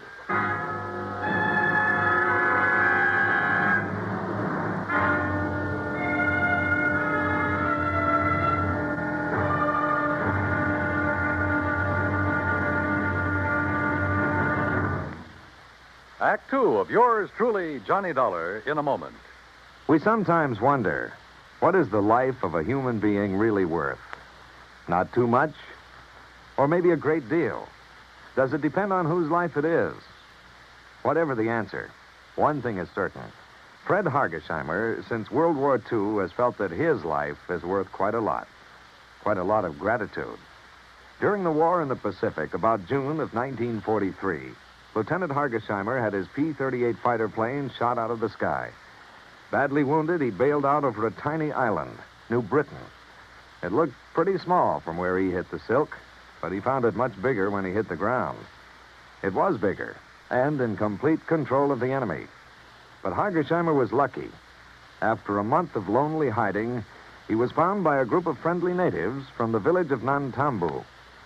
They cared for him and successfully hid him from enemy patrols for the next 4 months at the risk of their own lives. Then Hargesheimer was able to make it back to civilization. For the next 17 years, Fred Hargesheimer thought about those wonderful people of Nantambu. 12,000 miles away in the United States of America, Hargesheimer put a great plan into effect. He made speeches, took up collections, sold jewelry belonging to his family, and worked out a way to bring a bit of civilization and happiness to the little village of Nantambu. Needless to say, the villagers gave him a spectacular welcome upon his return. Fred Hargesheimer showed his gratitude to the people who had saved his life. But life is worth little without freedom, the right of all men, everywhere. And now, Act Two of yours truly, Johnny Dollar, and the Doubtful Dairy Matter. Why, what he said and the way he said it. Aramamenian was practically challenging me to find out how arson was involved in the destruction of his $56,000 secretly constructed compound silo. Expense account item 3 phone call from a gas station on Highway 33 to Reno Police Headquarters. But Lieutenant Brady of the arson squad assured me he'd failed to find anything indicating the fire was set. So dead end. Until I remembered a little trick that had worked for me before and might work again. Item 4, 27 cents for a loaf of white bread at a grocery store along the highway. Then I drove back to the Armenian ranch. If I'd known you were hungry, Mr. Dollar, I should have had something provided for you at the ranch house, in spite of your rather nasty attitude about this loss of mine. Food is the last thing I'm thinking of, Mr. Armenian. Well, then why this loaf of bread, if you're not... Whoop! Now, let's see. Oh, now, surely you're not going to eat the piece that dropped in the ashes. No. For now. Well, then get it out of your mouth, man. Well, mm-hmm. Whatever in the world are you doing, Mr. Dollar? Yeah, I knew it. You knew what? A sure test for kerosene, Mr. Armenian. What? Yeah, fresh bread dropped in the ashes of a fire even days after the fire is out. I don't understand. I can still taste the kerosene. And, mister, it makes things look pretty bad for you. Me? Oh, good heavens, man, you can't... Dollar, I resent this completely unfounded accusation. Go right ahead and resent. Or better still, let me get hold of a stenographer and you can dictate a confession. Get out of here. Want to do it the hard way, huh? Get off this ranch, Dollar. Now leave. Immediately. Sure. I warn you, don't come back. Because if you do... Better be careful, Mr. Armenian. The kind of a threat you're about to make wouldn't sound very good in court. Get out. Get out. Out on the highway, I stopped at the mobile gas station again and made another phone call. Item 5, another 20 cents. It was to my old friend Herb Carlbert, cashier of Reno's Farm Trade National Bank. It was past closing time, but he promised to leave a door open for me. So I grabbed a sandwich and a Coke along the way. That's item 6, 80 cents, including tip. Then at the bank, Herb led me back to his private office. Well, sit down, Johnny. Tell me all about yourself. Yeah, later, Herb. We'll go out on the town and talk our heads off. Right now, I need some information. I hope you can tell me where to get it. Oh? Information about what? The Armenian Dairy. Or better still, Armenian himself. You know him? Oh, I certainly do. We're his bank. His happens to be one of the best accounts we have, especially in our investment department. You mean it's big? Plenty big. Like how much? Well, now, Johnny, I'll tell you this. If I had a quarter of his net worth, I'd have retired long ago. No big outstanding debts on his place? Anything like that? Not a penny. Aram's financial condition is as... Now, wait a minute. Yeah? That fire and explosion of his compound silo? Yeah, that's right. Herb, I found evidence indicating arson. Well, certainly aren't accusing him. Who else? Oh, no, you're wrong. Oh, now look, Herb, he filed that claim so fast. It's the most natural thing in the world for him. It's the way he does everything, like paying his bills immediately on receipt. He works that way. He expects everybody else to. Well, he gave me the impression he wanted to collect quickly in order to have money for rebuilding. Of course. Rather than cash in some of this blue chip investment. Herb, somebody fired that silo. Well, it certainly wouldn't be Aaron. You sound like you're in cahoots with him. What about his employees? From my impression of the man, They love him like a father. Every one of them. And if every employer was as generous as he is, there wouldn't be any labor troubles in this country. Well, the fact remains that somebody somehow stood to profit by destroying that silo, and the one before it. Well, I can't imagine who. Even his competitors like and respect the man. Or so they say. No, they do. He's helped them stay on their feet during hard times, developed new ideas and methods, then passed them on to them. Oh, the fact remains... But Johnny, I've had a rough day. How about a nice, cool, casual drink? Then we'll have dinner and take in the town. Item 7, 2130, for drinks and a good dinner back at the Mapes. But I didn't enjoy either. Because Herb in his defense of a median was no help at all. Except perhaps for giving me a list of all the people he could think of who did business with him. I decided to check them all first thing in the morning. Finally, about midnight, having lost our share at a couple of nearby gambling clubs, we parted. Herb drove away to his home on the outskirts of town. I went back to the Mapes. Take Mr. and Mrs. Kenworthy to room 314, boy. Yes, sir. What you... Oh, Mr. Dollar. Just my key, please. Certainly, sir. Here you are, sir. And I hope you enjoy a pleasant night's rest. Thanks. Oh, by the way, there was a gentleman here looking for you early this evening. Hung around quite a while. Said he'd be back. Well, who was he? He didn't give his name, sir, nor did he wish to leave a message. Mr. Armenian? Mr. Armenian, the dairyman? Oh, no, sir. I'm quite sure. Okay, thanks. Yes, sir. Good night. Good night, sir. Oh, Mr. Dollar. Yeah? There he is. There. Huh? Going out the door, the dark brown coat. You're sure? Yes, sir. The same man. I wonder. Yeah, so do I. But if he knows you, sir, and saw you, sir... By the time I got out the front door, the man in the brown coat was halfway down the block and walking fast. Faster and faster, as a matter of fact, as I gained on him. He turned the corner, and by this time, both of us were running. Hey! Hey! Were you looking for me? By the end of 3 or 4 blocks, it was a real foot race. Then suddenly he turned into an alley, and like a darn fool, I plunged into the darkness of it after him. Hey! Hey! Right here. Oh, no, you...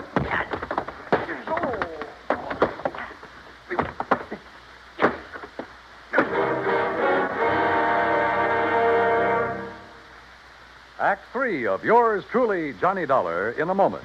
Our flag now numbers 50 stars, and behind each star there stands yet another flag representing one of the 50 states.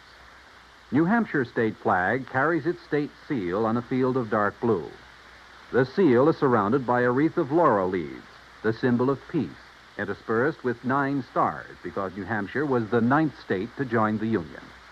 The heart of the state seal is a representation of the frigate Raleigh, recalling the glory of the early days of sail. New Hampshire state flag, the flag of the 9th state to enter the Union, was adopted on April 29, 1931. And now, Act 3 of yours truly, Johnny Dollar, and the Doubtful Dairy Matter.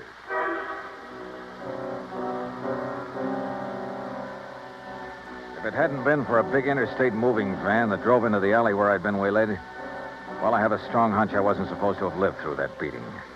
The truck driver, who absolutely refused a tip, incidentally, half walked, half carried me back to the Mapes. And the desk clerk had a doctor in my room within a few minutes. A terrible thing, Mr. Dollar. You're being attacked like this. And, of course, I'll have to make a report of it to the police. Oh, do anything you like, Doctor. Just get me patched up, will you? And you, easy now.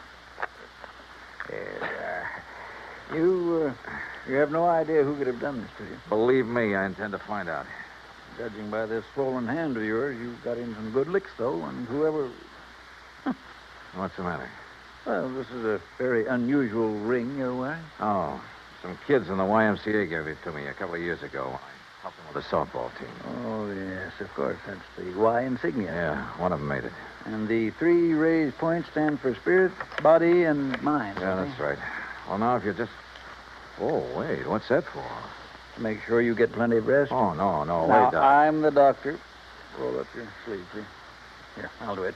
Look, if this shot leaves me groggy in the morning... You'll wake up feeling fine. There you are. Incidentally, that ring... Listen, before you notify the police... Ooh, hey, this shot works pretty fast. Yep. As I started to say, Doc. If that ring of yours didn't leave a mark on whomever you defended yourself against out there in the alley, I'll be very much surprised. In a few seconds, I was out like a light. But then a whole set of weird dreams began to plague my somewhat battered mind. And questions about who would attack me and why. Only the why was only too obvious to keep me from finding an arsonist who... Yeah, who probably bore the mark of my ring on his kisser. I thought of the names Herb had given me and his insistence that none of them could be guilty. Wait a minute. There was one name he hadn't mentioned, but a Meany had. Of one man who stood to gain a lot by the destruction of the silos. Or maybe it was just a crazy hunch, part of the wild dreams that came from the beating I'd taken. In any event... In the morning, as soon as the bank was open, I was in Herb Carlbert's office again. Well, yes, he has an account here, too, Johnny. At least he did before. How about loans? Has this man we're talking about taken out any loans? Well, yes, but, Johnny, you know I can't... Yeah, I know. The fact remains he's pretty hard up for dough, isn't he? Well, I didn't say that. Although, of course, if that's the conclusion you choose to draw... Tell me this. He owes the bank money now, doesn't he? Yeah. All right. Did he also owe the bank a lot of money about a year and a half ago? Johnny. Yeah. Well? Johnny, you're right, but who would have suspected? And when you consider that Aram Aminian is the one man who has given him money for all the work he's... I can't believe it. Herb, it started out as a pure hunch, but right now I'd bet my... Where can I find him? Well, if Aram plans to go ahead with new construction, he's probably... Sure, out there at the dairy. You want to come along? Well, maybe I'd better after the way Aram threatened you. I guess I owe him an apology for the way I tore into him. Let's go. Johnny. Yeah? What if we're wrong? What if this man we think is the arsonist... Will you agree that the firebug is the same man who attacked me in the alley? Well, I suppose so. Then we'll soon know. Because believe me, he's a marked man.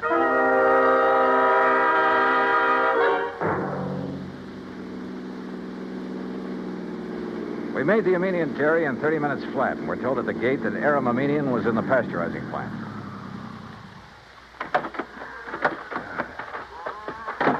Maybe you better let me talk to Aram first, Johnny. It's not Aram that I'm interested in, Herb, and you know it. Oh, just a minute. Huh? What's the matter? Hold it a second, will you, while I tie my shoelace? Yeah, sure.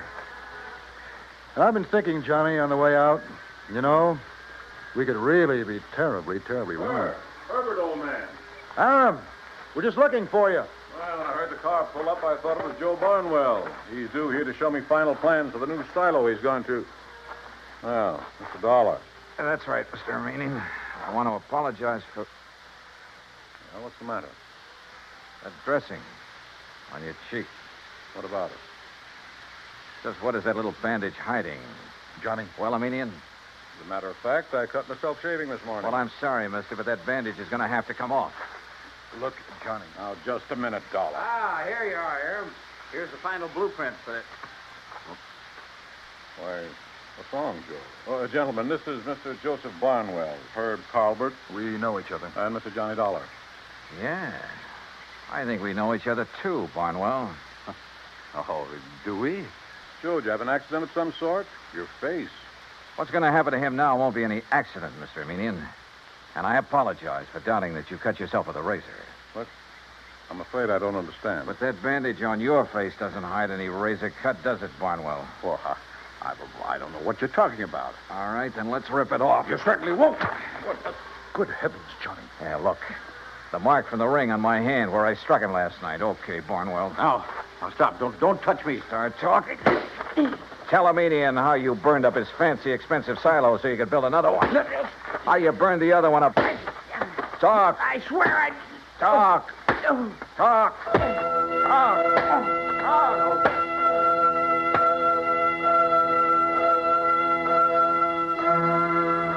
Yeah, he talked all right, plenty.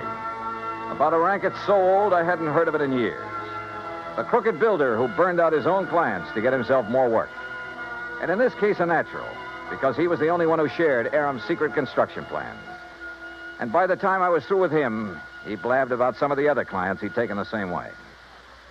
Expense account total, including incidentals and the trip back to Hartford, $418 even. Yours truly, Johnny Dollar.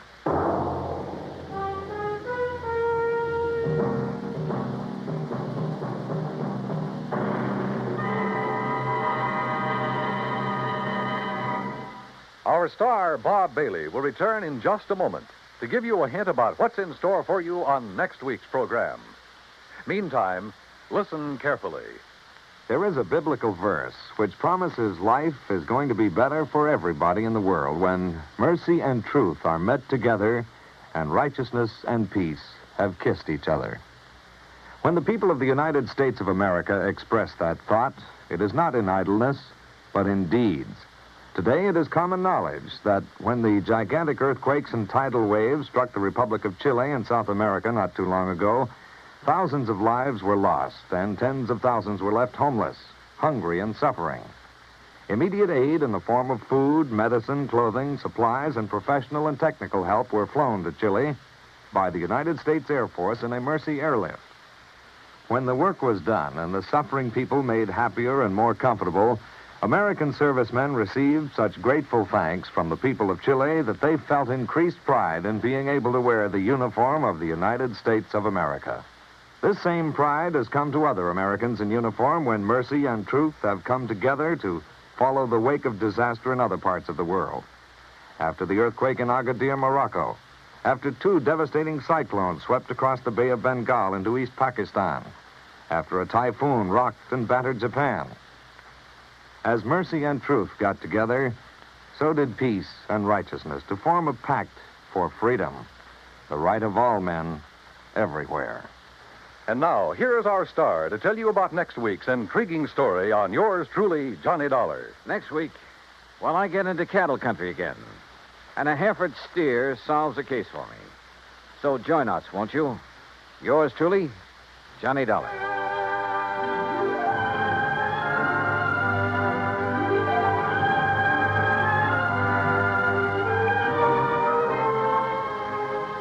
Yours truly, Johnny Dollar, starring Bob Bailey, originates in Hollywood. It is produced and directed by Jack Johnstone, who also wrote tonight's story. Heard in our cast were Paul Duboff, Will Wright, John Daner, Harry Bartell, Parley Bear, and Forrest Lewis. Be sure to join us next week, same time and station, for another exciting story of yours truly, Johnny Dollar.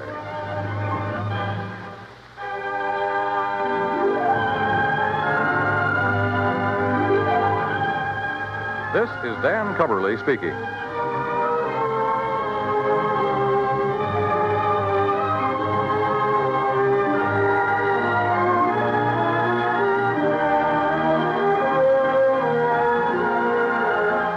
This is the United States Armed Forces Radio and Television Service.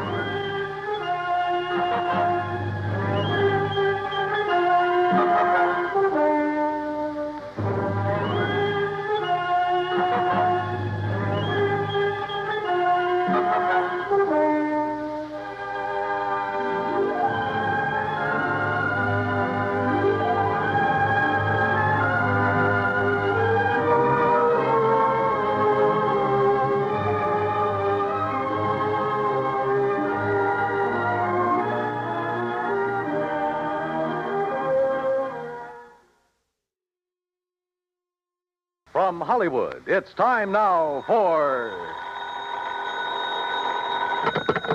Johnny Dollar. Johnny, this is Byron Kay at Intercoastal Maritime and Life in Boston. Hello, boy. Remember Hurricane Audrey? Back in the latter part of June, sure. Must have hit your company pretty hard. Yes. But if anybody ever needed help, it was those people down in Louisiana and neighboring states. Yeah. So we've paid up the claims just as fast as they've come in. Except for one. Oh, what's that? One we received only a couple of days ago. Okay, bye. Give me the dope and I'll head for Louisiana on the first plane. Wrong direction, Johnny. Huh? Texas? No. Oklahoma? Arkansas? Buffalo, New York. What? And I think you'd better run over here and let me give you some facts. Yeah. Yeah, I think I'd better.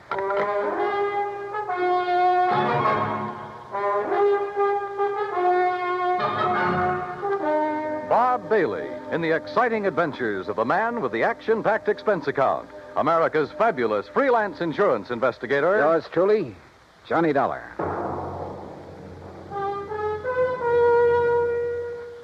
And now, Act One of Yours Truly, Johnny Dollar.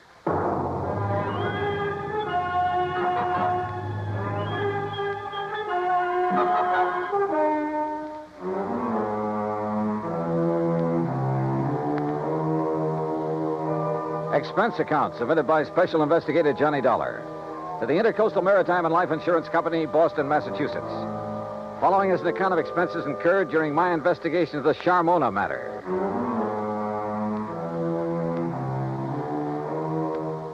Expense account item 1, 1845. Plane fare and incidentals, Hartford to Boston, and a cab to Byron Kay's office in the Little Building. Glad to see you, Johnny. Hi. I'm glad you can take this on for me. Sit down. Okay, thanks. Ever hear of Charles Francis Keeley? Keeley? A very much reformed man, Johnny, who was apparently making a valiant try to live down some of the things he did earlier in his life. Like what? Well, he was I guess you'd call him a promoter, stock manipulator, that sort of thing. The point is, he made himself a lot of money a few years back until the authorities, the Securities Exchange Commission and so forth, put a stop to his fancy dealing. Sounds like a real nice guy. In any event, he had enough money by the time he quit to live pretty well. Nice home, beautiful wife, 62-foot cruiser, and that, by the way, is our biggest problem. Oh, I wish my biggest problem was a 62-foot cruiser. It is, Johnny. Now. Then tell me all. Yes. Early in June, he took his boat across Lake Erie to Detroit to have some work done on it at the Detroit Yacht Basin. Then, a couple of days before the end of the month, he started back for Buffalo. Oh, yeah, that hurricane was moving north about then, wasn't it? Yes, it was. And his failure to appear in Buffalo within a reasonable time didn't worry his wife a bit. Often before making that same trip, he'd stopped off in Cleveland to visit some of his old cronies. Uh-huh. But by July 20th, she began to get worried. She called the friends in Cleveland. They hadn't seen him. Then she called the Coast Guard. No word. A few days later, a couple of the life preservers from his boat washed up on the south shore of Erie near the little town of Lindsay. That enough for you, Johnny? How much insurance did he carry? On himself, $35,000. On the boat, $106,000. I see. Okay, bye. I'm on my way. Expense account item 2, transportation to Buffalo, where I signed in at the Statler Hotel. Item 3, $520 for dinner. Then taxi, that's item 4, to the Keeley home north of Delaware Park on Colvin Avenue. I don't know just what I'd expected Keeley's wife to look like. Suffice it to say, I was pleasantly surprised. She was young, tall, blonde, and beautiful, with eager, sparkling eyes and none of the signs of grief I'd anticipated. I don't know why you registered at a hotel, Johnny. May I call you, Johnny? Why, sure. Please call me Mona. May I pour you another drink? No, thanks. As I started to say, you could have stayed here. There's plenty of room, as you can see. Yes. This is a very beautiful house, Mona. Yes, but so empty now. I get terribly lonely, Johnny. Well, of course, I don't blame you. But now suppose we talk, if you don't mind, about the Johnny, thing if you have to be around for a few days, why don't you move out of that hotel and... Oh, I'm sorry. I shouldn't say that. I guess I'm sorry. It's all right. But I am lonely. Sure. Now, Mona, you realize this investigation is, it's just routine. Of course, Johnny. Now, as I understand, every effort has been made to find your husband. Of course. And to find the Charmona. Charmona? The cruiser. Oh, yes, yes. It was a beautiful thing, Johnny. But now it's gone. And Paul. Paul? Yes, Paul Matthews was the pilot. Only he was more than that. He was very nice. Yeah. Well, now, as I... Oh, excuse me. Every time that phone rings, I hope it's some word, some news that perhaps... Well, you know. I'm not sure that I do. What? But by all means, answer it. Yes, excuse me. There was something distinctly wrong with this whole setup, that was for The sure. Coast Guard, yes. Yes, this is she. This is Mona Keeley. Perhaps Charles Keeley wasn't the only one in this family to arouse suspicion. What? Say that again. Especially now, with nearly $150,000 involved. Yes, well, how about Paul? I said, how about Paul? Then, when she finally finished with the phone call, came a couple of other surprises. Thank you. Johnny, he's all right. Huh? That was the Coast Guard. They found him. He's all right. Isn't it wonderful? That was the real surprise. Not what she said. Isn't it wonderful? Or even the way she said it. But something deep back in her eyes that gave her away, that told me beyond the shadow of a doubt that she was lying through her teeth.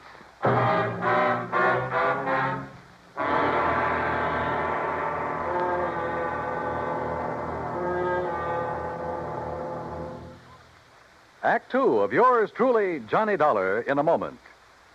It is a rare event when a young man decides to leave civilization behind and hide himself away in the steaming jungle, just so he can help his fellow humans in a remote corner of the world.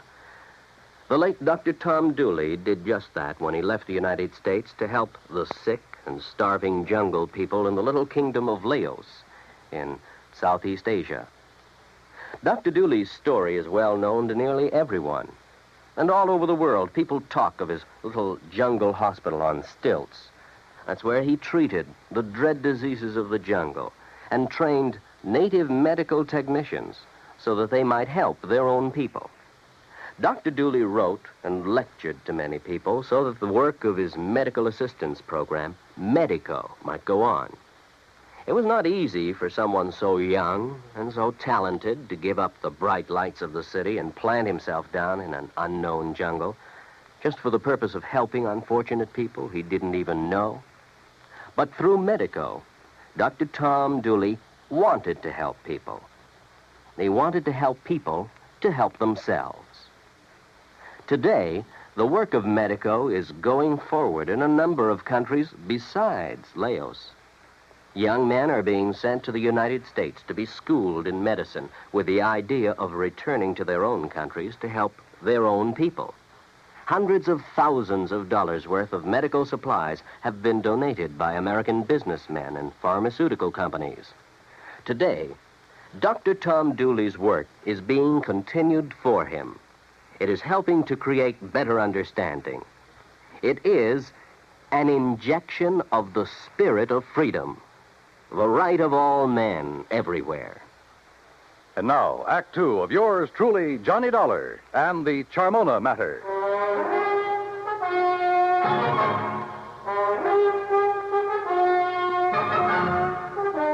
The news that her husband was still alive came as quite a surprise to Mona Keeley.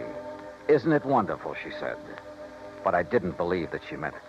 On the south shore of the lake, Johnny, near the little town of Lindsay, west of Cleveland. He was picked up on the beach by a farmer who's been caring for him ever since. Isn't it kind of funny that you haven't heard from him before? That hurricane was a couple of months ago. Well, he was out of his mind from the shock of what happened to him. Did the Coast Guard say anything about the yacht? No, Johnny, I'm afraid that Charmona is at the bottom of Lake Erie. Well, where is he now?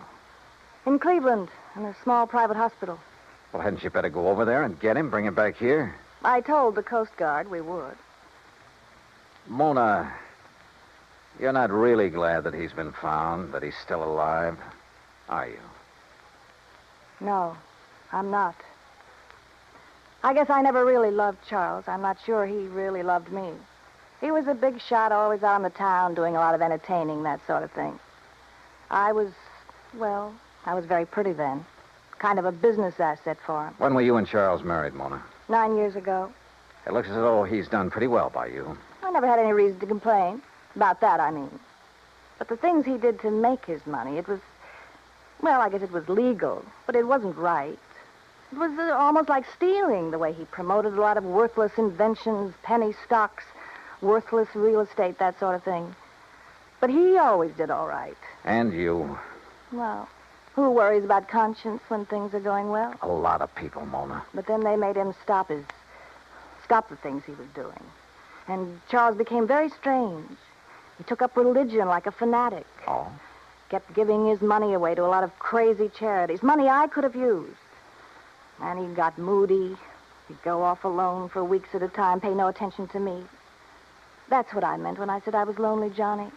Not just since the accident that lost the boat and Paul. Paul again, huh? Don't you understand? These crazy things have been going on for over a year now. That's why I'm not jumping with joy that Charles is alive. Do you blame me?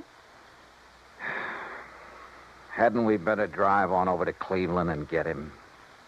All right. I'll run upstairs and change my clothes. Excuse me. I'll be ready in a minute. Maybe I should have felt a bit more sympathetic, but I didn't. Maybe Charles Keeley did marry her simply because he could afford to keep a smart, pretty ornament around at his beck and call. Yeah, but the chances were she'd married him solely for the things his money could buy her. She took a long time changing her clothes, which didn't surprise me, so I poured myself a drink. I glanced over some of the magazines on the coffee table. I got up and stared out of the window for want of something better to do. Wandered about the room. Wandered into the oak-paneled den. I looked over the shelves of fine books, the gun collection, and the cabinet in the corner. And almost idly, I reached out toward the leather-topped desk to shove back a slip of paper that stuck out of one of the drawers. Until I saw what it was. It was an unpaid bill, several months old, from an exclusive New York shop for some very expensive gowns. And inside, the drawer was packed with unpaid bills, thousands of dollars worth of them, and statements bearing a polite, firm warning to pay up or else. No wonder Keeley's sweet, charming wife had hoped she'd never hear from him again. Gone, he was worth $35,000 to her, and the yacht $106,000. Perhaps somehow Mona Keeley had even had a hand in the wrecking of that yacht. I wondered. And I decided I didn't care much for people like this. But my meditations were suddenly interrupted by a sound from the doorway. And there she stood. A pretty little pearl-handled .25 caliber Colt in a dainty gloved hand. I'm ready, Johnny. Are you? So I see. Ready for what, Mona? I guess that depends, doesn't it?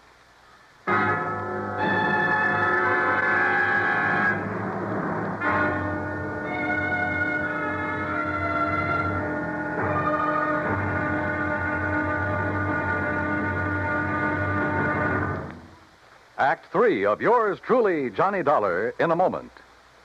Our flag now numbers 50 stars, and behind each star there stands yet another flag representing one of the 50 states.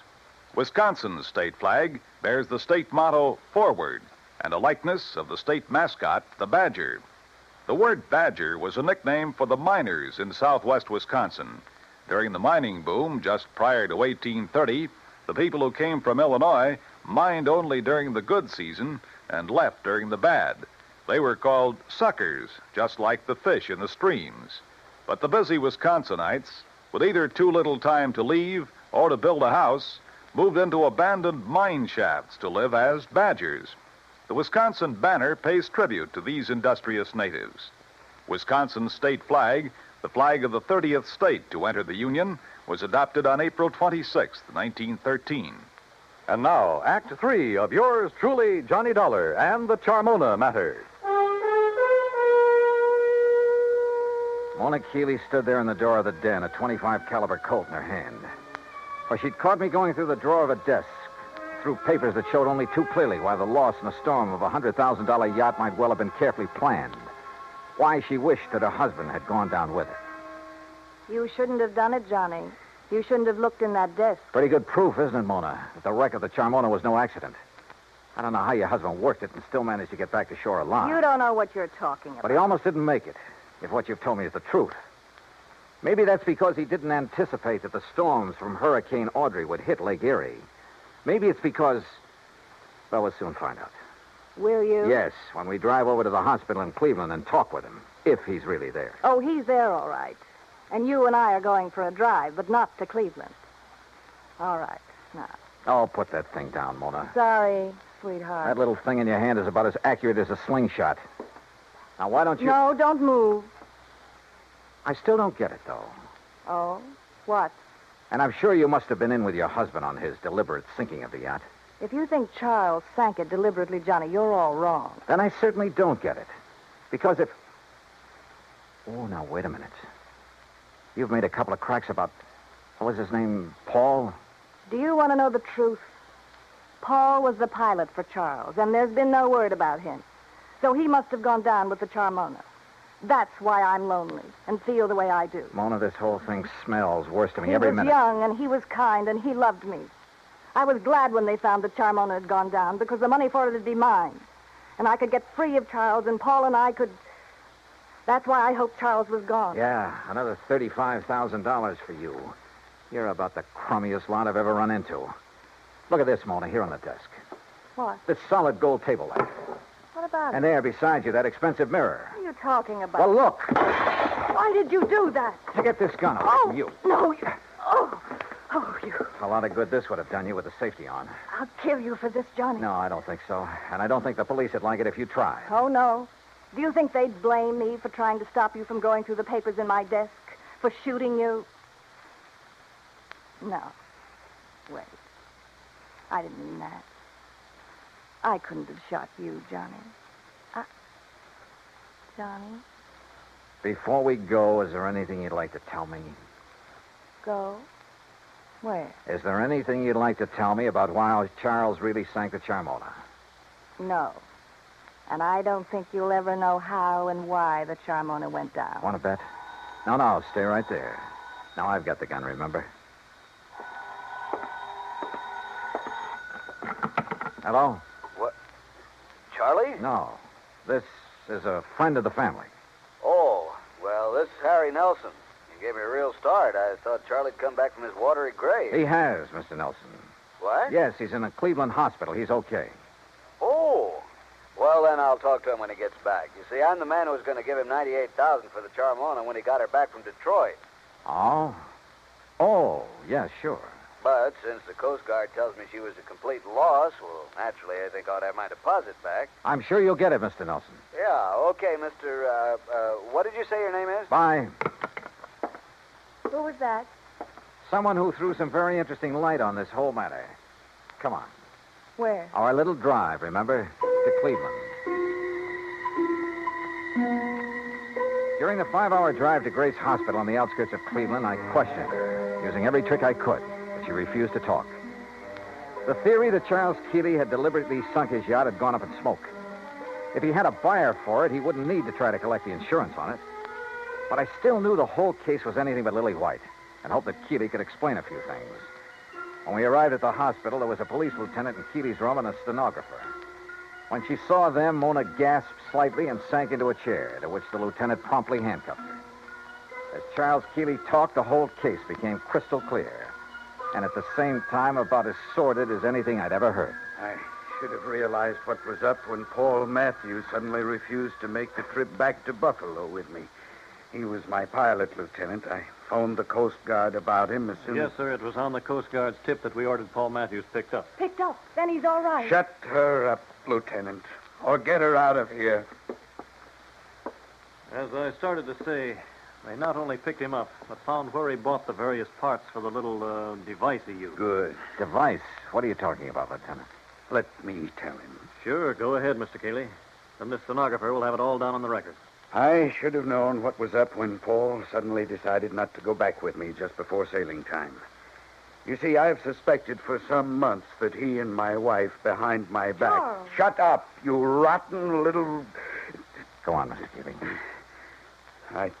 I should have known then, but I had to get the cruiser back to Buffalo to a friend who'd offered me cash for it. Harry Nelson. Yes. Enough to get me back on my feet again. And I didn't know why Paul had left me to make the trip alone until the explosion about 5 hours out. What? Yes, Mr. Dollar, up forward, where there couldn't possibly have been anything explosive. A bomb of some sort? What else, Dollar? It was luck, sheer luck, that I was sailing in close, that I'd put on a life preserver because of the storm. That was the tail end of the hurricane down south, you understand? Yes, and it was luck that she went down right off Palace Rock. Yeah, that's exactly where the Coast Guard divers found her early this morning. A hole as big as a house blown out of her front end. Yes, that storm, that hurricane, may have taken a lot of lives, but it saved mine.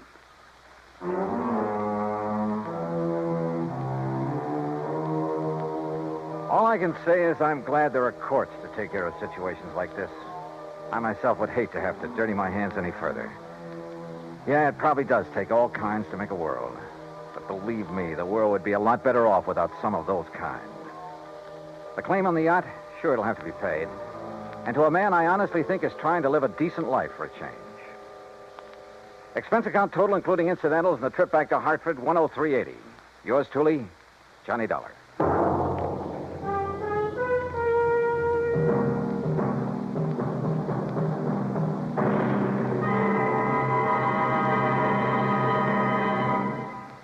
Our star will return in just a moment. An old English proverb states that a friend in need is a friend indeed. We've all heard it before, but how many of us have realized the full import of its meaning? When Jose Lara Valverde, an 8-year-old Spanish boy, was in need, he found out what real friendship could be. Stricken by a rare glandular disease, little Jose began to lose his fight for survival when his vital supply of drugs ran out. In a desperate call for help, an amateur radio operator named Conte broadcast a weak signal over the European airwaves.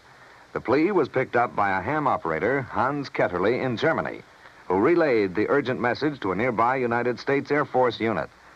The American airmen quickly dug up the only available drugs of the kind needed. They flew the Mercy package by jet to Madrid. From there, an ambulance screamed its urgent way 190 miles to Andújar, Jose's hometown. The medicine saved his life, but only temporarily. Another source had to be found, and it was, again, in Germany. The two rare drugs were again rushed by American jet fighter pilots, by helicopter, and by Air Force staff car through high winds and thunderstorms to the bedside of the stricken boy. The medicine was given to Jose, and again he responded. This same life and death drama was repeated elsewhere in Spain when men of the United States Air Force came to the rescue of another young Spanish boy in need of another rare drug. People-to-people giving is more than a program. It is an act of friendship. It is a fight for freedom, the right of all men, everywhere.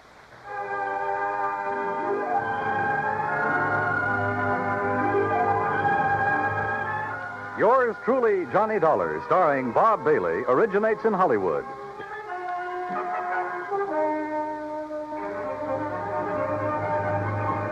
This is Dan Cubberly speaking.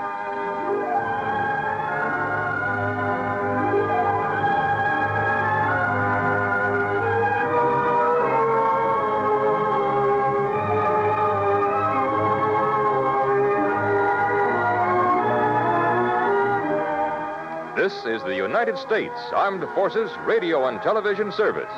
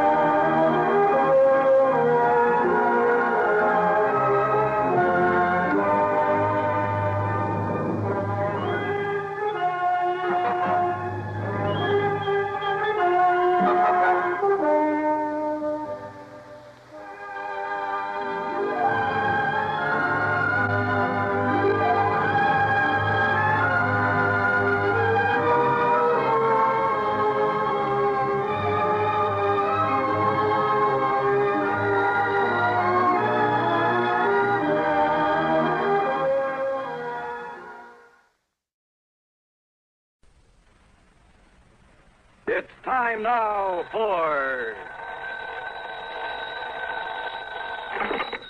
Johnny Dollar. All right. Well, hiya, George. I've been wondering when you were going to come up with another wild one for me. That is not the case this time, John. John?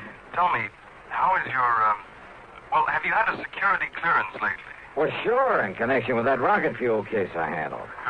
Good. But, now, what's this all about? Well, I can hardly discuss it with you over the phone. Oh, top secret, huh? Top secret, and of tremendous importance. Okay, George. I'll run over and see you.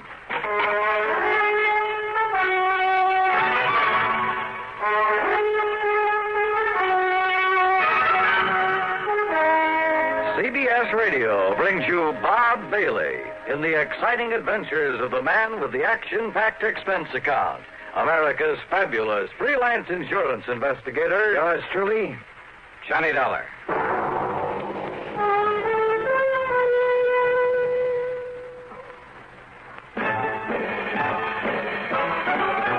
Are you smoking more now, but enjoying it, but have a real cigarette, have a Camel. Are you missing the smoke, the nation like that? Have a real cigarette, have a Camel. Are you looking for flavor and mildness? Have a real cigarette, have a Camel. The best tobacco makes the berry that smoke. Have a real cigarette, a real cigarette, a real cigarette, have a Camel. If you're smoking more today, but enjoying it less, try Camels. More people smoke Camels than any other cigarette. Any filter, any king, any regular. The Camel blend of costly tobaccos has never been equaled for rich flavor and easygoing mildness. The best tobacco makes the best smoke. Have a real cigarette, a real cigarette, a real cigarette, have a Camel. And now, Act One of yours truly, Johnny Dollar.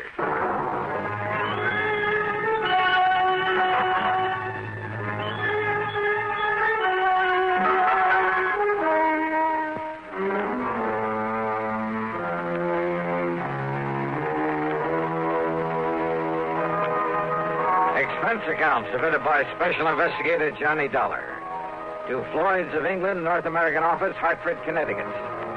Following is an account of expenses incurred during my investigation of the missing missile matter.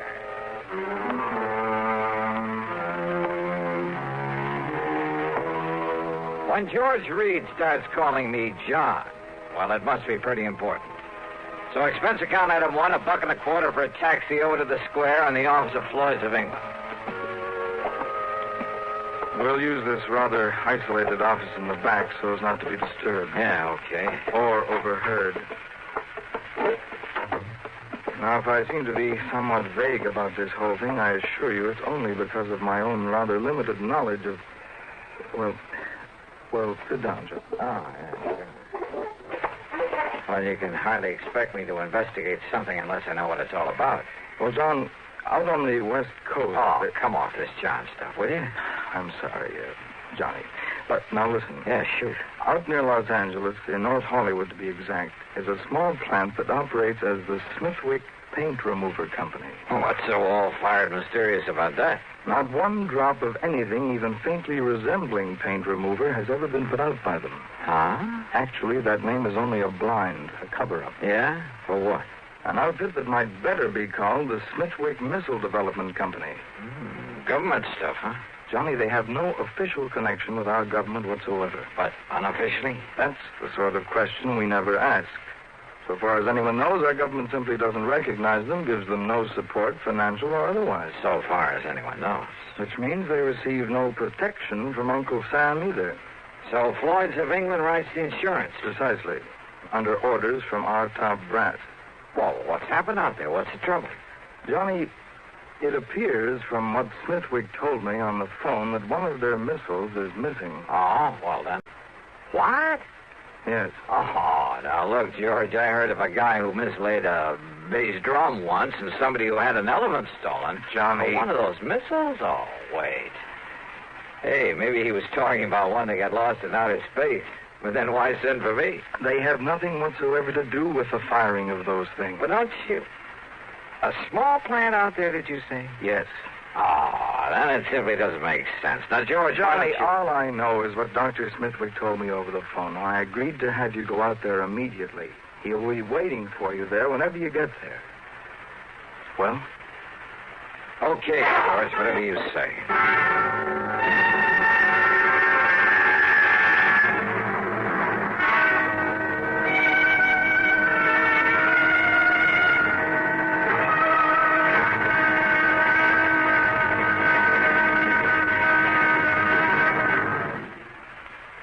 Hola, amigo. You want to know about stereo phonographs? Listen to my last bullfight on ordinary stereo. Filet. But now, Columbia Stereo 1.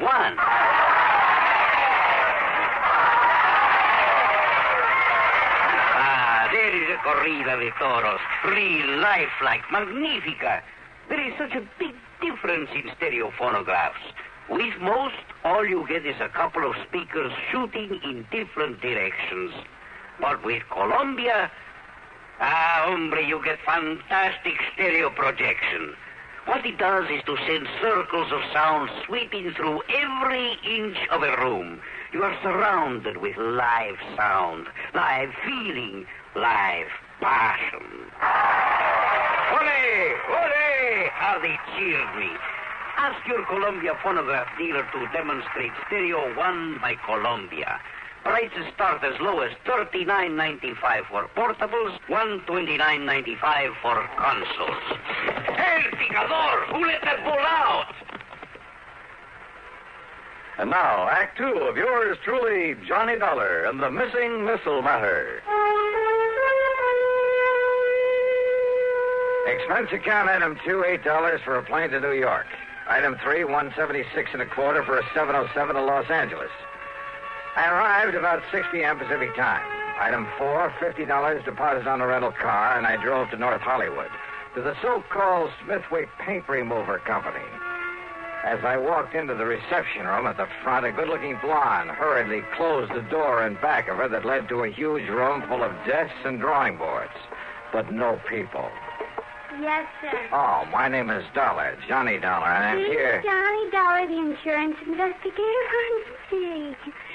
My name's Gloria, Johnny. Gloria Snowden. Miss Snowden? Will you just call me Gloria, huh? Why not?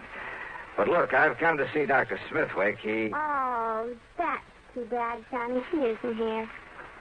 Is what? Well, he left very suddenly late this morning for Washington or someplace, I guess. Oh, no, that's funny. After asking He for me asked to be me to be sure and stay here until you came, and... Gee, I didn't think it was really going to be you, Johnny. He just said Mr. Dollar would be arriving. But anyhow, when he makes these sudden trips, he's always back here first thing in the morning, and I'm sure he wants to see you. So my. Funny, though. What? What, Johnny? Well, I suppose I'd better get something to eat and find myself a place to sleep. Oh, gee, I'm hungry, too. And it's all your fault, Johnny, because I had to wait around for you. Well, then the least I can do is take you out to dinner, okay? Oh, gee, yeah. And I'm free all evening, too, Johnny. Great. We'll do the town.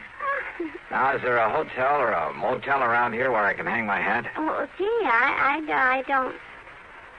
Well, there's the Paradise Motel over on North Sherman Way. It's kind of a smallish place. On North Sherman Way. 1131.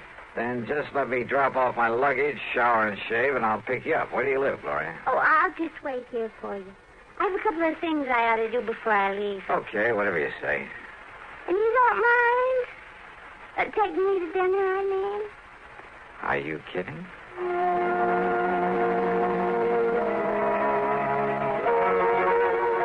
Funny. All this big emergency, all this hurry. The man who'd sent for me was off somewhere else. I should have asked for directions because it was over half an hour before I finally found the Paradise Motel. It was hardly the place I would have picked, but oh well.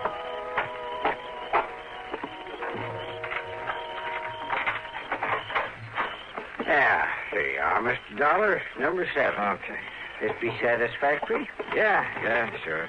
Because if it ain't, I got other vacancies. No, this will be all right. Uh-huh. Anything you want, I'll be in the office. Well, I could sure use a few ice cubes. Oh, brought your own jug, huh? Have them for you in the jiffy.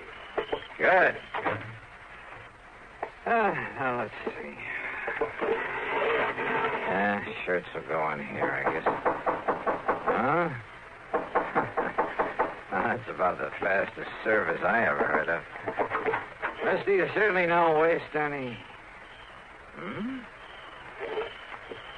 Hello? Somebody out here looking for...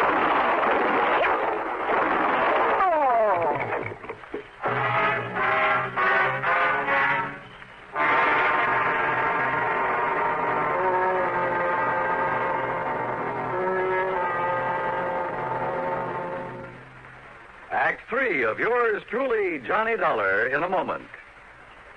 Welcome, recording star Mel Torme. It's terrible trying to sing with a bad cold. So I always take 4-way cold tablets to relieve cold miseries fast. Good idea. Tests of all the leading cold tablets proved 4-way fastest acting. 4-way starts in minutes to relieve muscular pains, headache, reduce fever, calm upset stomach, also overcomes irregularity. When you catch cold, try my way. Take 4-way cold tablets. A fast way to relieve cold distress and feel better quickly. 4-way, only 29 cents. Now, here's a word about another fine product of Grove Laboratories. To get rid of embarrassing dandruff in 3 minutes, change to Fitch Dandruff Remover Shampoo. 3 minutes with Fitch regularly is guaranteed to keep unsightly dandruff away forever. Apply Fitch before wetting hair, rub in 1 minute. Add water, lather 1 minute. Then rinse 1 minute. Every trace of dandruff goes down the drain. 3 minutes with Fitch and embarrassing dandruff's gone. At the same time, Fitch can brighten hair up to 35%. Get Fitch Dandruff Remover Shampoo today. And now, Act 3 of yours truly, Johnny Dollar.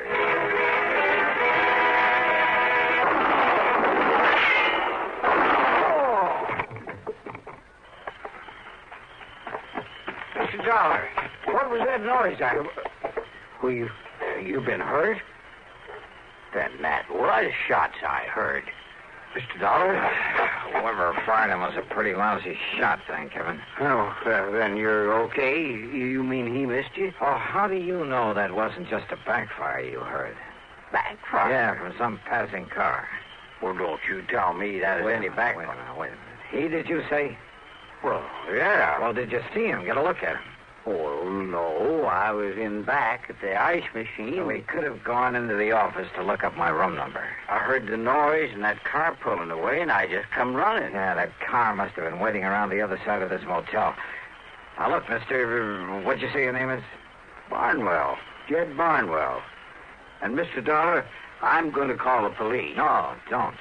Huh? Well, now, I realize you're a special investigator, some kind of... That's right.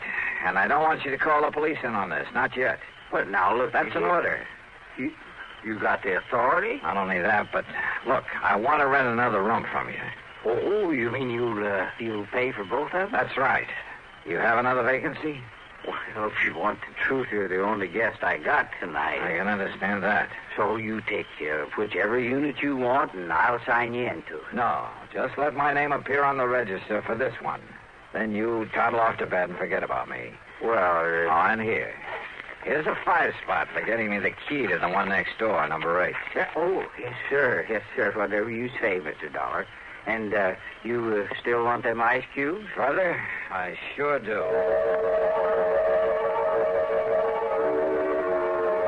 I left one handbag and its contents in number 7. Then I sat quietly in the darkness of my own room and waited. But I suddenly remembered my dinner date with Gloria Snowden, so I jumped into my car and drove back to the missile development plant. The place was dark. I drove to a corner drugstore to a phone booth and looked for Gloria's name in the directory. It wasn't. So, back to the motel. In number 7, the room registered to my name. The door was still locked. I went back to number 8 and sat there trying to think this thing out. Huh? I doused the light, pulled my gun out of the holster, and sneaked quietly to one side of the doorframe. Mr. Dollar? Mr. Dollar, I saw your lights go out. I hate to disturb you at this time of night. Yeah? Who is it? My name's Bob McKinney. McKinney? That's right. Sounds familiar. Well, I used to work for CBS Radio, and, I used to handle that program dramatizing your insurance case. Oh. I want to talk to you. It's important. All right, come in, Bob. Hey, what's in that box? He's a kind of a gabby old guy. Yeah, he sure is. Well, when he told me you were staying here, well, Johnny, I figured I'd better get to you and tell you about... About what, Bob? About some code signals I have here on tape. I picked them up about an hour ago. Morse code signals? Yeah, international code. It's like this, Johnny. I have my own amateur license, W6VFG, and I fool around with a lot of high-frequency experiments. So? Well, I got a couple of wires crossed on my receiver. It took me to a frequency that isn't even supposed to be on the air anywhere. Yeah? I started hearing what I thought was a high whistle. It was so high it was barely audible, like an oscillator note, a continuous squeal.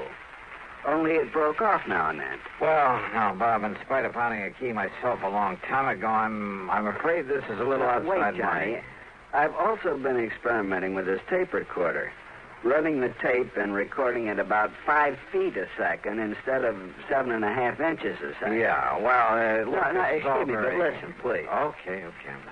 I recorded that squeak, running the tape real fast, and then I played it back slowly. You know what it was, Johnny? All right.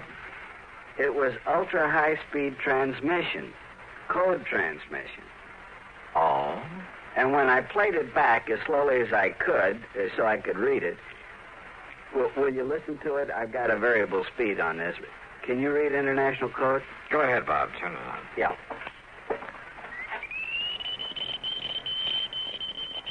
Oh, can't you slow it down a bit? Maybe if I hold it back on the reel. Wait a minute. Listen to that. That's what I mean, Johnny. It's legitimate code, all right, only... Well, have you any idea what language that is? I certainly have. Well, what? Whatever that message is. Well, it wasn't intended for anybody this side of the Iron Curtain. And did you understand just, maybe a couple of words? Yeah. Now, look, have you any way of telling where that signal comes from? Well, it was mighty powerful, like it was real nearby. Ultra-high-speed transmission. And on a frequency that nobody in the world's supposed to be using. Bob, if there was some way to spot that transmitter, if we could only... Kenny McManus. What? If I can rig that direction finder at Kenny's to my receiver when it's rigged to catch a signal... Then do it. Get hold of McManus and his direction finder and trace down the source of that signal. Meantime, leave this tape recorder with me. I'm going to round me up an interpreter. Then you caught those two familiar words in that message. My name. That's right, they were. Johnny Dollar.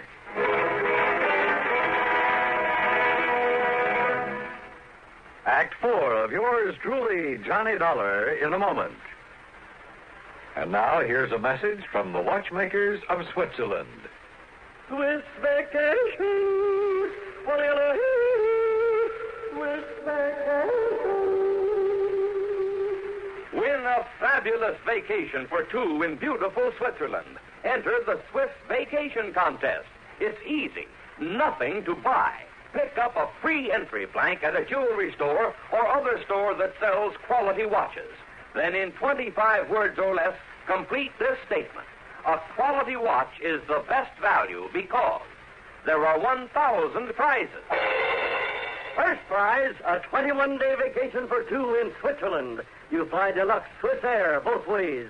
Visit many colorful places. All expenses paid for two people, plus $500 extra spending money. Second, third, and fourth prizes. 15-day Swiss vacations for two.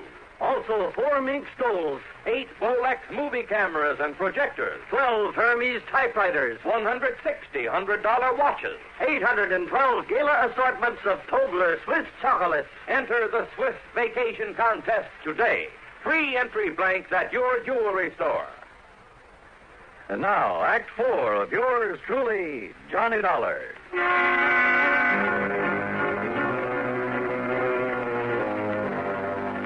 Two familiar words and that high-speed code message that Bob McKinney had intercepted.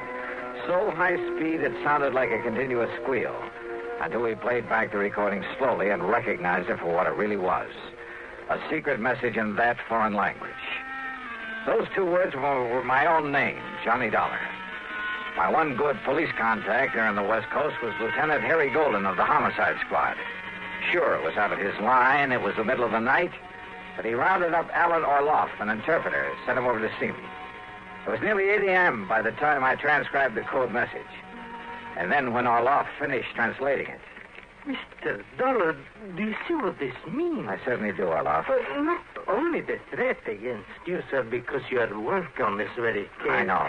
But the sender of this message has somehow got hold of secret plans for a missile, a space rocket. Orloff. Has copied those plans, is holding them for an agent of this other government to pick them up later on today. Which means that somehow I've got to locate the sender of that message. But how? And it must be done immediately before the contact with this other agent. I know. Then don't you see, Mr. Dollar? Wait. Yeah? Who is it? Bob McKinney. Oh, Bob. What'd you find out? Johnny, that secret transmitter's right here in North Hollywood. It's been working ever since I talked with you, up until just about an hour ago. Here's the address and the name of the person who owns the house. Go ahead. Only the antenna must be set up in the attic or something. What do you mean? There's no outside antenna to show there's a transmitter working there. And, of course, using that frequency that nobody would ordinarily be able to pick up.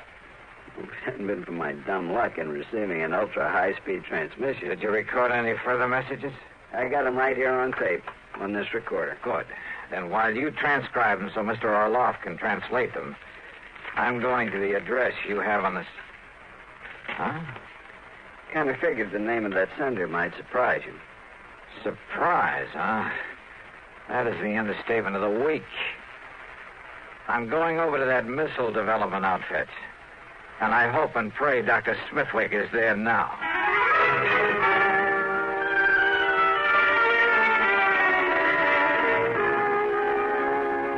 So perhaps I was wrong, Mr. Dollar. After all, I'm a scientist, not a file clerk.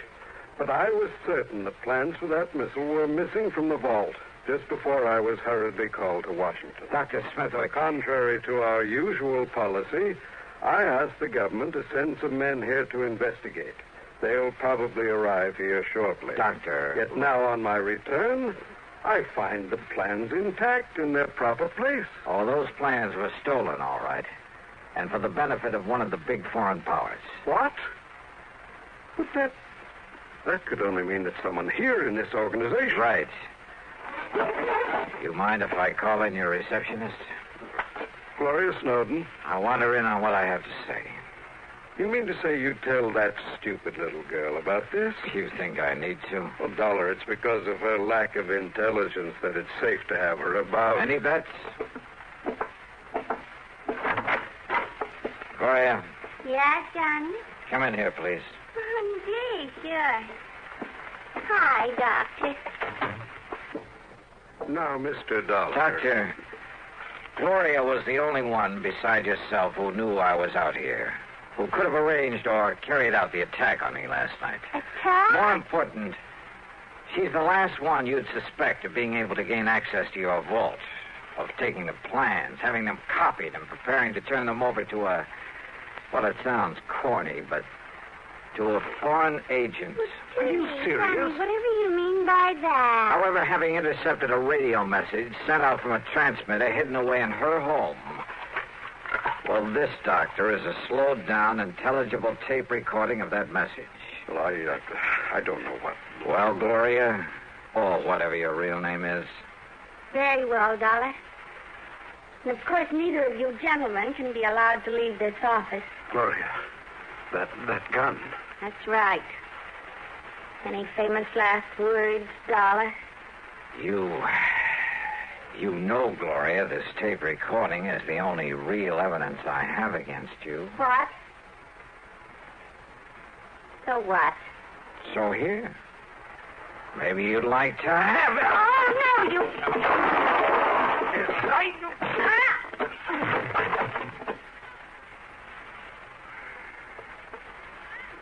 Mr. Dollar. Yeah, Doctor. And maybe those G-men you sent for will keep the date she made with her contact. The one supposed to pick up those plans from her.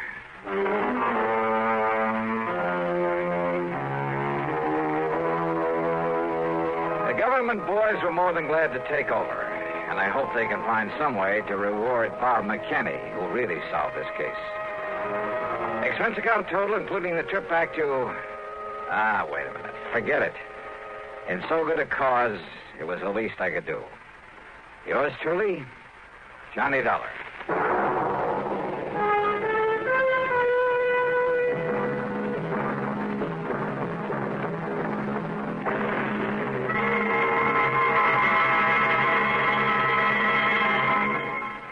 Our star will return in just a moment. Constipation is something people don't talk about much, but it can be a problem for anyone, even doctors. And when constipation occurs, it's interesting to see just what doctors consider important about a laxative they might use or recommend. Well, a majority of the doctors we heard from had this to say. A laxative should be effective, gentle, as close to natural acting as possible, and a medicine that can be used with complete confidence. Now, X-Lax has been popular with many doctors and millions of people over the years because pleasant-tasting chocolated X-Lax is effective. Overnight, it helps you toward your normal regularity. X-Lax is gentle. Next morning, it gives you the closest thing to natural action. And that's why many doctors and millions of people use X-Lax with complete confidence. X-Lax, the laxative that helps you toward your normal regularity gently, overnight. Is X-Lax in your medicine cabinet? Now, here is our star to tell you about next week's story. Next week, the most beautiful and dangerous girl I've ever known. Join us, won't you? Yours truly, Johnny Dollar.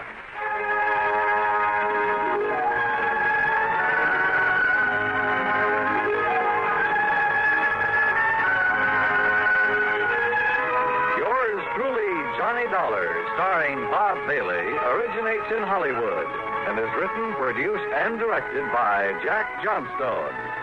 Heard in our cast were Virginia Gregg, G. Stanley Jones, Horace Lewis, Harry Bartell, Don Diamond, and Bartlett Robinson.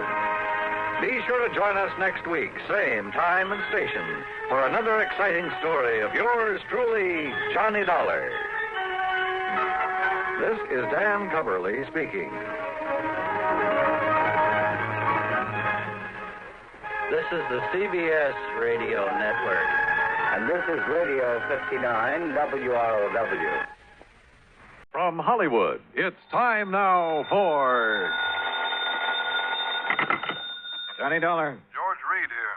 Oh, hello, Georgie. How's Floyd's of England doing these days? If payments keep on the way they started this morning, the company will go broke. What's that mean? One of our old clients, quite a character, by the way. Oh, now wait, George. For just once, give me a case involving some nice, ordinary, normal person. No, Johnny. First, it was that old fuss-budget Jediah Gillis. Yes, but then now... big bad Michael Meany, who thought he owned half the state of Louisiana. Well, yes, I know, but compared to them, Durango Laramie Dalhart is as normal as they come. Durango what? Except for one thing, of course. The payment of his insurance premium this morning. What was the matter with it? $4,500, Johnny, in $100 bills. They're still here on my desk. $100 bills? You call this character normal? Listen, will you? Every one of these bills is counterfeit. Oh. I'll be right over.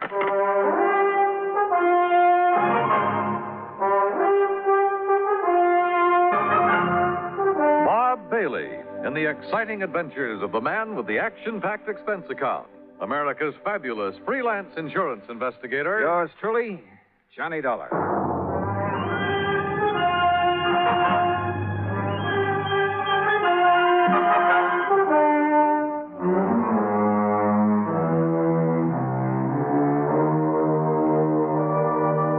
expense account submitted by Special Investigator Johnny Dollar to Floyd's of England, North American offices, Hartford, Connecticut. Following is an account of expenses incurred during my investigation of the Funny Money Matter. Expense account item 1, $1 even, taxi from my apartment to George Reed's office. I found him sitting, staring grimly at a pile of paper money spread around on the top of his desk. Well, there they are, Johnny. 45 $100 bills, and every one of them as phony as I've ever seen. Look at them. Yeah, I see what you mean. Whoever turned these out didn't even have sense enough to use the proper kind of ink. Yeah, it looks like he must have diluted it. Yeah. Have you ever seen such washed-out-looking money in all your life? Good tough paper, though, just like the real McCoy. Yeah, it's real crisp and new. But, Johnny, look at those colors. Even the black isn't really black. Yeah. You'd think they'd at least have tried to wrinkle them up a bit and dirty them. Yeah. This is the most obviously flagrant... What are you looking at, Johnny?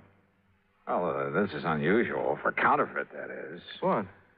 Well, they've all been printed up with different serial numbers. See? Here. And here. Huh? How about that? Pretty smart.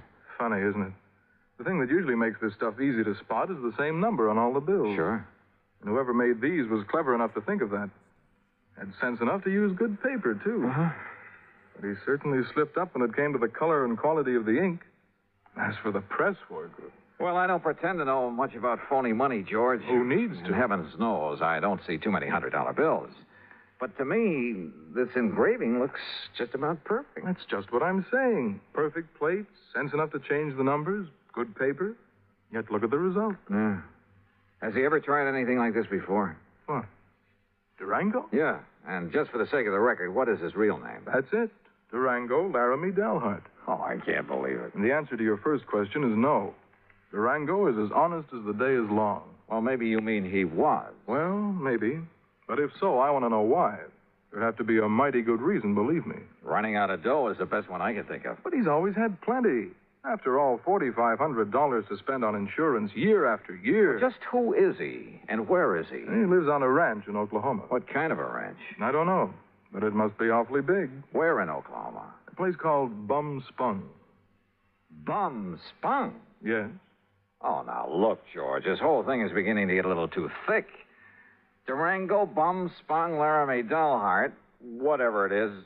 Look, counterfeit money is for the Secret Service for her, so why don't you just put in a phone call to them and let them carry the ball? No. Why? Because of Durango.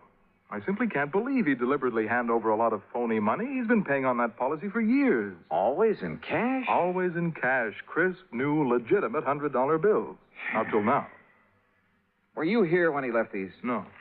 Now, look, Johnny, if somebody is trying to take him, it's up to us to protect him. Oh, that's a big if, George, from where I stand. Johnny, we've always tried to give more personal service to our clients than some of the other companies. Look, I want you to investigate this thing for us, without Durango's knowing, of course, on a fee plus expense account basis. Oh, an extra fee? That's not usual, George. With you, it is. You know as well as I do, the padding that goes on your expense account is plenty fee for anybody. Oh, George, you cut me to the quick. All right, where is where is Mr. Dalhart now? Back in Bum Spung, Oklahoma, or at least on the way.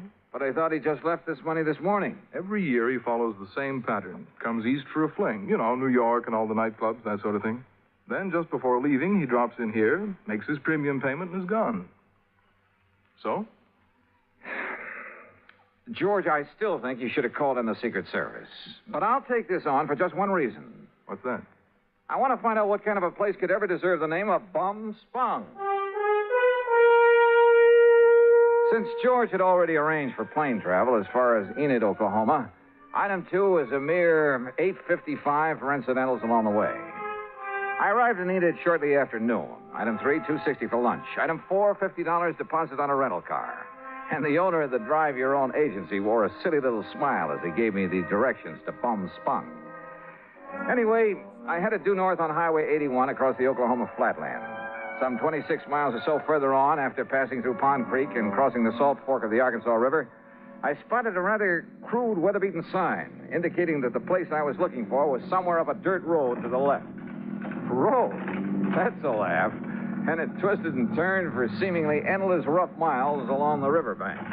I just about decided that Bum Spunk was a bum steer when suddenly I almost ran into the gate of an old wooden fence, surrounding some 2 or 3 acres of sandy ground.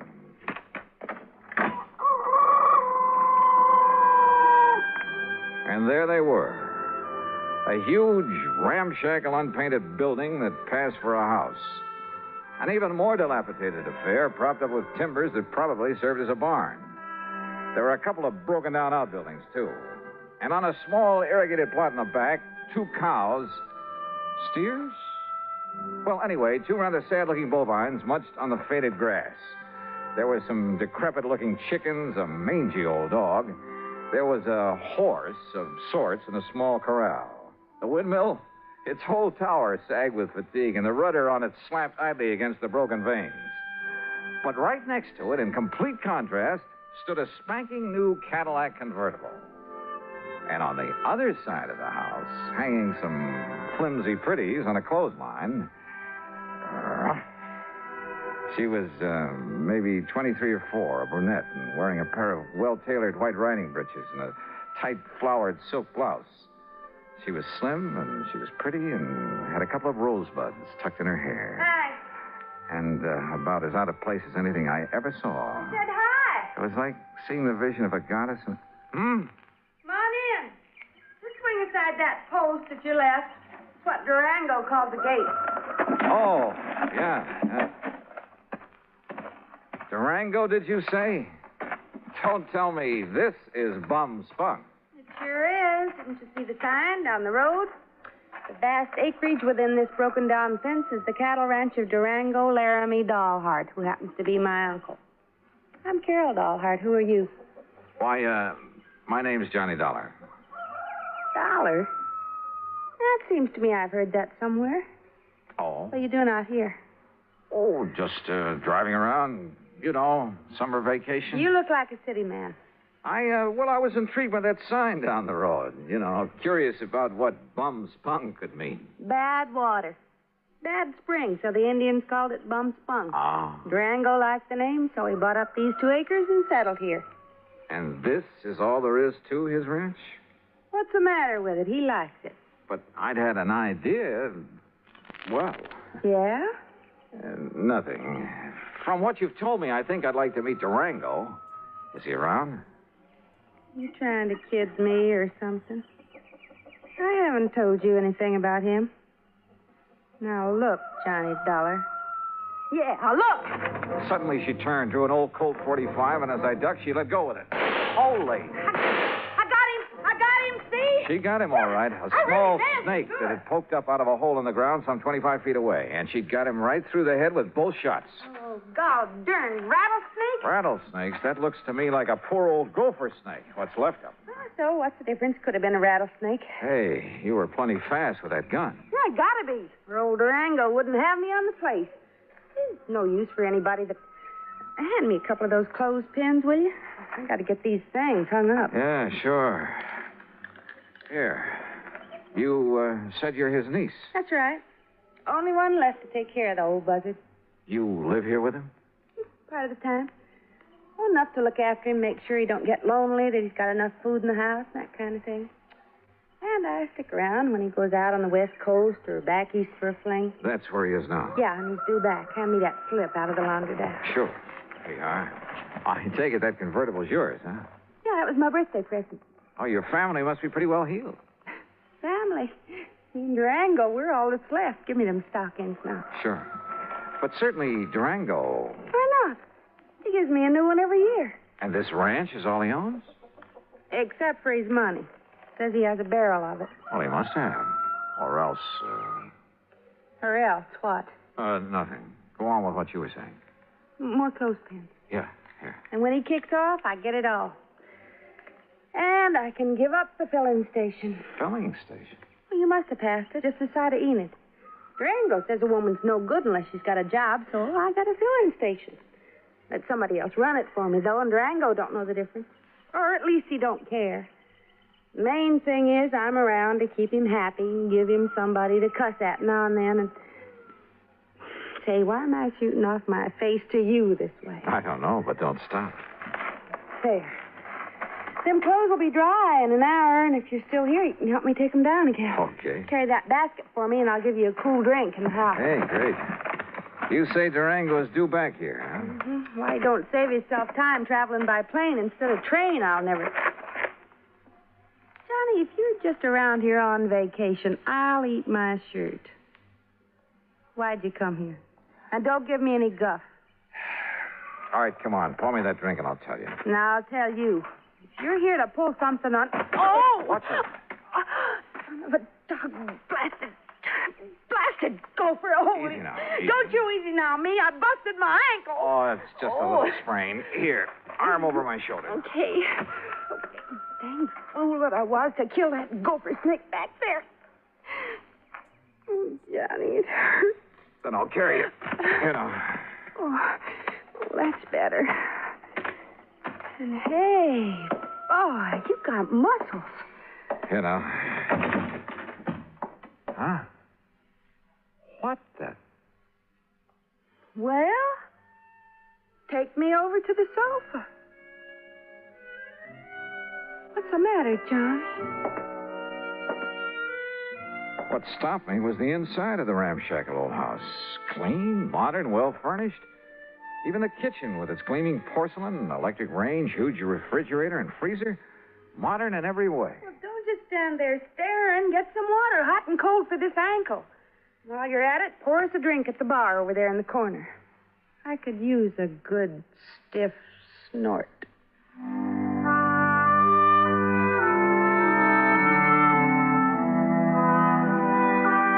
I did what I could to reduce the swelling in her ankle. But by the time I'd taped it up and she was snoozing comfortably on the sofa, it was getting dark. So I hied myself into the well-stocked kitchen to see what I could scratch up to eat. And I'll be honest about it, with this mighty attractive patient on my hands, I'd completely forgotten about my mission in these parts, the investigation of one Durango Laramie dollheart. I wasn't allowed to forget it long, though. As I opened and was about to reach into the ample freezer... Stop right there, you. Huh? There's only one way to deal with a thieving, stealing, dirty varmint like you. Now, wait a minute. Put that thing down. And that, partner, is this way. Holy, no. Hey, no, you're out of your... No!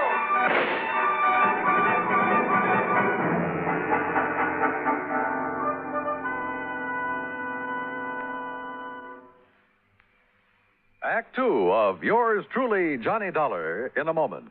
A number of years ago, it was said that, in spite of the large population of this planet, men and women remain the most inaccessible things on it.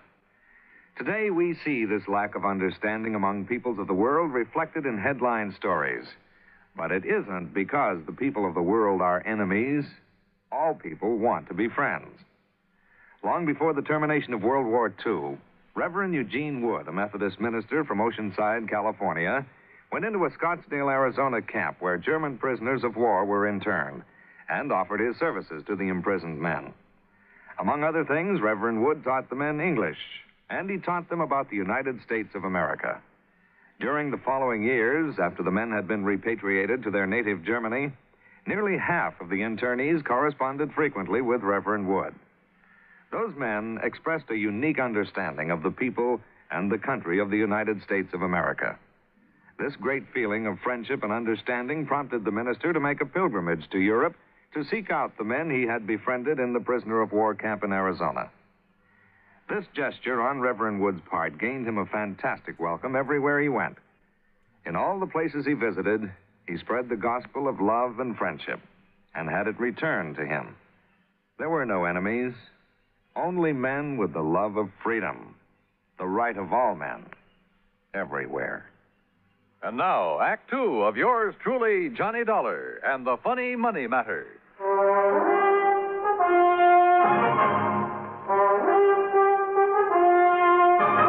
Robbing my house here, you No. thief.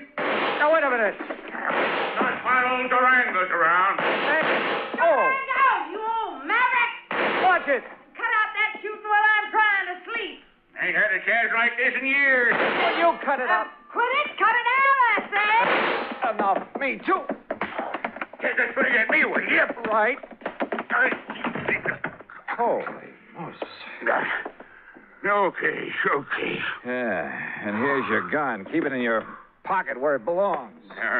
Sure. Now, what was the big idea?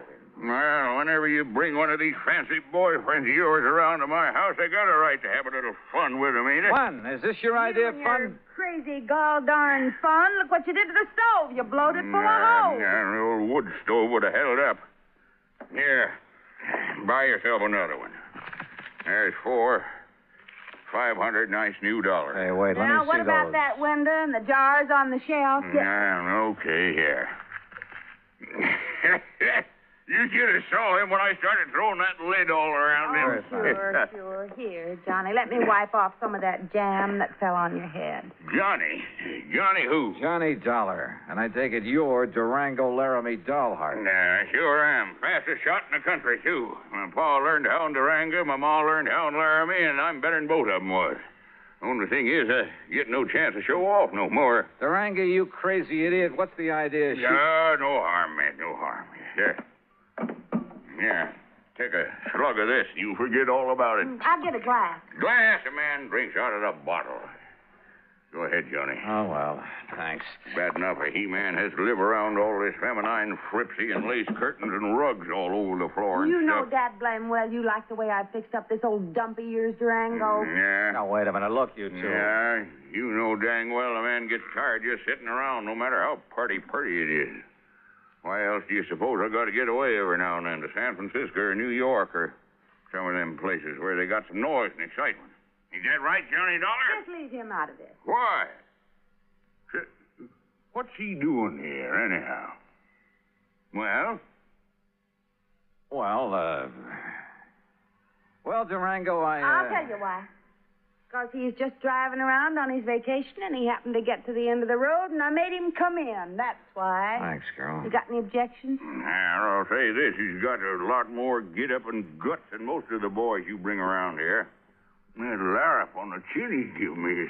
Yeah, well, I'm sorry about that, Durango. Sorry for what? Because you didn't act like some of them lily-livered kids she brings around and run for home? No, sir, boy, you're all right.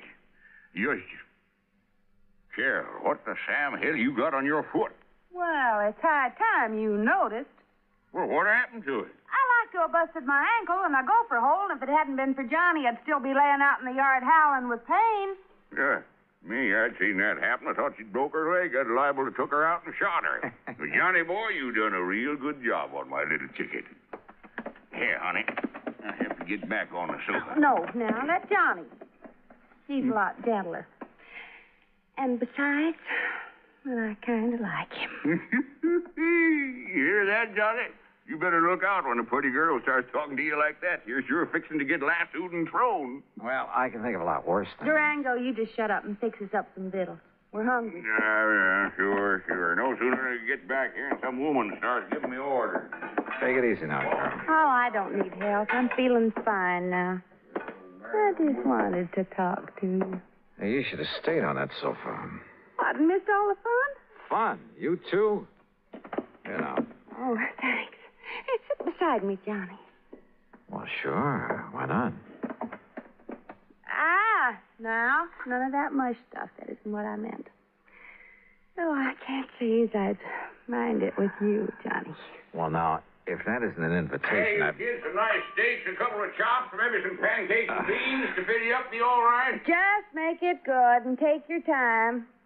Or shall I do it? Yeah, woman, I can cook better than you any time. Oh. Well? Johnny, before you start that... What's the matter with some lights in there, you kids? It's getting dark. Oh. Just mind your own affairs. And I warn you, Johnny, you better watch out for yourself. Yeah, I'll risk it, Durango. You don't, want the light, do you, Carol? You know what I want? What? I don't know why you come out here to bum spun. Can't I wait? Dollar, I bet you got somewhere else to go. It's going to be pretty late by the time we met. Or I might as well bunk here tonight. Got plenty of room. What do you say? Johnny? Sure, Durango. Thanks a lot. No, Carol. You haven't answered my question, John. Tomorrow. I'll tell you tomorrow when we can be alone. Aren't we we alone now? Oh, not as much as I wish we were. You're a mighty cute guy, Johnny. Oh, you don't know me, Carol. I'm really just an old wolf. Oh, I don't believe it. I don't. Ooh. Just one of the roses fell out of my hair. There it is. With buds of roses in her hair and kisses on her mouth. What's that? Pretty? Just a line from an old poem. I have the roses in my hair. What about the rest? Why don't you find out? You kids want to bell down on the jug while you're waiting? Oh, why don't you tend to your cooking? Johnny? That Durango, he certainly puts together a meal in a hurry. Too much of a hurry. And the meal itself, enough for an army. And to see him pack it away, you'd think he'd been out on the range for years. Yes, sir. Nothing like coming home to give you an appetite.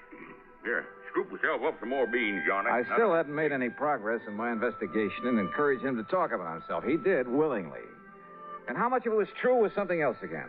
Said he left his father's little farm in Colorado to hunt for gold. Said he'd found it, too, a lot of it. Claimed he'd used that money exploring for oil, wildcatting. That everything he touched had turned to money. That he'd made and banked so much he could never spend it all. That's why he'd go on those flings to San Francisco and New York, just to get rid of it. Then come back here to this little plot of ground and rest up for the next excursion to the big city. His only regret was he was too old to make the New West like the Old West. Yes, sir. If I was 20 years younger, I'd ride a horse into Dodge City and show all them law and order. I'd show them just exactly how it was in the old days. Like I read about in them magazines. But if all this were true, why the counterfeit money? Those phony, washed-out $100 bills I'd seen on George Reed's desk. The bed in the guest room was as comfortable as my own, but I couldn't get to sleep. Fortunately, for long after the house was dark, it must have been close to midnight, I heard the door of Durango's room open, heard him sneak out of the house the back way. Quickly, as quietly as I could, I slipped on trousers and shoes, took along my gun, and went after him. From the back porch, I could see that there was a light on in one of the small outbuildings.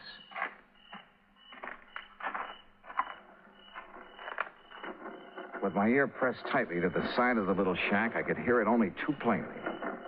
The printing press on which Durango was turning out the phony money. No question about it. And I was sorry. Kind of begun to like the old character. To say nothing of his beautiful... Johnny. Huh? Carol. What are you doing out here? If it's a walk in the moonlight you want, why didn't you ask me to come with you? Carol, listen. I'll lay my cards right on the table. What I really came to this place for was to find out... Well, it was right here inside this little shack. Oh, no. And now that I've found out, Johnny, you'll break his heart. He thinks nobody knows about this. Oh, of course he does. He's been doing it ever since...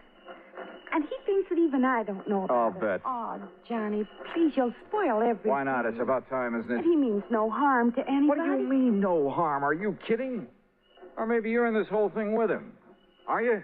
Oh, no, but I don't see what difference it would make.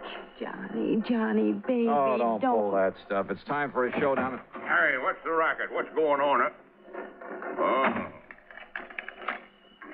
Snooping, huh? Why, you ornery, low-down, sneaking coyote. All right, Durango. Just cut it and stand where you are. Huh?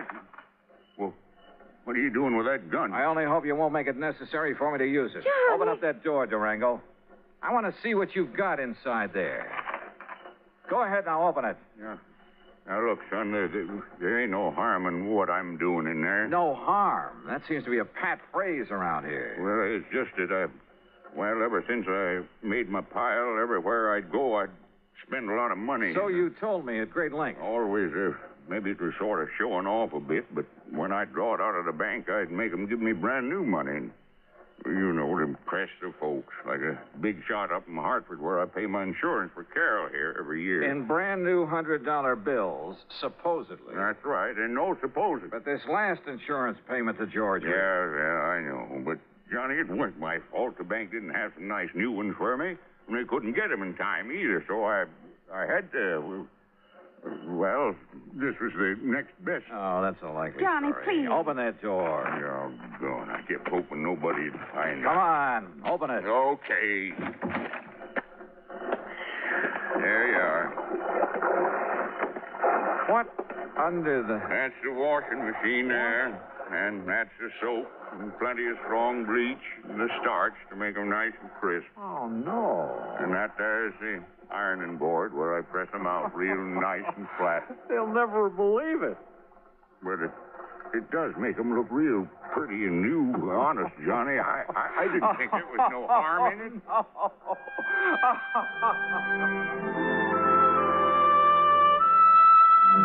Well, there you have it, George. Full report on the funny money that turned out to be only cleaned up a bit. And the next time, call in the Secret Service, will you? No, I didn't mean that. Just don't question the charges on this account for the extra week I've spent out here. If you could see this pretty little Carol. Oh, that Carol. And if I ever get enough money, so help me, I think I'll retire to Bum-Spung, Oklahoma. Expense account total, including incidentals, and the trip back to Hartford, $171.25. Yours truly, Johnny Dollar.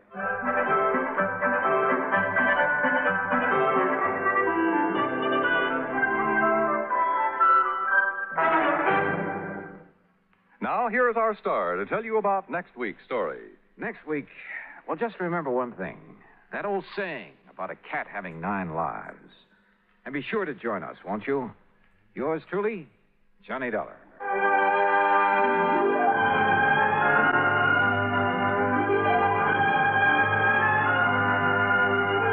Yours truly, Johnny Dollar, starring Bob Bailey, originates in Hollywood. It is produced and directed by Jack Johnstone, who also wrote tonight's story. Heard in our cast were Virginia Gregg, G. Stanley Jones, and John McIntyre. Be sure to join us next week, same time and station, for another exciting story of yours truly, Johnny Dollar. This is Dan Cubberly speaking.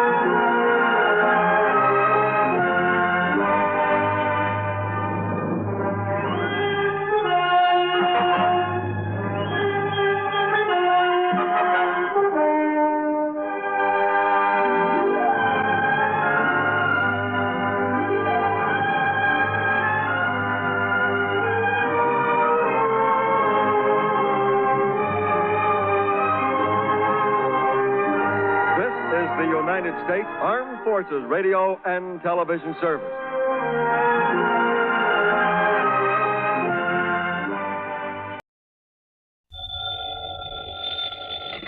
Johnny Dollar. Johnny, you better come flying out here just about as fast as you can. Who's that? Johnny, this is Red. Yeah, Red who? Well, you know, your favorite fishing guide. Red Barrett? That's right. Lake Mojave Resort out in Arizona? Yes, sir. Well, Red, you old scalawag, how are you, and how's the fishing? Just great. That is, if you know where the good holes are. And believe me, you do. Now, that's really a fact, Johnny. I really do. I guess I'm the best fishing guide this country ever saw. Yeah, and I suppose you think it's time I made another trip out there and tangle with some of those beautiful lunker bass. Well, now, Johnny... it's no good, Red. I just can't do it. Now, you listen. The way the work is piled up on me, I'm just about going crazy. I've been trying to get away for some kind of a vacation for weeks now, but I just can't do it. Sounds to me like you need it, too. Yeah, it's been a tough year, no let up at all. Pat McCracken over at Universal Adjustment Bureau, half a dozen of my other contacts. They've been begging me to take some time off, but I just can't, Red. I'm not on a regular payroll. I'm a freelance, so I have to take on every assignment that's handed me, whether I like it or not. Look, you mentioned Mr. No use, Red, so don't make me feel any worse by talking about it. Me? That was your idea. Huh? Did I say anything about fishing until you did? Oh, now, wait.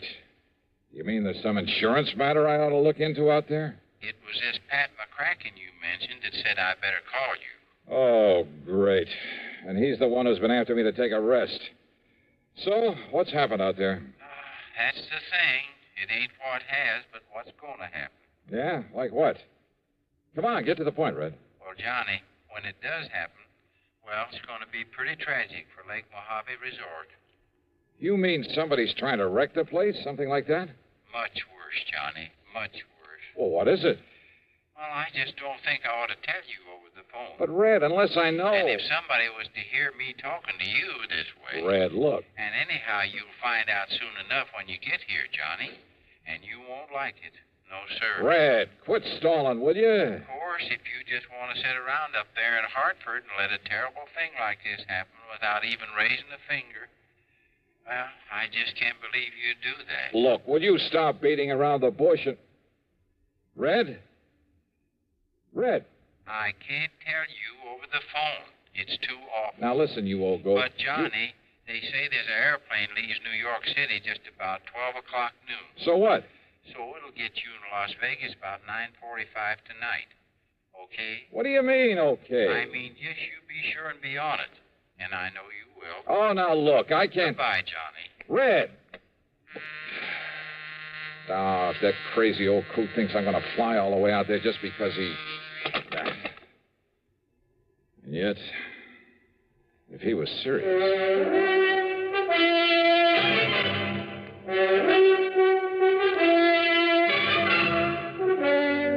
CBS Radio brings you Bob Bailey in the exciting adventures of the man with the action-packed expense account, America's fabulous freelance insurance investigator. Yours truly, Johnny Dollar.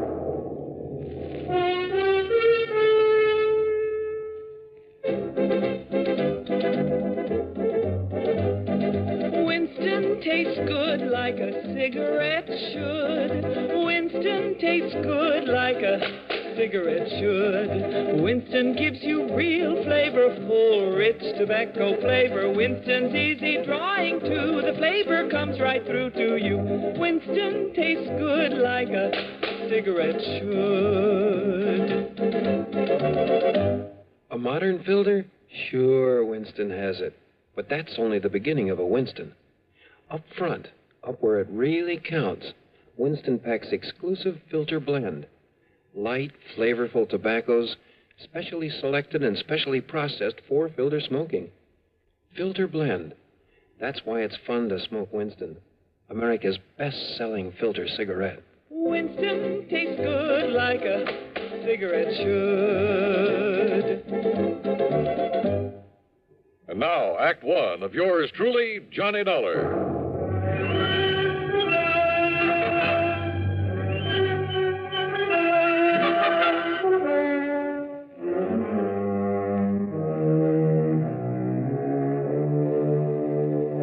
Expense account submitted by Special Investigator Johnny Dollar to the Universal Adjustment Bureau, Hartford, Connecticut. Attention, Mr. Pat McCracken. Following is an account of expenses incurred during my investigation of the Red Mystery Matter. That crazy phone call from Red Barrett. I know that wild old character pretty well. I'm fully aware of his faculty for stretching the truth, making a couple of mountains out of a molehill or two. And once or twice before, I'd wound up making the trip across the country just to wet a fishing line with him. And yet, those other times I'd fallen for his gag, I'd run headlong into serious insurance matters. Trouble with a capital T. And if he really meant what he said about something terrible impending at Lake Mojave Resort, well, there was one way to find out. Expense account item 1, $153, plane fare, Hartford to New York to Las Vegas, Nevada.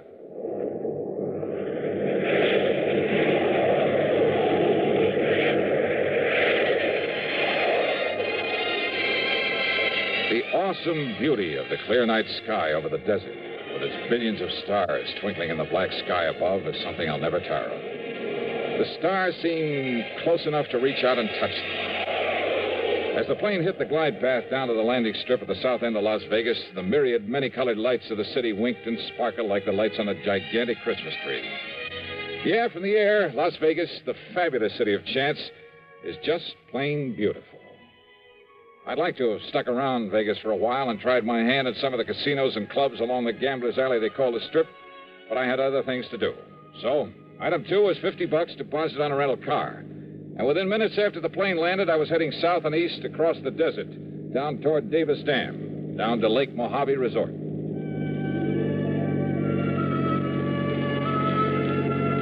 The desert, mile after mile of nothing but sand and sagebrush and Joshua trees, of tumbleweed and cactus, of high plateaus and broad windswept mesas. Here and there, the skeleton of some animal was perished in the remorseless, terrible summer sun. And then suddenly, in the middle of it, the life-giving waters of Lake Mojave. At the south end of the lake, just above Davis Dam, is the resort, with its clean, comfortable motel, a good restaurant, tackle shop, and dock. Everything to warm the heart of a fisherman. Yeah, and in the bright light of the moon, I could see the lake itself, calm as a mill pond. That meant that unlike the cold and snow I'd left back east, here it was warm and perfect weather for fishing. It took a bit of self-control to keep from driving right on down to the dock. Instead, I circled the driveway to the office. As I pulled up to a stop, in spite of the hour, someone came out to greet me. It was my old friend Buster Favor, general factotum at the resort.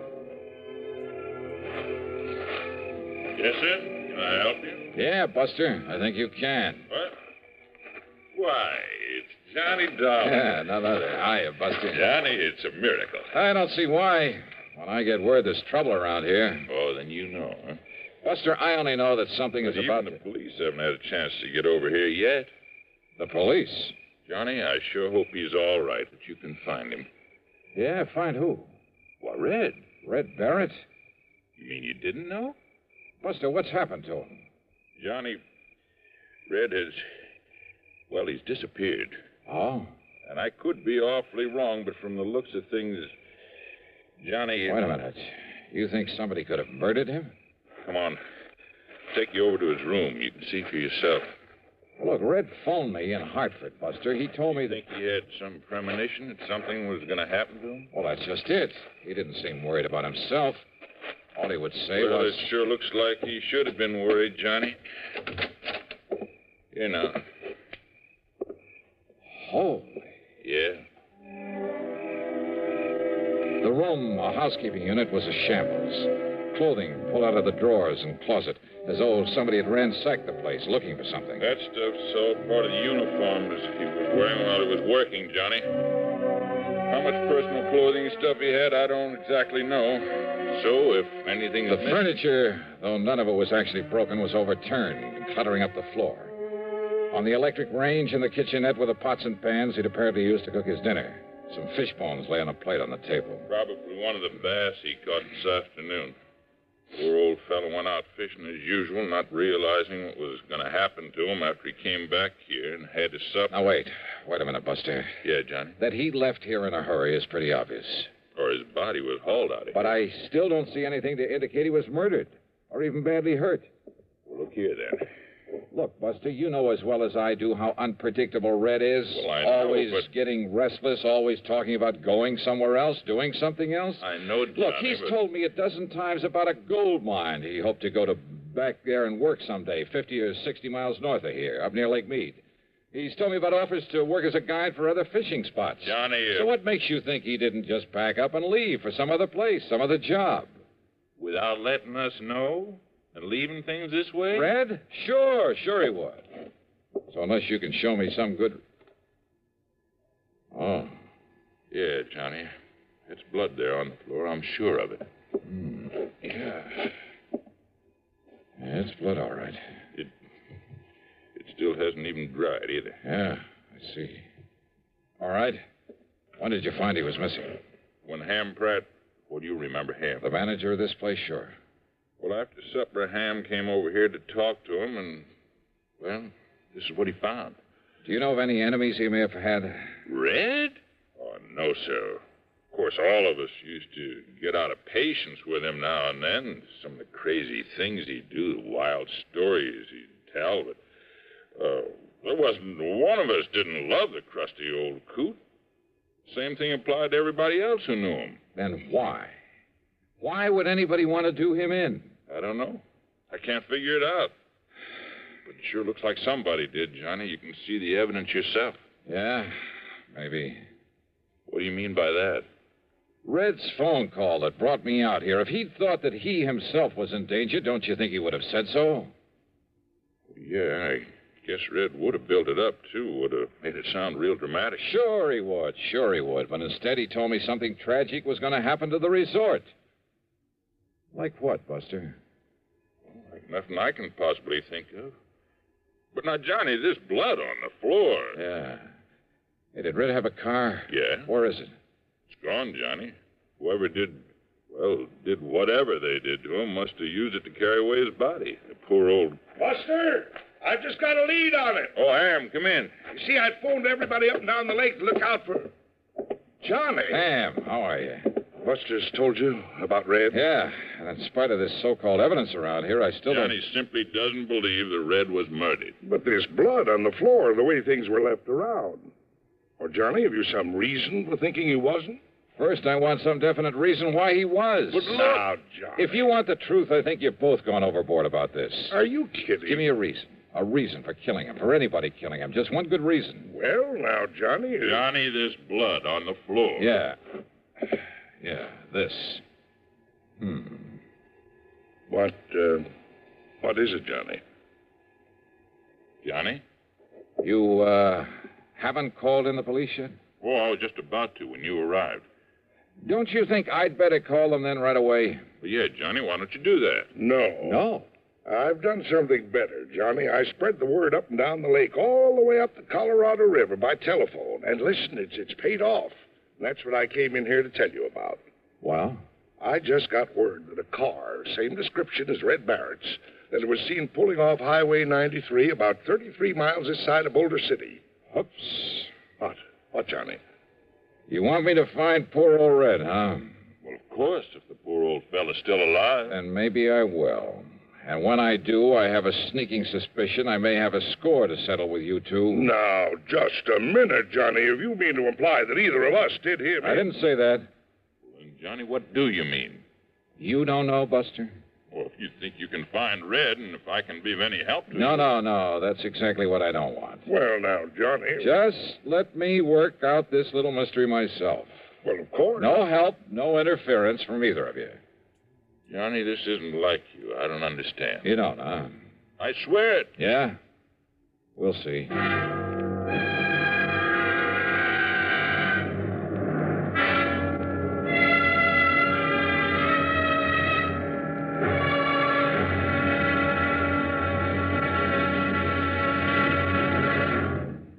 Act two of yours truly, Johnny Dollar, in a moment. Welcome, recording star Mel Torme. It's terrible trying to sing with a bad cold. So I always take 4-way cold tablets to relieve cold miseries fast. Good idea. Tests of all the leading cold tablets proved 4-way fastest acting.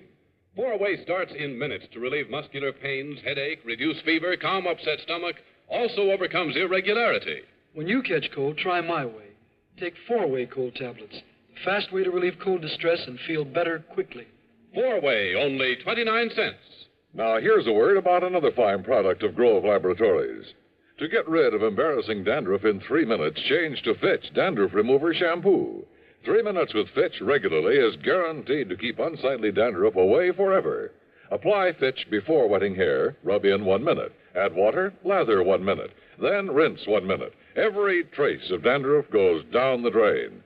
3 minutes with Fitch and embarrassing dandruff's gone. At the same time, Fitch can brighten hair up to 35%. Get Fitch Dandruff Remover Shampoo today. And now, Act Two of yours truly, Johnny Dollar and the Red Mystery Matter. Suddenly, things had begun to add up. Yeah, from right in the beginning, when Red had mentioned over the phone that he'd talked with Pat McCracken at Universal Adjustment Bureau. Had Red called Pat, or vice versa? And there was the lamp there in Red's room, apparently knocked to the floor in a struggle. But not even the bulb was broken. The clothes that were left, only the uniforms he'd worn while at work. Was that supposed to mean that the only personal things he had were those he was wearing when he disappeared? Hardly. Then there was that spot of blood on the floor. A fish scale, a single scale in the middle of it. I had no microscope to examine that blood, probably wouldn't have known how to use it anyway. But I had a sneaking suspicion there was something very... Yeah. And knowing Red and Ham and Buster and Pat McCracken pretty well. Okay. The first thing I did after Ham and Buster left me alone was to look over the room again. And yes, one parcel of equipment that should have been there was conspicuously absent. I went down to the boat dock and found the old Arkansas Traveler that Red had always used to fish in. It was empty. Absolutely empty of the stuff I knew he always kept in it.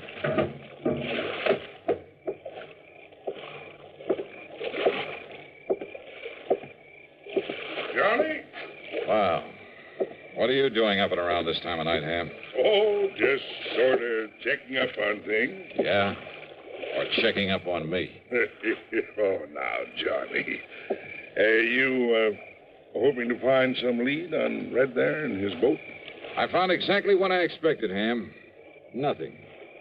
I don't understand. Don't you? Johnny, what goes with you? You've certainly been acting kind of feisty this trip. Yeah, well, I'm sorry. Now, if you feel you have some lead on Red, on what may have happened to him, well... Yeah? Yeah, I think I have. And you helped to give it to me. I did. But there's no point in following it up till morning. What is the lead? No help, no interference, remember? Okay, Johnny, whatever you say. No use doing anything till morning, eh? That's right. Then you, Well, what? Oh, I was just thinking. Remember a couple of moonlight nights like this when you were here before, how you and I took the workboat and a couple of fishing rods, how we plugged those deep coves just above the dam? Yeah. Yeah, we took some nice fish out of there, didn't we? Yeah. I'm going to be blunt with you, Johnny. You aren't yourself. You're a bundle of nerves. Been working too hard? Yeah, much too hard. Well, one great cure for that. Why don't we go out there and pick us up a couple of nice bass? Okay. Why not? Unless, of course, you feel you ought to do something more about finding Red. I told you, no more until morning. I also told you I'm sorry. Let's go fishing. Sure, Johnny. I understand. Yeah, I guess you do.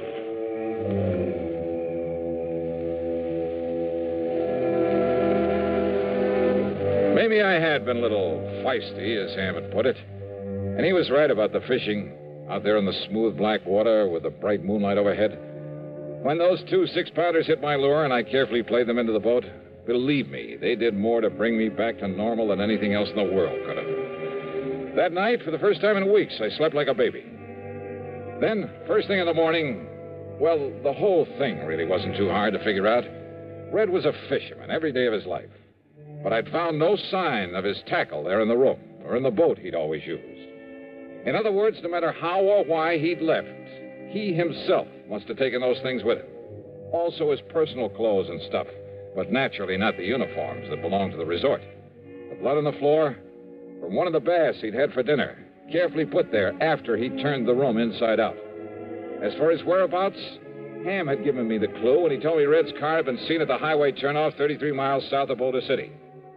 That turnoff led to only one place, a fishing camp at the lower end of Lake Mead, known as Temple Bar. And when I got there, sure enough, waiting for me in his outboard beside the dock, Red Barrett. All ready for you, Johnny. Why, Red, you rascal. Got an extra rod and reel and a bucket of live bait. You and me'll go out there and slay him. Get in, Johnny. Get in. Sure, Red, why not? That's a boy. Here we go. Yeah, I just knew a smart man like you could track me down. Hey, you're working here now, huh? Well, I got kind of restless and thought maybe I'd make a change. And as long as Ham Pratt was willing... Then Ham was in on this plot to get me out here. Why, sure he was. And the terrible things to happen at Lake Mojave? Why, of course, Johnny. They've lost me, haven't they? You old son of a gun. Hey, Buster in on it, too? No, Ham's probably telling him about it right now. Probably showing him the letter he got from Mr. McCracken. McCracken? Pat McCracken? Yeah. Now, maybe you better read this one that he wrote to me. First part's just the usual howdy-do's, but here. And Red, I'm convinced a man can take only so much, even Johnny Dollar. And I'm afraid that unless he gets some rest and relaxation, he'll crack up one of these days. So if you and Ham Pratt can somehow contrive to get him out there for some of that fishing he loves so much, go to it. If he catches on, if he starts worrying about the expense, tell him it's on the house. Tell him Merry Christmas. Sincerely yours, Well, God bless Pat McCracken. As for you, Red, you old reprobate, Johnny, there's a hole over near the gyp beds where there's an old 10-pounder laying under a rock, just waiting for you and me. Brother, let's go.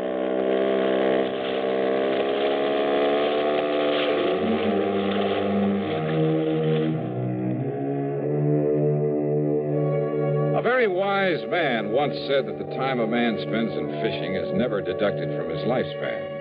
And you know something? I, for one, am convinced that he was right. So, well, Merry Christmas to you all, too. All of you. Yours truly, Johnny Doubtful.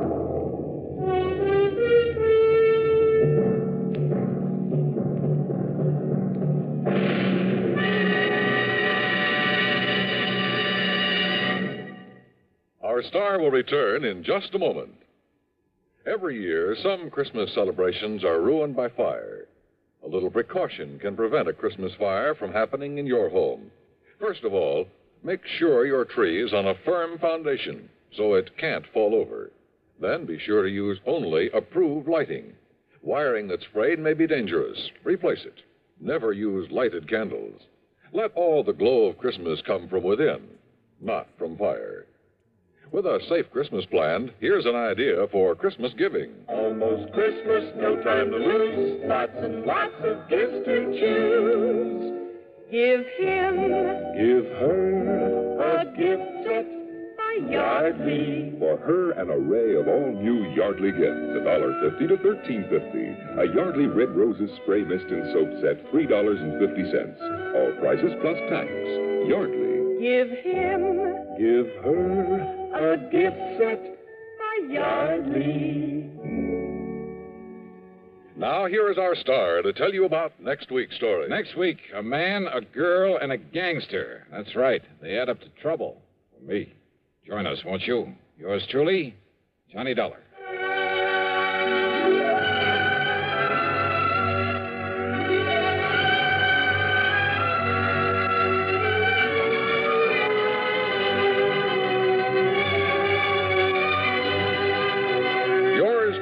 Johnny Dollar, starring Bob Bailey, originates in Hollywood and is written, produced, and directed by Jack Johnstone.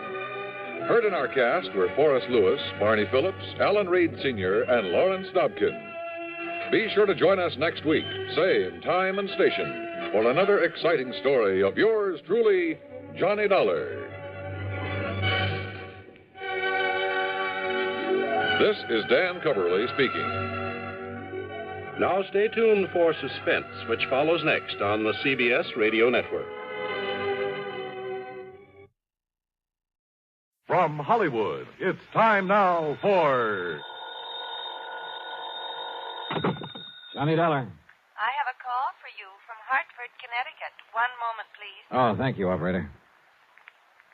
Go ahead, please. Hello? Johnny? Yeah, that's right. Bill Ferguson at Continental Insurance and Trust. I'm glad I caught you before you left Los Angeles. Oh, I was just about to check out of my hotel here in Beverly Hills and grab the morning flight back east. Well, don't. Yeah? What's up? Do you remember Alvin Peabody Cartwright? Cartwright?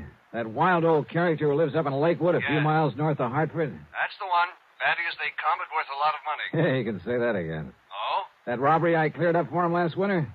Bill, he insisted on giving me a small bonus for it. 3,000 smackers. Wow. Yeah. So if Mr. Alvin Peabody Cartwright is calling for my services, I am ready, willing, and able. Well, he is, Johnny. He says it's tremendously important that you contact him at once. All right, then I'll finish my packing and grab the plane. No. What? He's out there on the coast. Has a little, or at least he calls it little. He has a place right there in Beverly Hills at 10321 North Roxbury Drive. 10321 North Roxbury. Did he tell you what it's all about? Only that it's very important that he see you right away. When you consider how many attempts have been made on his life over the years. Yeah, I know. And, Johnny. Yeah? Don't forget that Cartwright is a pretty important client of ours. If anything should happen to him. I see what you mean. Okay, Bill, I'll be in touch.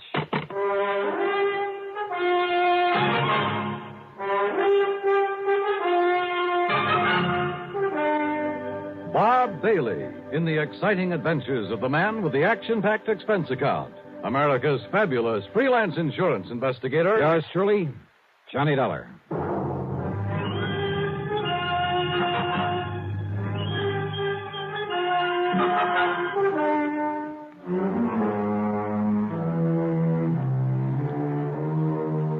Expense account submitted by Special Investigator Johnny Dollar to the Continental Insurance and Trust Company Home Office, Hartford, Connecticut.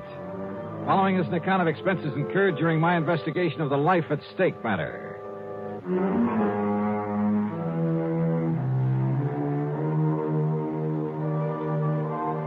I notified the Beverly Hilton that I'd be staying over for a while and grabbed a Beverly Hills telephone directory. Expense account item 1, a call to Crestview 32121.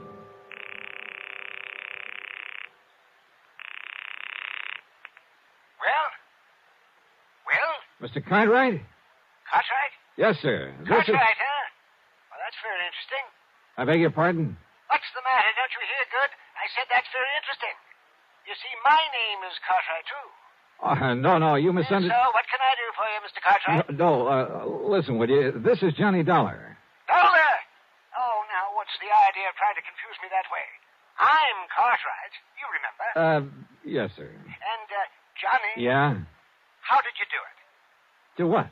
Get out here so fast. I only put in that call to Hartford about an hour ago, and here you are.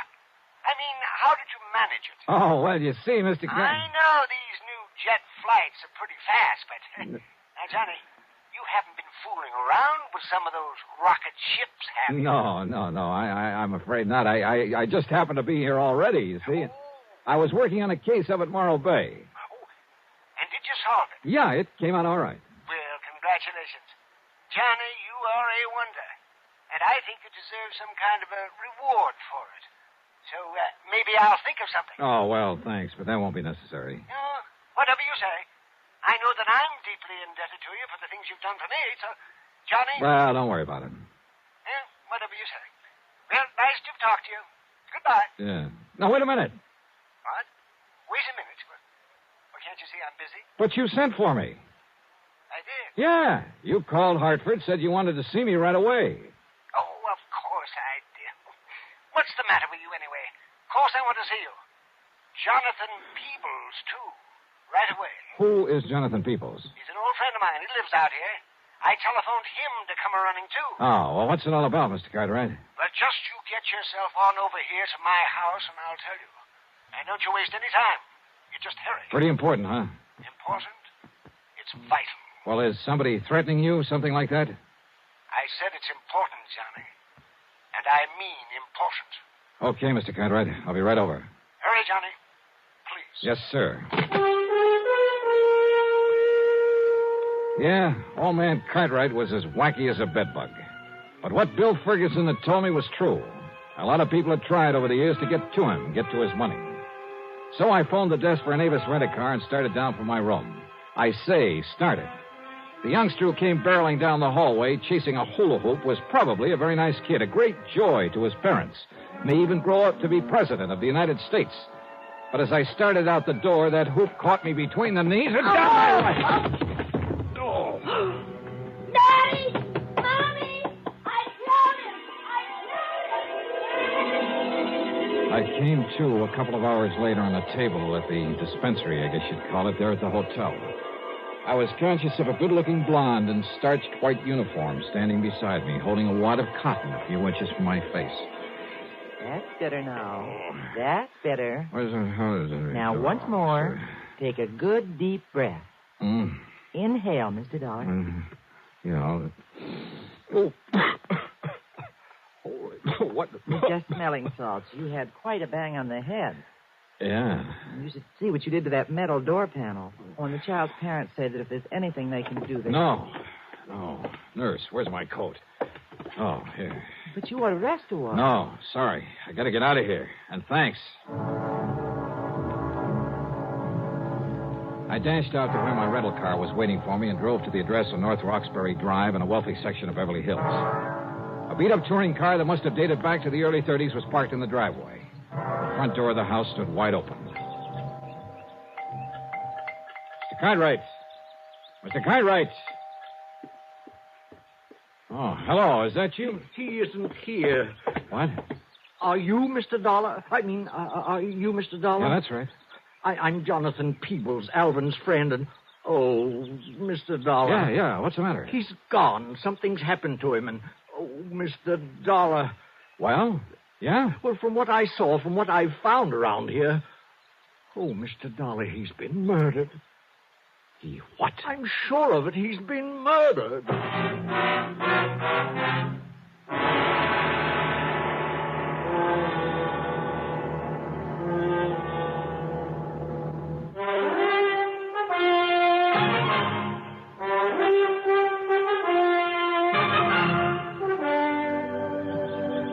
Mr. Cartwright has been murdered? Oh, Mr. Dollar, what can we do? Well, what happened? How long have you been here? He telephoned me, told me to come over here, that it was very urgent. Yeah, he told me the same thing. But he often does that. You know how he is. Always has to see me right away, immediately. And often it's just for some little thing like sharing some ice cream with him or seeing a new flower that's just come into bloom. Yeah, I know. Or most anything. So now... that's why I didn't hurry coming over here.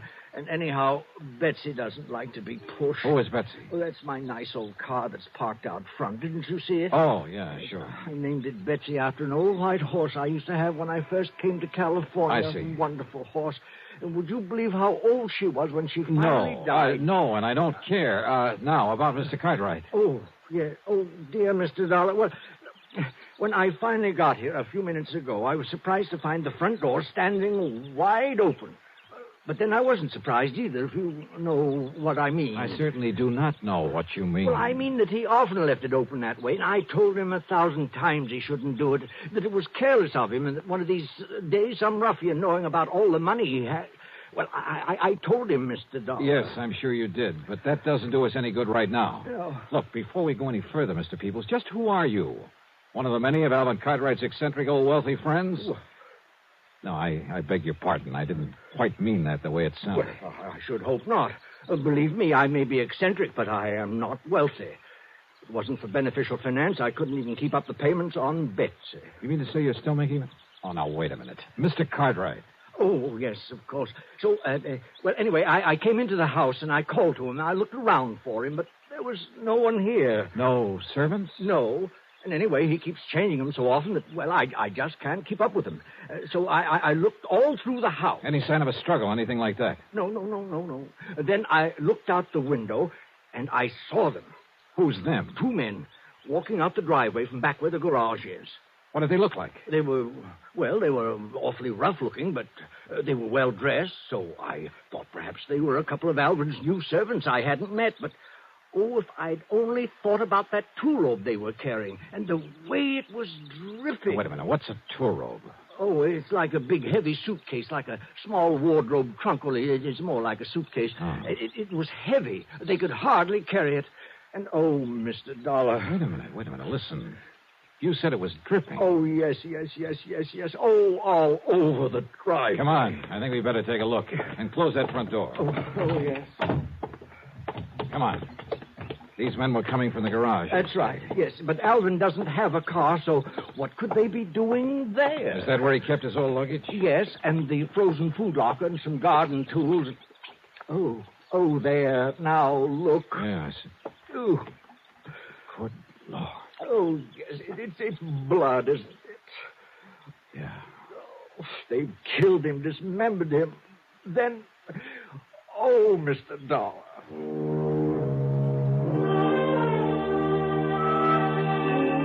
I made a hasty inspection of the garage. Nothing. I found no sign of a struggle anywhere in the house. I tried to get a description of the men he'd seen from Jonathan Peoples, but I'm afraid he wasn't much help. And yet, with that funny mind of his... Oh, dear Mr. Dollar, I'm afraid I'm so distraught that I just can't remember it all. All right. Poor Alvin. Now, look, they must have had a car, Mr. Peoples. Did you notice a car out front? Car? Why, yes, I did. All right. Can you describe it to me? Yes, it was a touring car in 1931. Oh, no, that's my car, I'm thinking. Oh, great. But there was another at the end of the driveway. And, Mr. Dollar, I've seen that car before. What kind? Well, it was a 4-door sedan. It was a big car. Yeah? It was silvery on the sides and a cream color on top, like vanilla ice cream. You know the make? And the license number was CFU160. Good. You're sure of that? Oh, I never forget things like that. And you say you've seen it before? Many times. Where? At the dock. Where? At the Malibu dock. That's where he keeps the Alpi car. Where? Who keeps the what? Where Alvin keeps the Alpi car, his yacht. Alpi car. Alvin P. Cox. Okay. It's a pretty slim lead, but come on. There was a slim one, believe me. But I couldn't see calling in the police until I had something more definite to give them. Oh, here. We can take Betsy, Mr. Dollar. Are you kidding? We'll make better time in mine. Oh, yes, of course. Oh. We cut out through Westwood, then Santa Monica, then hit the coast highway and headed north. Finally, we pulled up at the entrance of the Malibu dock. Look, that's the car I told you about, parked there at the side. Yeah, and it looks like coming here may pay off for us. But the boat, the Alpicar, it isn't at the mooring. Whitey. Oh, Whitey. Huh? Oh, hi, Miss Peebles. Yes. Have you seen Mr. Cartwright this morning, Whitey? Yeah, I didn't notice. His boat went out, so... How long ago? Oh, I'd say 10, 15 minutes. Yeah? Yeah. See it out there, going up towards Point Doom? Yeah, I see it. Yeah, but those two men... What? Yeah, they had the shore boat take them out to the Alpicar. Yeah? Well, I ought to sue them. What do you mean? That little trunk that they was carrying. You see what I'm mopping up? The messy trail it left all over the pier for me to clean up. Blood. Yes, sir, I ought to sue them. Oh, Mr. Dollar, that means they're taking poor Alvin Cartwright's dismembered body out to sea to dispose of it, and on his own yacht. Well, we've got to find something fast enough to catch up with it out there. Well, there's that Thompson cruiser of Larry Comstock's tied up there. Yeah, who's Comstock? Oh, has a boat and motor shop in Los Angeles. Well, if it's fast enough. Well, he has a couple of big Johnsons on it, fastest one that's out here now. Then call him on the phone. Tell him we borrowed it. Well, now... Tell him why. It's an emergency, and that we'll pay him plenty for the use of it. Well, now, I don't know if you really ought Well, to. I do, and listen, call the Coast Guard in Santa Monica. Have them send out a patrol boat. Come on, peoples. But, Mr. Dollar, those men on the yacht are desperados. They're killers. Okay, then stay here in the dock. I'll go it alone. No. Alvin was my friend. I shall help to avenge his untimely death.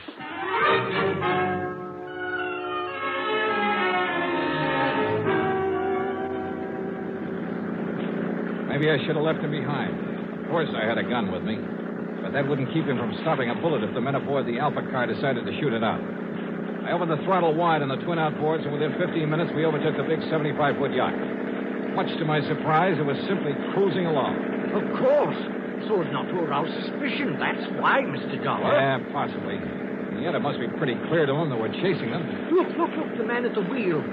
That's one of the ruffians I saw carrying the trunk with Alvin's bleeding body in it. Ruffian, huh? I'm not so sure about that. And there's the other, coiling up those ropes up on the foredeck. Killers.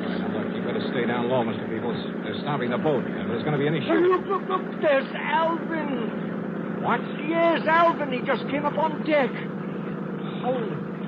You're right. Can't you see, Mr. Dollar? They put him together again. Yes, those killers... Alvin, we are here. We've come to your rescue. Jonathan, what a surprise. And Johnny Dollar. Now, what are you doing out here? Are you kidding? What? Oh, of course. I remember now. I wanted to take you out for a nice long ride in my lovely yacht. Huh? Of course. That's why I called you. Johnny, I think you deserve something nice like this for all the good work you've done. And since you've done so many fine things for me over the years, I decided I should take you on a nice long cruise. And you could relax and eat and sleep and fish and... yeah. And that's why you called the insurance company to get in touch with me? That's right. Now, wasn't that a great idea? Well, I'll be. And I invited Jonathan along, too. But an awfully funny thing happened, Johnny. No. Yes, sir, Johnny. The minute we left the dock, I just knew there was something else that I'd forgotten. And you know what it was? Don't tell me. Of course I will. I'd forgotten to wait for you and Jonathan. Oh, now. Isn't that the funniest thing? Yeah, Mr. Cartwright, it sure is. Now, just a minute, Alvin. Yes, Jonathan. What about those two men, those terrible killers? What did you say? Right there beside you. They killed you. They murdered you. And they... oh, what am I saying? Oh, wait a minute. Yeah, you think it over, Mr. Peoples. Mr. Cartwright. Yes, Johnny. You said something else you'd forgotten. That's right. You and Jonathan. I forgot to wait for you at the house, and then when we started off, wasn't it silly of me? I forgot all about you. What was the other thing? The other thing? Yeah. Oh, yes, of course. Oh, the other thing that I'd forgotten was the trunk full of nice, thick, juicy tenderloin steaks that I'd set aside in the garage for this trip. Trunk. Well, it was not a real trunk, just a little two-rope that I had out in the garage. But I remembered that the minute we came on board. And so I had to send Gerald and Harold back to the house in their car to get her. Gerald and Harold? Oh, they're my new butler and cook. Oh, they are the nicest boys. Oh, Gerald and Harold, come over here to the rail so my friend No, wait, Alvin, wait. Yes, Johnny. You mean to say those men standing there beside you? Now, why don't you and Johnny come aboard, and I'll introduce them to you. Now, wait, just a minute. Then all that blood. What, Johnny? All that blood that was dripping out of that trunk? Yeah. Oh, wasn't that awful? And it was all my fault because I let the steaks fall out too much. Oh, no. All over the place. I never saw so much blood. But now, come aboard, and we'll take the nice trip that I planned for you. Come on now.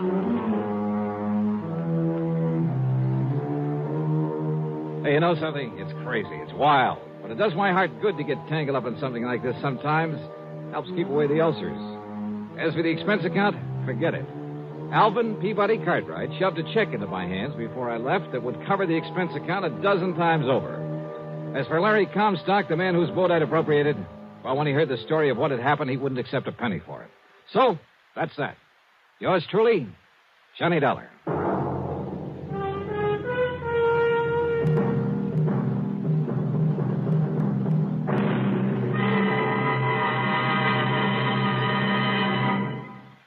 Here is our star to tell you about next week's story. Instead of telling you about next week's yarn, congratulations to station WDBJ in Roanoke, Virginia.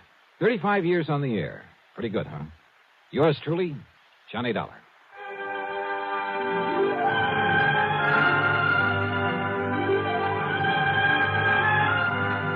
Yours truly, Johnny Dollar, starring Bob Bailey, originates in Hollywood and is written, produced, and directed by Jack Johnstone.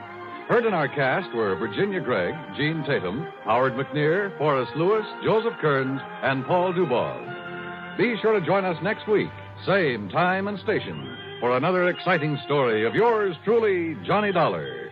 This is Dan Coverly speaking.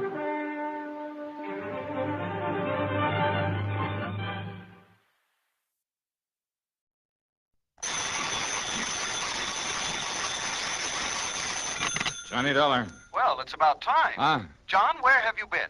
Oh, I just took a couple of days off to...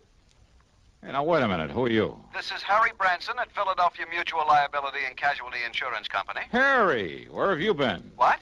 Well, do you know it's been 6 or 7 months since you've called me in on something? No, it's only been a little over 5 months. 5.5 months, I should say.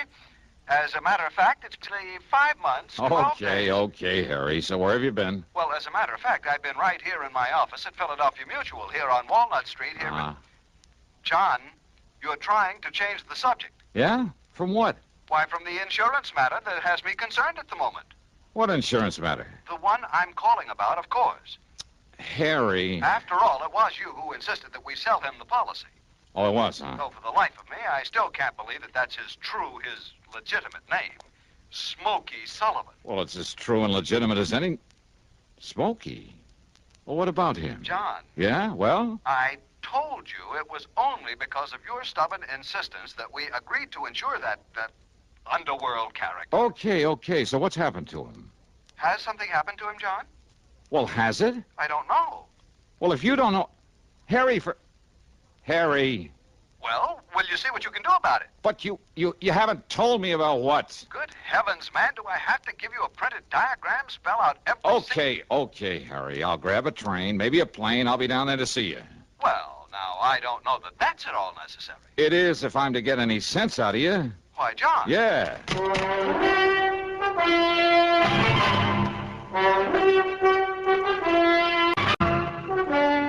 CBS Radio brings you Bob Bailey in the exciting adventures of the man with the action-packed expense account, America's fabulous freelance insurance investigator. Yours truly, Johnny Dollar.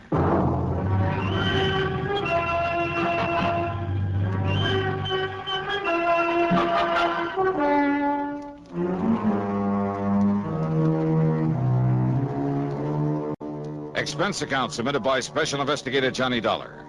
to the Philadelphia Mutual Liability and Casualty Insurance Company, Home Office, Philadelphia. Investigation of the real ski matter.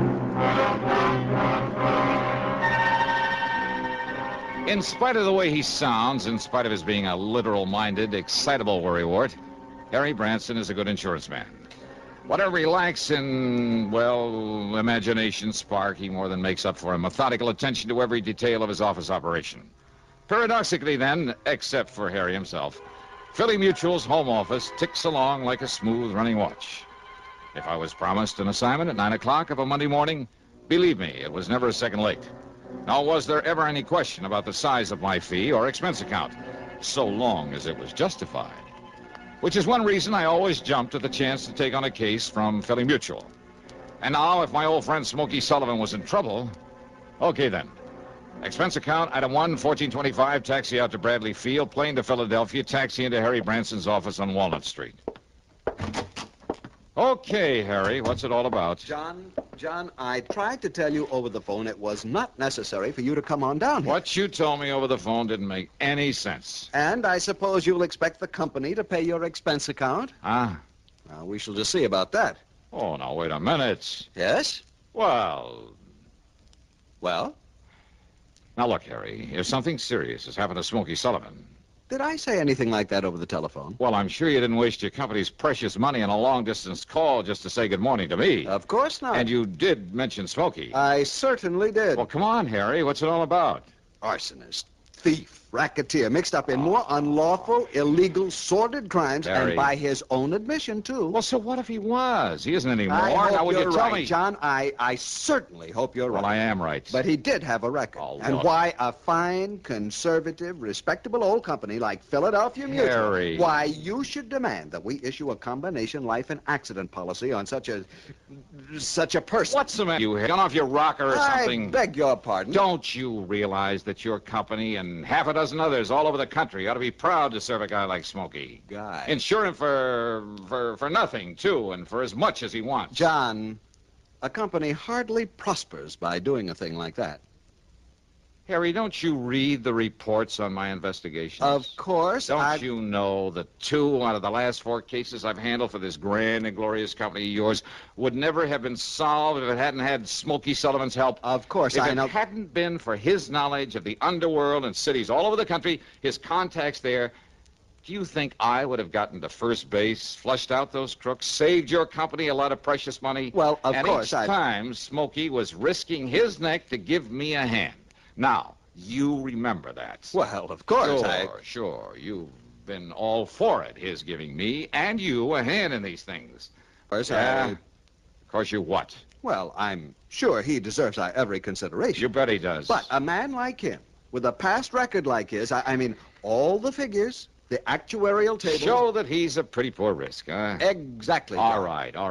So maybe I am, too, in this job of mine. The services you perform for us and the... Oh. Yeah, Then good, I did the right thing. Yeah? What's good about refusing to draw up a policy for Smokey Sullivan? But I did issue one. Oh, you did? I admit it was only because of your insistence. But now that you've explained why, well, John, I might suppose it was the right thing. Well, sure it was. And Harry, I'm sorry I blew my top. Perfectly understandable, but... John, I said I must it was all right. I meant except for one thing. Oh? What's that mean? Well, I'm afraid your trusted friend, Smokey... Well, have you seen this morning's paper? Oh. Here, John. Thanks. I see you're still reading the Philadelphia... What's this? Yes, that item I put a circle around. But Oh, no, Harry. No. This can't be right. And now, Act 2 of yours truly, Johnny Dollar, and the real Smokey Matter.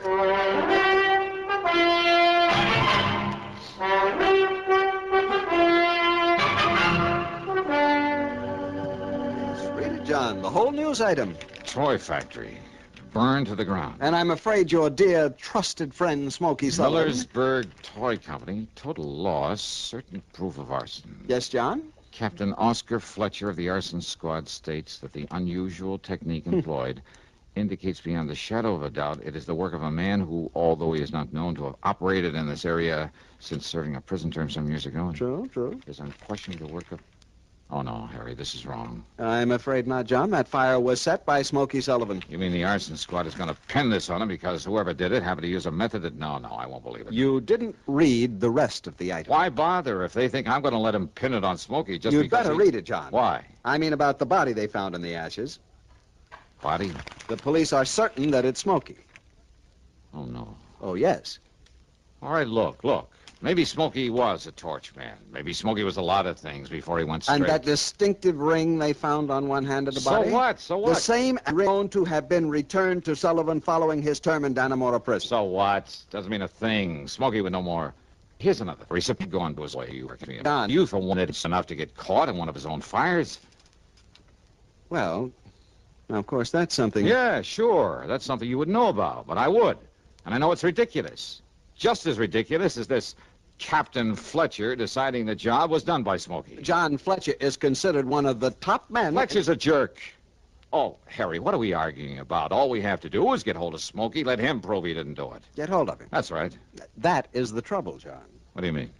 You gave us not one, but several addresses for him. Well, sure I did. I told you he moves around a lot, never stays in one place very long. know. That's why he's been so valuable to me, because anywhere in the country, Harry... We tried to wherever I had a him, problem... John, to get his policy to... I mean, wherever he knew he could help me... we couldn't locate him. Yeah, Smokey's always come up. You haven't been able to find him. No. But, Harry, I'm absolutely sure that one of the addresses I gave No, you... John, we've tried for weeks. At every one of them, he has simply disappeared from his usual haunts. And when I told the police this morning before I called you... Sure. They probably said it was because he was hiding out here in Philadelphia, getting ready to pull this job. Exactly. Well, I tell you, they're crazy. I hope you're right, John. I'm sure I am. But unless you can find Smokey Sullivan... Okay, so I'll find him. Good. How? Yeah. How? I took a taxi, that's item 2, 75 cents, over to Central Headquarters. And I make no bones about it, I had a big fat chip on my shoulder for Captain Oscar Fletcher for blabbing out his stupid theory about Smokey Sullivan. I was all prepared with a lot of questions, loaded questions for him, and a few well-chosen remarks about his methods, ability, character, and general intelligence or lack of it. But when I met him, I realized this was a mighty able man. The kind who doesn't go off half-cocked. And when he led me down into the morgue... Yeah, I know, Dollar. I realized it just as well as you do. That modus operandi could have been used by any one of a dozen known firebugs, present as well as past. Then all right, then, Captain. But I also realized that naming a suspect would put the others off guard. Well, yes. So the minute we decided it was arson, I named Smokey Sullivan. I knew he'd be acceptable as a suspect. So before we even found the body... But now that he's served his time, now that he's trying to make up for the old days, don't you see, Fletcher, he doesn't deserve this sort of treatment. Now that he's on our side? Doesn't he? Well, why hurt him now? Now that he's on the level. Dollar, I brought you down here to look at the body. What's left of it. So you better take a look at it. Oh, yeah, sure, why not? But I know darn well it's... Fletcher. That's right. Same general bill. The same... Right, I couldn't believe it myself. No, listen, it can't I'd be. spread the word about him for the reason I told you before I saw this. Now, when I did, I couldn't believe it myself. I mean, after all, after what little the fire had left. No, it can't be, Fletcher. There must be hundreds of men like this, thousands of them right here in Philadelphia. Wearing that ring? Yeah, that is Smokey's ring, isn't it? I know. I never saw another one like it. So? Dollar? Well, there's only one way to prove this isn't Smokey Sullivan. By finding him, wherever he is. Now, we tried that. Your insurance company tried it. They tried it for weeks. Then I'll try some more. Huh? What's the use, Dollar? Arson. Smokey's record. What's left of this body that was found in the ruins. And whether it's positively identifiable is beside the because of that ring. Now, whether you like it or not, Dollar, it all adds up. I'm sorry, Fletcher. Yeah, so am I, Dollar. No. I mean, I'm sorry, but I don't believe it.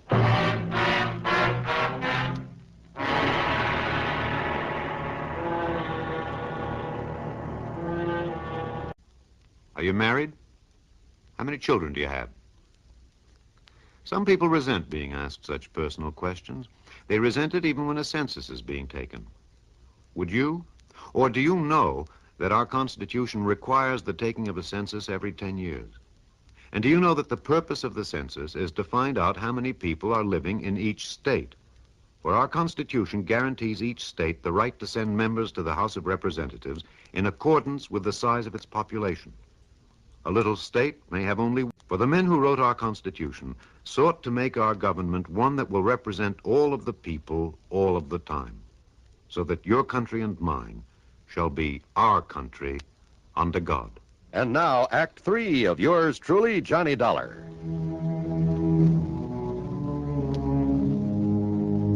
Item 3 over the next 4 days is $81 for room and board. More important, though, during the time is $116 for phone calls and telegrams to friends, newspaper men, police departments all over the country.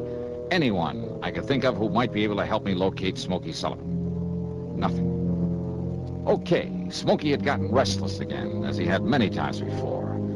But always before, he told me where he was going. Yeah, maybe he tried to call me after I'd left Hartford. So one of those calls went to my answering service up there. No word from him. And there was always that body in the morgue. So unless I could somehow prove Smokey was alive, locate him. But how? And the only time that Smokey had ever contacted me was when when I needed... when he thought that maybe... Yeah. Item 5, 10 cents for a call to Marty Ross, a top reporter on Philly's biggest morning paper.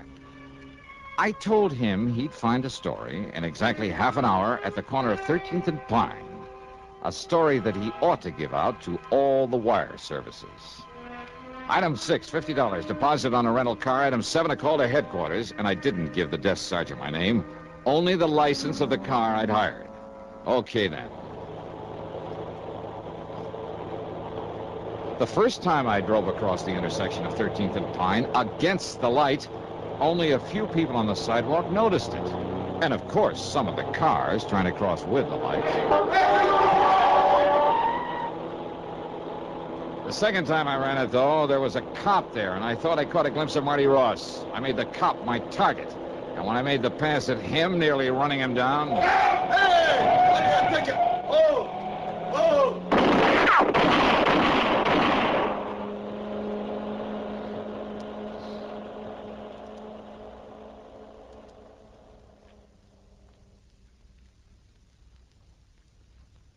I was a little... It wasn't until the middle of the next morning that he got around to calling on me. Here you are, Captain. Cheers, Conroy. Thanks, I'll quit it. All right, Dollar. What's the big idea? Sit down, Captain. Cigarette? How'd you get those in here? Old friend of mine. You mean Marty Ross? Yeah. The guy that... Dropped in to see me this morning. Left a pack of these. Friend? Yeah, his story of your crazy stunt is all over the country by now. Boy, what's the matter with you? Did you go off your rocker? Yeah, kind of looks that way, doesn't it? Sure you wouldn't like a cigarette? Cut out the clowning, will you? Now, you're in trouble, boy. Oh, I don't know. Well, I do. Well, now, I thought maybe you, an old friend of mine, could maybe pull some strings. You're out of your mind. Now, why'd you do it, darling? You drunk? No. Is that what you were because of your worry over Smokey Sullivan? Now, come on. Give. Well, I guess I'd better wait until my hearing before I say anything. Hey, guard. Dollar. You want to let Captain Fletcher out of here? Now, you cut this out, will you? Now, come on, Dollar. Tell me what it's all about. Well, come on. Look, Dollar, be sensible about this, will you? Now, how can I give you a hand? That is, assuming that I will. If you don't... Dollar. Here we are, Captain. Dollar for... Come see me again sometime, will you, Fletch?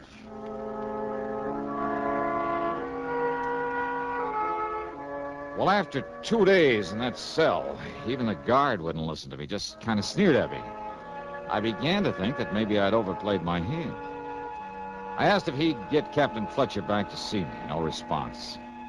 When he brought in the meals, I argued, I pleaded, I threatened him, reminded him that a citizen has some rights, even in jail. Well, he walked away as though he didn't even hear me. Then, the morning of the third day, I was handcuffed and led upstairs to a small hearing room, I guess you call it. At any rate, there was a man there in judge's robes and a pretty cold-blooded expression on his face. Your name is Johnny Dollar. Yeah, that's right. Now, Your Honor... Instead of the usual formal hearing, I've decided not to waste any time on your case. Well, Your Honor, maybe it was kind of a crazy stunt. But when I tell you the reason for it... It's no use, Mr. Dollar. These circumstances are deadly and civilly against the AFRTS office. Well, now, wouldn't it, Please, or shall I send you back to your cell? Well, now, look, is this some kind of a... Your Honor... Silence. Do you call this a hearing? I do not. Well, all right, then. Silence, please. Your caper with that rental car involved more than might have met the eye. Well, it was meant to. Don't you see? Don't you... Yes, sir. That apparent attempt on the patrolman's life. But someone had called headquarters to look out for that car. Someone had also called a newspaper man to be sure that he now... Just let me finish. Yes, sir. But then the appearance early this morning from somewhere on the West Coast, I believe, of a man we'd been looking for. Ah. Yes, Dollar. Captain Fletcher had been looking for him in spite of the body in the morgue. Then, Judge... Smokey Sullivan came here to help you, as I'm sure you hoped he would. Yeah, I knew the newspaper reports. Will you please keep quiet? Yes, sir. Well, Dollar, when Smokey arrived here, Fletcher took him right over to the scene of the fire. Smokey immediately recognized the handiwork of an old crony of his who could almost have passed for his twin. Then... The only other man he ever knew to wear the same kind of ring he wore and still wears. Smokey's waiting in there, by the way, to see you. Then you mean that you know... I mean that your crazy caper worked, Johnny. Conroy, take off his handcuffs. Oh, boy. Judge, you're okay. And you say that Smokey's in the next room? Hi, Johnny. Smokey. Yeah. Smokey, you old son of a gun. Yeah. Now, just 1 minute, Johnny. Yeah. Yes, sir. We're deeply indebted to you for this. It was all done most ingeniously. Wow. And as for the traffic violations, you're fined $15. Oh, But next time, please don't scare one of our patrolmen out of his wits.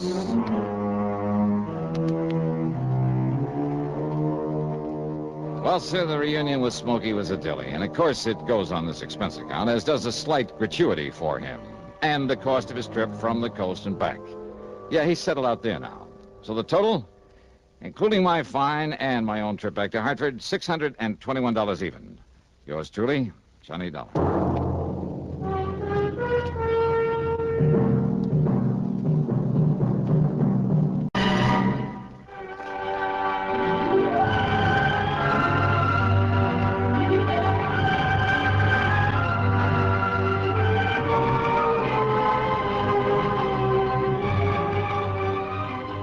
Yours truly, Johnny Dollar, starring Bob Bailey, originates in Hollywood and is written, produced, and directed by Jack Johnstone.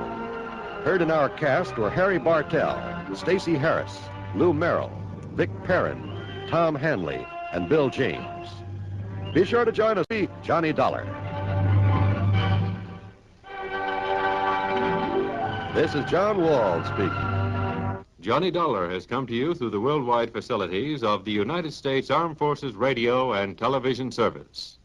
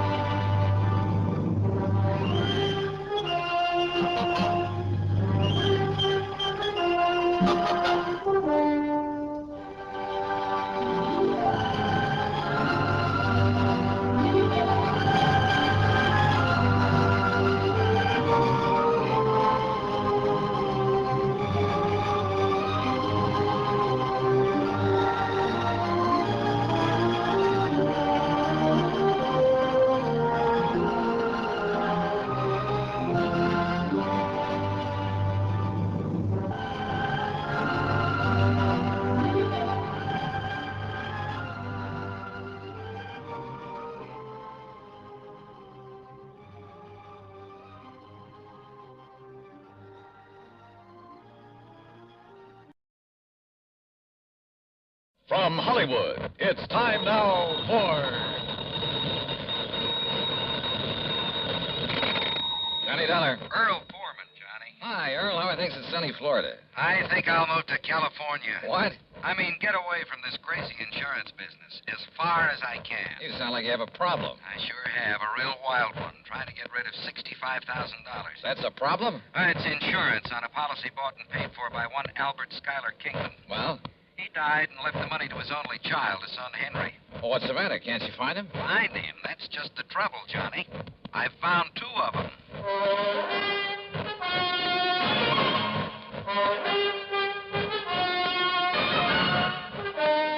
Bob Bailey, in the exciting adventures of the man with the action-packed expense account, America's fabulous freelance insurance investigator. Yours truly, Johnny Dollar.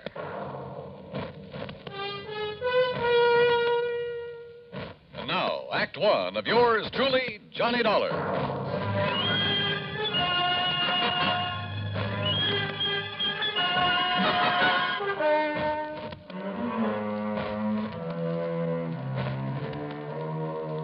Expense account submitted by Special Investigator Johnny Dollar to the Tri-State Life and Casualty Company, Sarasota, Florida. Following is an account of expenses incurred during my investigation of the Double Trouble matter.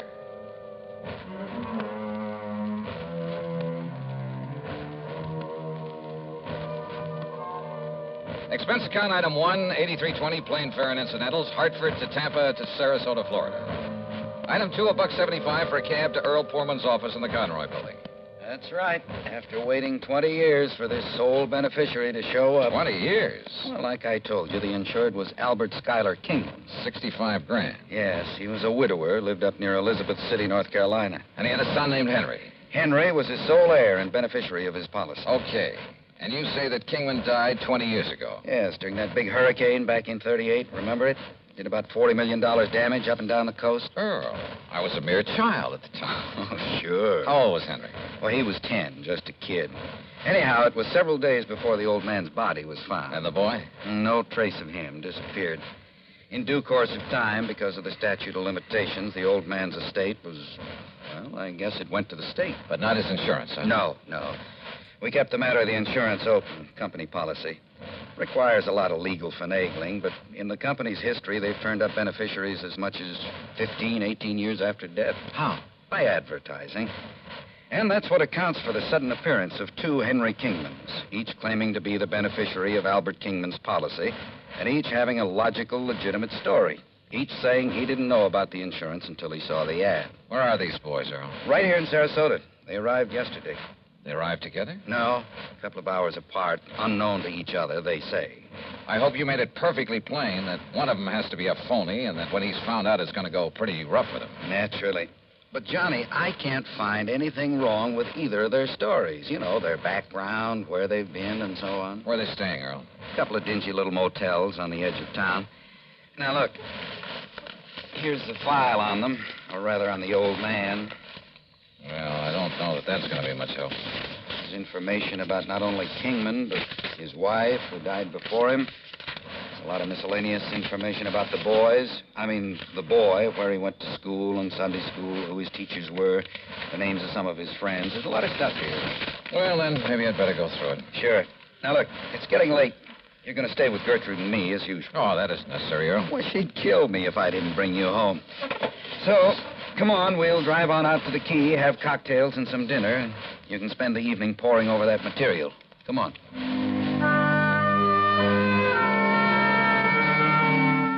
Cocktails and dinner were great. They always are with the Poormans. Only poor man is a misnomer. That home of theirs on St. Armand's Key is not only big and new, but beautiful. They have their own private dock and speedboat on the bayou directly back of the house. Yeah, they own a couple of spanking new fancy air-conditioned cars. I decided that if I ever get enough to retire, this will be the kind of a setup for me. It was nearly 10 o'clock by the time I got around to the folder on Henry Kingman. But by 2 a.m., so help me, I knew more about him than he himself could.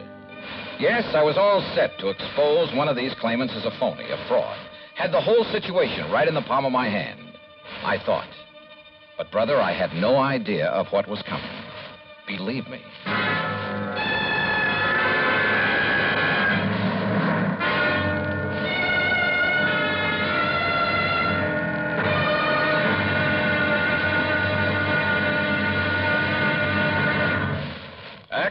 of yours truly, Johnny Dollar, in a moment. And now for another episode in the life of Sergeant Donald Bellwether, my husband.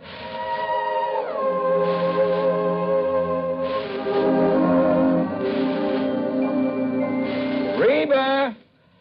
Reba! What is it, Donald? Confounded Reba, I can't find the fountain pen. I've looked all through this desk. Here it is, dear.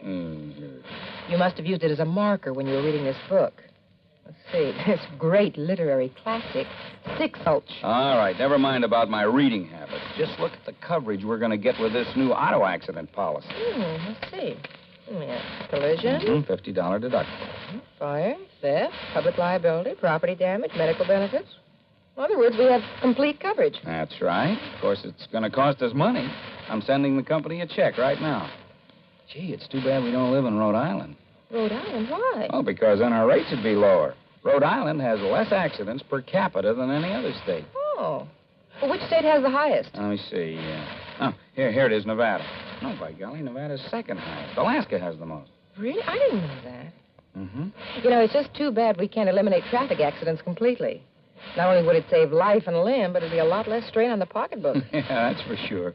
These automobile accident policies get more expensive every year, just because there's so many costly accidents. Well, I'm glad we've got some good insurance coverage, Donald, but just remember one thing. Oh, what's that, honey? Well, some auto accidents ruin a fender, and some ruin a family. Yeah, that's true. Very true. But as far as I'm concerned, I don't want any of your old insurance money. I want you here at home, safe and sound. You'll always drive carefully, won't you? Yes, I will, dear.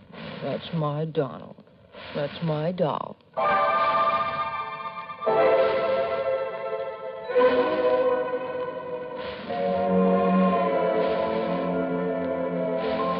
And now, Act Two of yours truly, Johnny Dollar, and the Double Trouble Matter.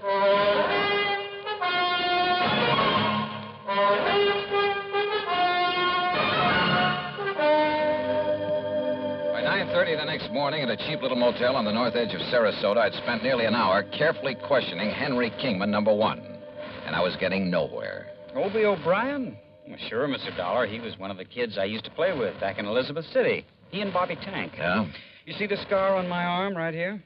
That's where Obie hit me with a stick one time when we were playing caddy. Yeah, I see. If you know where Obie is these days, you ask him and he'll probably remember. Scared him to death. He thought he'd busted my arm. Now, let's see. How about Miss Albertus? Albertus? Yes. Gee, I don't remember any Miss Albertus. Your Sunday school teacher there in Elizabeth City. Listen, I was only 10 years old then, but I remember my Sunday school teacher real good. Her name was Miss Griswold, and she was, Look, are you trying to trick me or something? Yes, I am. Because Henry... Why don't you call me Hank? Everybody else does. The fact remains, Hank, that one of you two claimants to the insurance is a phony. Well, believe me, it's not me. Everything you've told me about your childhood checks perfectly with the information I have. Well, of course, Mr. Dollar. Almost too perfectly. Listen, where did you live and go to school after the hurricane? Well, I'll be honest. I didn't have much schooling. Where did you live? Mr. Dollar, I wandered around more than little Orphan Annie. All over North Carolina, then up north. Did you live anywhere long enough to be, well, really be recognized as Henry Kingman? No, I'm afraid I was just a bum. And all anybody ever knew me by was Hank. You saw the ad about the unclaimed insurance in New York? Yes, sir. I was working on the dock, stevedoring. Saw that ad in the Times. And I decided that if I had that much money coming to me and I could get a hold of it, why, maybe I could amount to something. Get an education, maybe, or, well... Hank, all the insurance company has to go on is your memory, or what you say is your memory of your childhood. What I've told you is true, sir. But if the other claimant comes up with the same kind of a story... But he can't. Because, don't you see, sir, I'm really Henry Kingman. I've told you all about my father and the house and the hurricane and the people I knew, about what's happened to me since... Yeah, I know. It's because I am Henry Kingman. Uh-huh. We'll see.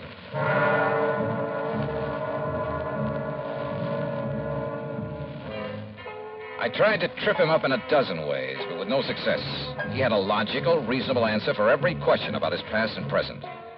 As for not being able to produce anyone who could identify him as Henry Kingman, well, it was simply because of his rather aimless life spent wandering from city to city, never having any close friends because he chose to go it alone. He was a tall, well-built lad with a mop of blonde hair and clear blue eyes. And I must confess, I kind of liked him, his open frankness. But you know something? I could have been awfully wrong.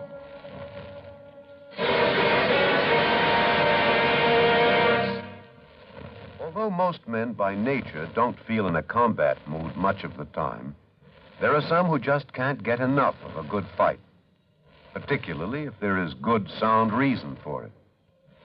In July 1900, when American fighting men were protecting the rights and liberty of their fellow countrymen during the Boxer Uprising, the battle was a furiously fought affair. Army Private Robert H. von Schlick, serving with Company C of the 9th United States Infantry Division, was in the thick of the fracas. Although he had been wounded previously while carrying a wounded comrade to a place of safety, he rejoined his command, which partly occupied an exposed position on a dike. Private von Schlick remained there after his company had been withdrawn, and in spite of the hail of bullets around him, single-handedly continued to fire into the enemy ranks. Oblivious to the fact that he was a conspicuous target, he refused to leave the fight until he was literally shot off his position by the enemy. Private Robert von Schlick earned the Medal of Honor for valiant devotion to duty and added heroic background to the code of conduct of American fighting men. And now, Act 3 of yours truly, Johnny Dollar.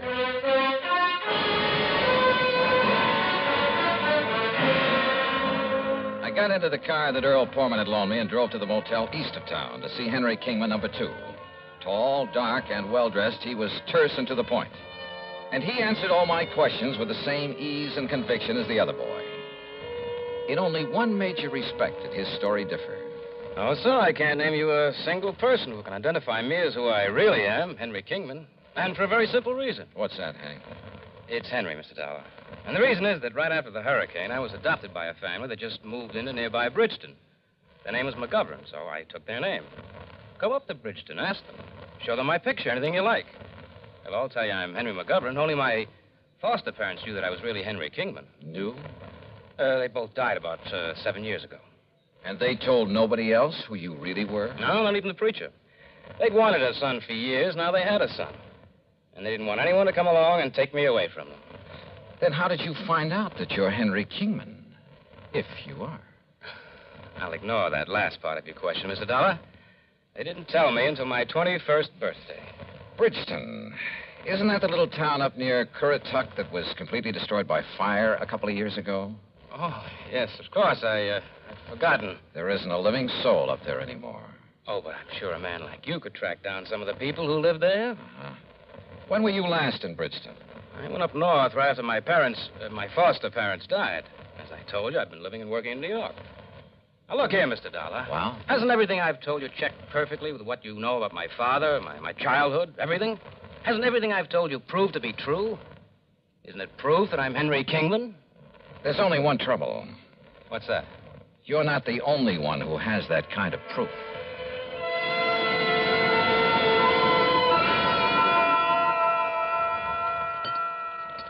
Here, Johnny. Have some more of this baked sea trout. No thanks, sir. Johnny, you've hardly touched a thing. Yeah, I know, Gertrude. I'm sorry. I will have another cup of coffee, though. Oh, sure. So you haven't gotten very far in your investigation? No, I'm afraid not. I told you, Johnny, the stories of those two boys check out perfectly. Unless the information the company's been collecting for the last 20 years is all wrong. But both of them can't be Henry Kingman, so one of them must be lying. But which one? Well, suppose, just for example, that the blonde is Henry. Yeah? Then how would the other have got hold of all that information? Unless... Well? Do you suppose they've known each other sometime in the past? They certainly don't like each other. I mean, each other's being here. I asked them, Earl, and they both deny having ever seen each other until they came here within a few hours of each other. I didn't see the blonde boy, but the other came here to the house, and I just didn't like him. The dark-haired one, I mean. Hey, wait a minute. Yeah? What is it, Johnny? The description of the father in that folder. Excuse me. Can I help you? No, thanks. I got it right here.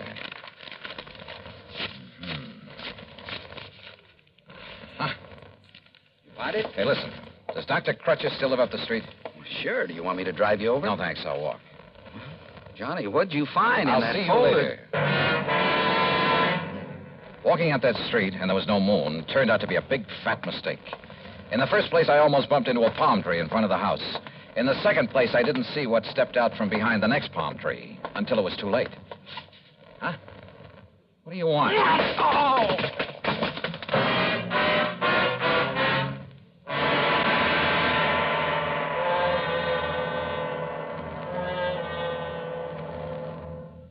Times have changed, and so has the man. Through the ages, man has advanced both physically and mentally. Prehistoric man's concept of war and living was like that of an animal. His implements were crude, his knowledge simple. It was survival of the fittest. From his club and stones to bows and arrows and spears, from muskets and sabers to atomic rifles and missiles, man has progressed in the art of attack and defense. With each new phase, man's knowledge has developed. Today, the warrior, if he can be called such, is not a stone thrower, a bowman, or a swordsman. He's a technician who needs knowledge of all that science has developed. He's a sonar man, a radar man, a rifle man, or a torpedo man, a missile man, or a pilot. But whatever his job, he needs the skill and the technical know-how to do the job and do it well. Yes, times have changed, and so has the man. And now, Act 4 of yours truly, Johnny Dollar.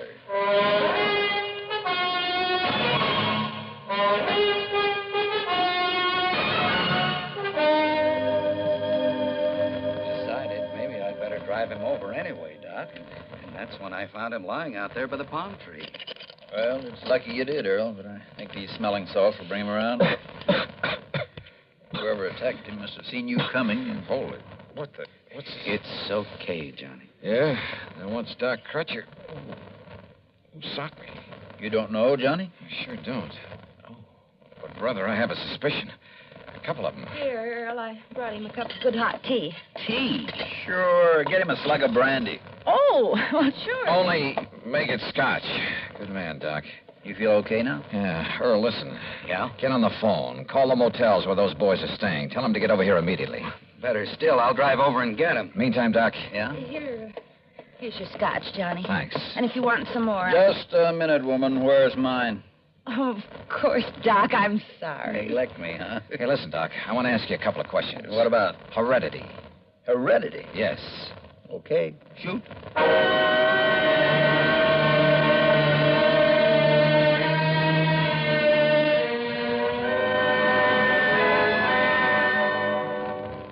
All right. Just to keep things straight, I'll call you Hank. Sure, Mr. Dollar. And you I'll call Henry. Well, it does happen to be my name. Now, Earl tells me he found you both in Hank's motel just now. That's right, sir. Comparing notes? I went over there to tell him that he's a phony. But if he doesn't get out of town... Oh, sure. Hank, let me see your hands. Huh? Oh, sure. Here, sir. What about them? Look, Doc. By golly, you're right. Right about what, sir? How did you bruise these knuckles? Well, it was kind of clumsy, but my hand slipped trying to open one of the windows in that cheap motel. Don't you believe it, Johnny. He's the one who... Wait a minute. This one has a bruised knuckle, too. Oh? Now, what's your excuse, Henry? Well, you can believe it or not, suit yourself, but exactly the same thing happened to me. What? You ask me, Johnny, they both attacked you. On the other hand, Earl, they may both be telling the truth about this. Of course it's the truth, sir. What did you mean about this? I mean that at least one of you was lying about being the son of Albert Schuyler Kingman. Well, of course you did. I told you. All right. Just pipe down for a minute. I suddenly realized that the laws of heredity could solve this case a lot quicker than detective work. What's heredity? So I checked with Dr. Crutcher to make sure I was right. Then I checked descriptions of Henry Kingman's father and mother. Did you, sir? Both of them had brown hair and brown eyes. So what? Where both parents have identical color hair and eyes, any offspring will have the same. Hank, your hair is so blonde it's almost white, and your eyes are blue. Now, Mr. Henry, Dollar. your hair is almost black. Your eyes are also blue. Now, Henry, Dollar. you crazy fool. I told you this wouldn't work. Crazy fool, huh? If you'd let me come here alone... Yeah? Then you'd never have cut me in. Of course, I got suspicious. So you get out of the way. I got here first, didn't I? Well, how was I to know you were coming? Why didn't All you right, get up? boys, all right. No, it isn't all right, Dollar. Come on now, put that thing You down. make one move and I'll kill you. Come on, Hank. No. Go ahead and kill him. If you get back, no. Get back. Get back.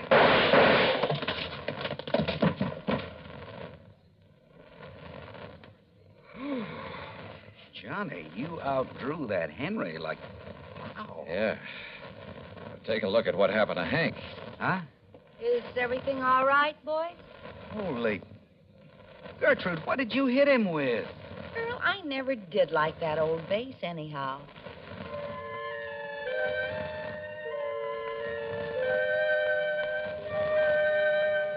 Yeah, my heredity gag was just that, a gag. But it certainly brought things to a head in a hurry. How did they know so much about the real Henry Kingman? Well, listen. As soon as we locked them up, I called the National Press Services, had them put the story of this attempted fraud in the headlines all over the country. Result? A phone call from the head of an orphanage where the real Henry had been taken in as a child, where he still lived. And, yeah, the phonies were a couple of kids who'd run away from that orphanage after he'd palled around with them, told them all about himself. As for why they both appeared to make the claim, sure. Each of them saw the company's ad and tried to get in ahead of the other. Well, they're in all right. For a long time. Expense account total, including incidentals and fare back to Hartford, $178.70. Yours truly, Johnny Dollar.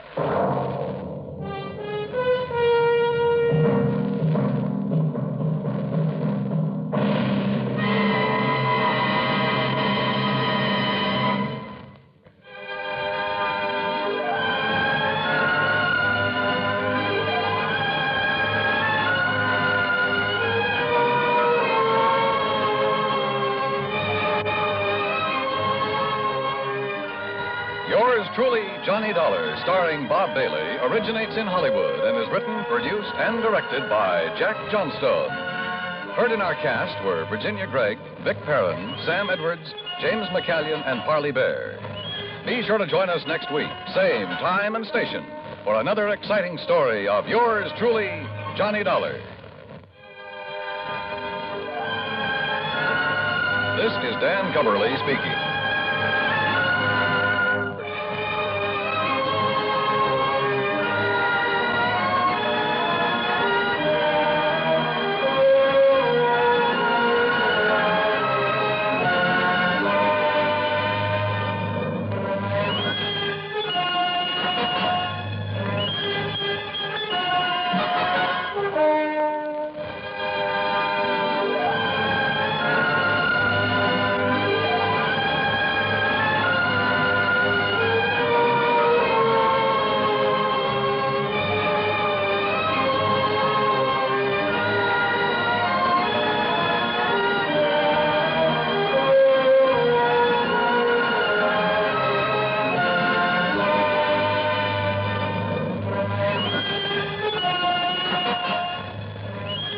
Yours truly, Johnny Dollar, has been a presentation of the United States Armed Forces Radio and Television Service.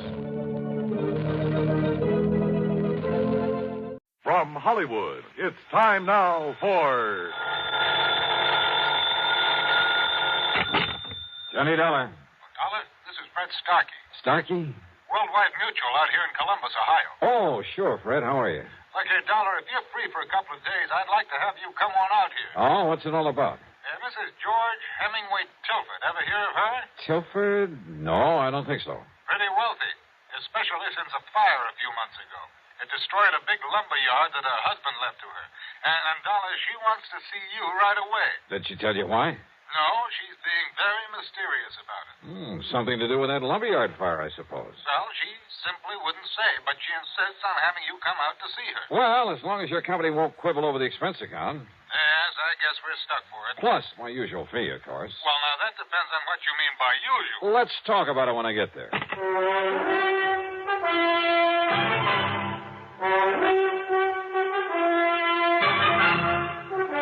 CBS Radio brings you Bob Bailey in the exciting adventures of the man with the action-packed expense account. America's fabulous freelance insurance investigator. Yours truly, Johnny Dollar.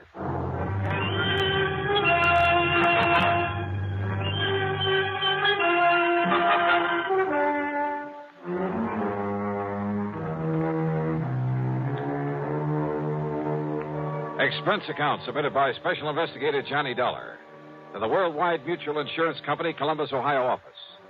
Following is an account of expenses incurred during my investigation of the loss by a hair matter. Expense account item 1, $41.75, plane fare from Hartford to New York to Columbus, Ohio. It was after 2 a.m. when the big silver bird dropped me off at Port Columbus Airport. Item 2, $2.50 for a taxi into the Deschler Hilton. There was no time to rouse Fred Starkey out of bed, so item 3, $14.20 for a nightcap, a comfortable room there in the hotel, and a kind of brunch late the next morning. So late, as a matter of fact, that I had to wait for Starkey to come back from his lunch before I could see him at the office of Worldwide Mutual. See him and ask him questions. Sorry, Dollar, but she just won't say. Yeah, well, now look, Fred, I like to know something about a case I've come this far to handle. I'm not even sure there's a case here. Well, you told me that she owned a big lumber yard that had burned down some months ago. Exactly 9 weeks ago. All right, how much insurance? Dollar, it was a total loss. It cost the company $330,000. Wow, wait. Fortunately, it was underinsured. Underinsured? Well, these days, the ground alone out there is worth that much. Out where? It's near Minerva Park. Arson by any chance? No. No sign of it whatsoever. She, possibly need the money? Hardly. Her husband left her over $250,000 in securities when he died a couple of years ago. No. Nothing suspicious at all, huh? Except that suspicious mind of yours. Now, listen, Johnny, I didn't say her wanting to see you has anything to do with that fire. That was your idea. Maybe she just wants a look at you. A great admirer of yours, I understand. Oh, sure. Well, do you always expect to find arson, fraud, or murder, some sort of crime whenever somebody calls on you? No, not always. Well, that's the way it usually turns out. But don't you see, if this had something to do with her insurance, she would have said as much. But if it hasn't, why did she ask for me? Well, I told you. You told me what? Oh, I don't know. I don't know why she wants to see you, but I'm willing to bet that it has nothing to do with that fire. $500? $500. Fred, how do I get there? Item 4, a $50 deposit on a rental car, and I drove north on Cleveland Avenue, that's Route 3, to the pleasant little town of Minerva Park. The Tilford home, while not a mansion, was a large stone and stucco affair with plenty of trees and well-kept lawns. All in all, a real nice place in good condition. Yes? Oh. The surprise was the widow Tilford. In her middle 60s, I guess, but with a sparkle in her eye that made you feel she ought to be 25 years younger. She was dressed in well-tailored sport clothes. Her hair was gray, but cut in a short bob. And her subtle use of makeup made her look like a million. Johnny Dollar. Mrs. Tilford? That's right. And, Johnny, I'm such a fan of yours and that radio program that I hear every Sunday on WBNS that, well, I'll break down and confess that about a year ago I wrote and asked for your picture. Oh? And you wrote me the nicest letter when you sent it. Oh, of course. Grace Tilford. That's right. And when you started off the letter with Dear Grace, why, it made me feel almost young again. Oh, you know something? I think you are pretty young, Mrs. Tilford. Oh, one look at you, Johnny, and I wish I was.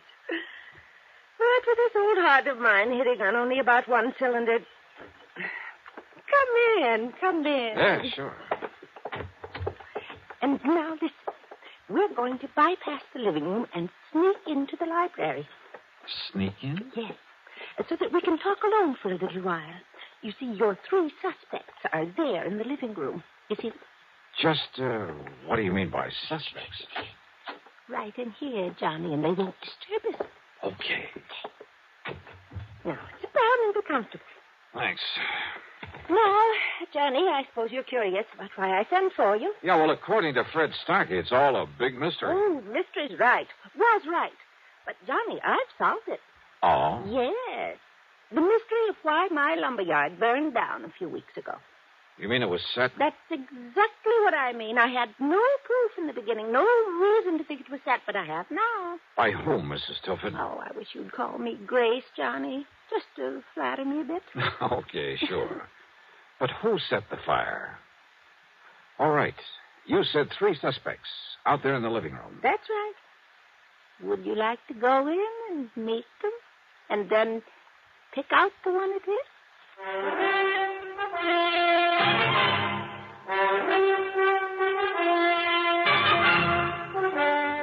say that one of those three people sitting out there in the living room set that lumberyard fire? Yes, Johnny and I collected $330,000 on it after all. The police and firemen had found nothing to indicate arson. Oh, believe me, it's hard to spot in a fire like that. Then I got to thinking about those three, about how each of them could profit by it. Possible that all three could have had a hand in it?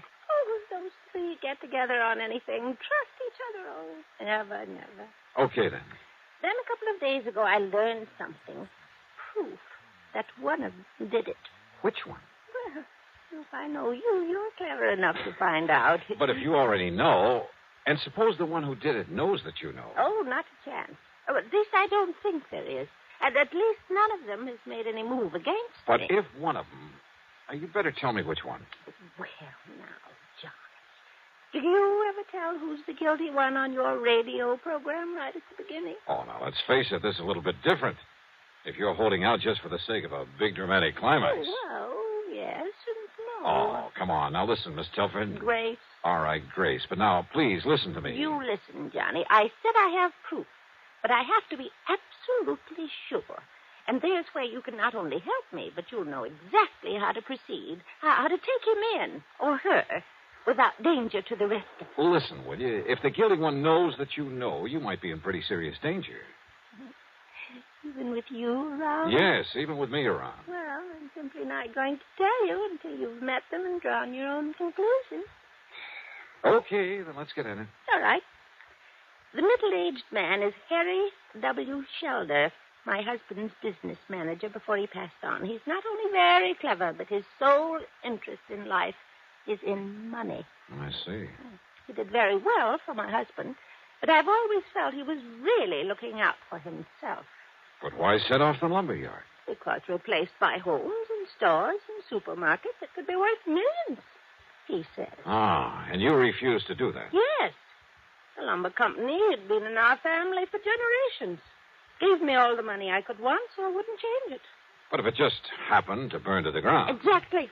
All of my objections would be wiped out. Then if he's the Now, one... Wait, Johnny. Then there's Michael Tilford, Oh, the younger man I noticed in there. our adopted son. After college, business college, he tried to make his way, but not very successfully. Actually, he's been living on our bounty the past few years. A ne'er-do-well, Grace? Oh, well, he's not very good at anything. His ideas for that property aren't so ambitious as Harry Shelder's, but he's wanted me to sell it out to one of the development companies. And why? Because my husband's will provided that in the event of my death, he'd get half the income from it. I see. So he was bitterly opposed to my keeping it as a lumberyard. Well, motive for one, motive for two. And who's the third? The girl I saw in there. Nancy Willard, my niece. Ever since her parents died, quite penniless, by the way, we've taken care of her. It's simply out of pity, Johnny, not love. And, although I may change it now, she's heir to the bulk of my estate. Well, offhand, I'd say that Michael is the least suspect of the three. Let's go talk to them. But I'll leave you alone with them. I want to clean up before dinner and wash my hair. It's a mess. Looks great to me. What? Like this? Okay. You gals have to have something to fuss about, I suppose. Now, let's go in and see those folks.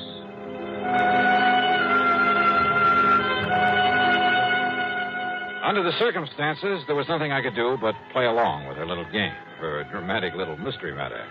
But not for too long. On the excuse she had to go up and wash her hair, she left me with them there in the living room. And what a trio. As I've told you half a dozen times now, Dollar, Mrs. Tilford hasn't long to live. According to her doctor, not more than 5 or 6 years at the most. Don't you see what I mean? Maybe, Mr. Shelder. Go on. As long as she's alive and lets me handle things, she can make millions with that property. And you? Well, of course, I get a percentage of the capital gains I achieve for her. And I say those fancy plans of yours are too much of a gamble, Harry. Just wait, I Michael. say play it safe. Let somebody else take the risk. That's all. Then all we have to do is... all Mother has to do is sit by and share in the profit. A small share instead of all the profit. With you running things, I'd want a pretty good accounting, Harry. You think you could handle a project like I have in mind? One like I have in mind. Nothing to it. I wouldn't trust your judgment or you, as a matter of fact. Oh, now stop it, kids. What kind of people will Johnny Dollar think we are? Sorry, Johnny. Oh, I find this all very interesting, Nancy. Don't you see, Dollar? Listen to me. No, you listen, Michael. Every time we get together this way, it's the same old thing. I've said it before, and I say it again. Let Auntie Grace handle things her own way. Of course, you're well provided for without even having to lift a finger. That's right, Harry. I'm not one of the hired help. Nancy, I resent that. But she does have a point there. Sure, so go ahead and resent, but... Oh, now, look, it's cocktail time, so let's have Haskell bring in the drinks and talk about other things, or just get quietly loaded. Haskell! Mrs. Haskell! There's no reason why one of us can't bring us. Don't bother, Harry. Yes? You called to me, miss? Bring in the portable bar and plenty of ice cubes. Yes, Mom. I'll be after getting it for you right away. Where's my aunt? About to get under the hairdryer last time I was up the stairs. Tell her to come down and join us. Yes, Mom, that'll work. And while we're waiting, let's try to be civil to each other. To say I didn't particularly like these three would be an understatement. And I could picture any one of them having set that fire. For the next few minutes, they simply sat and glared at each other until we heard Mrs. Haskell come running clumsily down the stairs. Miss Nancy, Mr. Shelder, Mr. Michael. Haskell, I thought you were going to bring... Haskell, what's the matter? It's Mrs. Tilford up there in her room. Well?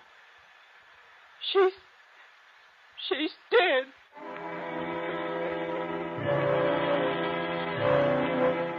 Mrs. Tilford, there in her bedroom, had died alone. Apparently, she'd been sitting under a hairdryer, then simply fallen to the floor, the big professional-looking machine falling beside her. Fortunately, the heating coils had apparently broken before they could set fire to anything. A big hunk of suspicion started building up at the back of my head. But then Dr. Taylor came and pronounced it death from a heart attack. And yet I must confess I certainly didn't... Well, she took such good care of herself. I was certain she'd live on for several years. Well, I'll go downstairs and make out my report and arrange to have the body taken care of. Well, we won't have to argue about the handling of her affairs anymore. Unless, of course, the court lets me act as executor of her estate. In which case, I warn you... Harry, how can you be so callous about it? Oh, the poor dear darling. Oh, shut up, Haskell. But Michael's right, Harry. Oh, sure. I suppose you two are heartbroken about her dying like this. Alone. She died all alone up here. Quit. While we were downstairs trying to pick her apart like a bunch of vultures, in spite of the way she treated all of us. What do you mean by that, Mike? We got so much better than we deserved. That's what I mean. All three of us. Harry, never bothering to see her, to come here and be nice to her. Just parked in his office in town, juggling figures to get as much out of her as he could. Michael, I resent... I don't care if you do. Heaven only knows how much you've cheated her since Father died. Only your foster father, remember? And Nancy, sitting around here, sponging off her, sweet-talking her, waiting for her to die. Look who's talking. With all the things she's done for you, Michael, you haven't even had the decency to come and visit her now and then. Yes, I know. When was the last time you were here? A month ago, 6 weeks ago, the last time that Harry was here. Is that true, Mike? Yes, Mr. Dollar, I'm afraid But it you is. didn't hesitate to accept the money she kept sending you. At least I tried to make my own way. Oh, sure. Big, ambitious little Michael. Well, what have you done for us? At least I've stayed here these past few weeks and gone through the motions of being nice to her. Kept her company, helped her with her clothes, fixed her hair for her, and, well... Is that true, Mrs. Haskell? Yes, sir. Fixed her hair for her. Big deal. Miss Nancy even bought her that big hair-drying machine. Oh. And the poor dear loved it so she was washing her hair 3 and 4 times a week. Now, what's that got to do with what Wait a we're minute. discussing? That's right. If it hadn't been for this crazy machine, she would have been downstairs where we might have... Wait. Well, don't take it out on the hairdryer, I Michael. said wait a minute. My brain was fairly spinning. A news item in the New York papers less than a month ago. A freak accident, 1 in a million at a beauty parlor. A professional hairdryer machine, exactly like the one lying here on the floor. There'd been pictures of it, sketches, to show exactly what had happened. A tiny wire had come loose, had shocked the customer so badly that she'd lost consciousness. There'd been a big noise over it. And now here was Mrs. Tilford, a little frail old lady with a heart condition. Yeah. What is it, Mr. Dollar? Yes, Johnny. What's that funny look supposed to mean? Plenty. Mrs. Haskell, did you ever help Mrs. Tilford with this machine? Oh, jeez, I'd never even touched that contraption of the devil, sir. Dollar, this old biddy wouldn't even let Mrs. Tilford install an electric stove. But I failed to... Listen, when was this thing purchased? About 3 weeks ago, I still had the bill for it in my office. Another of Nancy's little tricks gave it to Mrs. Tilford as a gift, but charged it to her account. But I failed to see 3 weeks ago. So when I find the wire on it, it was cut instead of simply broken off when it fell. Mr. Dollar. Yeah, and I'm glad you didn't kick this thing anymore, Mike. You see it here? When she clamped this thing on her head, this wire touched her wet scalp. Oh, now just... Good heaven. Then when she turned on the switch, well, that was it. Harry, you haven't been here for weeks. Well, I know, but Nor have you, Michael. And Mrs. Haskell was afraid to touch the thing. Well... Nancy. Yeah, Nancy. You were here, Nancy. And a few weeks ago, when you read in the papers how one of these machines might... No! Heaven Dollar!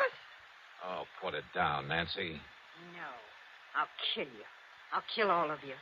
Sure, I did it, but nobody will ever know because none of you will be alive. That's where you're wrong, Nancy. Michael. All right, Nancy. No! Let go of me! Sorry.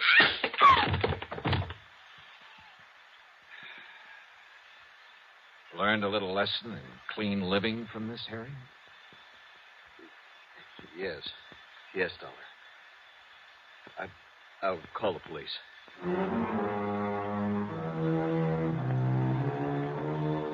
So Nancy's wild shot busted one of his ribs, but Michael recovered. Nancy, I don't know what the penalty for murder is in Ohio, but believe me, she'll find out the hard way. As for the estate, well, that's up to the courts, too. No doubt much of what might have been Nancy's share will go to the company for that payment on the fire. Expense account total, including the trip back to Hartford, $162.70. Yours truly, Johnny Dollar.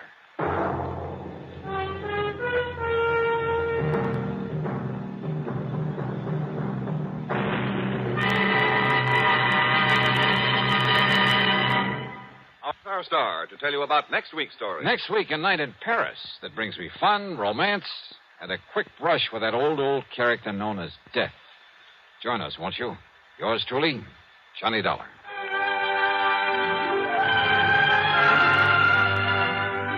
Yours truly, Johnny Dollar, starring Bob Bailey, originates in Hollywood and is written, produced, and directed by Jack Johnstone. Heard in our cast were Virginia Gregg, Helen Cleve, Shirley Mitchell, Ben Wright, Sam Edwards, Harry Bartell, and Lawrence Dobkin. Be sure to join us next week, same time and station, for another exciting story of Yours truly, Johnny Dollar. This is Jim Matthews speaking.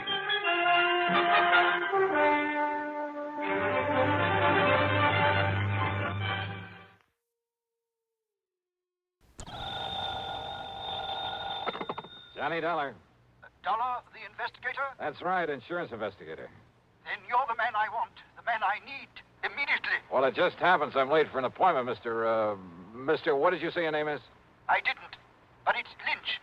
Walter E. Lynch. And you must come out here right away, Mr. Dollar. Protect me. Protect you? Yes. I live over here in Manchester. Manchester, Connecticut? Yes, that's right. My address is 13421 Peachtree Lane. 13421 Now, can you come out here right away? Well, I told you I have an appointment to keep. Well, then I hope it's a brief one. You'll come here as soon as you're through with it? Well, that depends, Mr. Lynch. What seems to be the trouble? Well, I thought I made it clear to you, Dollar. My life has been threatened. Well, isn't that something for the police to handle? The police? After all, unless there's insurance involved. Why, of course there is. My own. Oh, what company, Mr. Lynch? Company? Yeah, that's right. Well? Now, what is the matter with you? What difference does it make? If my life is in danger, I need your protection. Okay. Who made this threat against your life, and why? Oh, good heavens, man, do I have to go to that sort of detail on the telephone? Well, unless I know what this is all about, and, look, you didn't answer my question, Mr. Lynch. Have you told the police about this? Do you think I'd call on you if I had? But if your life has been threatened, the thing And I to do... tell you it has. What is the matter with you? All right, then. Call in the police. Now, you listen to me, Dollar. Meantime, if I find any legitimate reason why I should make an investigation, Don't you understand? I'm not asking for investigation. I'm asking for protection. And I tell you, the people for But you now, to look, call... you have my name, you have my address. Now, you get on over here. But don't you see? I can't shall be waiting for you. Mr. Lynch. Okay, mister, go ahead and wait. Of all the crackpots. I wonder, though. Yeah? Johnny? Yeah, that's right. Pat McCracken, Johnny, Universal Adjustment. Oh, say, Pat, will you find out for me what company, if any, holds a policy on a Walter E. Lynch over in Manchester? Sure, Johnny. But listen, I thought you were going to be here in my office at 10 o'clock sharp. Pat, I'm sorry, but this I phone... need your signature on a deposition for that arson matter you covered last I week. know. And I've got to have it right away. See, one of our men will take it with him out to the coast on the 10:30 plane. And, Johnny, it's 8 minutes after right now. Yeah, I see it is. Pat, I'll be there in 3 minutes flat. Okay. Meantime, look up that Walter Lynch for me, will you? Okay, just get on over here. Right.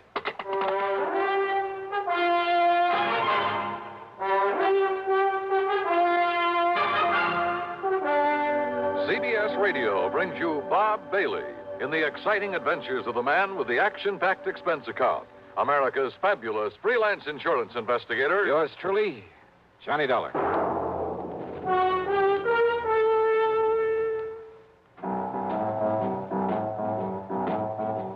Talk about best-selling records. Here's a familiar tune about America's best-selling filter cigarette, Winston.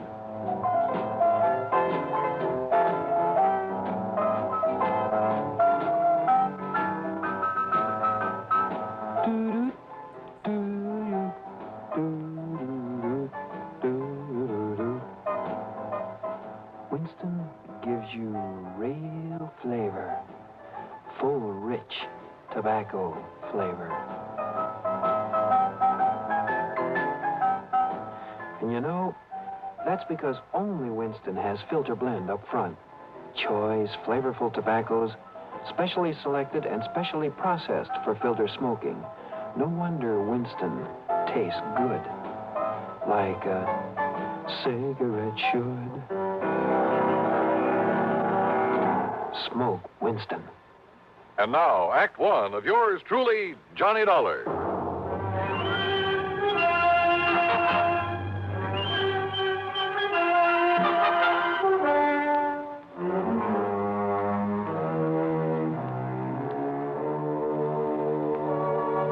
Expense account submitted by Special Investigator Johnny Dollar to Eastern Trust and Insurance Company, Home Office, Hartford, Connecticut.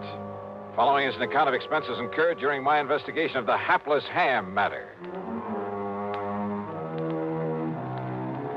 Expense account, item one, $1.20 plus another $1 for the cab driver who got me from my apartment to Universal Adjustment Bureau in record time. I barged in on Pat McCracken without being announced. Put my John Hancock on the deposition, after which he witnessed my signature. All right, there we are. Now, here you are, Miss Dulcie. Give these to Mr. Peterson and tell him happy plane trip. Yes, sir, right away. Oh, and see if Bartell has found any of that Lynch information I asked him about. There's been a lynching, Mr. McCracken? No. Just do as I say. Now, go ahead. But I thought I heard you... Yes, sir. Hey, what is the worry on this man Lynch, Johnny? Well, Pat, he sounded like a crackpot. He called me on the phone just before you did, said his life is being threatened. Oh, another one of those things, huh? Yeah. Who was threatening him? Oh, I don't know. He was a bit evasive about it, same as he was about naming his insurance company. Well, I know I never heard of him. What did you tell him? I told him to call the police, then unless there was some insurance angle that required investigation, you know. Right, exactly right. Although, of course, if Bartell does find something on him, if he is a client of one of the companies we It's serve... still a police matter. Why call on me to play bodyguard? Well, you know, Johnny, if you would have your telephone number unlisted, you'd save yourself a lot of these nuisance calls. Yeah, I know. Oh, yes? Here's a photostat of the Lynch policy Mr. Martell said you asked him for. Oh, then there is one. Thank you. And I thought you were talking about some kind of a lynching somewhere, Mr. McCracken. Isn't that funny? Yes. Thank you. Thank you, Miss Dulcie. That'll be all. Well, I was only... Yes, sir. Now, let's see, Johnny. Walter E. Lynch. Policy issued 1954, Eastern Trust and Insurance. Face value is... Yeah, I see. 50,000 smackers. Yes, a lot of money. Let's see the name of the beneficiary. Oh, well, a nephew, Fred Lynch, New York City address. I wonder, Johnny. So do I. How well Freddie and his uncle get along. Named him as beneficiary. 5 or 6 years ago, things can change, Pat. There's one way to find out. And with $50,000 to be paid out if anything does happen to him. Yes. Go ahead, Johnny. Go ahead and pay Mr. Walter Lynch a little visit. At company expense? Well, now, Well? Oh, sure, why not? I'll notify Eastern that we've assigned you to this, but that you'll send your expense account directly to them. Okay? Okay.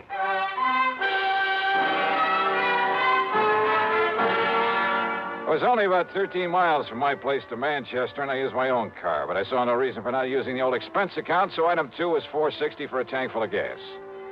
The address Mr. Lynch had given me turned out to be in a rather nice residential section. The house was a small but attractive Cape Cod affair, surrounded by stately elm trees. And then I saw them, in the shade of the elms at the front of the place. A couple of police cars.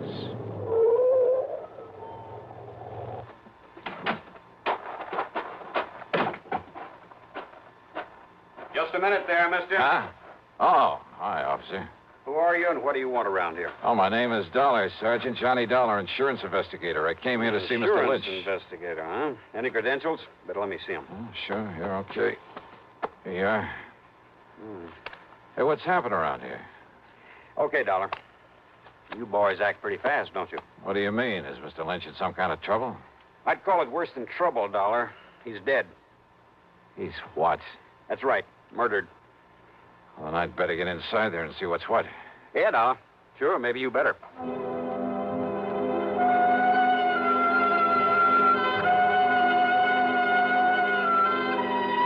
Inside the Lynch home, the police medico and my own eyes confirmed what Sergeant Beakley had told me outside. Walter E. Lynch was dead, all right, and there was no question about his having been murdered. As you can see, Mr. Dollar, the knife, obviously a long, very sharp one, plunged into his body here, directly back of the heart. Yeah, Doctor, I see. No doubt penetrated that organ. Death must have been virtually instantaneous. Yes. Any sign of the murder weapon? We haven't found any sign of it here in the house, Dollar. Conroy's out back looking for it. And for any footprints that might give us a clue. That little rain we had last night ought to help in the footprints department. Only it doesn't. Now, whoever did this must have come right in the front door. Hi, Dollar. Hi, Conroy. Sergeant, you want me to see what's holding up the boys from the lab? Yeah, I'll give them a call. Right, you are. Meantime, Dollar, if you have any ideas... No, wait a minute. Too late, I guess. What? If there were any fingerprints on that telephone, Conroy's probably covered them up. Probably covered up. Anyway. Huh? Well, it wasn't the killer who called us about this. It was the old character who lives next door, a man named Halsey. Right now, he's back home in his rocking chair at the corner window, muttering to himself, trying to recover from the shock. Maybe when he does recover, he'll be able to give us some help. How did he find out about this? Seems he came over here to talk to Mr. Lynch about his nephew. Fred Lynch. Nobody answered his knock. The front door was wide open, so he walked in here and found this. So he picked up the phone and... You, know about Fred Lynch? I know he's beneficiary of his uncle's insurance. Another good motive gone to waste. What do you mean? You don't know about a couple 3 years ago when Freddie's mother died, left him a pile of money, only made the mistake of leaving it in charge of this one, this stiff we've got lying here? What happened? Well, this old crook finagled that young kid out of every cent of it, so that by the time Fred was 25, entitled to it. That was about 6 months ago. Why, Dollar, Freddie ended up with nothing. His own nephew. That surprise you, Dollar? It's because you don't live here in Manchester. Don't know anything about the Lynch family, what's left of them, which is only Freddie now. Oh, what's that supposed to mean? Not one of the Lynch tribe was any good. Ask me, the town will be glad to see this one out of the way. Oh, I get it. Oh, what'd they say, Conroy? Somebody on the way over? Harker will be over as soon as he clears up a hit and run over on the east side. Okay. Well, I guess there's nothing more we can do. Oh, go see who it is. Yes, sir. You about finished, Doc? Sergeant, this knife wound puzzles me greatly. Yes. What do you mean, Doc? Very unusual instrument. Very long, thin, with a two-edged blade. Yeah, both edges very sharp. That's so? Yeah, very unusual. Sergeant, you said a neighbor, Mr. Halsey, found him here? Yeah, did somebody speak my name? Here's the man who was knocking on the door. Oh, Mr. Halsey, come in. I don't know that I want her, Sergeant. With that poor man laying there dead. Mr. Halsey, this is Johnny Dollar, insurance investigator. Eh? Insurance investigator? Yeah, I understand you came over here to talk with Mr. Lynch about his nephew, Mr. Halsey. Freddie. Why, that worthless young wastrel, that... Why do you say that? Well, because he never did a day of honest work in his life. The theater, that's all he cares about. Theater? In New York City, that pit of iniquity spends all his time with sinful people, actors, chorus girls, and the like. I take it you don't have much use for people in show business. Scum of the earth. That's what they are. That's all they are. Yeah, and well, he's one of them. Now, Mr. Halsey, And if you... when I saw him here this morning... What? He was here? No doubt come to beg some money from his uncle. Why didn't you tell me that, Mr. Halsey? Of course his uncle cut him off from the money his mother left him. Wouldn't you have done the same? Mr. Halsey, listen. Would you... Yes, well, wouldn't you? Look here now. An actor he is in that sinful city down there. Wait a minute. You say that Freddie was here this morning? Yeah, of course he was. When? That's why I finally made up my mind to come over here and talk to Walter about him. What time was he here? Well, from 9:30 to a few minutes of 10. Doc, have you been able to fix the time of death? Very, very close, Sergeant, yes. By the body temperature. What time would you say, Doctor? About 10 o'clock. Mr. Halsey, are you sure it was a few minutes of 10 when Freddie left here? Well, of course I am. How sure? I was sitting by the window listening to my radio like I always do. Thought you didn't like anything about show business. Radio is different. Oh, thanks.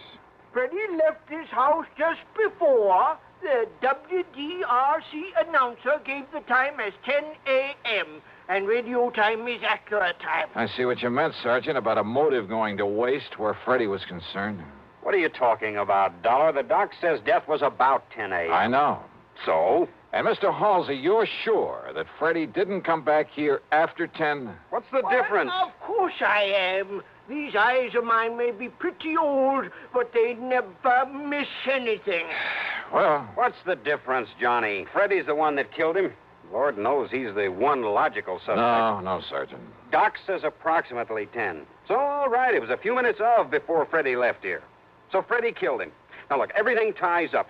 Yeah, and the kind of a knot that's going to hang that boy. No, Sergeant, I wish it was that easy. Oh, of course it is. Motive, opportunity, everything. It all spells Freddie Lynch. No. Conroy put a tracer on him. Right, Sergeant. Sergeant, I'm afraid you're wrong. How can I be? That is, if Mr. Halsey is sure of his times. Of course I am. On the radio. Okay, Dollar, why?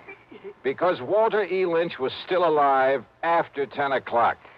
What are you talking about? How do you know? Because he'd called me on the phone. Because I myself was talking to him at exactly 8 minutes after 10.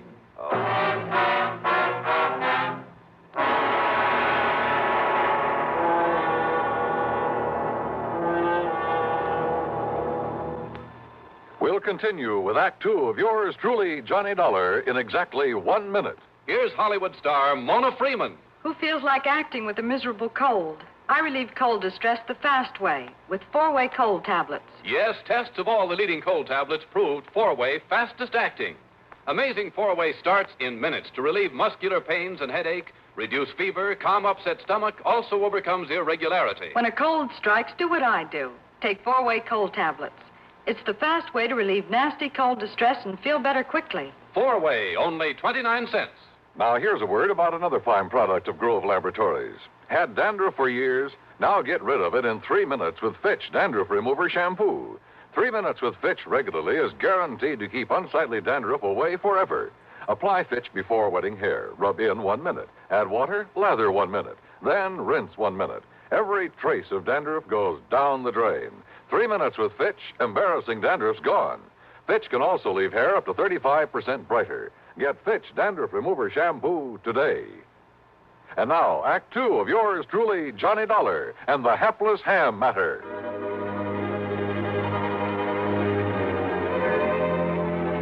No question about it. I was the perfect alibi for Freddie Lynch. Freddie had left his uncle's house a few minutes before 10. I had talked with his uncle at 8 minutes after 10. Yeah, and when the police checked up, they learned that Freddie had taken a bus to New York at 10:15. On foot, and he was on foot. Old man Halsey had seen that. He had to leave the house before 10 to make that bus. I told you, young man, these eyes of mine may be old, but they never miss a thing. He was on foot, all right, and he left the this house before 10 o'clock, and he didn't come. But now wait a minute.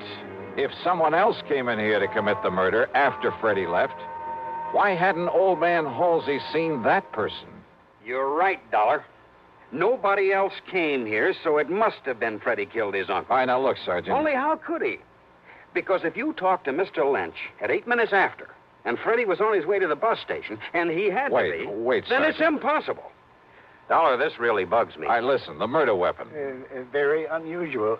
I know, Doc, you told me. It must have been something I'd never seen before. I wouldn't be too sure about that, unless you feel the same way Mr. Halsey does about show business.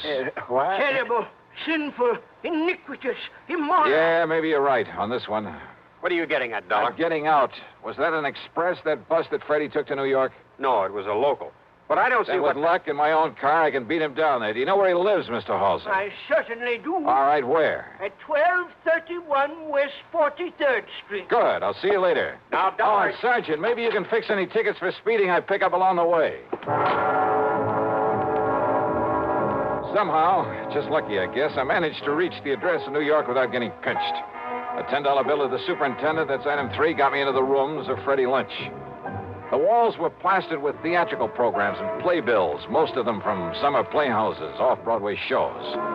In a closet, I found some costumes he'd used in various productions.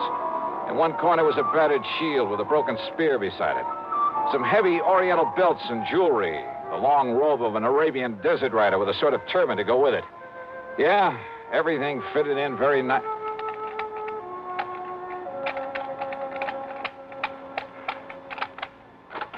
Hey, yeah, wide open, Freddie, wide open, just the way you left it. Come in, kid. I beg your pardon? Kind of careless, but it's all right. It's okay. Hey, who are you? You kidding?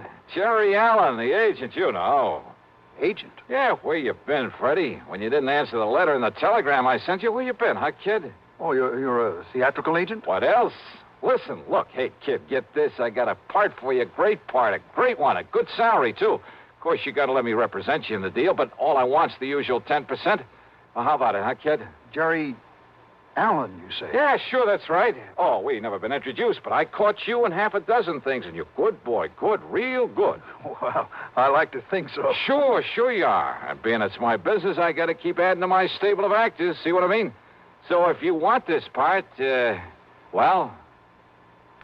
I don't think so, What? Mr. Allen. What are you talking about? Well, I'm thinking of giving up the theater. Oh, now, wait a minute. Wait a minute, kid. You fallen heir to a fortune or something?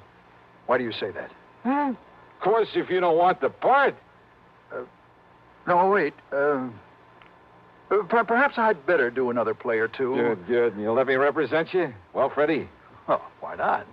Well, if the part is good. Is the part good? It's great, kid. It's great. And if this thing doesn't hit Broadway the first time out... Hey, listen. It's a new play written by Johnstone. You get that?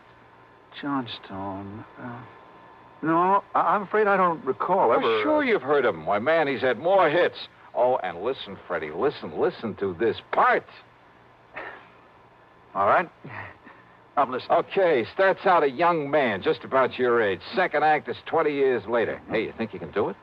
Why? Of course, my good man. Good. And the third act, well, now that part may be a little tough. You got to kind of make like you're about 60. Why, there's no problem at all, Mr. Allen. No problem at all. Oh, only it's a shaky old man, like he's scared to death all the time. All right, listen. All fear has clutched me by the throat. The overpowering terror, willing up. Oh, hey, that's great. Come on, keep it up, Freddie boy, keep it up. Well, you see, of course, if I had a script, Scared, remember? Scared. Say something like, you must come here right away to protect me. You must come here right away to protect me. Oh, that's great. Now, say my life is in danger. I've been threatened, Mr. Dollar. My very life is in What? Dollar? That's right. Johnny Dollar. Why, this was all a trick. Yeah, and you fell for it like a ton of bricks. The same voice you faked over the telephone to sound like your uncle. Oh, no, listen. Killed Dollar. him, left his home knowing that nosy old neighbor would swear as to when you left. Then ran to the bus depot and called me up with that phony voice to make an airtight alibi. To make me ready to swear your uncle was still alive after you left him there dead. But, Dollar, listen. See, I'm his only kin. I'll be coming into a lot of money. His insurance and whatever money or property there is. Oh, why don't you drop dead? I see. But do you see this?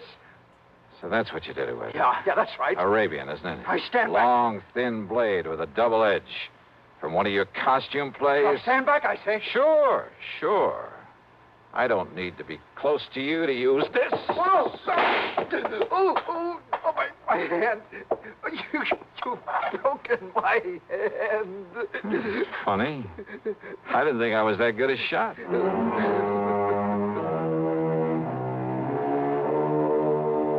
So now I'll have to make another deposition for the sake of another trial.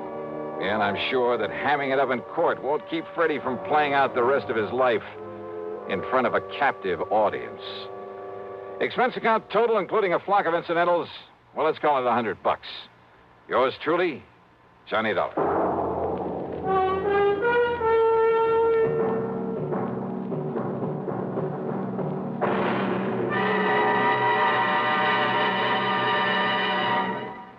Now, here's a word from our star about the case he'll investigate on next week's program. Thanks, Daniel. It's called the Unholy Two Matter and involves a pair of characters who fit that description perfectly.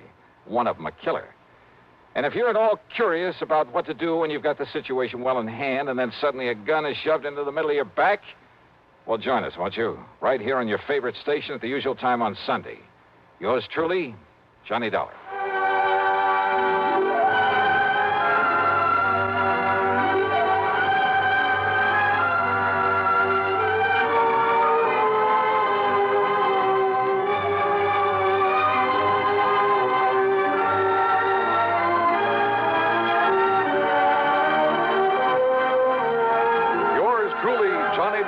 Starring Bob Bailey, originates in Hollywood and is written, produced, and directed by Jack Johnstone. Heard in our cast were Virginia Gregg, Chet Stratton, Florence Dobkin, Sam Edwards, Herb Ellis, Ralph Moody, and Junius Matthews. Be sure to join us next week, same time and station, for another exciting story of yours truly, Johnny Dollar. This is Dan Coverly speaking. Next, Ray Bradbury's science fiction classic, 0 Hour, as suspense follows on the CBS Radio Network.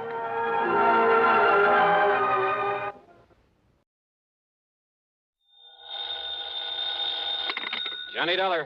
Henry Bascom, Johnny, at Four State Insurance Company. Well, hiya, Hank. It's been a long time. Yeah, I know. Johnny, are you free to come down here and look into something for us? Henry, as long as somebody pays my expense account, and of course a nice fat fee, I'll go anywhere. Johnny, for once, you're not going to be able to pad that freewheeling expense account of yours. Any bets? Why not? Because the investigation I want you to make is right here in New York City. Oh, well, there's always the fee to fall back on. How much? Usual percentage of the face value of the policy. Okay, only how big is the policy? Johnny, hold your hat. It's about 200... Well, I mean, it's what? just under... $200? Johnny. Listen, Hank, my cut on a policy as small as that wouldn't buy me a sandwich and a cup of coffee. No, listen. And I suppose you'll question every penny I put on the expense account. Look, you didn't Why don't you just pay it off and save you and me and the company a lot of time, labor, and soap? What kind of a policy is it? Straight life. Huh? But listen, you didn't let me finish. The face value of this policy is a little under $200,000. 200... Oh. Yeah. Well? Hank, my buddy, my bosom pal, for an assignment like that, for the nice commission it's going to pay me, I'd walk to New York. Only maybe you better grab a plane or a train instead. Right. I'll be there.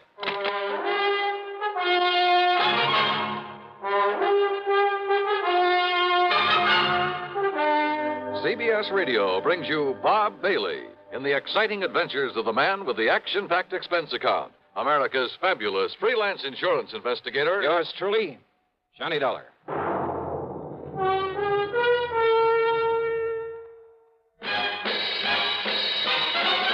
Are you smoking more now, but enjoying it less? Have a real cigarette, have a Camel. The best tobacco makes the very best smoke.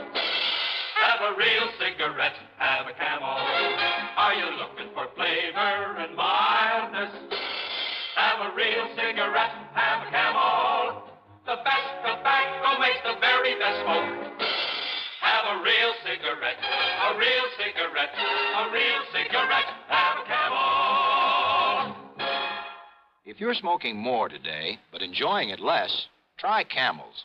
The Camel blend of costly Turkish and domestic tobaccos has never been equaled for rich flavor, easygoing mildness, real smoking satisfaction every time you light up. The best tobacco makes the best smoke.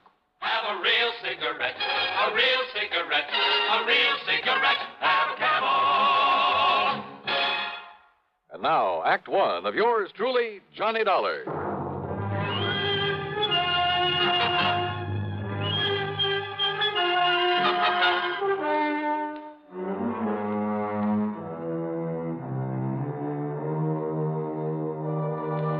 Expense account submitted by Special Investigator Johnny Dollar to the Four-State Insurance Company, New York City office. The following is an account of expenses incurred during my investigation of the Evaporated Clue matter.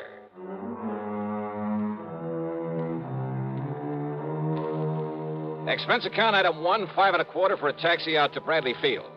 Item 2, $13 even for a plane to New York and a limousine to Grand Central Station. Then I walked over to Henry's office at 500 Fifth Avenue at the corner of 42nd Street. Oh, Johnny, you really made time. Sit down. Yeah, thanks. That's because of the tempting offer you made to me over the phone. A policy worth $200,000. $189,000 to be exact. Straight line. Mm-hmm.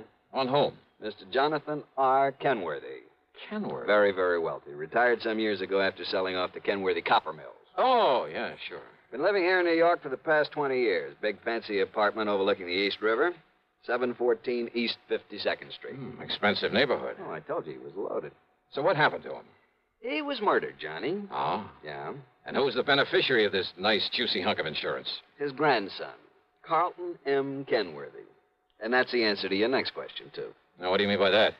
I was going to ask you if you or the police have any idea who might have killed him.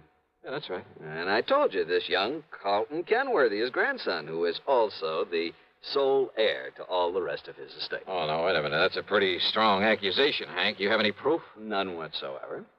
Nor have the police. But I take it you figure that Carlton had the motive and the opportunity. And a perfect alibi. Oh? Yeah. Then what makes you think he did it? And the police, too? And the police, too. Well? Motive, Johnny. It's as simple as that. All right, keep talking. It's simply that nobody else in the world could possibly benefit by old Mr. Kenworthy's death. Well, now, Hank... Plus the fact that he had no enemies. None whatsoever, Johnny. You sound pretty sure of that. I am. I not only knew him, but I knew a great deal about him. Oh, but after all, a man who's been head of a company as big as Kenworthy Copper Mills, you know, some disgruntled employee with some imaginary grievances. Over 20 years ago? Well... But even if he'd only retired from that business last month, I'd still say no. Kenworthy was one of the best-loved men I've ever heard of. As for his employees, why, they're the ones he left the business to. He never had a strike, any other kind of labor troubles, despite the size of his plant, because he treated every one of his employees like one of his own kids. This sounds pretty unusual, Johnny, I know. But he was an unusual man. Oh, I see. But now about this grandson, Carlton Kenworthy. Well, about as useless a hunk of human being as I've ever seen. How old is he? Oh, 30, 32 or 3. What's he do for a living? Well, that's the point. He doesn't. Nor has he ever done anything. Despite the fine education, all the world travel his grandfather lavished on him.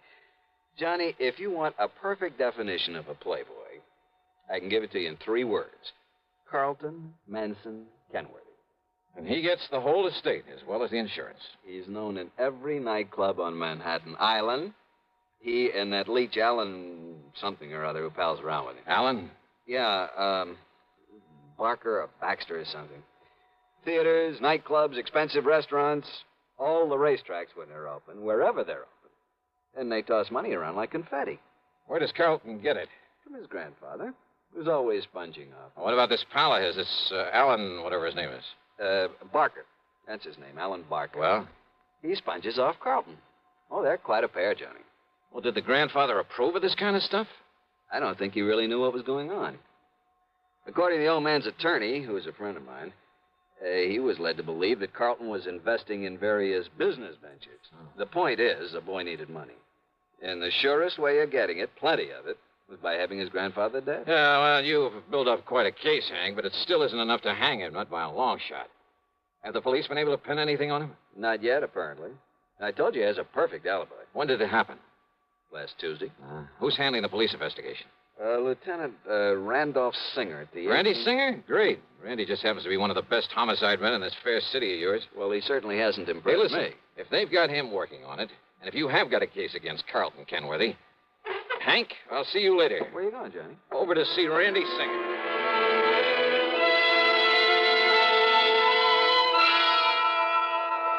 Sure, Johnny, I'm just as sure as your friend Hank at the insurance company. Why, Randy? Well, the way that boy played around. Cost him a fortune. Even more than his grandfather gave him. You're sure of that? What do you mean? Well, the way I get it, Grandpa gave him plenty. Yeah, but Carlton is up to his ears in debt. Every time the boys raid a plush gambling joint, there he is. He and that hanger-on of his, Alan Barker. Like peas in a pod, those two. Then he probably welcomed the raids. Sure. Probably kept him from having to pay off some of his losses. Yeah, he's still in up to his ears. And as long as he's the only one who could possibly benefit from Grandpappy's death, as long as we're sure that nobody else had any reason for killing him, and we are... How and when and where was he killed? Tuesday night in his apartment. He was struck on the back of the head with a heavy wrought iron poker from the fireplace. One good wallop, and he was done for. Hank says that Carlton has an alibi. Yeah, airtight. I checked it every way I can. From here, that is. And where's your case against him? But if you can break that alibi... But, Randy, if you've checked it I out... said from here. But if that company of yours will pay your expenses to Alaska... Alaska? That's right. Oh, look, with such flimsy evidence... Will you do it, Johnny? But now listen, Just Randy... to, let's say, to get me off the hook. But I'm still not convinced that... Johnny... Okay, Randy, sure.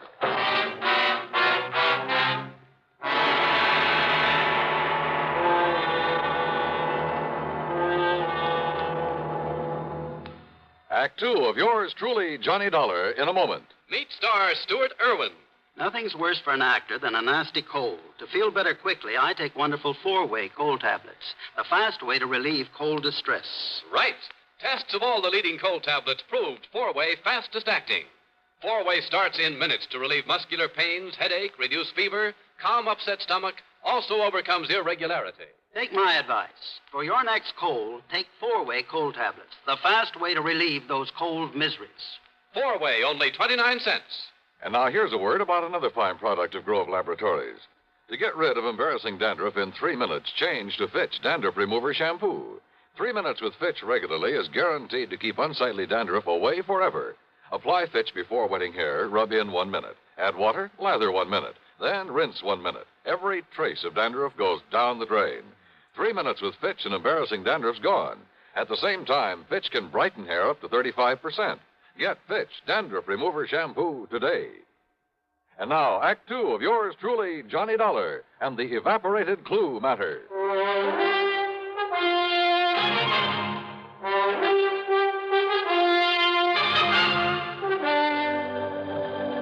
But why Alaska? Because that's where Carlton Kenworthy says he was when his grandpappy was murdered. Well, Randy, that ought to be easy enough to check out. So I did, Johnny. He made the airline reservation. He was aboard the plane. He got the Juneau on Monday afternoon. He got himself a room at the Baranoff Hotel. You checked that with the hotel? By telephone. Why was he up there? Who knows? But the hotel says he was. Well, what did he do with himself? Apparently took in some of the night spots and flew on back here on Thursday morning. Checked him all the way through. And his grandfather died on Tuesday. Oh, Parker. There's a report on that poker, Lieutenant. Oh, good. The prints were pretty badly smudged, but they managed to nail down a couple of them. Oh? Whose? Yeah, look at this, Johnny. Yes, sir. One print from the deceased And a couple made by Carlton Kenworthy. Yes, sir. And why not, Lieutenant? What? Kenworthy. After all, as I told you several times, I've often made up the fire for my grandfather there in his apartment. So is there any reason why my fingerprints shouldn't be on that poker that was used to kill him? He's got a point there, Randy. Well, listen. Of course I have. The fact remains... And didn't this officer say the prints of both myself and my grandfather were badly smudged? Yes. So, whoever did it wiped off his own prints and part of ours. Quite possible, Randy. The fact remains, The fact Kenworthy... remains that I was in Alaska when my grandfather was murdered. Why, Carlton? Just a little trip, a little fun, just... Who are you? Johnny Dollar, investigator for the insurance company. Well, Dollar, I certainly hope you can accomplish more than these stupid police have. Listen of all the to me. stumbling, bumbling... Well, That's all, Parker. Yes, sir. Well, Lieutenant, that silly look on your face. Because I think you killed him. Because you're the only one with any reason But I to. didn't, of course. How could I? Hey, tell me this, Carlton. I'll tell you anything I can, Mr. Dollar, if you'll get this incompetent flatfoot off my neck. Kenworthy. And, of course, help to solve the murder of my poor, sweet, kind old grandfather. Okay. Did you make that trip to Alaska alone? Yes, that's right. Okay, thanks. That's all? That's all. For now. Very well. And will you keep me advised, Lieutenant, if by some stroke of luck you should happen to make some progress for a change? Get out, Kenworthy. Gladly. Just be sure you stay around, that you don't leave town. Don't be silly, Lieutenant. Why should I? Johnny, so help me, if that guy... If I have to... Okay. Just give me one thing, Randy, an address. Huh? Yeah.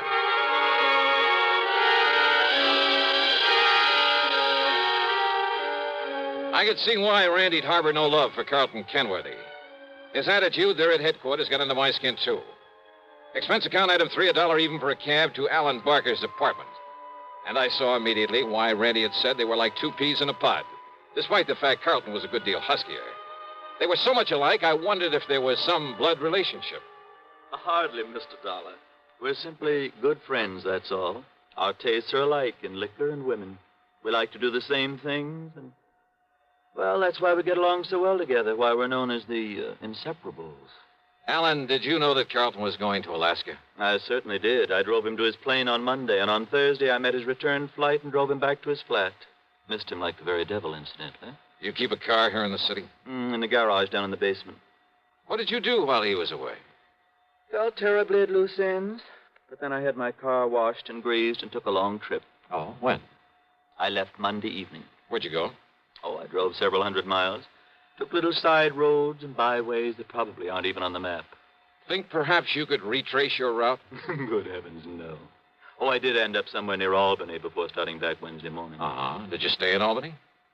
My memory's a bit vague, Mr. Dollar, but I'm quite sure I didn't. Well, where did you stay over? Well, this may sound fantastic to you. Where? But I haven't the least idea.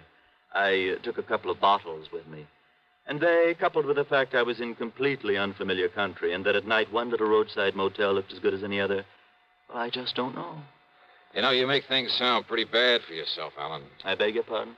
Considering the way you've been sponging off Carlton Kenworthy, well, offhand, I'd say you had as much reason to want his grandfather out of the way as he did. I beg your And without pardon. a very good explanation of your whereabouts at the time of the murder. Now, look here, Dollar. But you know something? I don't think you have enough guts to have made those lily white hands of yours wield that poker. Horrid thought. And yet, on the other hand... Well, yes, Dollar? As an accessory. Accessory? That's right. I'll see you later, Alan. Now, look here. Just don't leave town.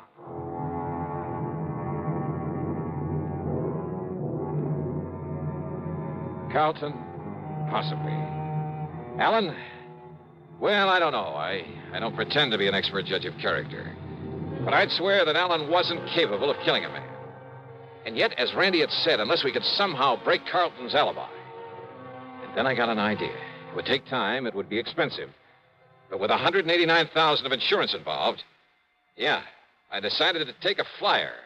Stick my neck out all the way. We'll return to yours truly, Johnny Dollar, in exactly 1 minute. Constipation is something people don't talk about much, but it can be a problem for anyone, even doctors. And when constipation occurs, it's interesting to see just what doctors consider important about a laxative they might use or recommend. Well, a majority of the doctors we heard from had this to say. A laxative should be effective, gentle, as close to natural acting as possible, and a medicine that can be used with complete confidence. Now, X-Lax has been popular with many doctors and millions of people over the years because pleasant-tasting chocolated X-Lax is effective. Overnight, it helps you toward your normal regularity. X-Lax is gentle. Next morning, it gives you the closest thing to natural action. And that's why many doctors and millions of people use X-Lax with complete confidence. X-Lax, the laxative that helps you toward your normal regularity gently, overnight. Is X-Lax in your medicine cabinet? And now, Act 3 of yours truly, Johnny Dollar. Expense account item 4, $489.54. That's a round-trip plane ticket to Juneau, Alaska, by way of Seattle, Washington. It wasn't until we got there that I suddenly realized I'd been pretty stupid. In spite of the fact that Alan looked very much like him, I should have taken along a picture of Carlton Kenworthy. And certainly I should have taken along a set of his fingerprints for comparison with any I might be able to pick up. Or even a sample of his handwriting. But I didn't, so I'd have to work things out the best I could. Item 5, $10 for miscellaneous taxi fares. Item 6, $10 for a room at the Baranoff Hotel. And yes, I got the same story Randy Singer had about Carlton's having been there, having spent plenty of time at the bar and the bubble room, at nightclubs all over the town. But then it was item 7, $8.50 for some drinks and dinner in the main dining room that finally did the trick. Yeah, that pointed out the one small, seemingly insignificant way in which I could either prove or disprove Kenworthy's alibi. Believe me, seldom has the solution of a murder case hung on such a slender thread. Anyhow, less than 36 hours after I'd left New York, I was back at Idlewild Airport.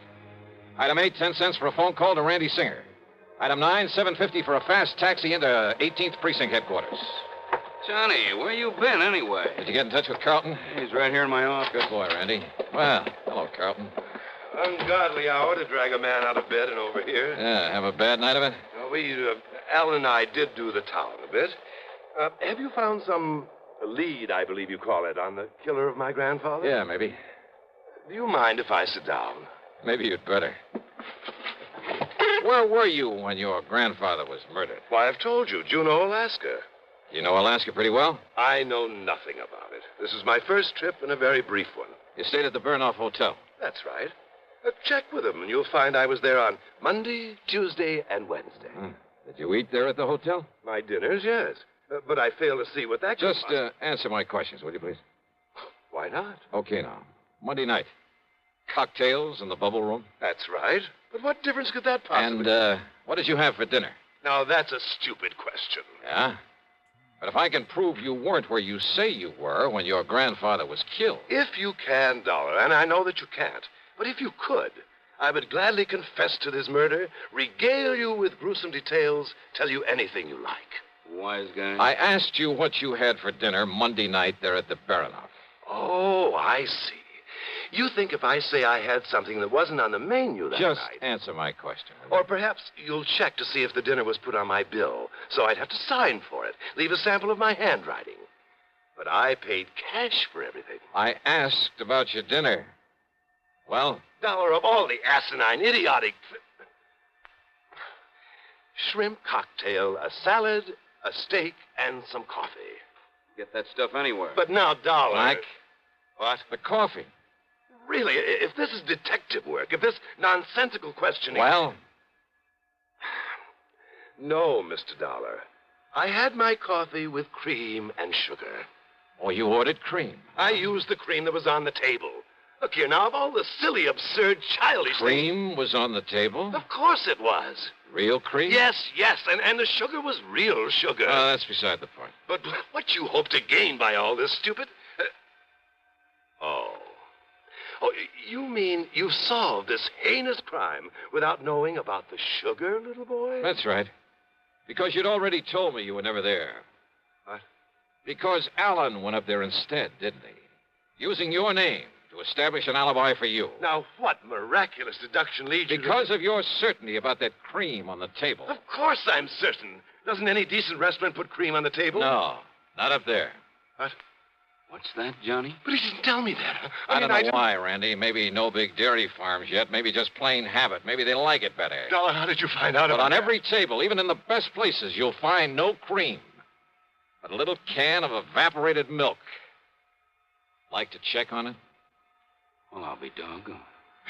It was Alan. Did Alan tell you that? Did Alan give me away because he thought he could get the money if I knew he was my friend only because of the money I could give him, but listen, he's as guilty as I am, Mr. Dollar. Is he? Of course he is, because he helped me kill my grandfather. Well, isn't he? I'll prove it. I'll prove I couldn't have killed him without his help. Do you hear me, Dollar? Do you hear me? You think that's going to help you in court?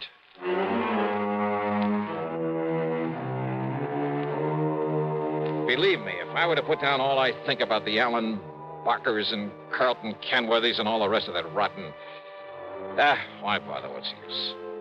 Expense account total, including incidentals, the trip back to Hartford, $574 even. Yours truly, Johnny Dollar.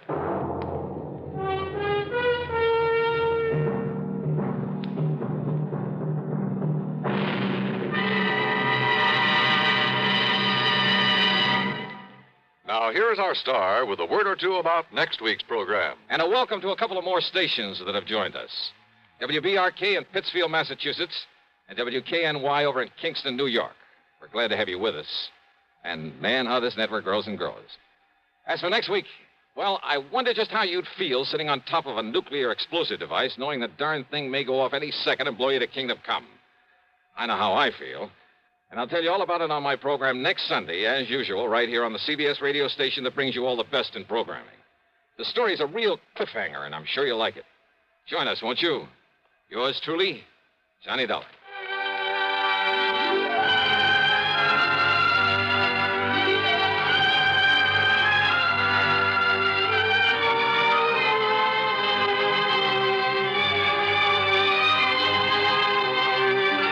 Yours truly, Johnny Dollar, starring Bob Bailey, originates in Hollywood and is written, produced, and directed by Jack Johnstone. Heard in our cast were Harry Bartell, Herb Vigran, Carlton G. Young, Herb Ellis, and Jack Edwards. Be sure to join us next week, same time and station, for another exciting story of yours truly, Johnny Dollar.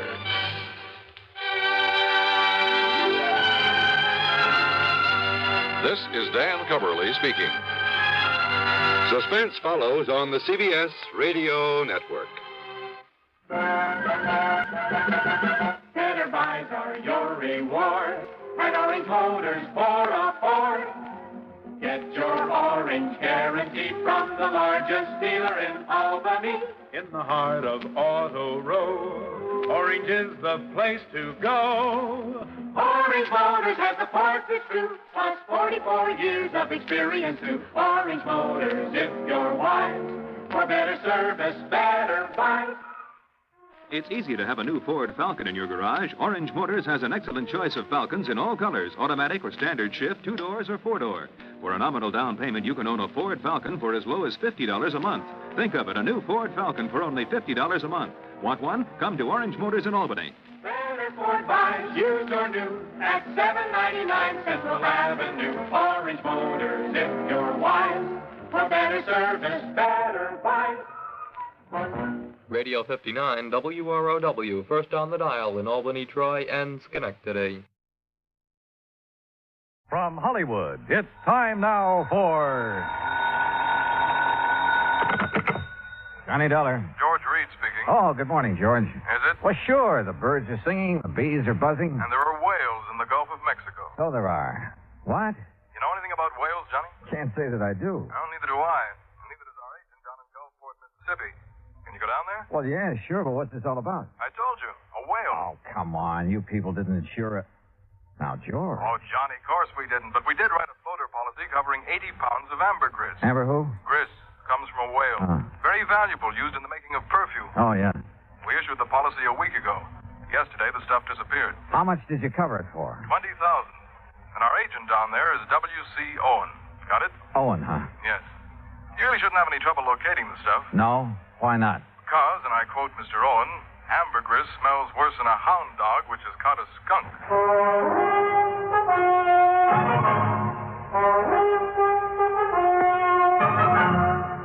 Bob Bailey in the exciting adventures of the man with the action-packed expense account. America's fabulous freelance insurance investigator. Yours truly, Johnny Dollar. And now, Act One of Yours Truly, Johnny Dollar.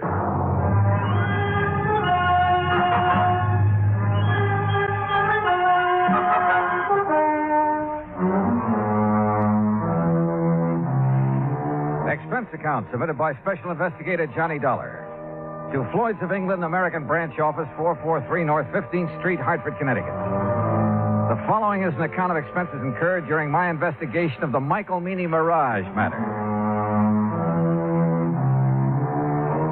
Expense account item 1, $168. Transportation from Hartford to the Markham Hotel in Gulfport, Mississippi. I called W.C. Owen, the agent who had sold the policy covering the ambergris. Half an hour later, I opened the door of my room to a middle-aged man wearing a brown seersucker suit. Mr. Dollar, is that right? Sure is. Come on in, Mr. Owen. Come on, in. Thanks. Well, Dollar, I'm not going to fool around about this. I'm in a mess, and you're my only chance of getting out of it. Well, I'll do whatever I can, Mr. Owen. You just find that ambergris. And, man, please find it within the next 48 hours. Oh, why the rush? 2 reasons. When the ambergris was stolen off the freight platform at the train depot day before yesterday, it was packed for shipping. Had enough dry ice around it to last 72 hours, but no more. Uh-huh. Now, what's the second reason? That Mike Meany. Who's he? Owner of the ambergris and a real good client of mine. I promised him you'd locate the stuff for sure. Well, I appreciate your confidence, Mr. Owen. Name's W.C. Mr. around here sounds too highfalutin for an insurance salesman. Okay, W.C. But what's this fellow Meany so worried about? The ambergris is covered for $20,000. He told me he'd learned it was worth a lot more than that since the floater was issued. Something up near $60,000. Pretty rare stuff. Which is. Matter of fact, this is the first time I've ever heard of anybody finding ambergris in the Gulf. Who fished in out of the water? Meany? No, a young fellow worked for him named Billy Fisher. Did Meany buy it from Fisher? Didn't have to. Belonged to Mr. Meany right off. Oh, why's that? Well, because Fisher works for him. Mr. Meany lets out his fishing boats to fellas which ain't got no boat of their own, or even a chance of getting one. He rents them out, you mean? No, he don't rent them. He lets them out on share. Mr. Meany puts up the boat, gas, nets, everything. And whoever runs the boat, well, whatever he catches, he belongs to Mr. Meany. Oh, and because Fisher happened to be in Meany's boat when he found the ambergris, it automatically became Meany's property, huh? Now you got it, boy. Uh-huh. Did Fisher know what it was? Or the value of it when he turned it over to Meany? Well, you have to ask him about that. Yeah, I plan to. But first, I'd like to have a talk with this Mike Meany. I'm way ahead of you, Dollar. I called Meany right after you called me. He's waiting for us. How far does he live from here? Oh, about 3 or 4 miles down the beach road toward Biloxi. Place called Mississippi City. Mississippi City? Uh-huh. But don't let the name fool you. Ain't nothing there except a couple of stores, fishing boat landing, and the train depot. Sounds like a real quiet place. It is. It's also where this whole thing started and where I hope it finishes. And the sooner, the better. A few minutes later, we were driving east along the coast. Ahead of us, we could see Mississippi City's one and only landmark, a long wooden pier extending far out into the Gulf. Anchored near the end of it were several small fishing boats. We passed the Meany General Store and the Meany Fish Market, then turned into a narrow driveway. I'm not sure what kind of a house I'd expected Mike Meany to live in, but this certainly wasn't it. It was too small and it needed a coat of paint. We got out and Owen led the way to the side porch.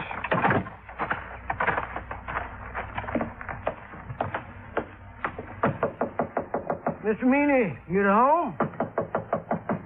Doesn't look like he is. No, he's here. Listen. What in the name of... Sure heavy, ain't he? Yes, sir. Ain't another man his size in the whole United States. Good night, I believe it. W.C., boy, you sure took your sweet time getting here. Yeah. Well, made it just fast we could, Mr. Meany. This is the fellow I was telling you about, Mr. Johnny Dollar. Both of you come inside. That's it. Come on in. You men sit down on the sofa. I'll just lower myself into this here chair. There. Yeah, now then. You're a detective, huh, Dollar? Well, then me ain't giving me an answer. You're a detective or you ain't a detective. Now, which is it? I'm an insurance investigator. Right now, I'm being paid to find 80 pounds of ambergris that you lost. Lost? He didn't mean nothing by saying that. You hush up, you road agent. Mr. Meany. Dollar, that stuff was stolen, you hear? Thieved. Right in the broad light of day. You're sure? Well, I'm sure 80 pounds of ambergris didn't get up and walk off by itself. Yes, sir. Me too. Itself. Exactly where was it when it was stolen? Sitting in a box I had built for it, a special box. Smell-proof. Cost $25. Oh, shut up. I was sending it to New Orleans to a fella I'd heard might be able to sell it for me. The box was on the platform right outside the American Express office of the depot. Here in Mississippi City? Boy, you ever take a bad fall out of your crib? No, you ignorant, in Tuscaloosa, Alabama.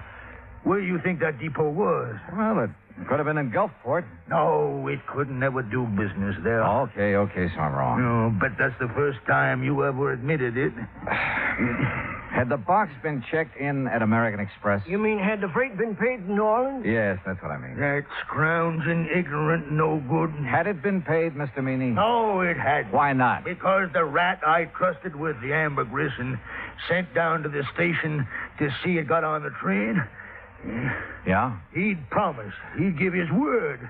He wouldn't take his eyes off that stuff for 1 second. No. That dirty. That no account. Are you okay, Mr. Meany? No. But you sit down. You make me nervous, W.C. Yes, sir. Every time I think of that, T.J., that stupid nephew of mine, well, you know what he done, Dollar. He spotted something more interesting to look after than $20,000 worth of ambergris. Okay, who was she?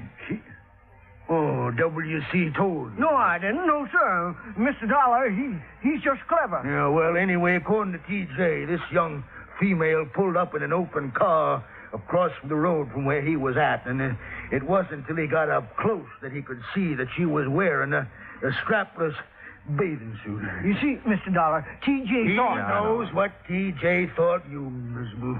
You keep your mouth shut, W.C. Well, whatever you say, Mr. Meany. Well, while T.J. was investigating the situation, someone made off with the ambergris. That right? Right. Well, what about the other people at the station? There weren't no other people there. How about the baggage clerk and the passenger agent? Where were they? Sam Burroughs is the only man that works down the depot, and he was busy selling some woman a Pullman ticket to Memphis. How long did T.J. talk to the girl? Just a couple of minutes, according to him, that is. You want to ask him yourself. He works at the all-night cafe in Gulfport. All right, thanks. Well, we sure haven't much to go on. You got nothing to go on. So you might as well give me my $20,000 and head back up north, where you belong. Not yet, Mr. Meany. You got 45 hours. At the end of that time, I want my insurance money. You don't see that I have it, Mr. W.C. Owen, you're going to be sorry. You know what I mean? Yes, sir.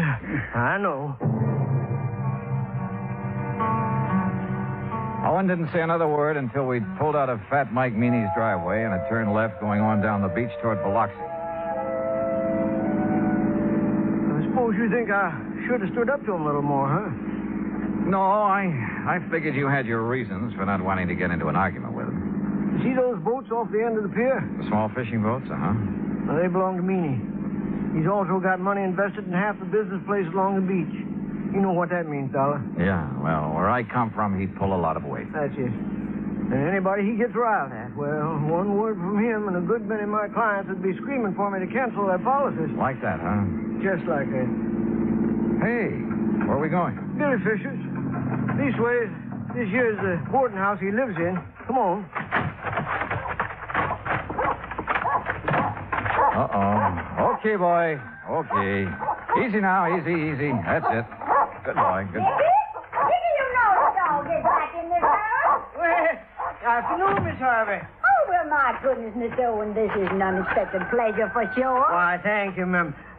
This here is Mr. Johnny Dollar, Miss Harvey. Afternoon. Pleased to know you, Mr. Dollar. Wouldn't you like to come in and sit down? No, thanks. We really don't have much time. Oh? Mr. Dollar is an insurance investigator. Right now, he wants to have a talk with Billy Fisher, providing his home. Why, sure he is. You find him round the side there.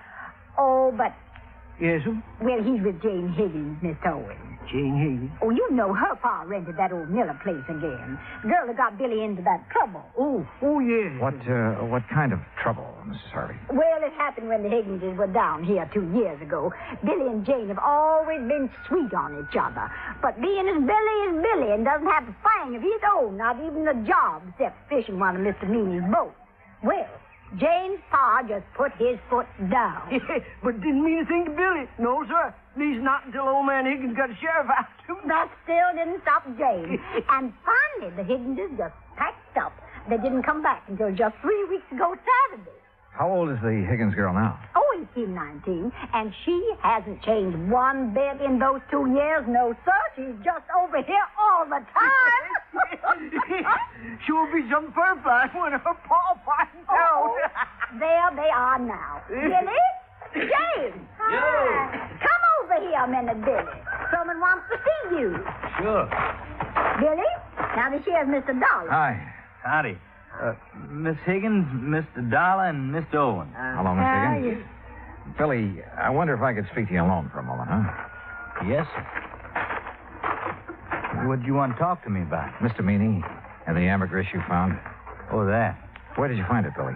Out near Cat Island, floating in the East Channel. Uh-huh. Did you know what it was as soon as you saw it? No, sir, not exactly, but I read a story once about a fellow that found some ambergris, and he sure made a lot of money off it. So you weren't going to take any chances, and you hauled it aboard, is that right? Yes, sir. Something like that. Billy, you realized that anything you caught or salvaged with that boat belonging to Mr. Meany, it wasn't yours. You realized that, didn't you? Well, not right then, I didn't know, sir. He gave me some kind of a contract to sign when I started working for him, but I never read it. Well, what happened when you put in at the pier that night? Oh, that Cliff Stillinger, Mr. Meany's checker. He spied the ambergris right off, and he made me turn it over to him. Was that the last time you saw it? Yes, sir. Yes, sir, that was it. Okay, Billy. That's all I had on my mind. Well, that's all? I mean, no questions about whether I swiped it from the train station or not? Would you tell me if you had? You crazy or something? Heck no.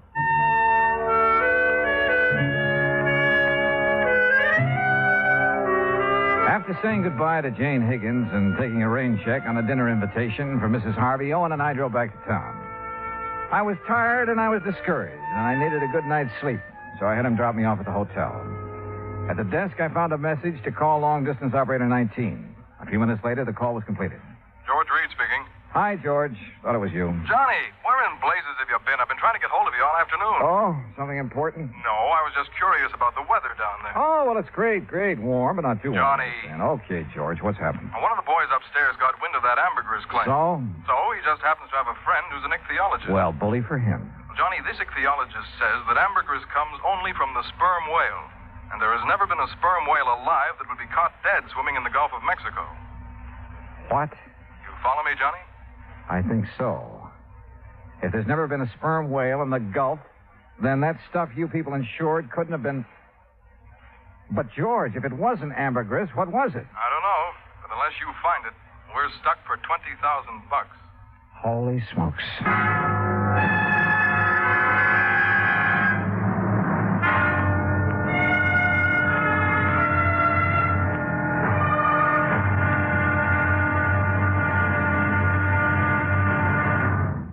Act two of yours truly, Johnny Dollar, in a moment.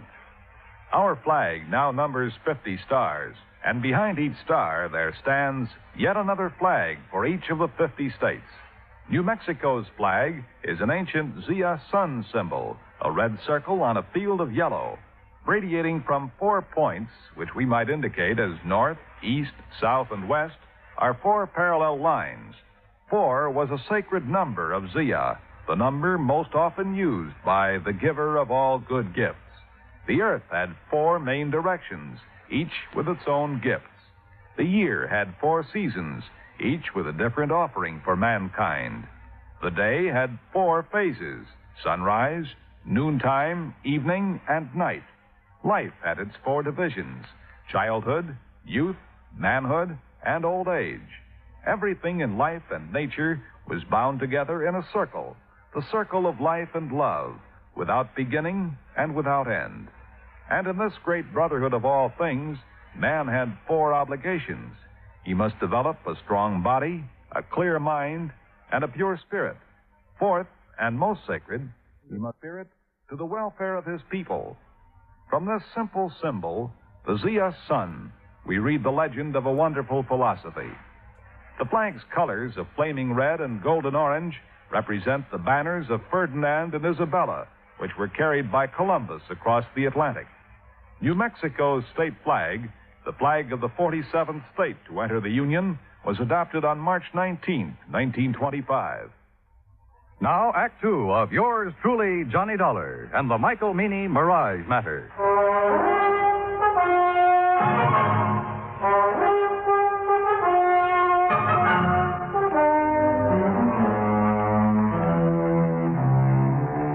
After talking to George Reed and learning that there was considerable doubt in his mind concerning the origin of the ambergris Mike Meany had insured with Reed's company, I called WCO and the agent who had issued the policy to come down to the hotel.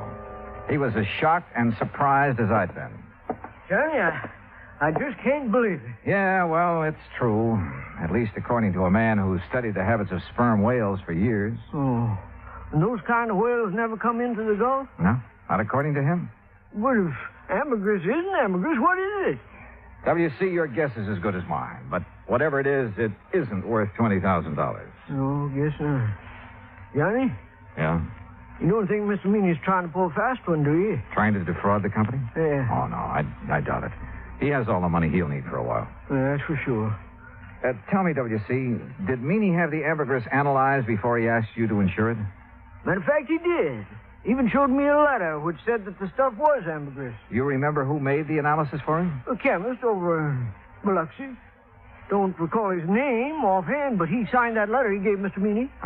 Okay. First thing in the morning, we'll take another trip out to Meany's place. Good. In the meantime, don't mention any of this to anyone, will you? No, I won't.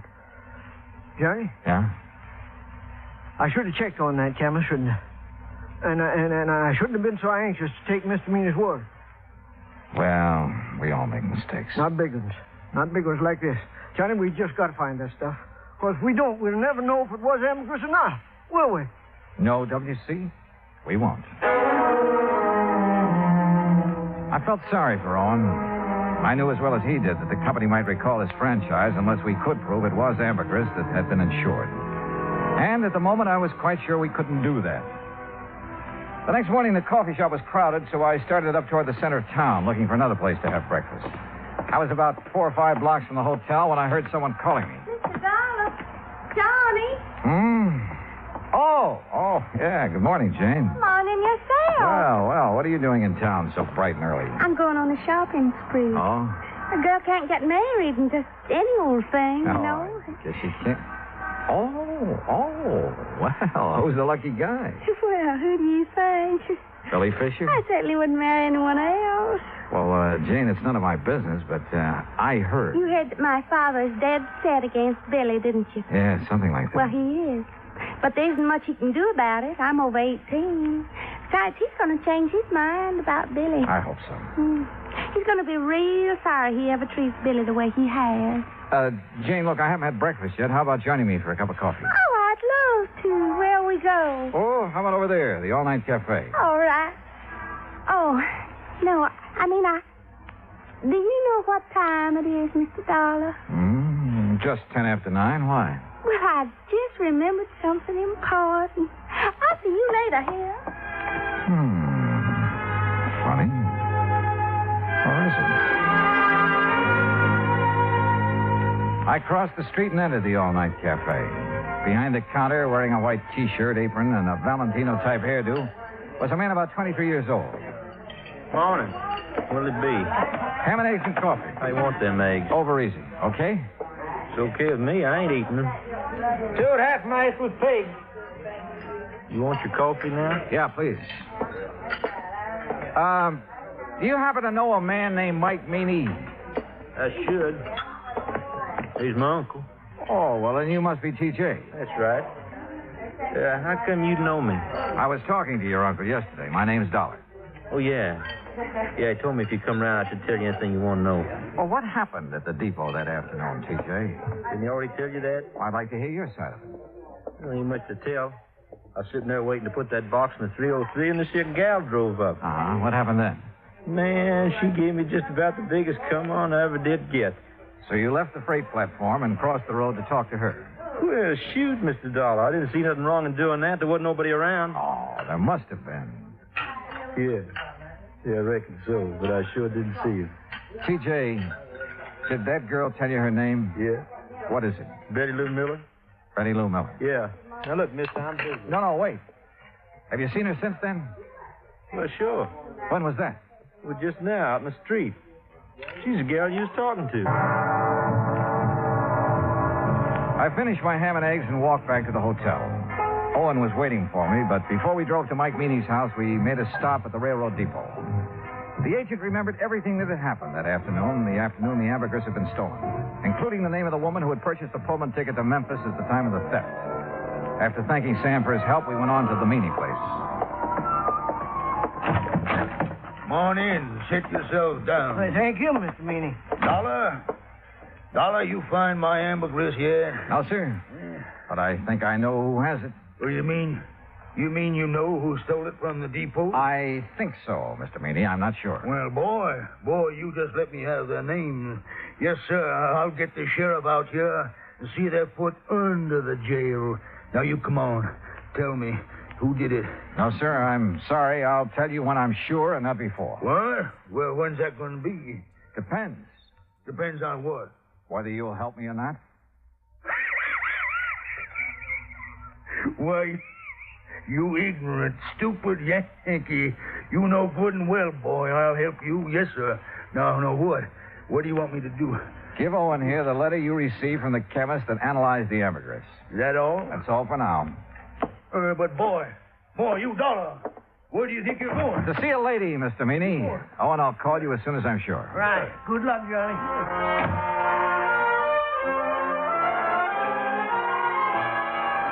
In Owen's car, I drove down the beach to Mrs. Harvey's boarding house. Billy Fisher was out with the boat, so I had plenty of time to tell her what I knew. It's all my fault, Mr. Dollar. I planned the whole thing and put Billy up to it. And bought the Pullman ticket? Yes, I still have it. Been meaning to turn it in for the money, but just haven't had a chance to get down to the depot. Tell me, Mrs. Harvey, how did you know that T.J. would leave the ambergris when he did? Oh, everybody around here knows T.J.'s weakness for girls. Wonder to me he hasn't been locked up long ago. Yeah. Well, it was a beautiful job. You timed it just like a professional. I thank you for the compliment. Where was Billy? In the woods on the other side of the railroad track. He waited till Jane got T.J. all mixed up, then he scooted across, got the ambergris, and ran back into the tree. And Jane picked him up after leaving the depot? Yes, sir. You care for a cup of coffee, Mr. Dollar? No, thanks, Mrs. Harvey. You look so downhearted. Well, I guess that's part of my job, too. What did Billy do with